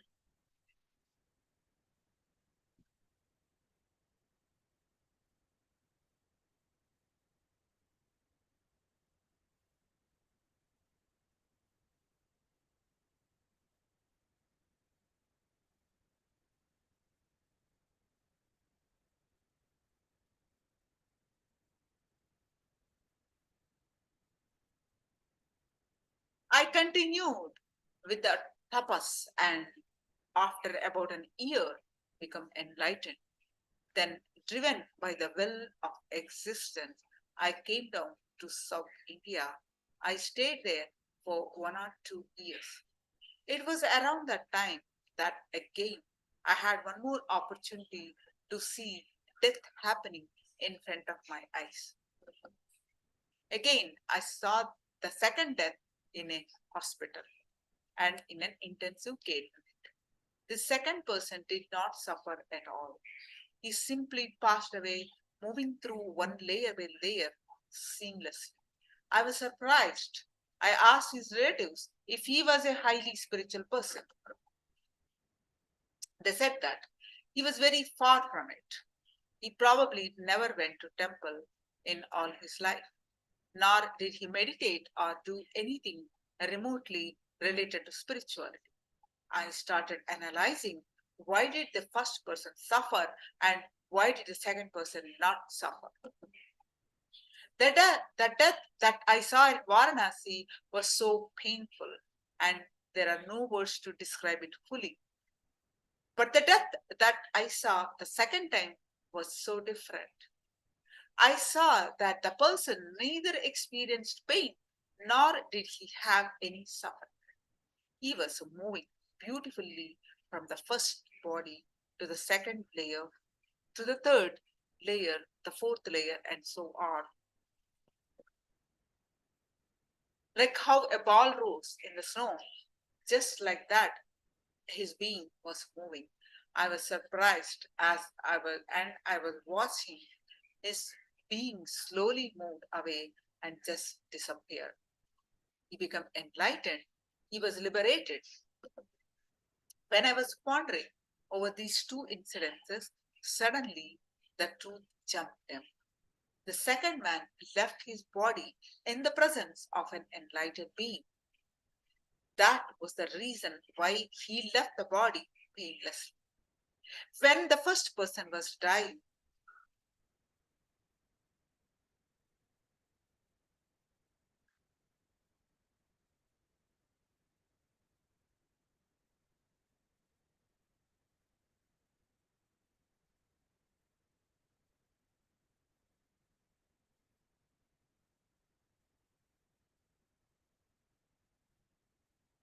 so my presence did not in any way influence his death. Whereas when the second man left his body, I was there in his presence, and the very enlightened energy caused him to leave the body easily. No sooner did this revelation happen than did the means to design a program for human beings to leave the body painlessly and consciously come out. That was the formula based on which the MSP done today. Let me narrate you on my own conscious death experience in Varanasi.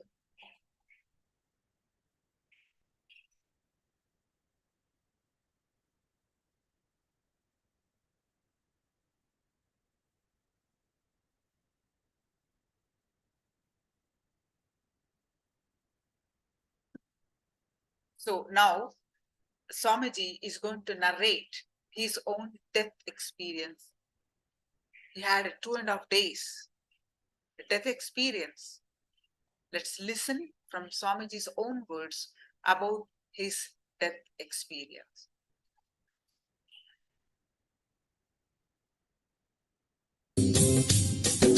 स्वभावचिन्मयानन्दं कृपापूर्णं जगत्पतिं हरिषड्वर्गजेतारं नित्यानन्दगुरुं भजे. Let's enter into the next sutra. Focus on fire rising through your form from the toes up until the body burns to ashes, but not you. This is again one of my favorite technique, because one of my predecessor, Ramana Maharshi, became enlightened through this technique.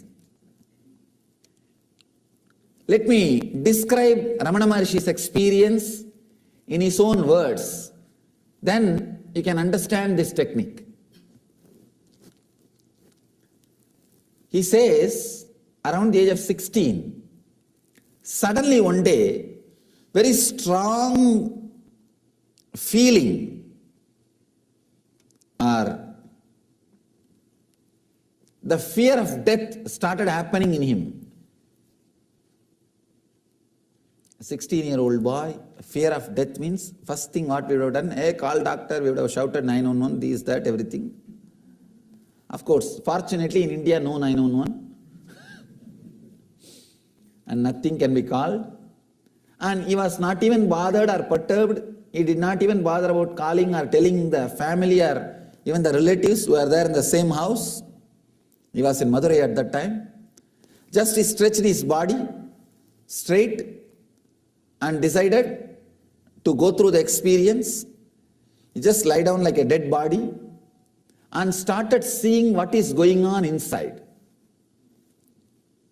Understand? A very courageous decision. Very courageous decision. He says beautifully, I saw very clearly I was dying. Step by step, slowly the body died. Suddenly I remembered, yes, only body is dead. I am alive. I exist still. I am there. And he says in the experience he saw very clearly as if his body being carried, burnt, reduced to ashes. Everything happened. In few chana, few seconds, everything happened. But suddenly he says something opened, clicked. Yes, body has disappeared. I died. It is burnt. Everything is over. But I exist. I exist. I am not dead. This was such a strong experience. Bhagavan says, once for all, the death fear left me. The fear of death has left me. And that experience, I exist, stayed forever. Once for all. Understand? In half an hour you can become enlightened. That is what Bhagavan is saying by expressing this. All it takes is half an hour.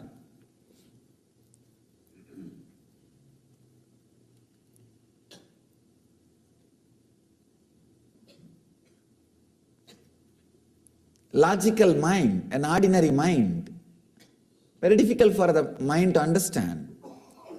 How can just one simple experience give so much of clarity and courage? An experience transform the whole life. He says within that experience, after that experience happened, within few days he left the house all alone and traveled and came and settled in Arunachala and never left the Arunachala after that. Maybe Ramana Maharshi should have practiced this technique for many janmas before that birth.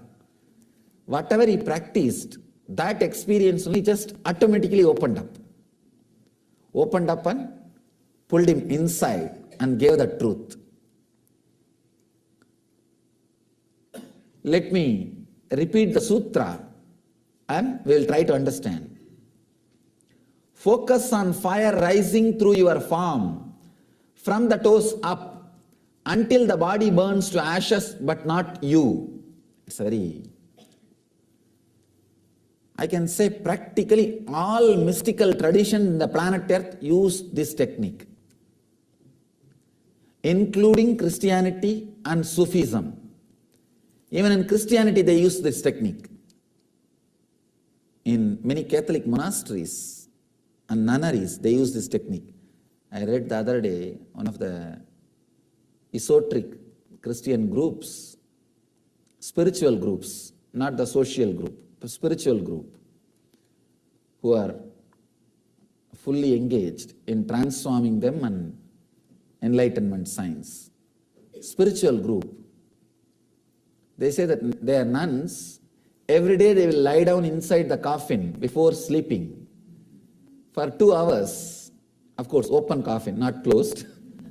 They will lie down and meditate that they are dead. In Sufism, they dig a pit and lie down in that and meditate. Of course, in Vedanta, this is one of the, I can say that most used technique in Vedanta for enlightenment is this death meditation. Kathopanishad describes this technique wonderfully. Most used technique in Vedanta. Everybody before taking sannyas has to go through this technique.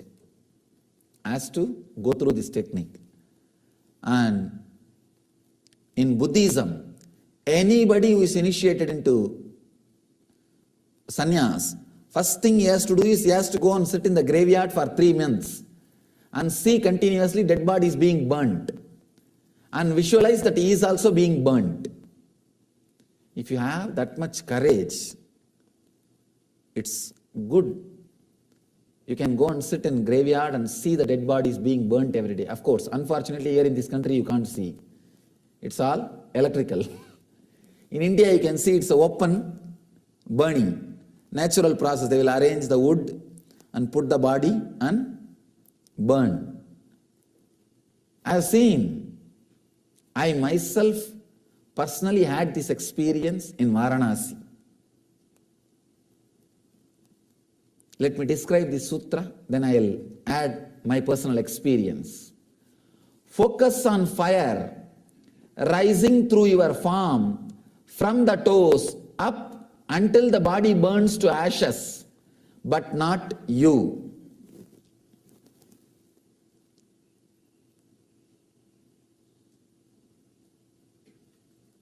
Mahadeva says, visualize the fire rising out of your body, slowly, step by step. Let your form be burnt. He is saying beautifully. Let your form be burnt. Let your body turn into ashes, but not you.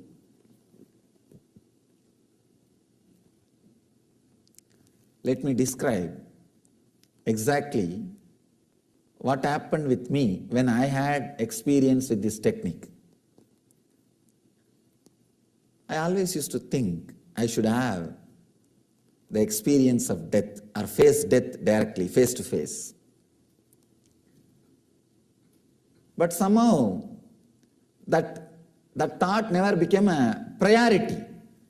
See, any thought has to become priority. Only then experience can happen. If it is just in corner of one mind like 100 and work, it should become priority in your laundry list. Not last. It should become priority. Usually in our laundry list, washing, cleaning and cleaning the house and paying the rent and phone bill. If time permits, enlightenment also. If time permits, meditation also. That's all. But here, that way things will not work.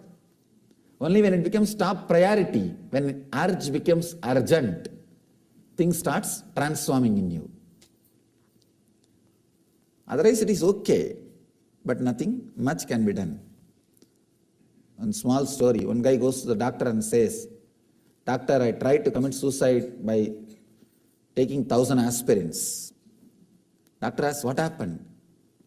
He says, no, after 2 I felt better, I stopped.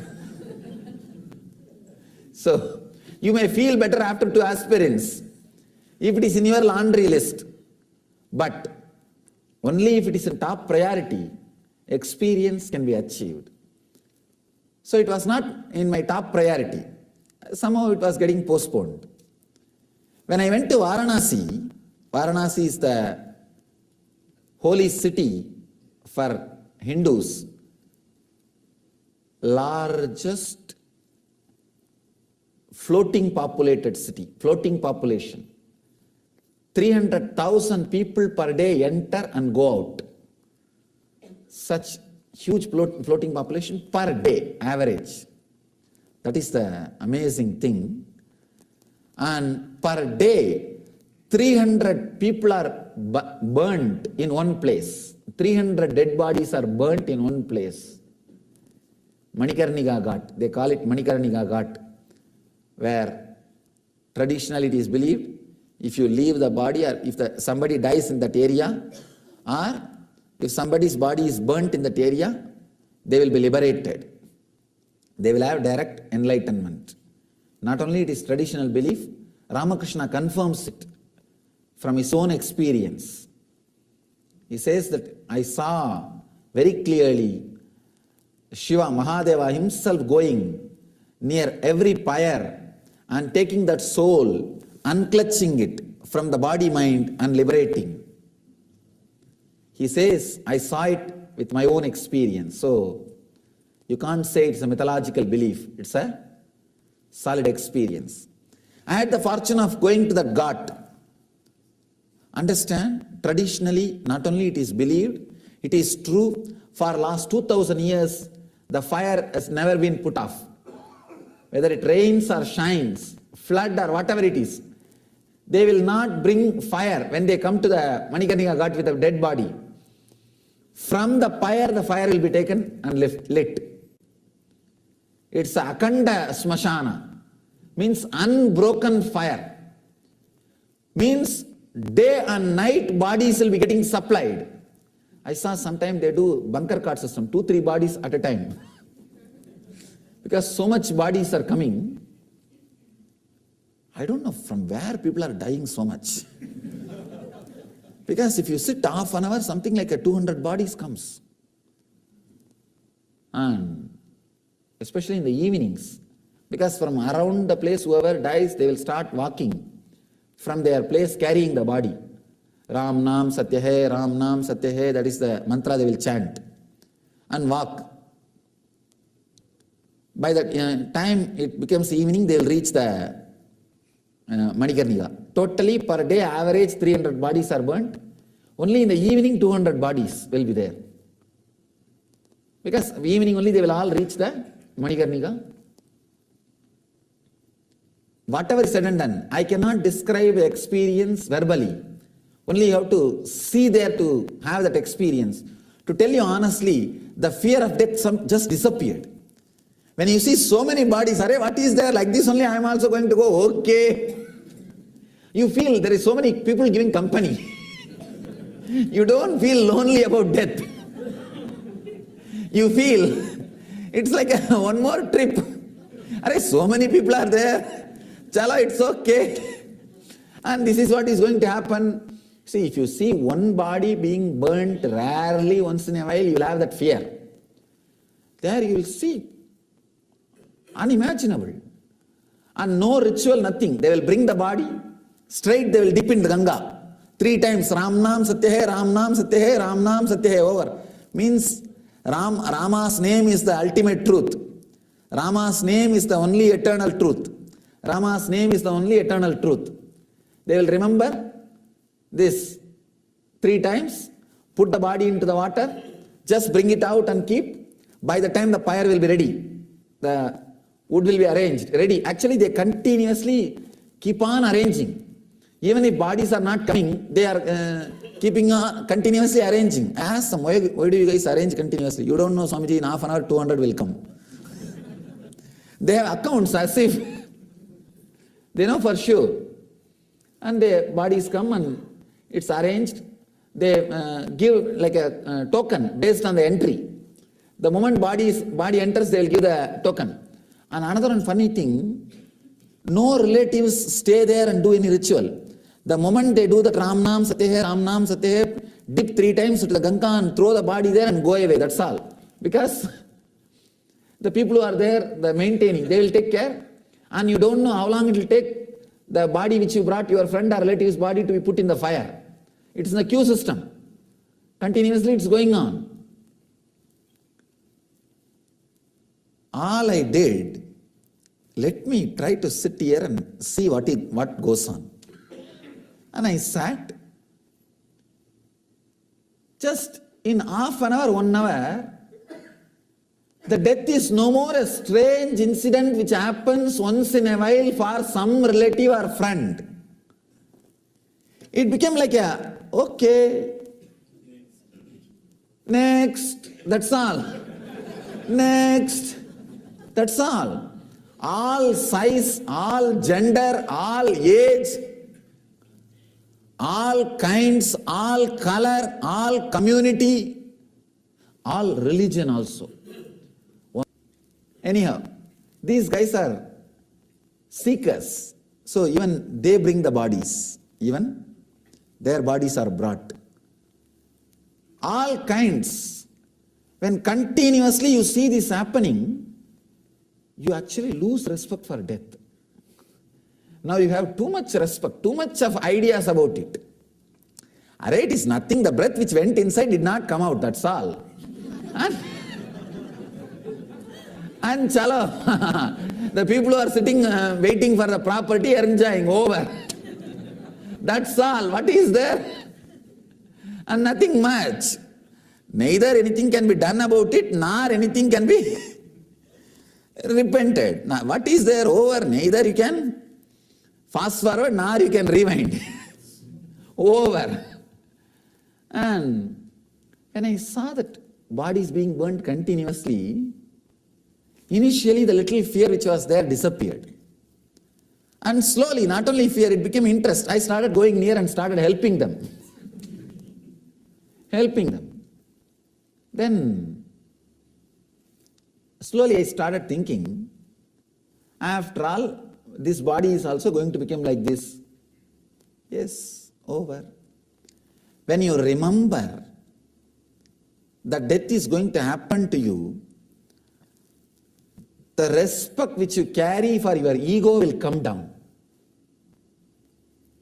Because whatever you think should not leave you is ego.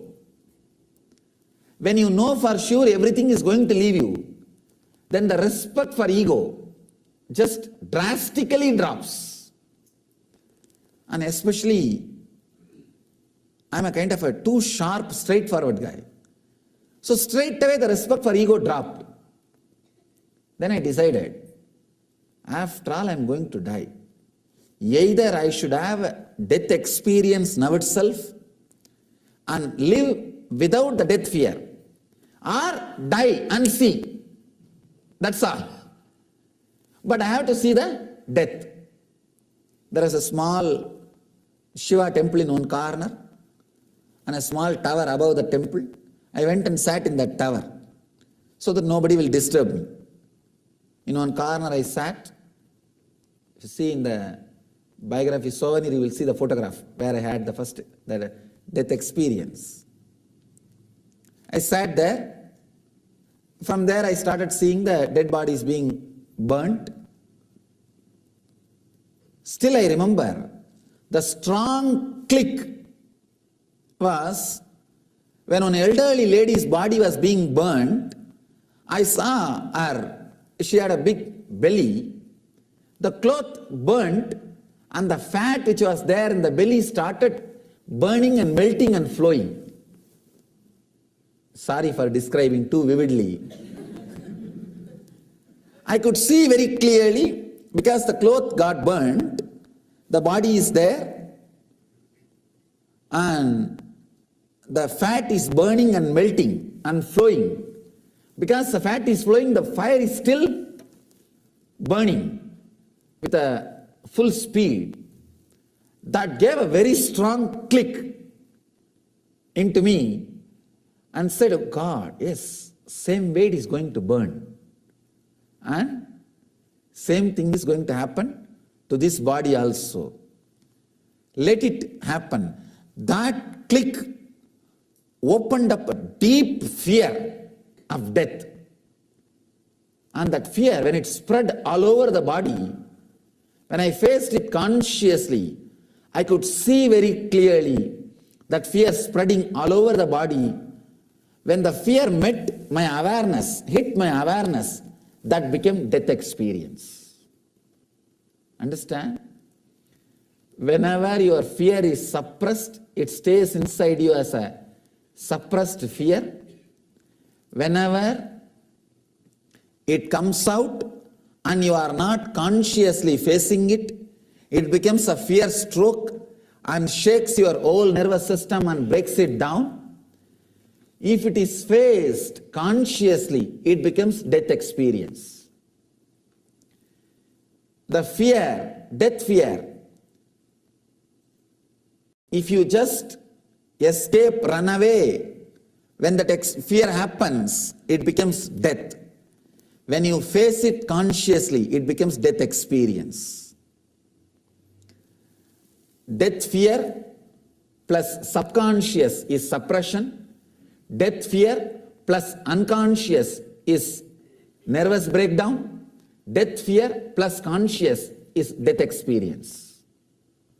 Understand? I have given a clear explanation, clear equation. Death fear plus subconscious is suppression, perversion. Death fear plus unconscious means you don't suppress, but neither you face. You just get shaken, frightened, fear stroke, nervous breakdown. Death fear, conscious awareness is death experience. I was able to see very clearly the fear which rose when I faced it consciously with awareness became death experience. Means I saw clearly the body is dead. It's not moving. 2.5 days, no food, no water, no thought, no question, no doubt, body was there. Only after the experience I realized 2.5 days passed. It was there. I could see with closed eyes, the body is dead. Actually, the little fear which was there disappeared. In ritual, the moment they do the Ram Nam Satya Hai, Ram Nam Satya Hai, dip 3 times into the Ganga and throw the body there and go away, that's all. Because the people who are there, the maintaining, they will take care, and you don't know how long it will take the body which you brought, your friend or relative's body, to be put in the fire. It's in the queue system. Continuously it's going on.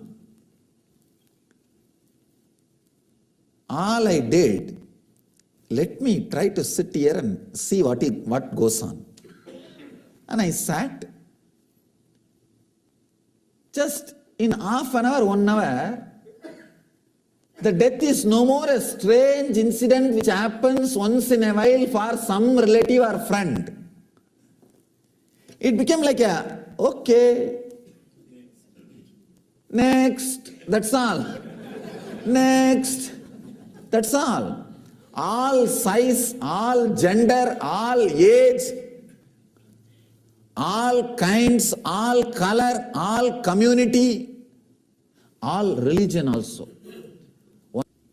Anyhow, these guys are seekers. So even they bring the bodies. Even their bodies are brought.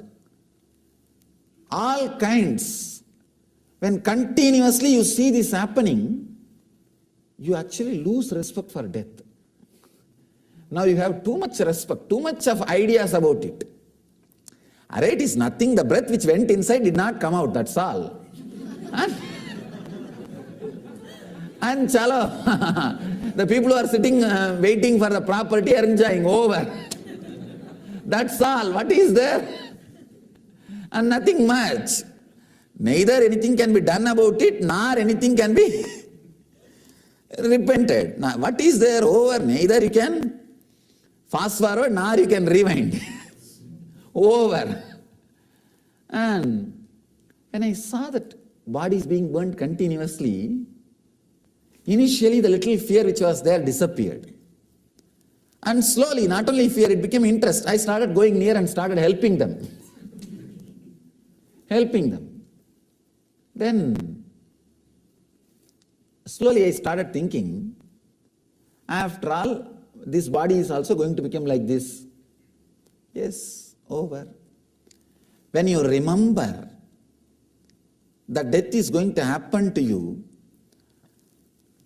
the respect which you carry for your ego will come down. Because whatever you think should not leave you is ego. when you know for sure everything is going to leave you, then the respect for ego just drastically drops. And especially, I'm a kind of a too sharp, straightforward guy. So straight away the respect for ego dropped. Then I decided, after all I'm going to die.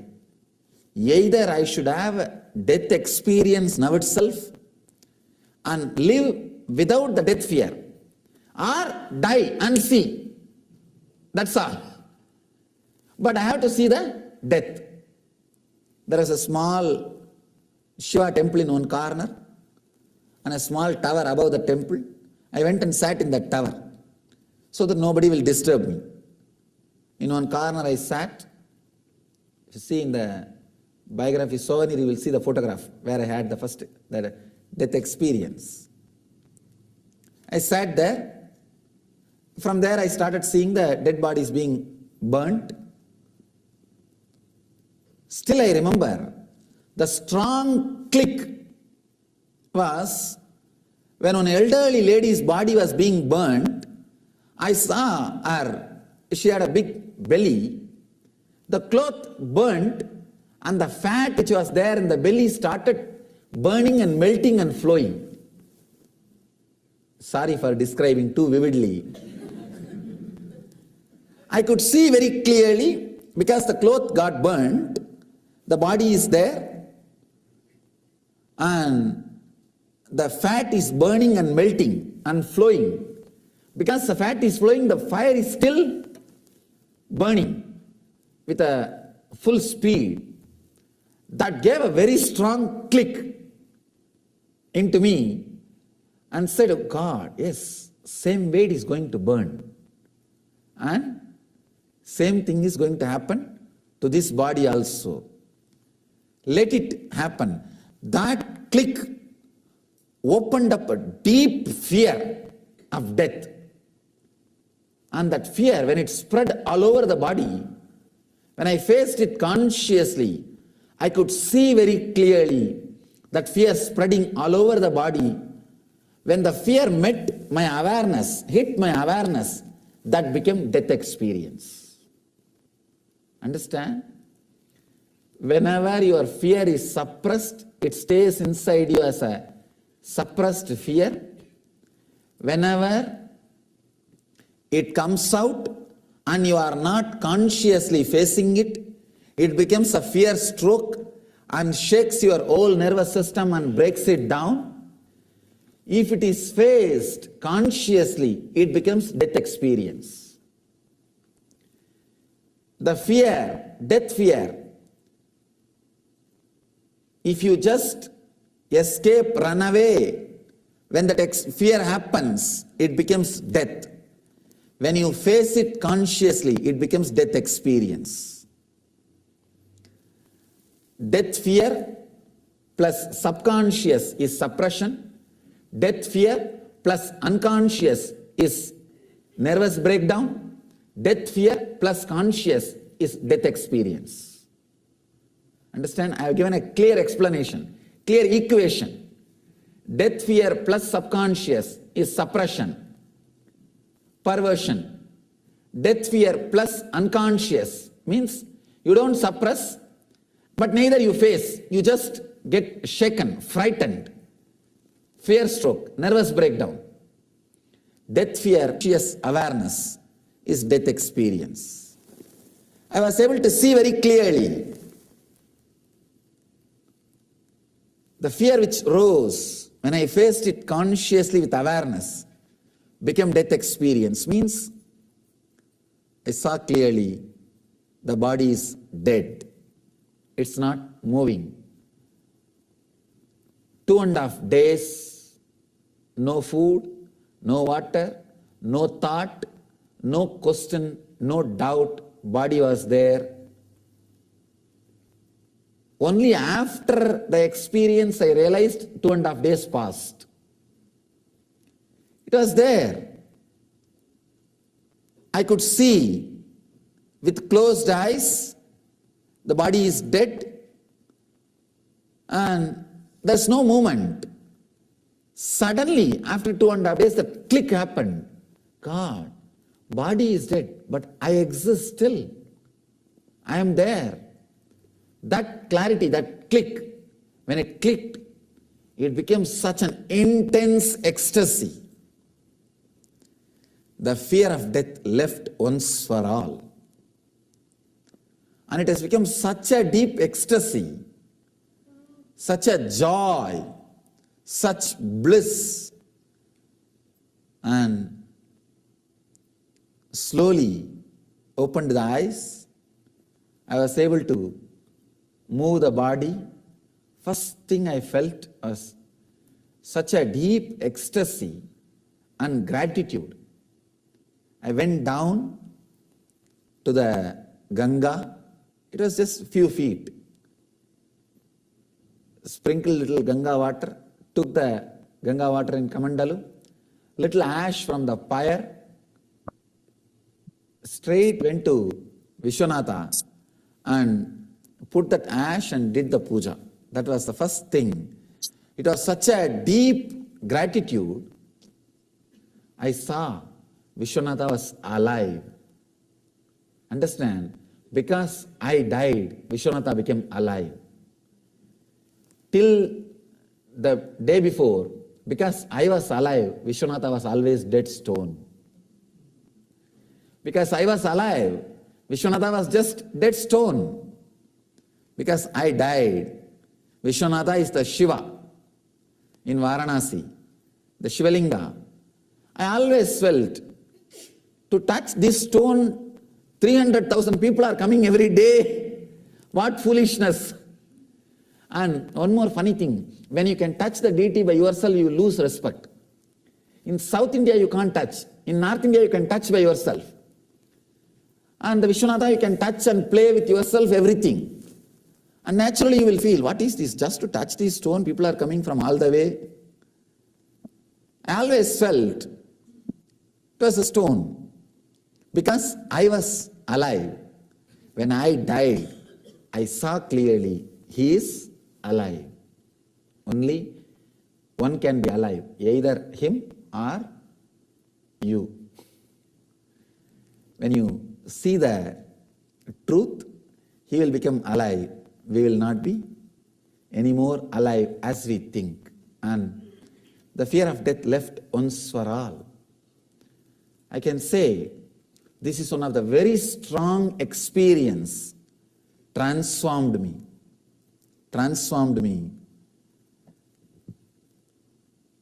towards my enlightenment, towards the spiritual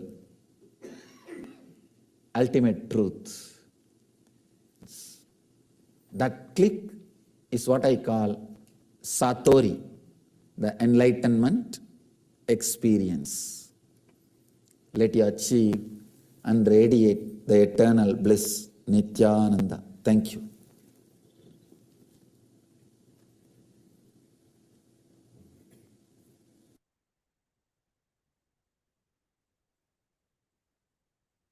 Yes. Now let's understand life, death. We have heard Swamiji's two experiences and how he came up with this program to give us that experience. And we have heard now Swamiji's own life-death experience. Now, let's continue with these understandings. The idea of death. Why are we learning about death? What exactly happens during the death? You just a little bit you understood. Now, why are we learning about the death? The idea of death changes the whole idea of life. So never think that learning about death is a waste of time. It is the basic lesson everyone has to learn.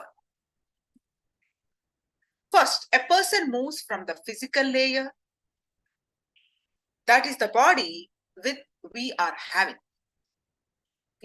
Next, the pranic layer, which involves inhaling and exhaling. That is the energy or the air movement, the prana movement inside our system. Then prana refers to the life force that is brought in by the air into our system. When we breathe, it is the life-sustaining energy needed for us. Air is just a medium to bring prana in. Prana is what is needed to sustain life. When we move from the first layer to the second layer, all our desires, our unfulfilled desires, all the ways in which we wanted to live but did not live, all those things usually come up. When this happens, it is almost as if in a room, 10 people are standing, kicking a football around. What will happen? Just like how the football is kicked from one corner to the other, our consciousness will be kicked from one corner, all corners. In each corner, some desires will be standing and kicking it. At the time our consciousness is trying to leave the body, all our desires will be forcing us to enter back into the body so that we can fulfill and enjoy them further.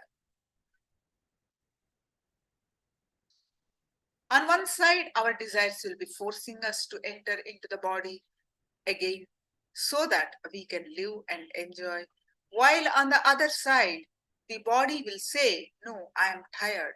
I can't host you anymore. Just sleep. On one side, the body will say, I'm tired. I can't host you. On the other side, the pranic layer that houses our desires forces us to live inside the body. That is what causes pulling and pushing at the time of death. Pulling and pushing is nothing but fight between our desires and the body. Somehow, if we manage to move away from the pranic layer, we enter next into the mental body. When we enter into our mental body, all our guilt rises. All the guilt that we had about the way we felt we should have lived our lives but never lived, all the mistakes that we committed, all of our regrets, etc. Please understand, desire is about the future and guilt is about the past. But actually, both are one and the same. The same thing, when it is about the past, it is guilt. And when it is about the future, it is desire. The way in which we want to live is desire. And the way in which we wanted to live but didn't is guilt. I always tell people, guilt is nothing but reviewing our past decisions with updated intelligence.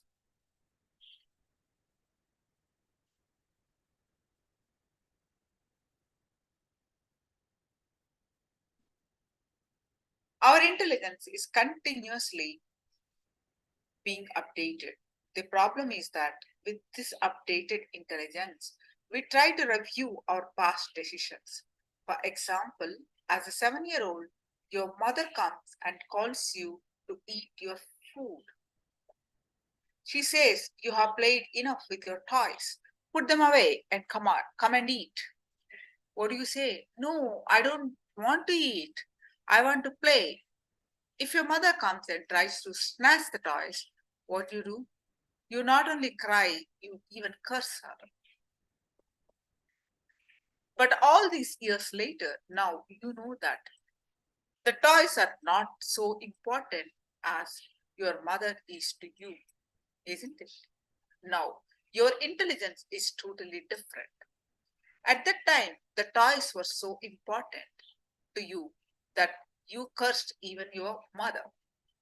Now you know your mother is much more important. With this updated intelligence, is it good to create guilt?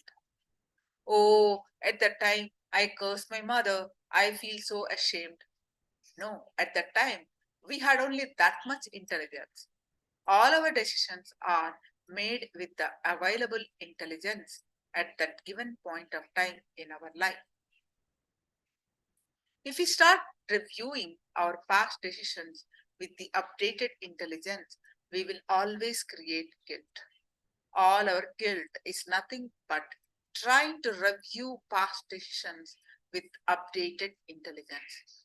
All the guilt that we collect over our lives raises as we pass through the mental body. Then, if we move a little away, a little deeper, we come to the etheric layer that is related to all our sufferings. All the sufferings that we went through during our life is stored here. Like this, each and every layer has got its own samskara or stored memories.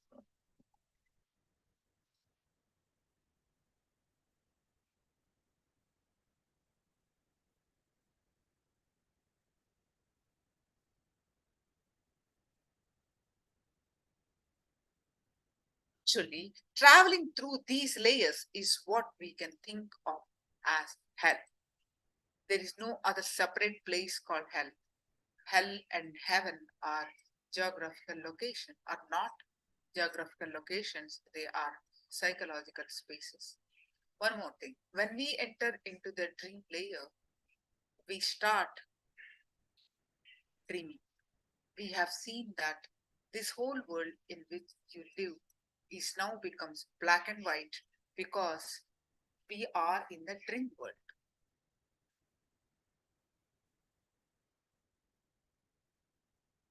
We forget this whole world and the dream world becomes multicolor. If we come out of the dream, this whole world is again seen in 4 dimensions like 4D. Now, when we are on the physical layer, this whole world is seen as 4D. We experience this world as 4D in multicolor. When we are in the dream world, we experience that world as 4D. So when we're here, the dream world becomes black and white, and this world becomes 4D. And when we are there, the dream becomes 4D, and this world becomes black and white. In the same way, when we move from the physical layer to the pranic layer, at the time of death, this whole world becomes black and white. All your achievements, your pride, your efforts, your sorrow, your happiness, everything will appear in black and white. You will wonder, why did I do all this work? Why did I think of all this as a base for my life? Let me explain why this happens. When we are alive, we invest in our personality, we build up our personality based upon few pillars. There are few pillars or foundations on which we build our personality. Those pillars are money, name, fame, relationships, pride, that we have a big community, support circle, warm circle, close circle, what not. If somebody asks you, who are you? What will you say? I'm an engineer, I'm a doctor, I'm a lawyer. Or you will say, I'm an owner of 4 houses. Or I'm such and such a person's husband or wife. I'm her husband or somebody's son, I'm somebody's daughter and somebody's wife, and so on. Our personality is built on these few foundations. When we move from the physical body, all these foundations will be completely shaken. We can't sign our name on our checks anymore. Our signature is not accepted. Our bank balance is no more related to us. We cannot handle our bank account. Our car will not be useful to us. At the most, only the ambulance will be useful. Our house will be filled with all our relatives. They will be weeping to see us dead. But neither our house nor our relatives will be useful to us. We can't even relate with our relatives. We can't talk to any one of them. If we try to, they will run away. Your wife will come up to the last point in the procession and weep. Your son will come through to the end and do the last rites and rituals. But who will come after that? Nobody. Nobody can come. Only the conscious glimpse can come with you. In this way, whatever is the foundation for your being, that whole foundation will be shaken. Naturally, you don't have anything to hold on to. Understand this one thing. If we suddenly hear some loss in our business, we will feel that our whole body is suffering. The suffering will not be just in one portion. The whole body will be suffering. It will be almost like our being is crushed. We can see in our life, if we just sit in our office and worry about something, we don't have to do any work. If we just sit and worry alone, we will have shoulder pain. If we just sit and worry for 10 minutes, what will happen? We will have shoulder pain. So understand that when something moves away from us, our whole body suffers. When we move away from the physical body, the same suffering starts happening in us. Whatever we are, we thought was a foundation for our life is shaken. As of now, this whole world will appear as 4D. All this talk about spirituality, meditation, growing in the inner being, consciousness, etc. will appear as black and white. That's why when I call people for meditation, they tell me, I don't have time to meditate. Let me finish all my work and then come. I have few more years. Never say, I don't have time to meditate. Be very clear to yourself and say, I don't feel that this is important in my life right now. If we are ready to say, I don't think meditation is so important in my life, then we are honest. But if we say, I don't have time, then we are just fooling ourselves. Everyone has got the same 24 hours on hand to do what they feel they should. It's not that the few who are meditating are jobless. It is just a question of priority of what we want in our life. Isn't it? If spirituality and meditation appear as black and white to us now, we will not divert our energy in that area. That's all. But what happens is that when we move away from the physical body at the time of death, whatever we thought of 4D, when we were leaving the body, whatever we thought of 4D, colorful, when we are living, will totally disappear. Everything will be totally shaken and appear as black and white. At that time, they will not have any basis at all.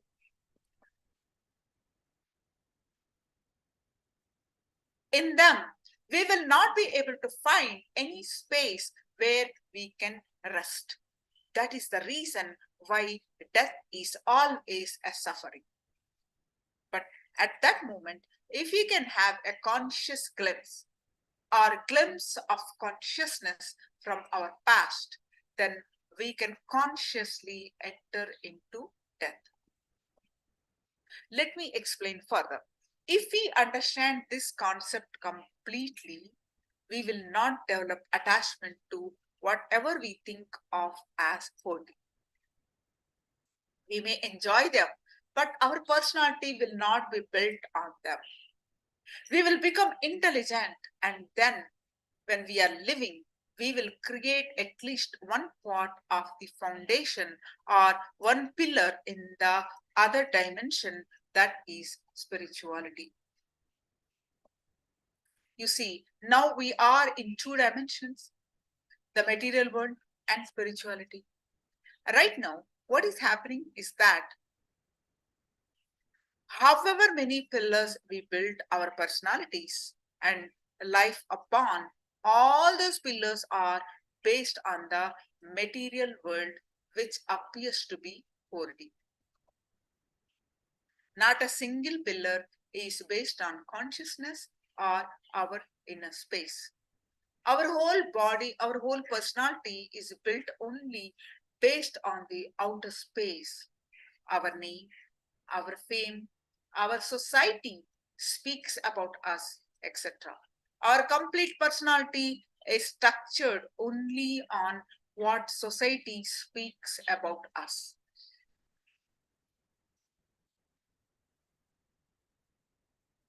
If everyone's opinion of us is that we are great, what do we think? We think we are great. If everyone says you are useless, what happens? We start getting depressed. This happens because not even a single pillar of our building is based on spirituality. Our inner core, our being, the entire thing is based on outer space. That is the reason that when those pillars are shaken by anybody, we start suffering terribly. If we have even one pillar from consciousness, we can depend on that to stand straight without suffering. One more thing, those outer world pillars are not in our control at all. Anyone passing by can easily shake them. Even if a small child comes up to us and says that we are a fool, we will get a little shaken, is it not? That child might have even said it only to try a few new words that he is learning, but you get shaken. So understand that those outer world pillars are that weak. Bhagavad Gita says, what comes and stands in our mind at the time of leaving the body will alone decide about our next birth or enlightenment. If we have at least one pillar on consciousness, naturally we will not have suffering when we leave the body. All the other pillars will become black and white, but even if the other pillars become black and white, this one pillar will be there in multicolor as 4D. This one pillar will be there to take us through the process. As of now, we have no pillar to take us through. That is the problem. As of now, our whole personality is based on the outer space. All our pillars are made up of what we think as 4D now. And there is no inner space for us either. That is why, like a football, people can kick us from corner to corner in the outer space. Anybody can just throw one word towards us and make us depressed. If somebody says we are mad, we shout at them and prove that we are mad. A single word is enough to make us mad. Nothing much is necessary. We are almost like the street dogs. If we just throw one stone at it, it becomes mad.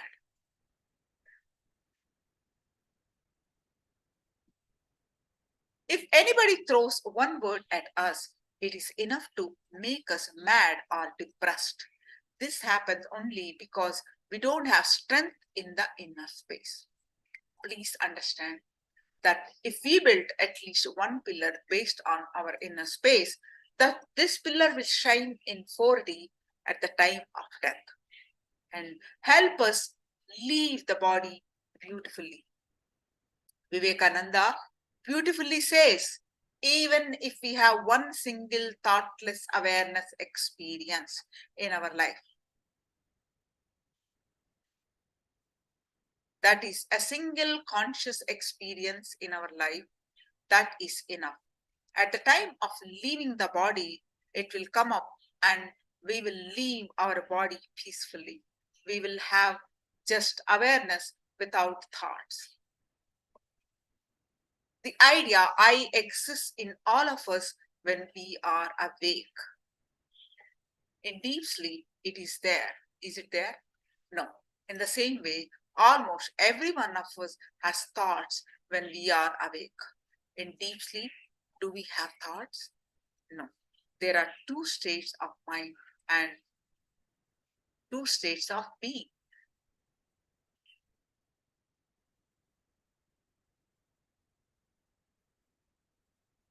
These two crisscross each other and create four states of being, and in which we exist, live our lives. See, right now I'm awake talking. So that is Jagrat state, wakeful state. I know I am with eye consciousness, with thoughts. Then second is when I'm sleeping. The sleep is two. One with the thoughts, one deep sleep. With the thoughts is a dream state. With deep sleep, it is unconscious state. No thoughts, no eye consciousness. These three only we live, basically. Wakeful state, dream state, deep sleep state. But when we raise our consciousness, when we get enlightened, we reach Turiya state.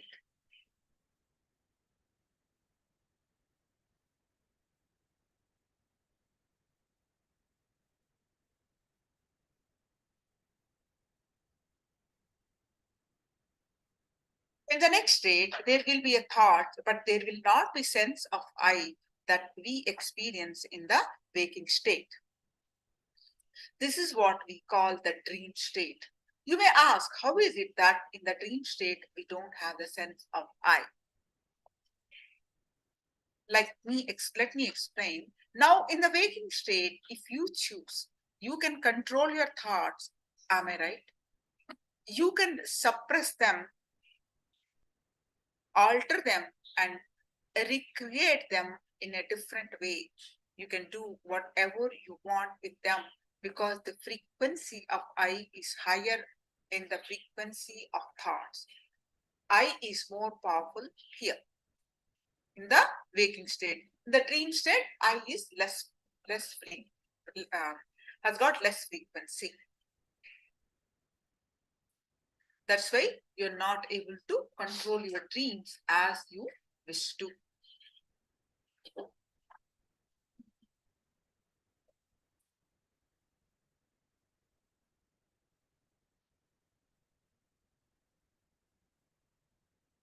Are you all with me?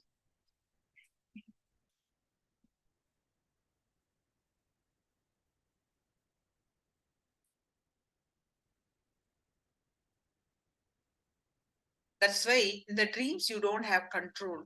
You just have to go dreams where the dreams take you. You have to go, that's all.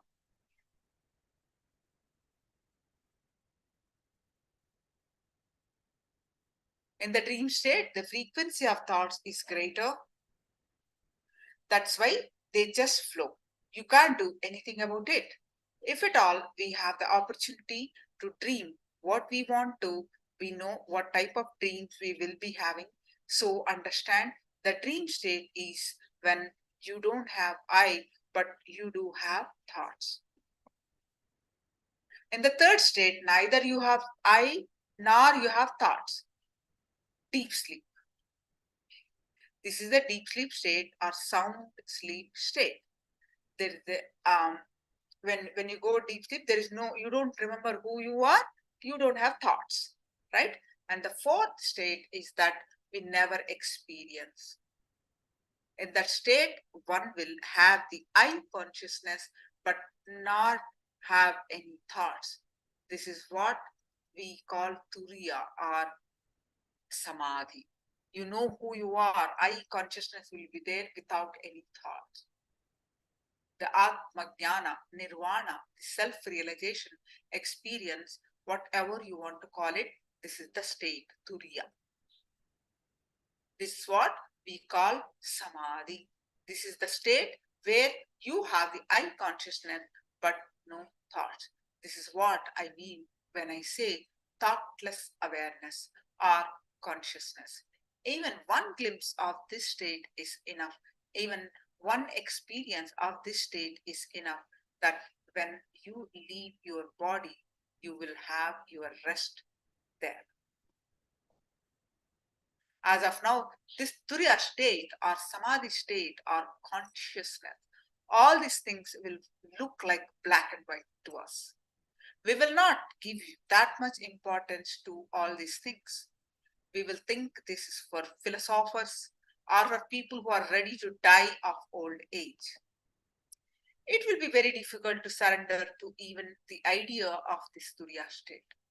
It will be very difficult to work for this consciousness because it appears only as black and white to us, of little or no value to us. You must be thinking, who knows what the truth is? He must be telling something to do his business. I always tell people that it is not so easy to understand all these things. It is not so easy to surrender to these ideas as of now. The moment you hear the word consciousness or surrender or samadhi or meditation, immediately, what do you think? All this is very difficult for me. And not only that, we will always have the fear. You may now tell me to surrender, but tomorrow you may take away my property, or you may take away my husband, or you may take away my wife away from me. You may take away my kids also, or I myself may get inspired and go behind you. These are so many troubles, so many problematic possibilities that you see when you hear all this. It's very difficult to trust somebody. It is very difficult to enter into this fourth state or even to come close to it. But it seems difficult only because all these things appear in two color now, the black and white. But when you leave the body, then it will appear as four color, and whatever you thought of as four color now will become completely two color, black and white. Now let us see how the second death happened in so peacefully. Again, the statement which I am going to make now is little difficult to understand, but I have no other way. The truth has to be explained as it is. The truth has to be expressed. Only then you will be able to enter into the formula. This is the way the formula happened to the person who died peacefully in the second death that I saw in ICU. When the second death was happening, the moment the person left the first layer, because an enlightened being was there, because of my presence, somehow he was able to catch a glimpse of that consciousness. He was able to catch my presence. During the first death that I was witnessed, I was enlightened. I was only doing my tapas, spiritual practices. I was wandering all over India doing tapas, but during the second death, I was enlightened. Somehow, because of that, he was able to catch a glimpse of consciousness. The moment he left the first layer, he was able to feel me or experience me. The moment he started experiencing me, his whole consciousness simply became centered on me.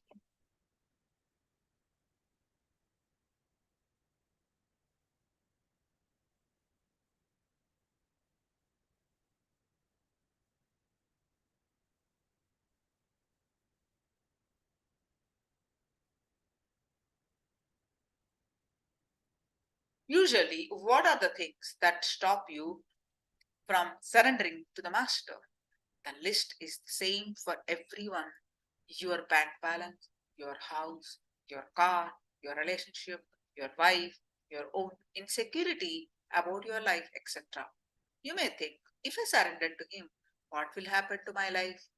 I may start become a servant to Him. There are so many other things that I still have to do. All these thoughts are stopping you from surrendering or entering into the consciousness. Surrendering and entering into the consciousness both are one and the same. But for that person who was at the stage where death had started happening, all these things become valueless.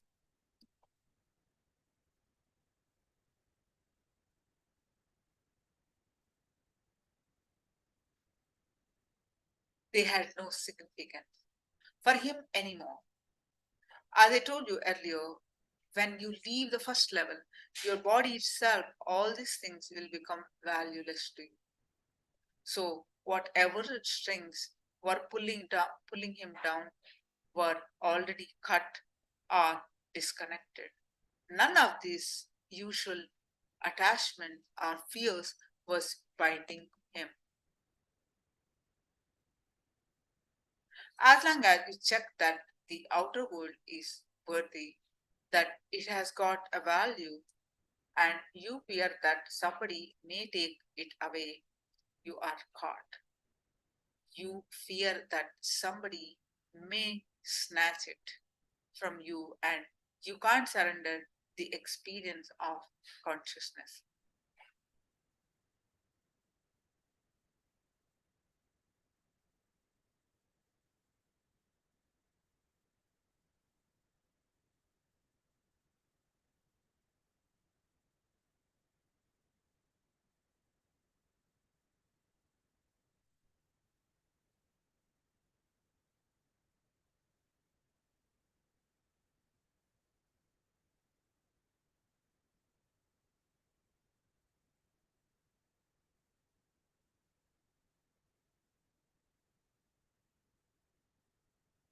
Repeat.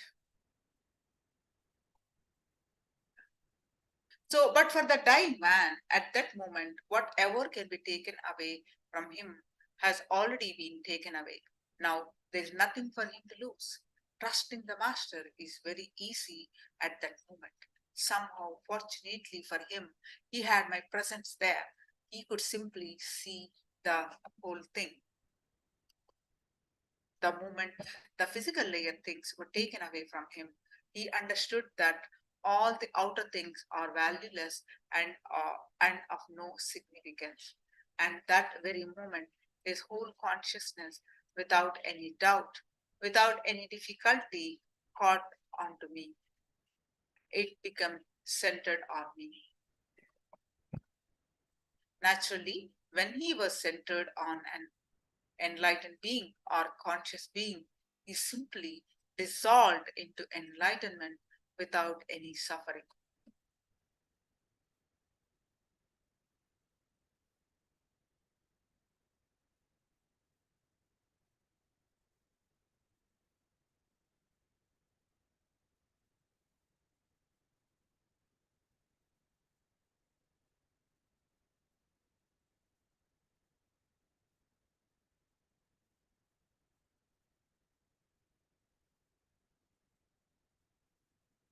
As long as you have a choice, you have to practice commitment, renunciation, charity, righteousness, all and whatnot. At the time of death, you don't have to practice anything. Everything will simply taken away from you without your permission or control. Then what is there to practice? Renounce what? You won't have anything even to renounce. In those moments, there is nothing that can stop you from entering into the enlightenment experience. There is nothing that can stop you from entering into the conscious experience. But there is only one thing you need when you leave the body.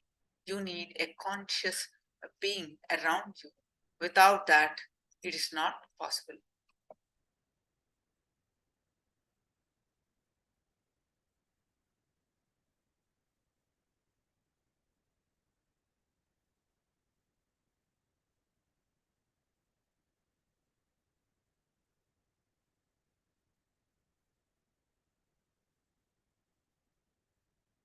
From my own experience, I tell you that leaving the body peacefully is the greatest gift anybody can have. If you have that gift, you have achieved whatever needs to be achieved. You have lived your life. Nothing else is needs to be achieved. If you have not achieved that, nothing else is worth achieving. After seeing the second death, I started seriously contemplating on how this could be reproduced. How can I help people leave their body consciously? As I was telling you, I cannot go and stand in all the ICUs. That's impossible. Suddenly, like a lamp, like a conscious ball, something landed in me. A formula happened in my consciousness. The formula revealed itself to me. This formula is what I call Nithyananda Spurana program.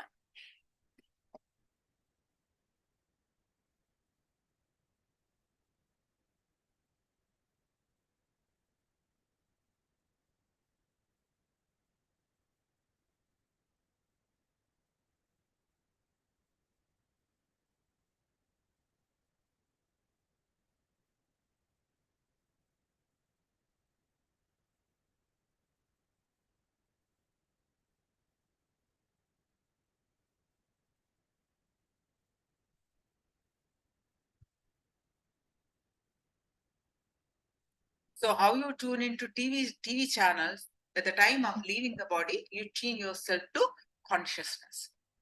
You can tune yourself to thoughtless awareness, conscious experience. You will simply see that your life itself was a conscious experience.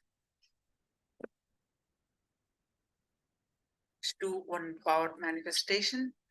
Very powerful truth you have been learning.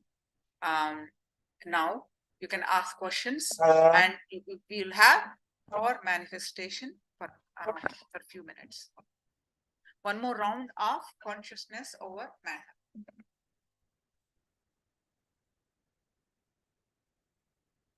Please post your understanding or post your powerful cognitions from living enlightenment.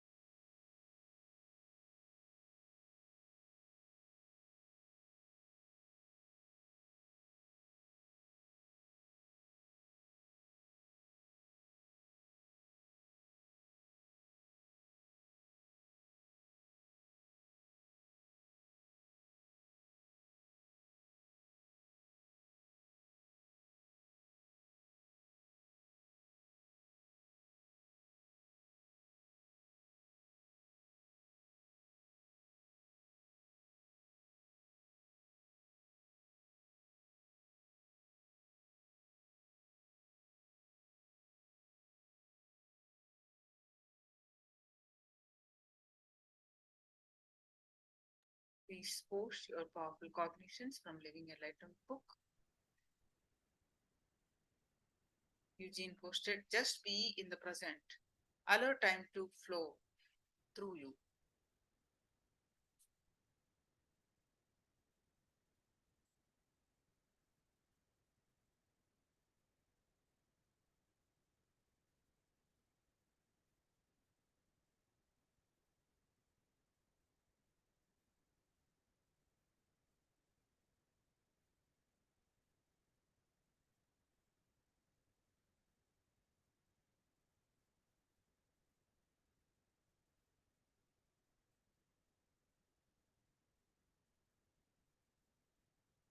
Yes, now please straight.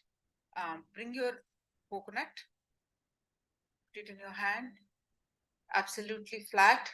Put your object, either coconut. If you do not have the coconut, you can use a round fruit.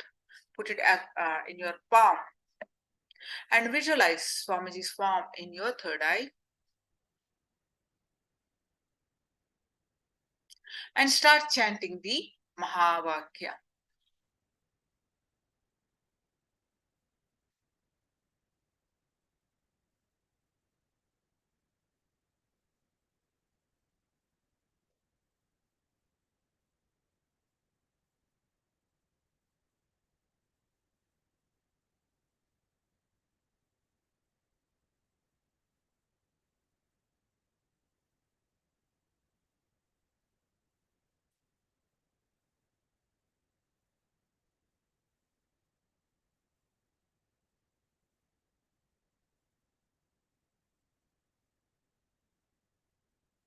Yes.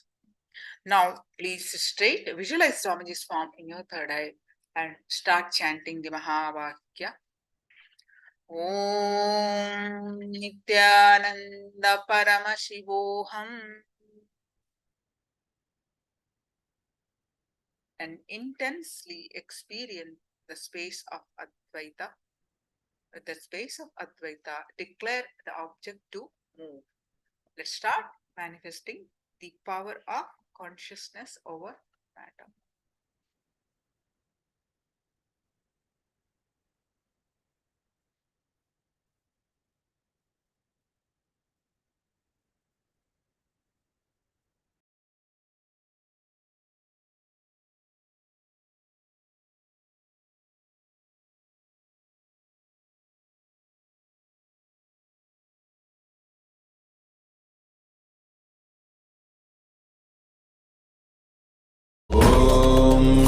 Nithyananda Paramashivoham. Om Nithyananda Paramashivoham. Om Nithyananda Paramashivoham. Om Nithyananda Paramashivoham. Om Nithyananda Paramashivoham. Om Nithyananda Paramashivoham. Om Nithyananda Paramashivoham. Om Nithyananda Paramashivoham. Om Nithyananda Paramashivoham. Om Nithyananda Paramashivoham. Om Nithyananda Paramashivoham. Om Nithyananda Paramashivoham. Om Nithyananda Paramashivoham. Om Nithyananda Paramashivoham. Om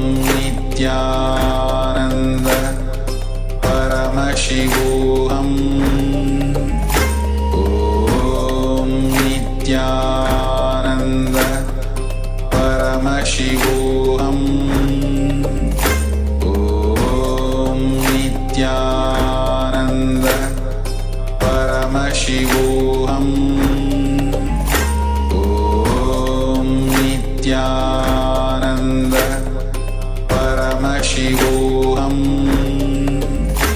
Om Nithyananda Paramashivoham. Om Nithyananda Paramashivoham. Om Nithyananda Paramashivoham. Om Nithyananda Paramashivoham.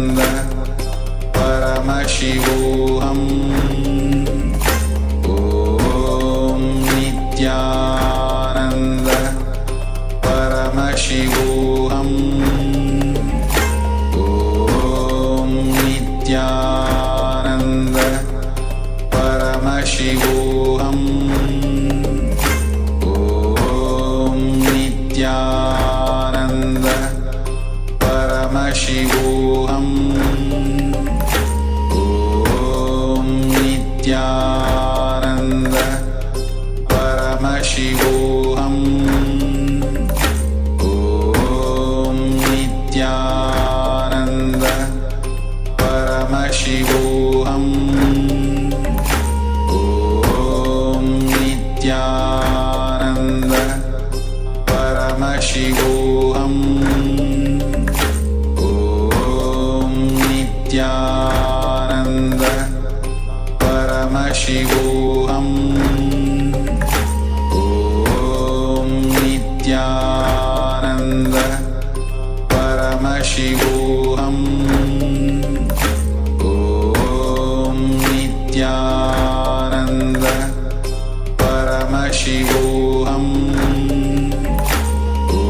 Om Nithyananda Paramashivoham. Om Nithyananda Paramashivoham.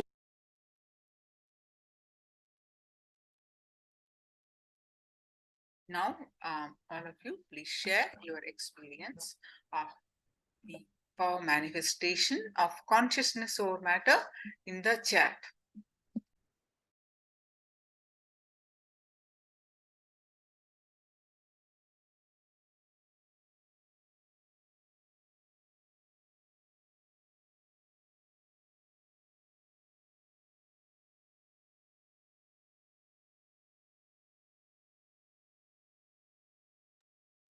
If it touched you, it moved a little bit.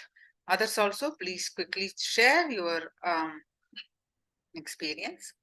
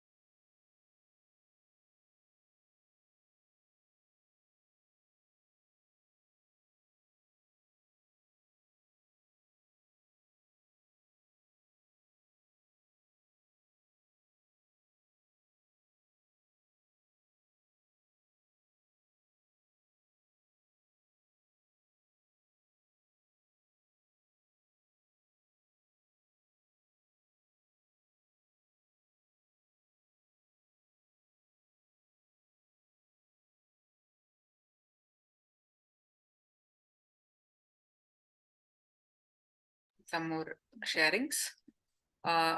There was a vibration from Eugene. EUT, it moved a little bit. Yes. All right. So now let's continue. Some more cognitions about the Nithyananda Spurana.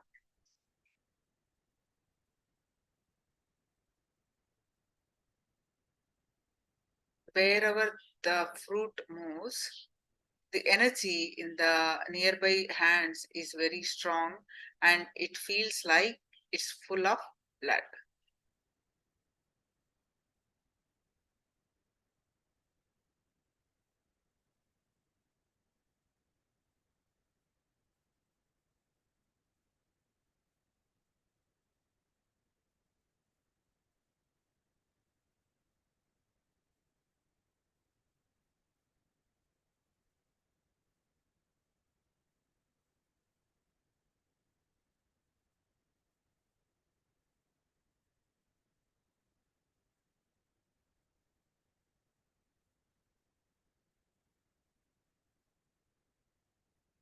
All right.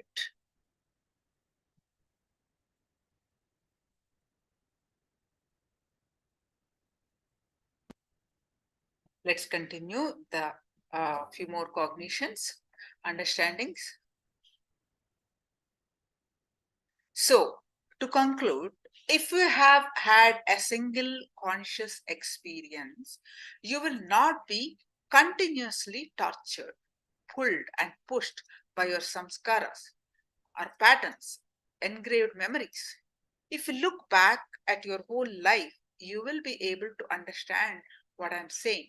If you look back at your whole life with a little intelligence, you will be able to understand that you never really lived.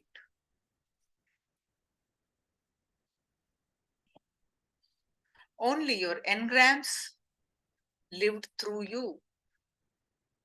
Engraved memories or patterns lived through you. For example, suppose you have created a samskara. Samskara is a pattern in Sanskrit. A samskara is a equivalent English word is pattern. You have created a samskara that is in the morning at 7 o'clock, you need to drink coffee. At exactly 7 o'clock, you don't have to even to see the watch, but from inside, the alarm will sound coffee. Like this, you have many samskaras. For example, every morning at 9 o'clock, your mind will automatically start worrying about your office. In the evening at 5 o'clock, you will start worrying about your house. In the night at 8 o'clock, you will start worrying about your kids' education. If this becomes a routine, even on Sunday, you will start worrying about your office at 9 o'clock. Even if you don't have to go to office, you will start worrying about it suddenly. You will remind yourself, no, today is Sunday, so don't bother about it. So we don't have to go to office. Even then, you will continue to have that same low mood during that time. Even your worry, your mind is nothing but a recorded samskaras.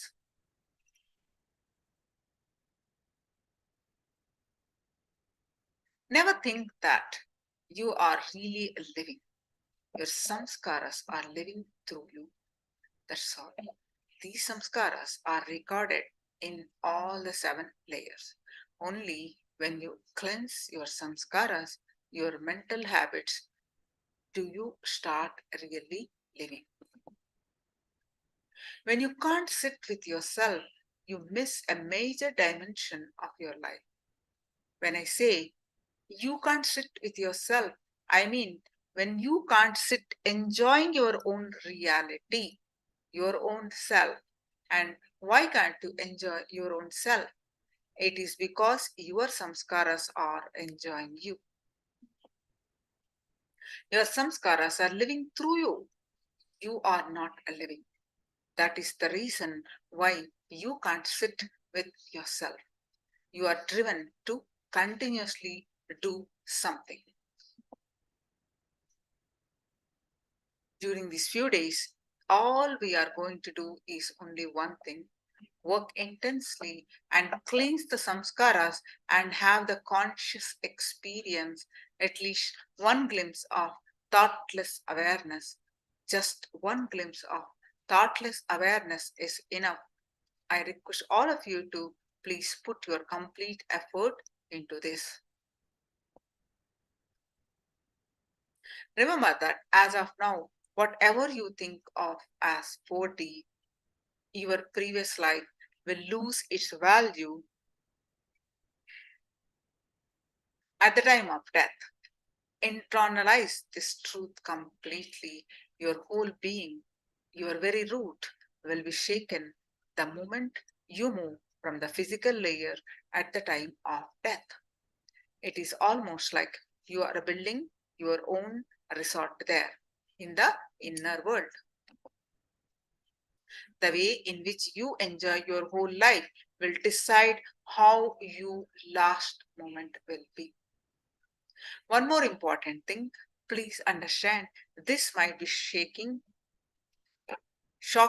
to you, but it is the truth. Only after seeing the first death was I able to realize this statement. Even your papa, sin, punya, does not come with you, count for anything at the time of death.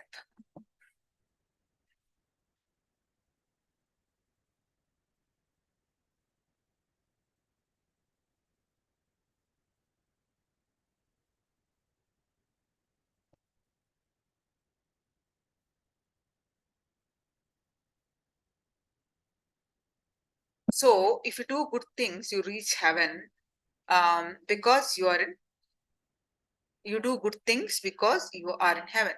The mental setup that you have when doing an activity is what makes up your experience of hell or heaven.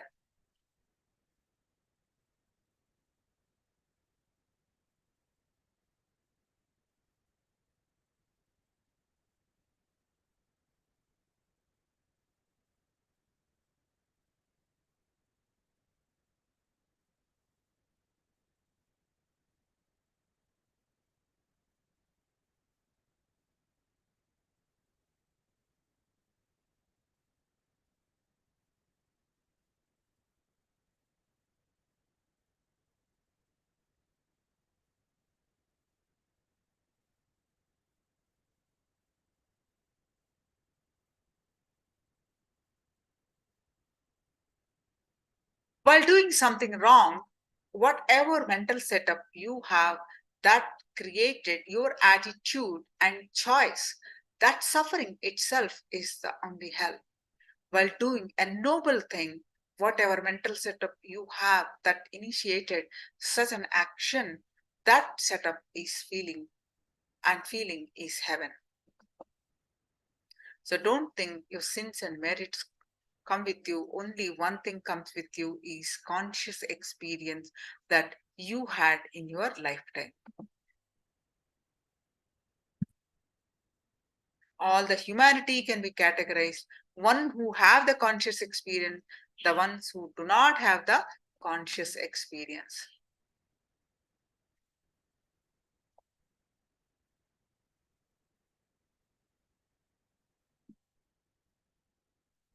You have question answers now. Any questions? Please do let me know.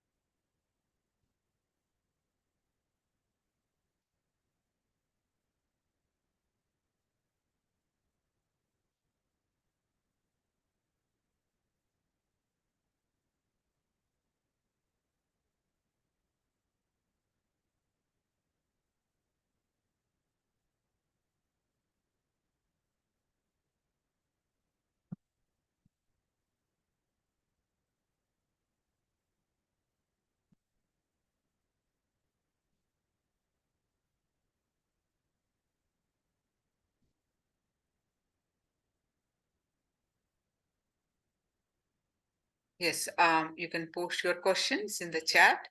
Whatever your understanding also, you can post.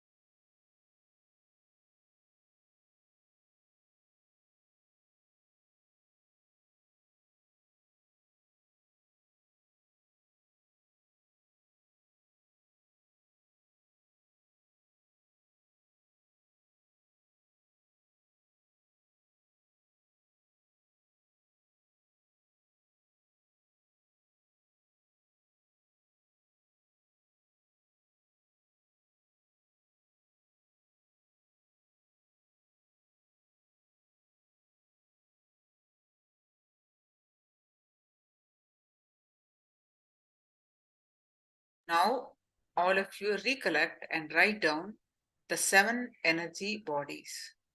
What are the 7 energy bodies?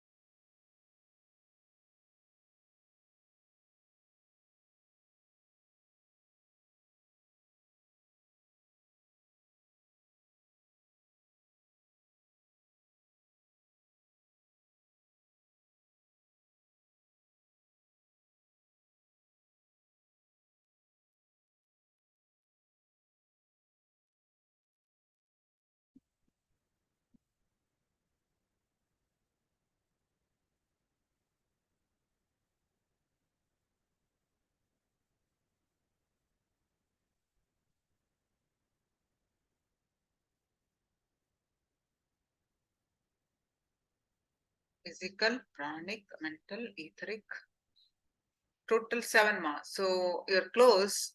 Continue writing, because we are going to learn about all these layers and you understand the significance of why we need to learn.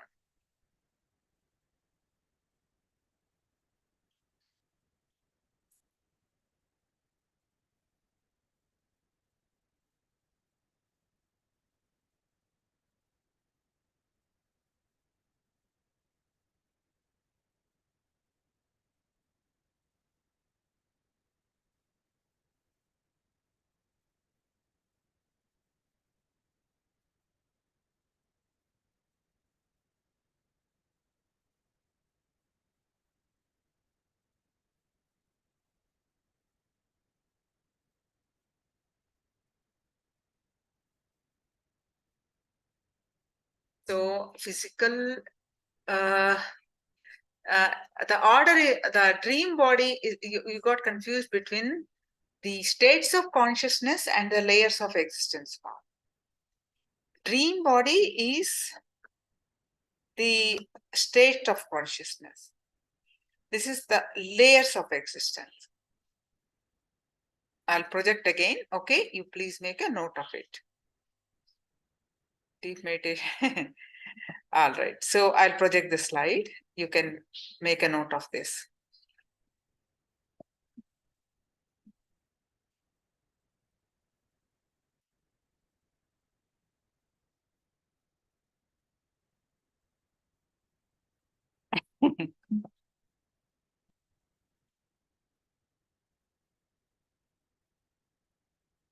Please make a note of it, write down.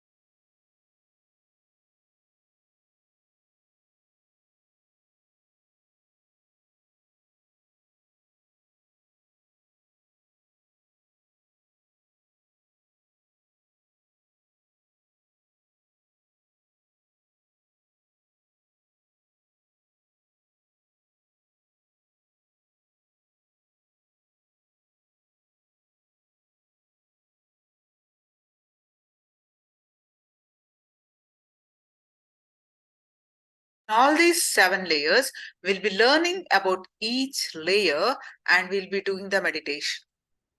To cleanse, each one is associated with what emotion? For example, physical layer, desires. Pranic layer, desires. Next layer, mental layer, guilt. All these, physical layer actually fear. So all these associated with certain emotions, and we'll be doing the meditations. Today is only many of introductions about this.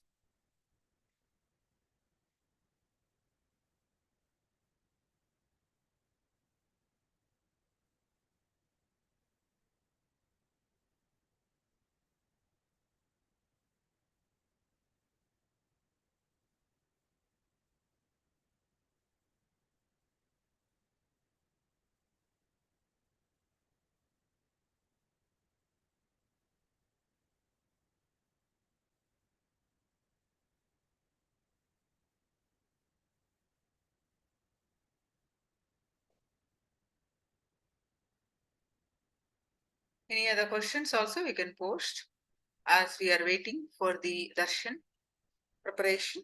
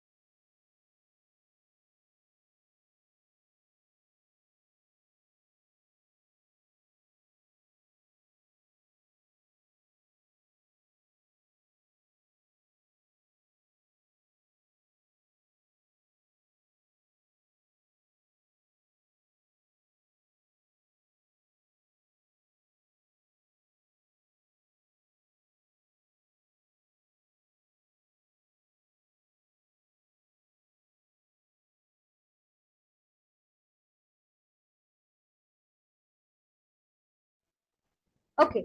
See, Ma Purushananda, you're saying you would like to experience enlightenment through that. But what does that enlightenment mean to you? See, the more and more we map, what happens is you will be able to translate the initiation, you will understand practically the signs of applying that initiation. So, can I request every one of you to go into the specifics? What do you mean by that when you say you want to experience enlightenment through that? How are you visualizing it to manifest?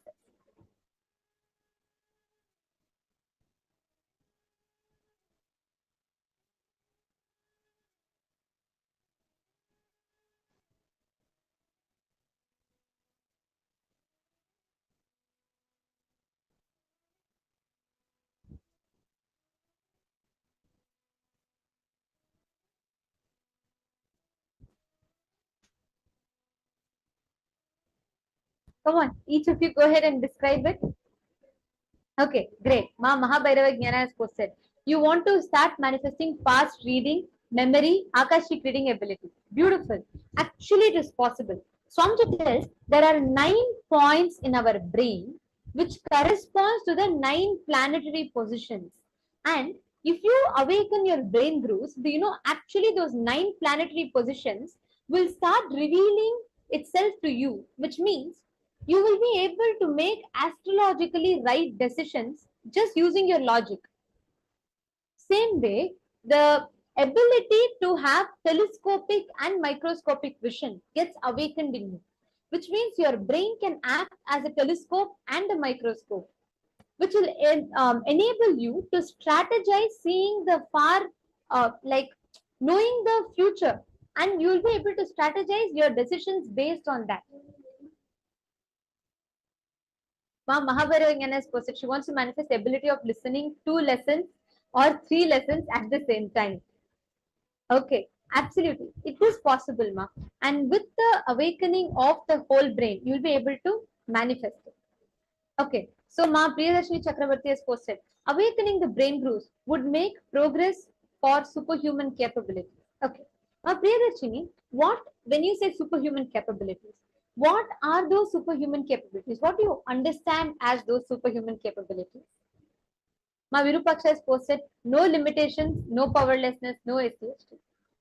That is beautiful definition, Ma. But how does it translate to you?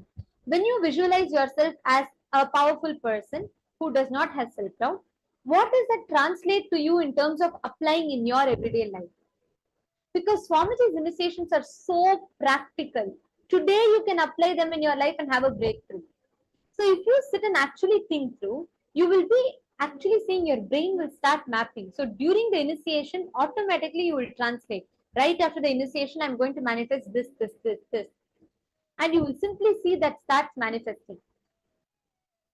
My Istak, you're saying in many ways and areas. List down those. If you could please just post whatever you understand as those areas.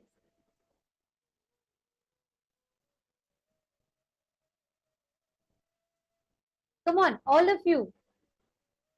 Ma Kamakala Rupananda and Ma Gokila, Ma Janani.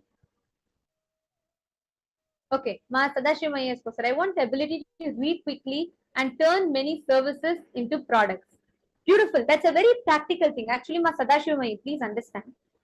If after today's initiation, when you sit and manifest the power, you will see your ability to quickly make the decision. See, right now what happens? Let's say you plan a business venture, okay? So let's say you want to start a new business. The way you strategize for that business, you have to do the trial and error method. You'll try something, you may not be sure. And the ability to analyze, we always have certain blind spots. We think, oh, I can only analyze from one perspective. I cannot cover all of that. And it takes a lot of trial and error, especially in businesses. It takes a lot of trial and error to build. But if your brain grooves are awakened, the same processing, your brain will manifest synesthesia, which means it will be able to process inputs. Like, for example, in terms of the financial aspect of it, the market reach, the niche that you're getting